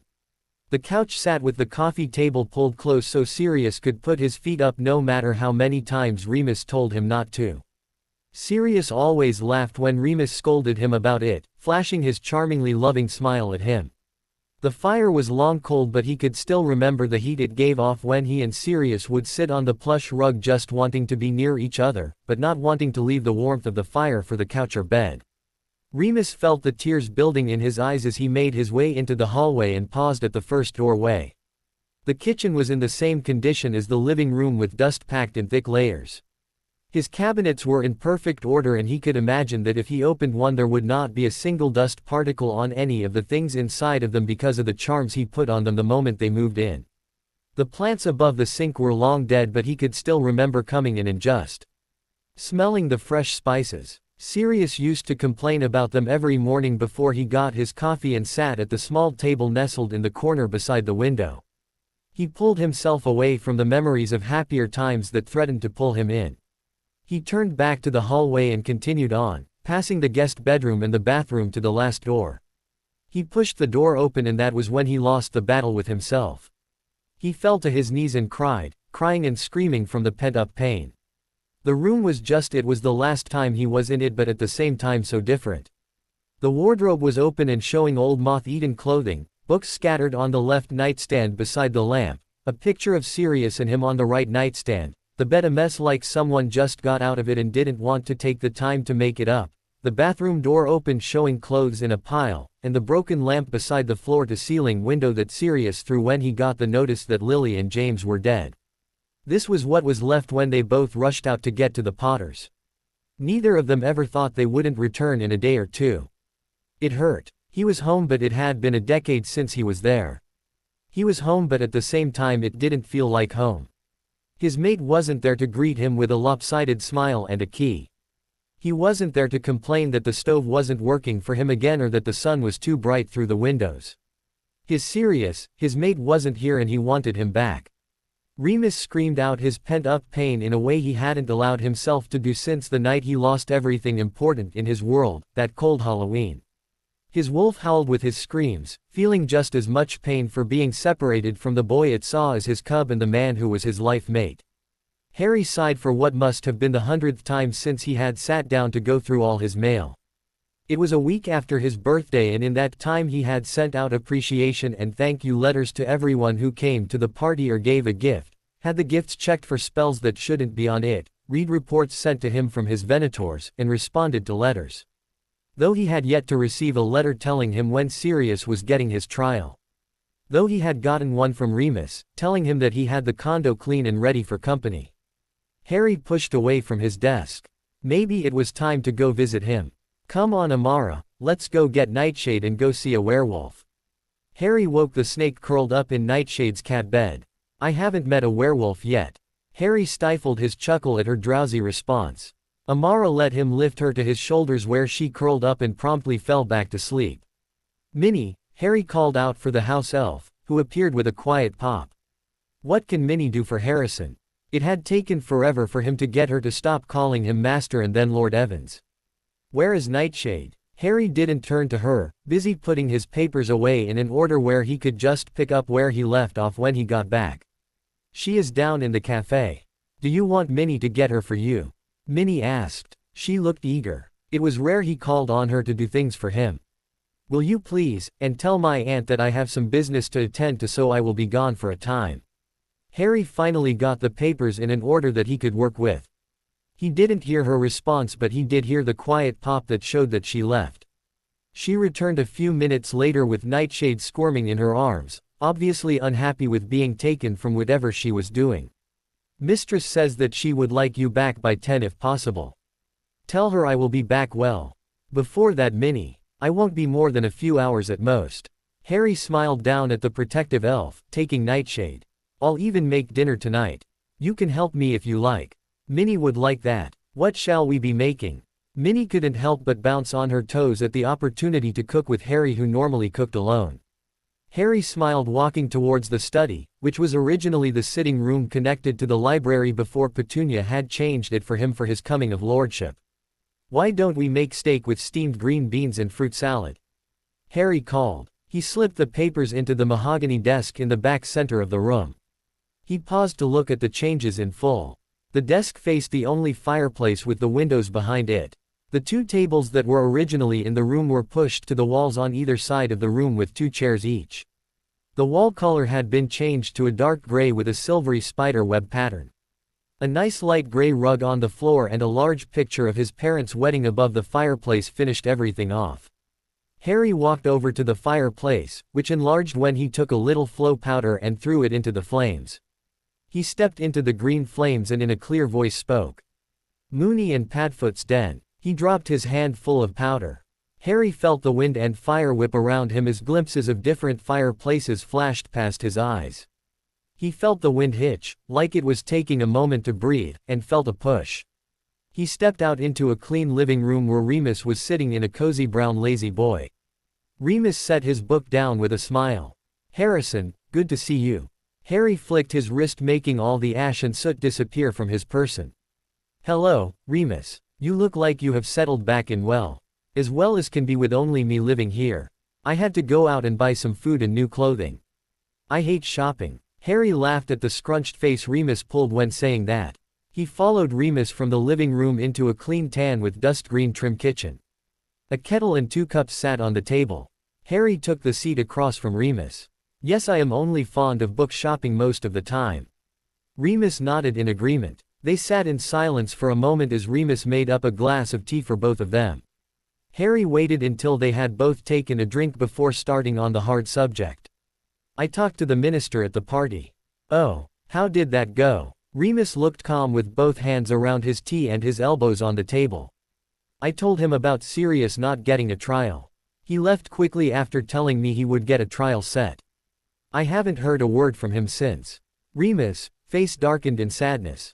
I'm going to have a couple of people I know light a fire under him. Remus sighed, setting his tea down. You're only 13, cub. It won't matter to some that you are a lord, they will see you as just a child. Harry tapped Remus' arm to make the man look at him. I won't be involved. The public will call for blood at a man being sent to Azkaban without a trial. I have found that if you give a seed to the right person, then that seed will grow to its fullest. Remus had a confused look, so Harry decided to elaborate. Give an anonymous tip to the papers that at the time, lord of a noble and ancient house was sent to Azkaban without a trial, and they will be all over it even if to just sell a paper or two. The public will be outraged and start calling for the ministry's blood. Remus seemed to understand because he started to chuckle. Put them between a rock and a hard place. If they don't give a trial, the public might try to overthrow it in fear, but if they do and he is found innocent, the people lose faith in the ministry. Cub, are you sure you're a Ravenclaw and not a Slytherin? Harry smirked. There isn't much difference between the houses when it comes to planning. We do what we can to come out on top, but if it makes you feel better, I am king of both houses, and the Sorting Hat said I had the mind for both. The rest of the visit was spent trading stories and introductions of Amara and Nightshade when they both decided they wanted to play. Harry would ask about his parents and Remus would tell him anything he wanted to know. They even talked about Sirius, which made Remus smile longingly. It was an evening of just bonding and Harry immensely enjoyed it. After his visit with Remus, Harry flowed to the Leaky Cauldron for the meeting he had called with his two Venators he had in the Ministry of Magic, Samuel Carter and Gemma Farley. He greeted Tom before climbing the stair to the same room he met Samuel in with the pack the first time. They were both already there sitting quietly. Hello, my Venators. I have a job for the two of you. Both of them bowed their heads in greeting as he sat in the chair across from them. It seems that the minister didn't listen to me when I gave him an easy way to right a wrong and look good doing it. He will do what I want, but this way he won't look so good. They shared a grin. They hated Fudge, he was a spineless, greedy fool. Samuel was the one to ask the first question. What is it you want us to do? Harry felt a content grin smooth over his lips. All the papers are going to receive a tip about how a man, a lord from a noble and ancient house no less, was sent to Azkaban without a trial. Let them know that the ministry knows all of this and will do nothing about it. The masses will start calling for blood. That is when you will send another tip telling them that this man happens to be one of Lord Harrison Evans' godfathers and that he had been denied access to said man. Not only have they broken an old law, but they have also taken a hero's family away. Oh, m'lord, the ministry will take a blow with this. Gemma chuckled, dark and sinister. It will be our pleasure. Good, I want this all over tomorrow's headlines. They nodded. Dismissed. Harry leaned back in his study with the Daily Prophet, the Quibbler, and Which Weekly spread out in front of him with headlines that screamed the same thing. The minister and ministry was screwed. 2 weeks had passed since the first paper came out and the public just kept getting angrier that their government had done such an inhuman thing. They were all calling for blood and justice. Just an hour earlier Harry had gotten a letter from the ministry telling him of the time and date of Sirius' trial. August 31st at 12 p.m. He had only 3 more days until he got to meet his second godfather. Remus had only 3 days until he saw his mate again. Everything was going as planned. Alpha. Harry heard Luna yell and felt her coming before he saw her. She wore a light silvery gray shirt with a shifting gray ankle-length shirt and her dragon hide flats. Her cork necklace was once again around her neck and silver vine earrings dangled from her ear. He opened his arms just in time to catch the girl as she jumped into his arms. Luna love, I know it has been 3 weeks, but please calm down. We are going into a courtroom. Harry grinned at Fred and George over Luna's head. The twins, like Luna, had decided that the shifting gray was their signature. They had black pants with a dark gray long-sleeve shirt. They were also both wearing an everyday shifting gray robe with their dragon hide boots. Should I be surprised if the others show up like you three? Harry jabbed good-heartedly. Fred shrugged, why not? You did. Harry laughed, not being able to argue. Though unlike them, he had a pair of black jeans, an emerald green t-shirt and his dragon hide boots. He had decided that he liked the robes he wore to his party, so he had another one made, just with no sleeves, so his Pack Alpha armband was visible to any who looked, and had a small 3-eye lace put on to hold the front together at his chest but showing his clothing underneath it. His ear ring was in plain sight with his growing hair ruffled with gel so it looked like it was still damp.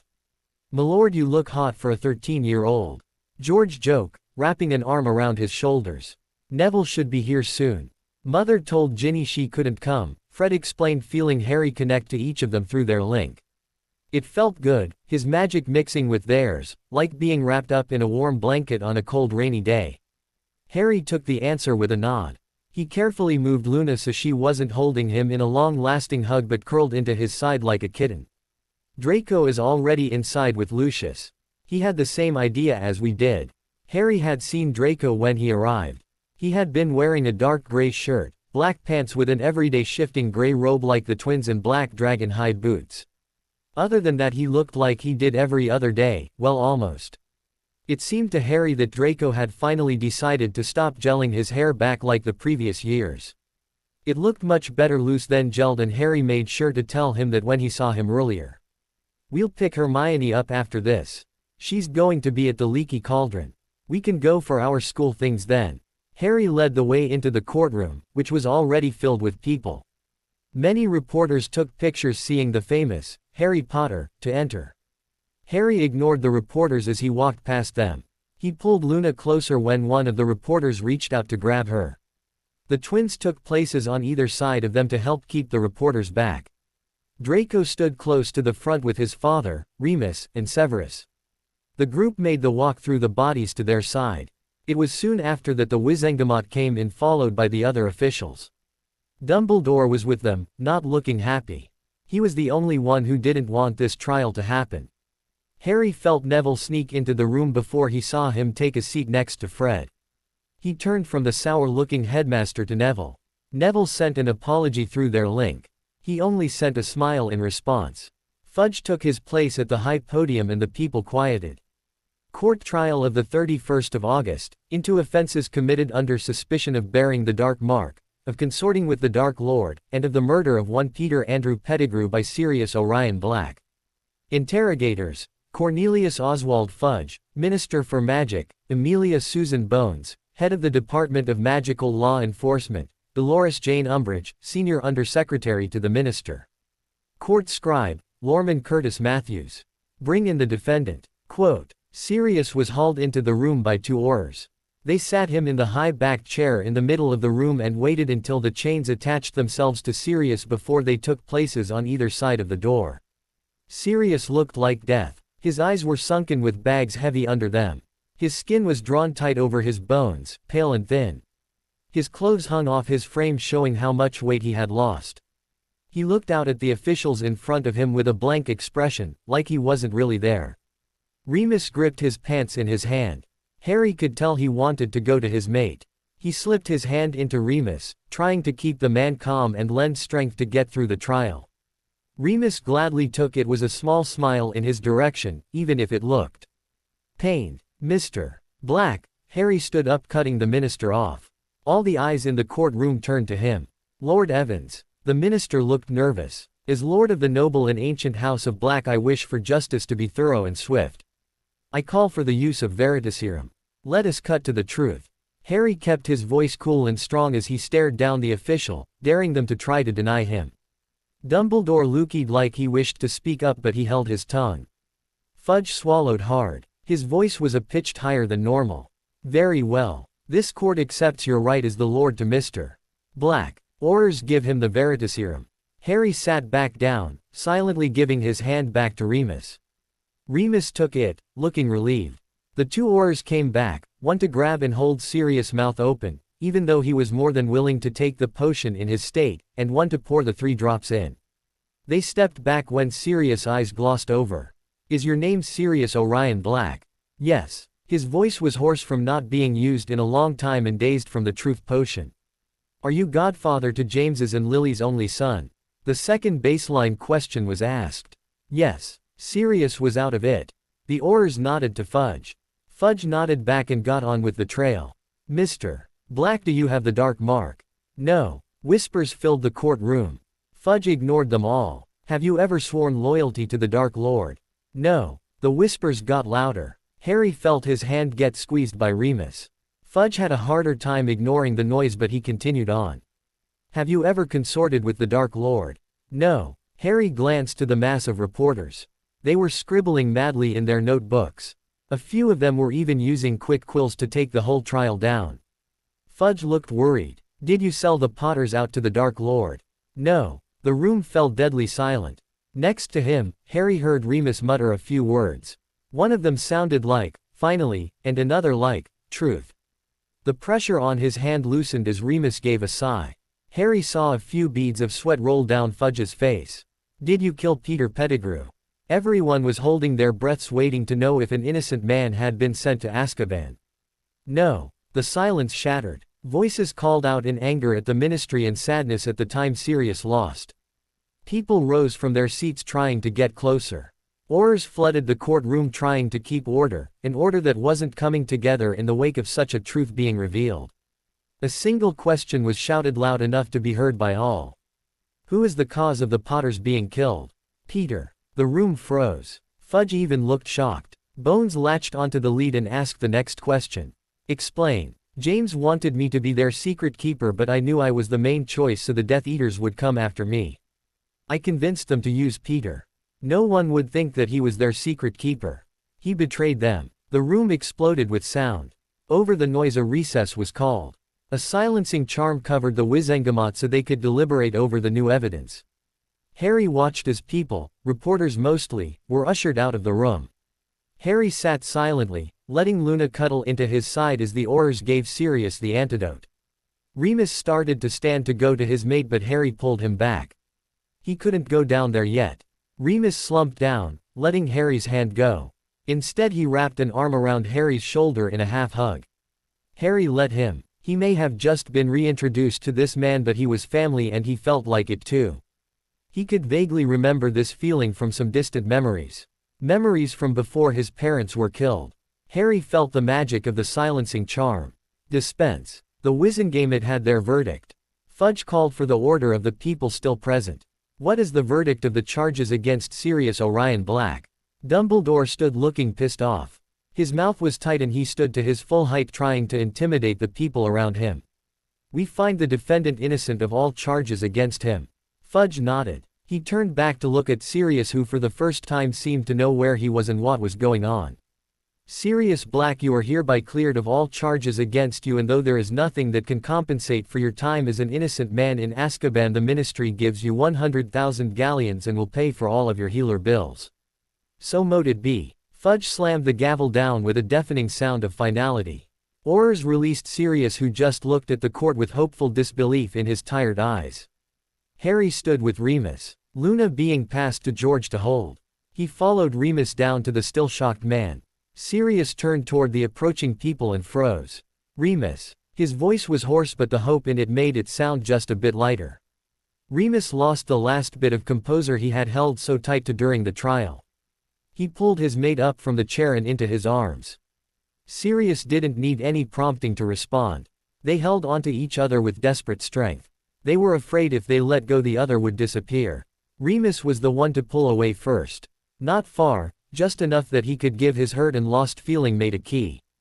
Harry smiled. They had done it. They had freed an innocent man and reunited mates. That might not have been the end goal in the beginning, but it was still nice. Pup. Harry pulled from his musing to see both Remus and Sirius looking at him, still with an arm around each other, but Sirius' other hand was reaching out towards him. Hey, Padfoot. Harry stepped closer so Sirius could pull him into a three-way hug. They stood like that for minutes before Harry pulled away smiling. Why don't we get you cleaned up and into some real clothing? Sirius nodded, unable to talk anymore. Remus will take you home. I need to go pick up 2 ladies and get our school supplies. I'll see you soon. Take your time and heal, okay? Sirius nodded and pulled him into one last hug. A hard key was pressed to his forehead from the man who loved him even after years of hell. When he let go, Harry walked to the door where the others and Lucius were waiting. Things were progressing perfectly. Lucius agreed to let the pack get their school things alone but wanted them to meet at the Leaky Cauldron in 3 hours. Harry easily agreed. That gave them plenty of time. They went through the flow. Hermione and Ginny sat in the corner table drinking a butterbeer and laughing at what one of them said. Harry smoothed his magic over them and they both looked over in their direction with smiles on their lips. They stood to give out hugs showing they both wore the shifting gray in some form. Hermione in a handkerchief-bottom sundress, and Ginny in black jeans with the shifting gray tank top. They took half an hour to eat and just talk like normal kids. They talked about the trial and the coming school year. The twins told them all about the different prank products they had developed and the ones they were still experimenting with. When they were finished they made their way out into the alley. The rest of their time was spent getting supplies they needed for school and anything else they wanted like extra books and candies. Harry led the pack through the train to find a compartment. He passed one after another feeling others in them. He was almost at the end of the train when he paused, feeling 2 people that shouldn't be there. He opened the door to find Remus and Sirius sitting in it. "What are you two doing here?" Remus looked up scenting his cub and smiled. He patted the seat in front of him to indicate they should take a seat, while Sirius sat bouncing like an excited 5-year-old looking out the window. Remus shook his head with a fond smile at his mate. Sirius looked better. He'd had a bath and his hair was clean, cut, and brushed so it fell to his shoulders in light waves. The clothes he wore were form-fitting so he didn't look as unhealthy as he did in the huge rags he wore at the trial and his skin was clean but he still had a long way to go. Harry was just happy to see a small light in his eye instead of the dead darkness that was there the day before. Being with his mate, for even just one night was already helping him heal. Harry sat followed by the rest of his pack. After Draco and Hermione sat next to him on one side, he magically enlarged the compartment in both width and length so Luna could curl into his other side. Neville could sit with Ginny next to Remus, and the twins had already found a place on the floor on either side of his legs to sit so they weren't squished. Remus waited till they were all seated to talk. "I forgot to tell you that Dumbledore offered me the defense against the dark arts position. Since Sirius was cleared and he needs to be supervised by someone until the healer clears him, Lucius convinced the school board to allow him to stay with me. Madame Pomfrey will be taking over as his healer." "You mean we actually will have a teacher who knows what the hell they're teaching?" Fred piped in from the floor. George gripped his brother in fake shock and joy. "Language." Remus chided him with a scowl, though Harry could feel his magic dance in amusement at the twins' antics. "English." Sirius randomly, he had a large lopsided grin on his face. Remus sent a small half-hearted glare at his mate. "French." Luna chirped playing alone. Sirius turned his smile to her. She giggled at Remus who turned his glare on her, a smile tugging at his lips. "Latin." George called next. Fred grinned at his brother and Harry chuckled. Remus looked up the ceiling like he was asking for patience, though Harry saw the smallest of smiles break onto his lips. "What am I going to do with you all? If you're a werewolf, does that mean you see Harry as Pack?" Luna asked randomly, causing everyone to look at her wondering what the hell she was thinking to ask such a random question. She ignored the looks and turned to look up at Harry with big puppy eyes.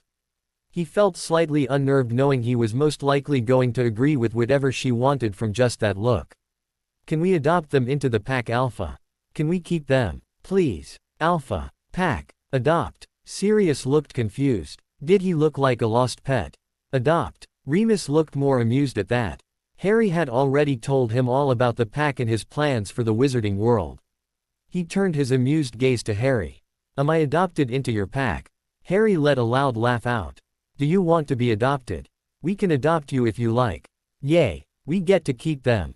Luna threw her hands up in joy, her eyes twinkling in excitement. "We have to get them a room set up in our rooms and we have to introduce them to the others. Oh, they will just love you too. Maybe you guys can train with us too."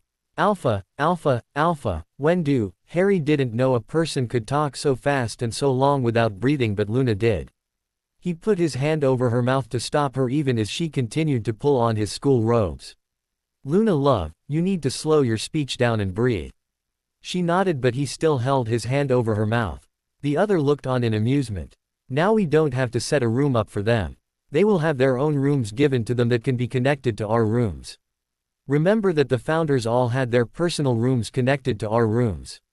Yes, we will introduce them, and yes, I think they will like each other well enough.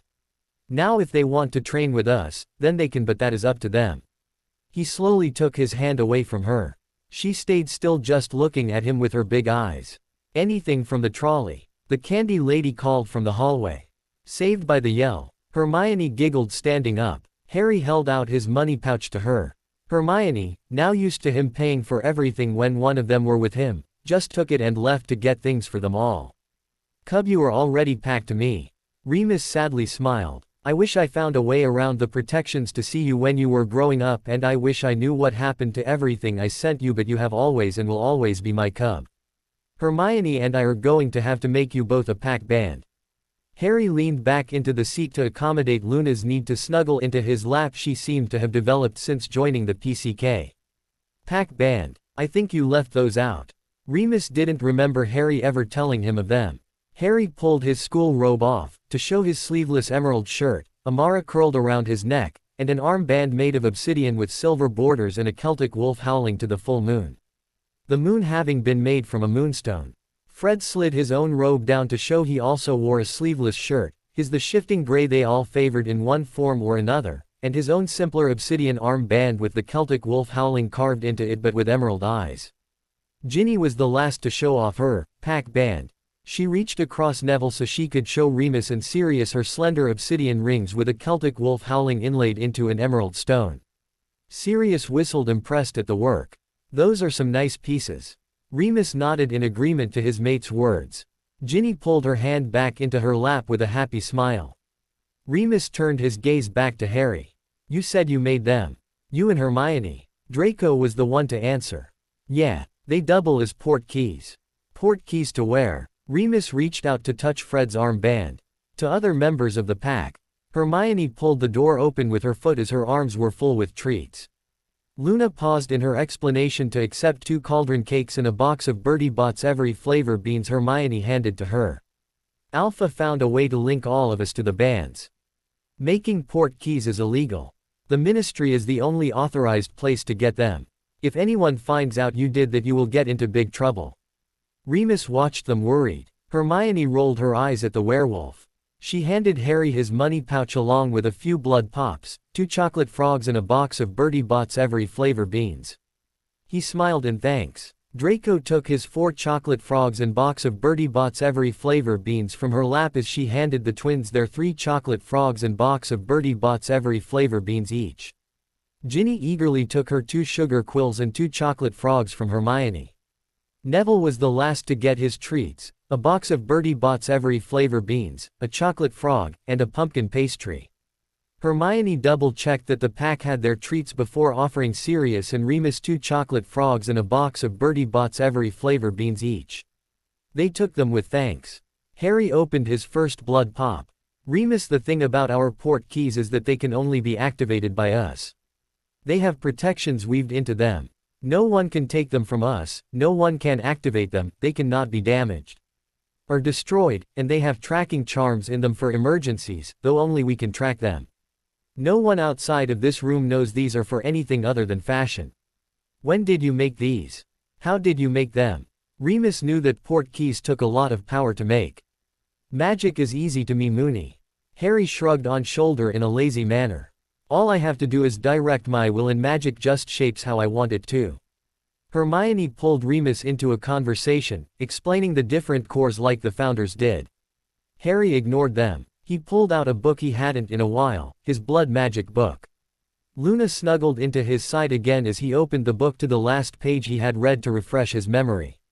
Spilt drop. For this exercise you will be learning spilt blood. You will need blood of someone else, preferably from a willing giver this time. Get a mirror, a different one than the one you use with your own blood, and add a drop of this person's blood to the mirror. Concentrate on looking through their eyes. It might take a few tries, but after practice you should be able to hold it. The goal is to be able to see through the person's eyes for an hour. Harry did that and continued to practice it in between his experimentation of small forms of blood magic. When you feel you are comfortable with a single drop of someone else's blood in the mirror, do the exercise with 3 drops. This will give you more control of what you see but also lets you hear what is going on around that person. As time passes and you practice more, add 2 more drops. Do not go over 5 drops though. You want to be a bystander, not control the person. Harry had also practiced that. The last time was 2 days ago, when he used the last vial of blood his pack had given him. He had watched Neville go through the plants he had and made a list of plants he didn't have but wanted to grow in the pack's greenhouse room. He already had the plants Neville didn't have ordered and they should show up in a few days. The conversations lulled around him as he moved on to the new exercise. The next part of this exercise is controlling the person through the mirror. Add 6 drops to the mirror. This 6th drop will give you the slimmest control over the person's movement. The person won't notice anything amiss unless an order, suggestion is given that is out of their character. You are to plant little suggestions for them to follow with this exercise. Start small before you work bigger. Harry blinked once before rereading the paragraph. That was one exercise he was not going to be practicing on his pack. He closed his book with a soundless sigh. His head fell back to rest against the cushioned headrest. He felt Luna move once again to reposition herself. He wrapped an arm around her shoulder, his mind spinning to find a solution to the snag he found in his training. Harry lost track of time just sitting with his eyes closed, basking in the feel of his pack and riddling through his thoughts. He had slowly started to drift off to sleep when he felt it. It was cold. A sensation ran down his spine and deep into his bones. It felt like he was frozen from his very core. He snapped his eyes open when Sirius whimpered. Sirius was pressed into the seat, curled up into a tight ball. Neville and Luna were both shaking, eyes flashing between dazed and alert like they were trying to wake from a deep thought. Fear raced through the bond. A fear so pronounced it gripped Harry stronger than the ice that settled in his core and blood. His magic was released from the restraints he put them in. He felt the warmth flow through his veins battling the burning, scaring ice. His eyes bathed the compartment with an eerie green glow when the lights flickered out. He heard Hermione ask what was happening in a panicked voice, but he didn't pull his attention from the source of the cold as it came closer to the door. The door iced over when a black shadow of a skeletal hand slowly slid it open. Harry pushed his flaming magic at the creature when a female scream reached his ears and resonated in his head. His instincts to protect his pack added to the fire running through him and the attack got stronger. The creature pushed back. Icy magic pushed and fought against his own, trying to dominate. The scream got louder as did the fear through the bond. He felt himself slowly slipping into a drowning darkness of ice as he lost ground. His magic was being defeated, being developed in the icy cold. This creature was ancient, with magic older and more powerful than anything he ever felt or heard about before. Harry felt the cold abruptly leave as the darkness came rushing to meet him. He heard one last scream, but the fear was slowly fading, turning to worry, before he felt and heard no more. Harry didn't know much beyond the darkness he rested in and the comforting hand running through his hair. He dug for the bond he shared with his pack but couldn't grasp it. He pulled for his magic but he only felt a soft whispered touch of warmth instead of the blaze of flames he was used to. He could feel the frigid cold still in his core and veins though. It wasn't getting stronger but it wasn't fading either. A distant muttering pulled him from his thoughts. People were speaking but for the life of him he couldn't truly hear them. He felt for his bond once again.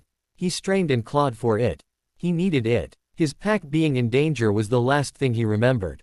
He needed to know they were okay. He finally grasped the bond. Feelings flooded him, making his head spin. Fear, anger, worry, and pain were the main feelings he could sort out, but he could feel the touch of loss filter through too. He concentrated on the bond to help drag his mind back into the waking world. Sounds burst in his ears. They were all speaking at once. He left his eyes closed, not feeling strong enough to open them yet. He could hear and feel where each of his pack members were along with 3 who weren't officially pack yet. He was laying on one of the seats with a lap as a pillow. Sirius was the one running his hand through his hair. Amara was around his neck hissing encouragements in his ear. Luna had a grip on his right hand like she was afraid he would disappear, her head on his thigh as shivers ravaged through her body. Ginny had his left hand but was also holding onto the shaking Neville. The twins were standing, Guarding, he corrected himself, while Draco and Hermione stood by the door arguing with Severus about something. The words were too loud and hurt his head, so he didn't even try to decipher them. Remus was beside Severus, anger pouring off him in waves. Harry could even feel the wolf wanting out even though the full moon was a week ago. Quiet. Harry didn't think anyone would hear his trembling hoarse voice, but he was proven wrong when everything froze in silence. Harry turned his attention to the world around them when he finished determining his pack were safe. The gentle rocking sensation told him they were still on the train. He felt the cold still in the air, so he wasn't out for long, but he didn't feel the creatures. They were gone. Harry relaxed, causing Sirius to start running his hand through his hair again. Harry mustered up the strength to open his eyes. Everyone was still in their spots just watching him. Luna and Ginny had tears falling from their eyes watching him with relief. Neville had his head down, hiding his face, but he leaned forward into Ginny's embrace as tension left his shoulders. Fred and George sighed in unison, falling into each other like they lost all strength in their legs. Draco lost all the tension in his body, sagging so much that he leaned back into Severus, who wrapped an arm around his shoulders to keep him steady. Hermione busted down crying, her sobs ripping through her violently. Remus closed his eyes, muttering something that sounded like a thankful prayer. Alpha. Luna's voice broke. Her soft voice was full of fear and sorrow. Harry lifted his hand, with hers still holding it, to smooth her left cheek. I'm here. He smiled the best he could do with the little strength he had slowly slipping away. His hand fell from her cheek back into his lap. I'm tired, but I'm here. You're lucky to be. Severus sat Draco down while Remus helped Hermione calm her sobs. From what I have been told, you fought against the Dementor with pure magic. Harry let his confusion leak through the bond. Alpha. Harry turned to look at Fred. We could see your magic, yours and the Dementors. They were fighting. You were losing. You held it off though until Remus could send it away with a charm, but you passed out. We couldn't feel you. None of us could. You were gone. Cub, you were dead. Remus choked on the words, but Harry understood them. I don't know how, as it didn't take your soul, but your heart stopped along with your breath. You were dead for 5 minutes. Nothing we did helped. The rest of the ride was in silence. Harry spent the time processing what he had been told as he swallowed potion after potion his godfather handed him. His pack sat as close as they could, all of them touching him in one way or another. He sat up with Sirius holding him to his side. Luna was curled in his lap, head on his left shoulder. Neville took the seat next to him, holding on to his arm with a death grip. Ginny was curled up in Neville's lap, her head on Harry's right shoulder. The twins were squished together, sitting on the floor using his right leg as a headrest. Hermione sat between his legs, her back to him but her hand holding his right on her shoulder. Draco took his left leg to lay his back against. Evan Remus had one of his legs stretched out so his foot was touching Harry's. The only one who wasn't in constant contact was Severus, but that was only because the man was giving him potions, casting diagnostic spells, and checking his pulse nonstop. The only thing he could feel thankful about was that Nightshade was sleeping in his trunk and Hedwig was already at Hogwarts, so neither of them had to endure the cold the Dementors had brought with them. Harry had convinced the others that they needed to show a strong front to the school like they had for the past 2 years. They wouldn't agree until Harry fully opened his side of the bond to show that he was fine. Remus, Sirius, and Severus were harder to convince, but with vows from the others to keep perfect track of Harry, they agreed to allow them to go to the welcoming feast and sit at their assigned house table. Luna stuck to him, but he didn't mind. It helped the others. The sorting and dinner ended quickly. Dumbledore stood at the end. Now that we all are full, I have a few announcements to make. The first is Mr. Filch wants to remind all students that wandering the halls past curfew is prohibited and that a new list of banned items can be found in his office. Now the Forbidden Forest is still forbidden. The last thing, children, is that in light of new evidence the Ministry has posted Dementors around the school ground to protect us and look for Peter Pettigrew. They won't come onto the grounds and they will not interfere with our day-to-day lives, but Dementors are vile creatures who don't care to determine the innocent from the guilty. Do not go looking for them. His sober face broke out into a smile. Sleep well, children, and enjoy your weekend. Harry felt like strangling the old goat as he made his way to his Raven's common room. He repeated the same procedure as the year before. He introduced himself as the King of Ravenclaw and Slytherin and gave them the rules. He spent 20 minutes greeting and mingling with anyone who came up to him. He soon felt the others getting fidgety through the bond, so he wished his ravens a good night. That night they charmed 3 of the beds together so they could all sleep side by side. Harry woke at 6 a.m. on the dot. His pack was still asleep around him. It took 5 minutes for him to get out from the bed and not wake the others. He changed into a pair of sweatpants before proceeding to the training room. In the training room his body moved through his morning routine, but his mind kept thinking over the day before. He had only known one thing about Dementors, and it was they were creatures who guarded Azkaban. He had read absolutely nothing else on them, and it unsettled him. They were strong. The idea that he had died fighting against just one of them came back to him. He died. Harry's body stopped in the middle of workout. The image and feeling of the train came back to him. When he spoke, even as quiet as he was, they froze. They froze like they didn't expect to ever hear him again. Another thought hit him full force. Remus said they did everything they could but nothing worked. He was dead for 5 minutes. He woke after they realized they couldn't bring him back. How? You can't cheat death. If he died he should have stayed dead. Harry's body picked up where it left off. He couldn't understand it at this moment, so he pushed it to the side for later and moved on to when he was fighting the Dementors. No, before the Dementors even entered the room. He had felt the cold. They sensed them in the same way that he hadn't, at least not until the creature had opened the door. He had felt them. Felt the cold. Even now he could still feel the cold ice running through his veins and core, mingling with his power. Fire and ice flowed, swirling together but never mixing, never fighting. His power wasn't weakened by the ice, and the ice wasn't scorching like when it first entered him. Why? Was it normal? He needed to find out. Alpha. Harry's mind slammed into his body and back into the real world. He pulled up from the crouch he was in and turned to the door. The whole pack stood there, just watching and waiting, like they were expecting to wake up any minute to find him standing there was just a dream.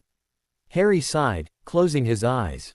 What could he do? They were worried. They needed to see he was fine. They needed to see that he hadn't changed and he wasn't leaving them.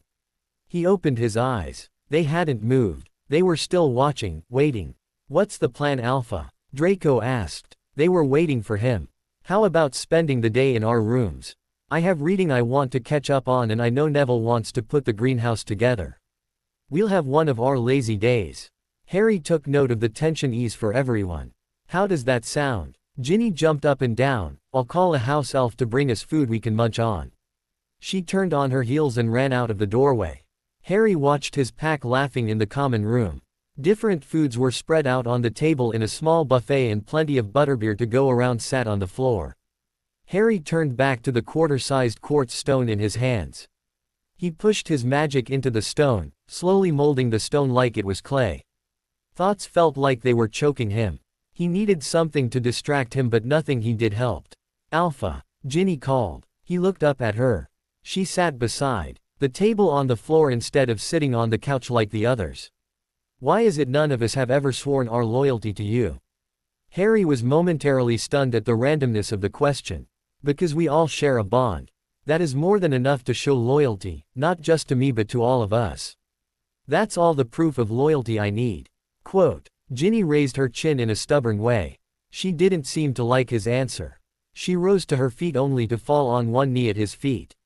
I, Ginevra Molly Weasley, do so declare my loyalty to one, Harrison James Evans Potter, sound of mind and of my own free will.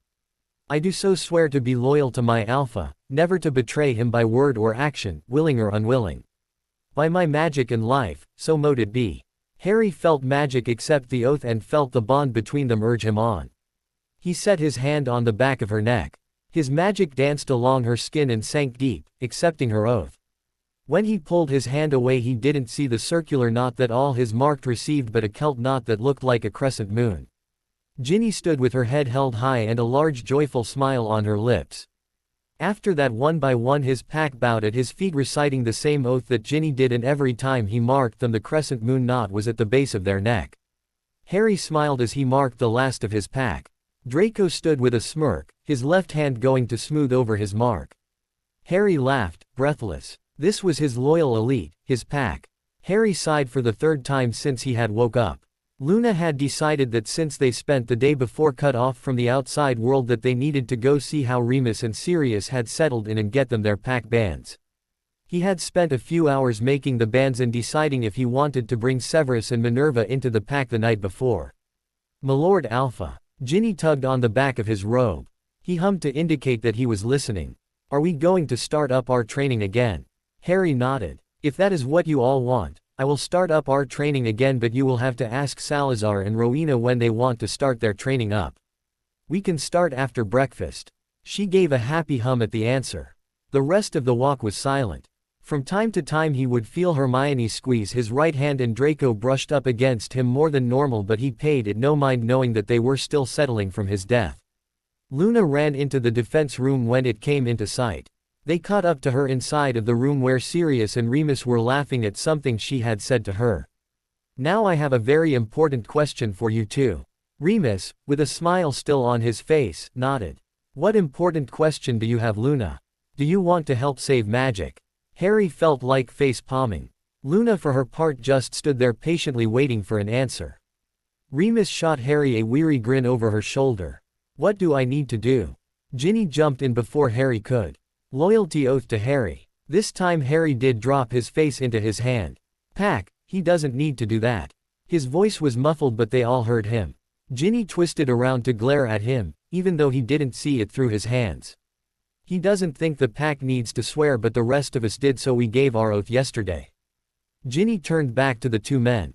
"Sirius can wait until he is better, as Harry refuses to have anyone swear if they don't have complete understanding of what the oath entails, but you can swear it now." Remus blinked, surprised that Ginny was so blunt. He knew about the oath and marks. He also knew about the magic problem, as Harry had told him everything, but he never expected someone to just be so blunt about the subject. "Ah, I have no problem swearing an oath or receiving the mark that goes with it." "Good." Luna and Ginny chirped together. Harry just sighed, pulling his head out of his hands. Remus kneeled and gave his oath like the others did the day before. Harry sent his magic into the back of Remus' neck and the same crescent moon mark appeared. Remus stood with a smile, lightly touching the new mark on his neck. Harry sighed but couldn't help smile himself. He handed Remus both his and Sirius pack band before reminding everyone that they need to make it to breakfast. Harry paused at the entrance to the Great Hall. He blinked, thinking he was seeing things. The image stayed the same.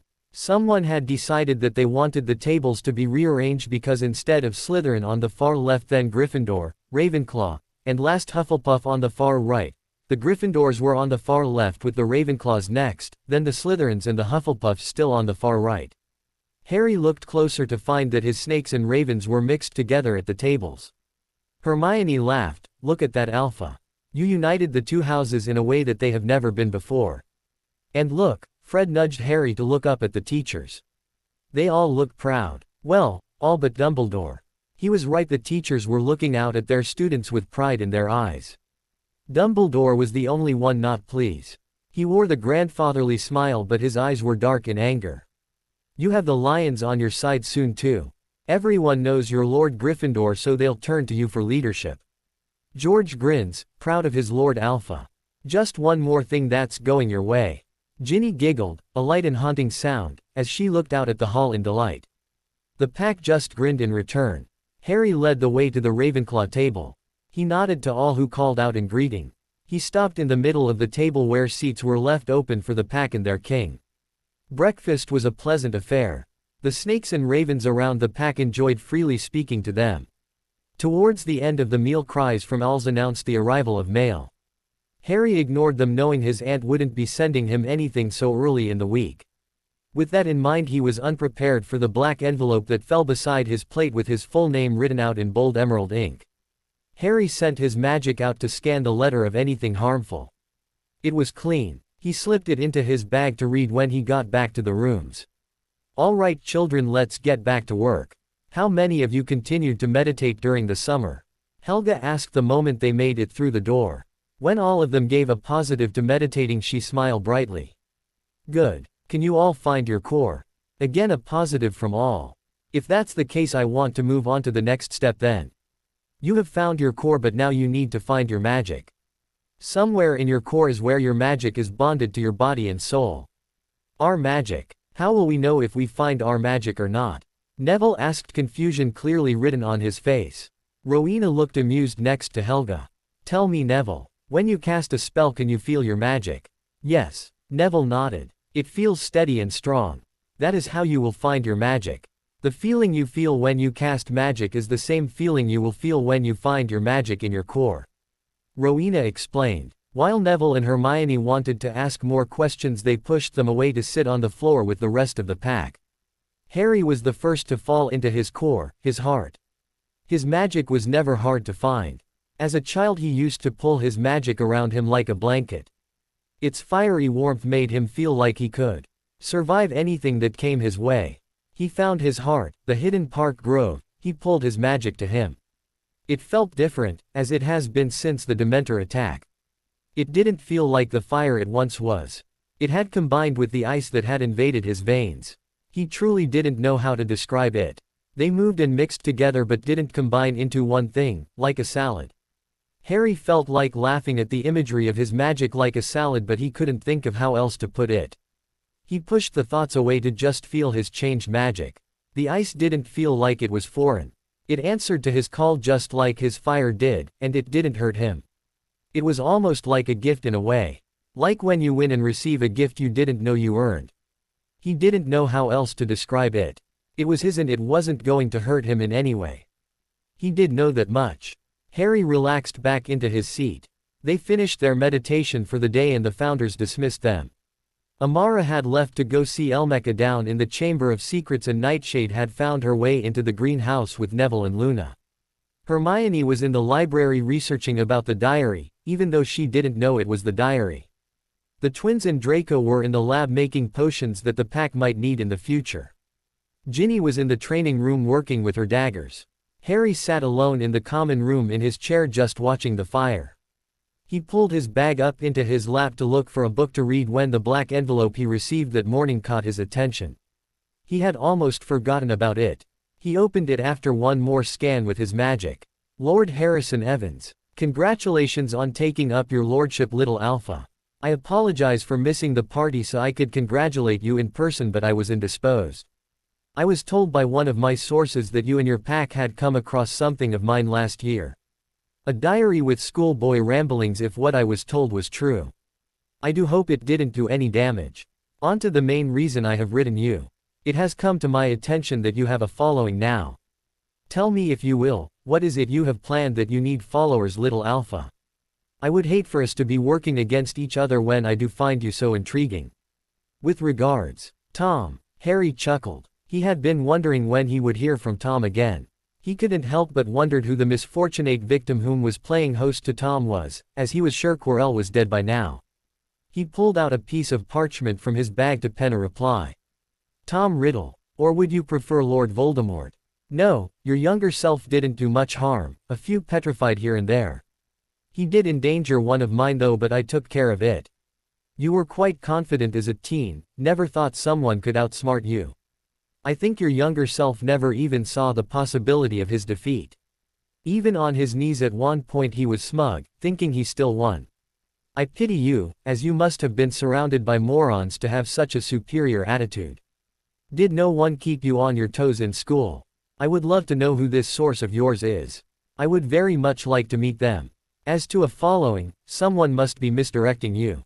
I don't have followers. And as for plans, doesn't everyone have plans? Plans for school, for marriage, children, travel, and just life in general. You will have to be more specific. I intrigue you, do I? Tell me, is that a good thing or a bad thing? Should I start boring you? I'm sure I can come up with a few things. Awaiting your next letter. Harrison. Harry smirked rereading his letter. Was he trying to piss this man off? Maybe. It's kind of fun. He didn't truly know why, but he felt eager to play this dangerous game. The first week of school passed by quickly for Harry. He enjoyed learning from Remus and he enjoyed his elective classes. He, Draco, Neville, and Hermione were all taking ancient runes together as their first elective.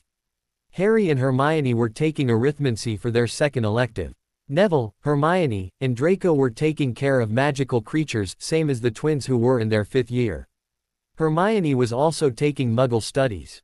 Because of the class load that Hermione was taking, she was given a time turner to get to all of her classes.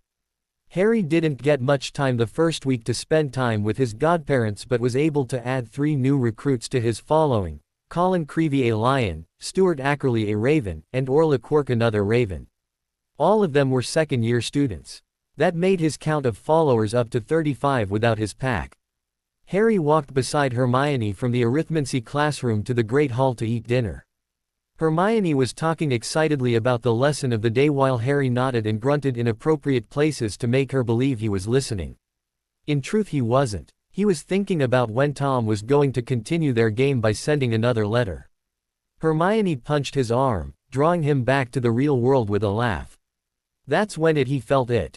The cold was back. Hermione. Hermione paused at his voice tone. Fear flickered through their bond. Hermione, run, as fast as you can, run to the Great Hall. Get Severus, Minerva, or Remus. He pushed her when she didn't move. Hermione, run. Hermione turned and ran. When she turned around the corner leading to the stair, Harry turned to face the approaching cold. He let his magic free. Harry's eyes glowed as he pulled 2 of his throwing knives out from their hidden sheaths on his hip. His power drifted around his form in shadows of red and gray. When the dark cloaked form of the Dementor entered the hallway, Harry struck. He infused his magic with the blades and threw his first knife fast and strong with precision.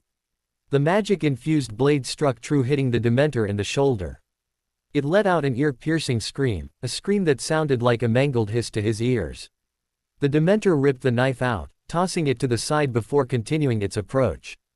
Alpha. He heard the twins yelling for him and he sensed the whole pack and his godparents coming closer, but he concentrated on the task at hand. He needed to get the Dementor out of the school or hold it back until someone else can. He slammed his magic out at the Dementor and threw his second magic-infused knife. Again the Dementor ripped the knife out. Harry could hear the scream. The same scream he heard before blacking out on the train. He pushed harder, yet the Dementor pushed closer in body and magic. A picture flashed, of a red-headed woman, through his mind. She was begging for her child's life. He felt the others come up beside him, just in time to his darkness was seeping into the edges of his eyesight. He gave one last push and grabbed a third knife. It flew true like the 2 before it. Expecto Patronum. Harry felt the Dementor let up in its assault when his godparents cast the spell as one.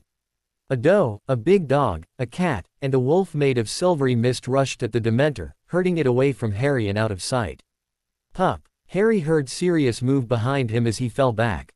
He caught him as the others gathered around. Sirius, what are you doing here? You shouldn't be around Dementors while you are still recovering. Harry held stubbornly to the waking world.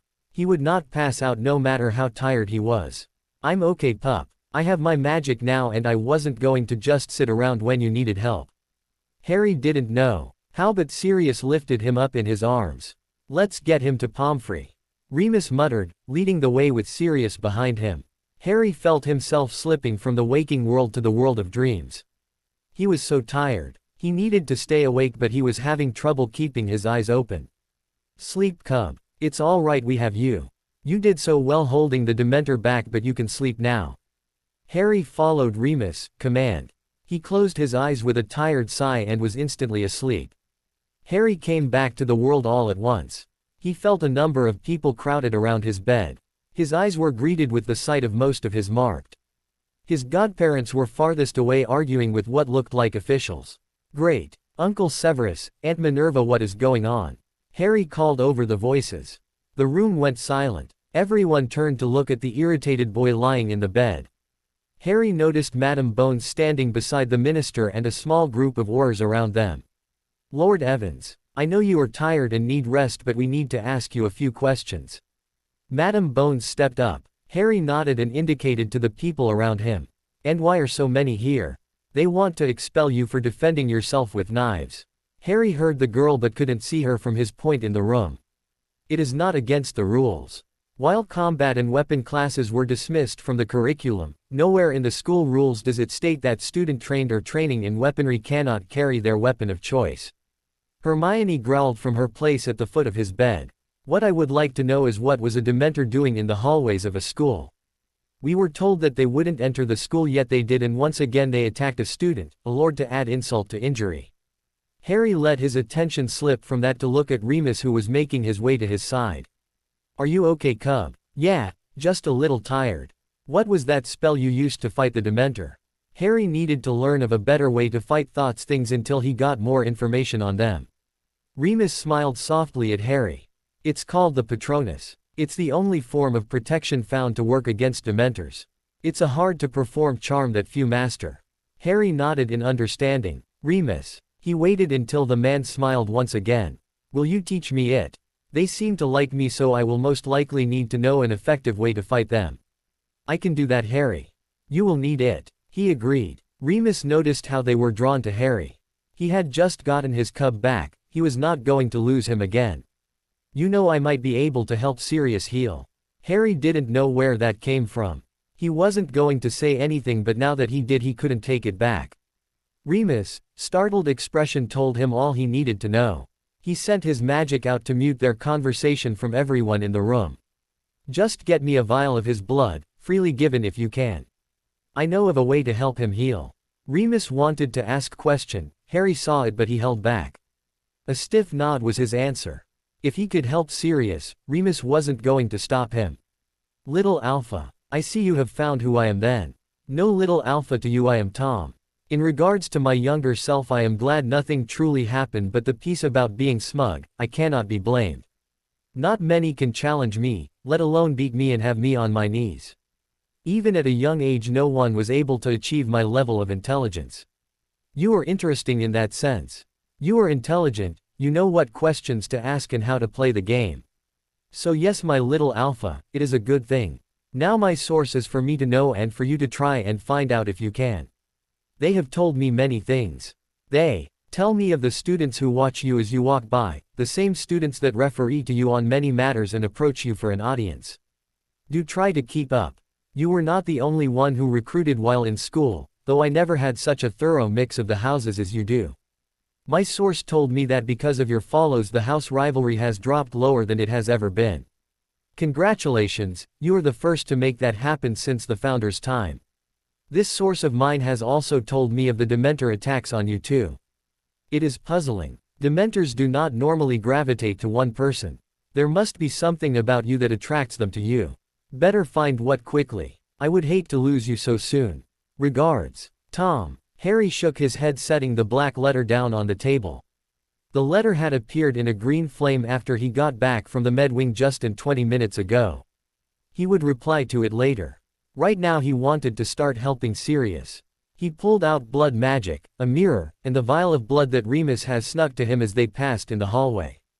He opened the book to his last read page to reread what he needed to do. He set the mirror onto the table so he could use both hands, one to tip the vial so 6 drops fell to the mirror and one hand to touching the edge of the mirror to help direct his magic. An image of Sirius curled up on his bed whimpering and crying out appeared. You are to plant little suggestions for them to follow with this exercise. Start small before you work bigger. Harry concentrated on a few simple thoughts. No longer in Azkaban was the first he placed close to the surface of Sirius' thoughts. The next was, mate is always near. It was true. Remus was always close by for Sirius. He wasn't going to let his mate suffer if his presence helped calm him. The last thought was even simpler, I am safe. Harry felt the suggestions take seed in Sirius' mind quickly. He watched for the next 10 minutes as Sirius slowly calmed down and, what looked like for the first time, really looked at his surroundings. Sirius gave a small smile before snuggling down back into the bed, pulling the one next to him in a hug, smelling it, before he slipped into a more restful sleep. Harry pulled his focus away from the mirror with a soft smile himself. Small steps will soon have Sirius back to relative normalcy. That was all he could do for the man at this point. September bled into October and then November quick enough for Harry. In that time he did his homework, traded letters with Tom, trained, mingled with his followers and his houses, all while doing his alpha duties, independent research on Dementors, spending time with all of his godparents, and learning the Patronus charm. Harry was running low on energy. Harry sighed as he sunk into his chair in their common room. The fire was low, keeping the room warm and dim. The founders greeted him, but all he could muster was a nod and a tired smile. Nightshade scrambled up his leg when he stopped moving. She nuzzled under his shirt and worked her way up to lay where she could hear his heart. Harry had to wrap his arm around his chest to hold her in place, but he didn't mind. Amara had spent the day around his shoulder, so she just rearranged herself to let him lean his head back. She had grown to about 5 feet long and 4 inches thick. She has told him many times that this is as big as she will get, which was good because any bigger and he wouldn't be able to carry her comfortably anymore. Harry didn't know when he dozed off, but he did notice when he was dreaming. He watched as a beautiful red-haired woman hummed softly to a young child, swaying back and forth in a soft, smooth rhythm. He couldn't see the woman's face, but he could feel the love and warmth the woman emitted. He watched a man walk in, wrapping his arms around the woman and the child, swaying with them. Harry didn't need to see his face to know who he was.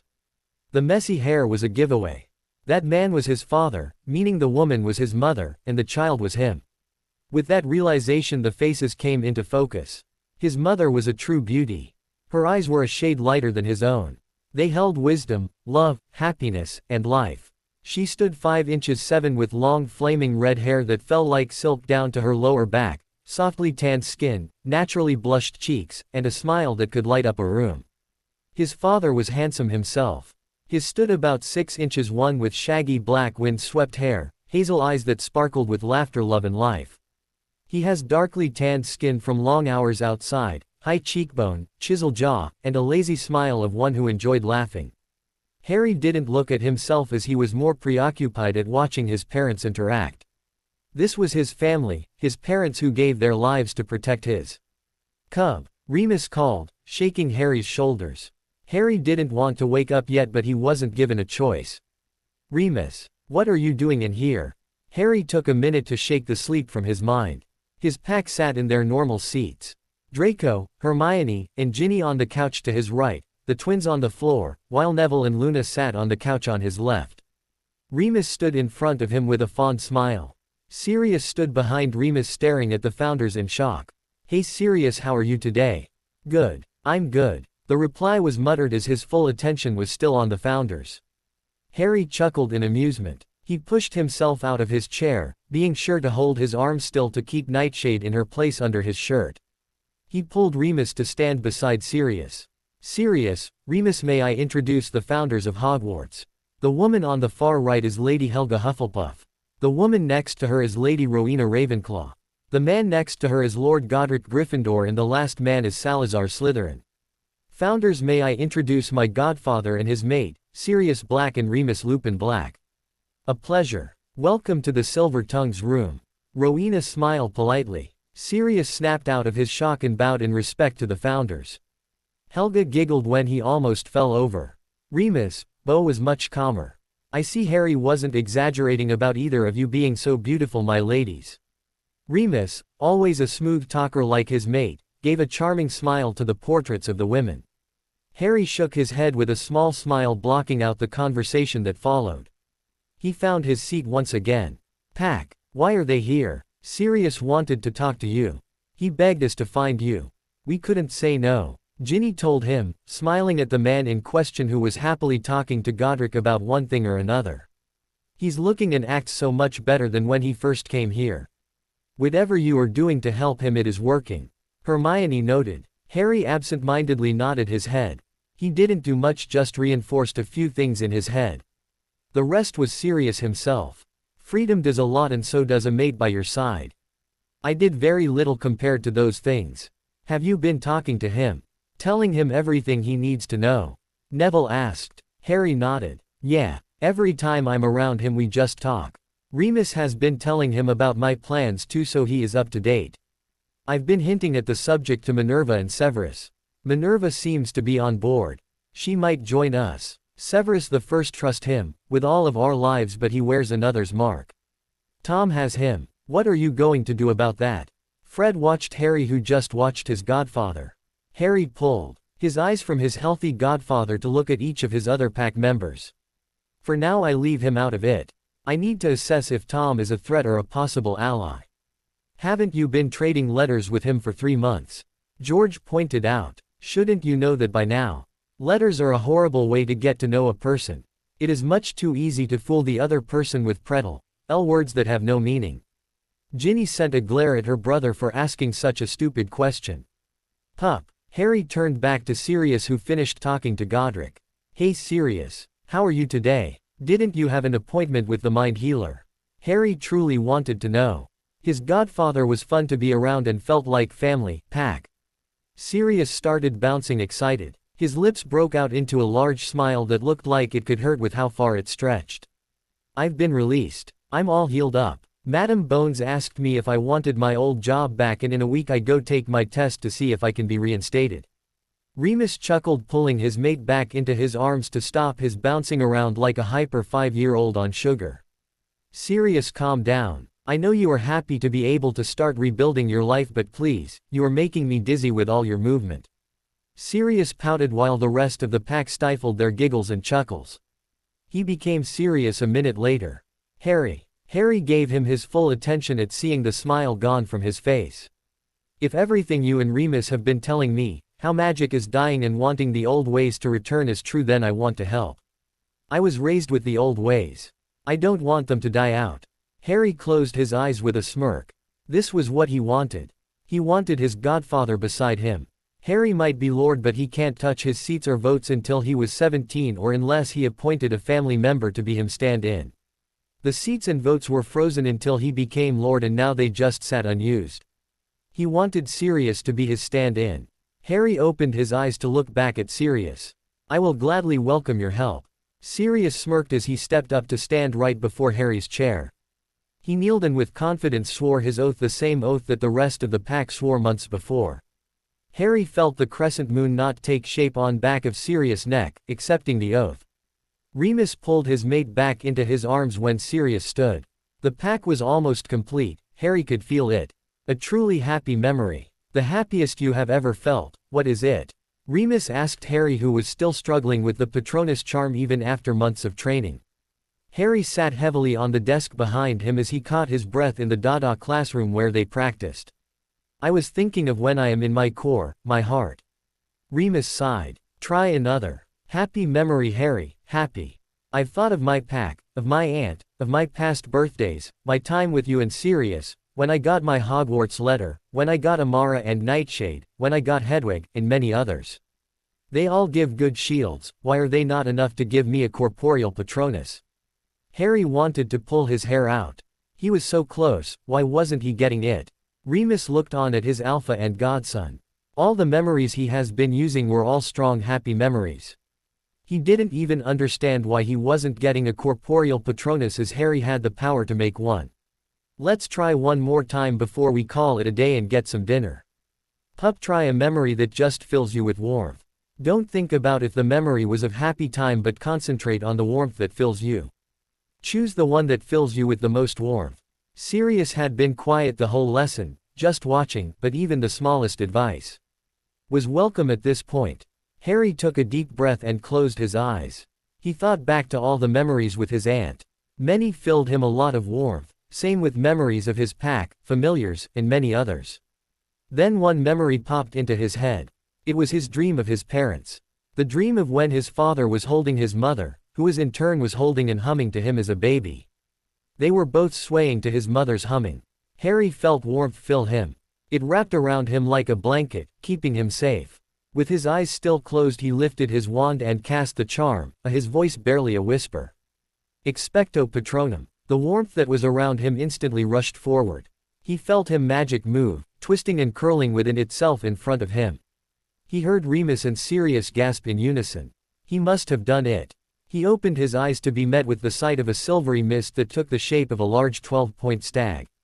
James. His father's name was whispered by Sirius in shock. He could understand, though, because of all of the stories told to him about his parents. He knew that his father's animagus form was the same creature standing proud before him. What memory did you use, Harry, because it worked perfectly? Remus asked a little breathlessly, watching the stag nuzzled Harry before disappearing. Harry fell back against the desk once again, feeling accomplished. A dream. Yesterday I had a dream of my parents. Mom was humming and swaying as I was asleep in her arms. Dad came in, wrapping his arms around us and swaying with her. It was peaceful. Your mom used to hold you for hours, rocking and dancing as she sang or hummed. Your father would join, just watching her. He would dance with you both. We used to walk in on them doing that almost 3 times a day. It got to the point we would know if they were doing that by the song your mom sang or hummed. It was always the same one. Sirius spoke softly as he always did when talking about Harry's parents. When we heard the other song we knew you were just being fussy. What song was it? I couldn't make it out in my dream. He was curious about that because Aunt Petunia always told him he would only calm or fall to sleep with 2 songs. Remus handed Harry some chocolate. It was called Nocturne. It was your mother's favorite. I asked her why when we were still in school. She used to sing or hum it when she was in thought. He smiled at the memory of Lily singing in Potions class. It used to make everyone, including the Slytherins, relax and work better. She told me that her mother sang it to her and your aunt growing up. The other song was Princess Toyotomi. Harry muttered looking out the window eating his chocolate. Remus nodded. Auntie told me those were the only songs that would work with me. They were also her favorites. She told me her and Mom used to sing them together. Harry groaned, setting the book he had been reading down. He was in the Founder's library trying to find all the information he could on the Dementors. He had just finished the last book with any mentions of them and all he found was the same information he had known from the beginning. He wanted to do was blow something up. He could find nothing, even after 3 months of researching the topic. He looked at his watch to see it was already 3 a.m. He had sent the pack to bed around 10 thinking he would be in bed soon after. He left the pile of books he had gone through where they lay not wishing to put them away at that moment. He pulled his tired body up from the cushioned seat he had been in for the past 7 hours. He made his way through the common room to the bedroom in the dim light the smoldering fire gave off. The bedroom was quiet. Harry didn't even change into pajamas. Before he fell into his bed, he shuffled over only to freeze. He looked over to his right to see Hermione curled up under his blanket holding his pillow to her chest and Luna curled up behind her using Hermione's shoulder as a pillow. Harry hadn't felt any distress from 2 of his girls so he didn't know why they took comfort in his bed. Harry pushed his senses out to find where the others were. Ginny was with her brothers on one bed. Neville and Draco were in their own beds. Harry set the thoughts aside for morning. He turned onto his side and slipped his pillow from Hermione's tight grip. He got it under his head with a sigh before Hermione latched onto him, wrapping her arm around his waist and used his chest for a pillow. Luna had to move her head from Hermione's shoulder to her shoulder blade to accommodate Hermione's new position. Harry slipped off to sleep with the feel of Hermione's heartbeat against his arm. 3 hours later Harry woke with a seizing shiver. His eyes snapped open to see a Dementor not 5 feet from his bed.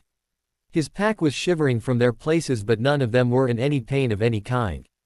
Hermione was pressed tightly against his left side making it so he couldn't move most of his body.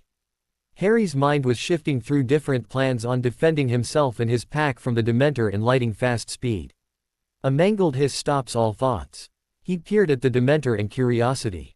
His magic swept out gently to brush against the creature in a hesitant search. The Dementor let his magic scan it, gently brushing its own icy magic against him. To Harry it felt like the Dementor wasn't here to cause any harm, just observe. Its magic moved to sweep over Harry's body, not imposing on his magic or safety in any way. It felt just as curious as he was. The mangled hiss sounded through the room again. It almost sounded like a dialect of Parseltongue. Harry took a breath, making a snap decision in caution of protecting his. Leave here. You are not welcome around my pack. Leave. He proceeded to cast the Patronus charm.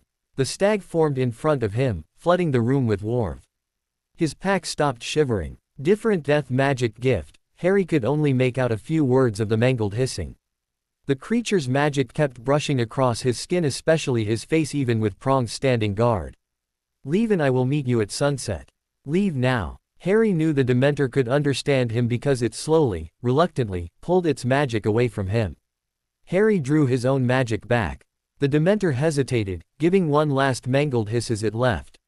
Meet Forest Death Child. Harry watched the Dementor leave through the wall.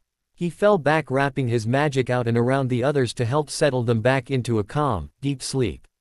He released prongs and the stag faded away. The pack was not going to be happy about this. His godparents weren't going to be happy about this, fascinated about the Parseltongue dialect theory but still pissed that the Dementors were able to be in the castle with anyone knowing. He was going to be bringing this breach of security up to all of his marked. Severus and Minerva had told him that they were going to take care of it so parents didn't get involved, but that approach didn't look to be working, so he was going to have the parents made aware by their children. To be continue. I hope you enjoyed this story. Also remember to subscribe and like this video. See you in the next video.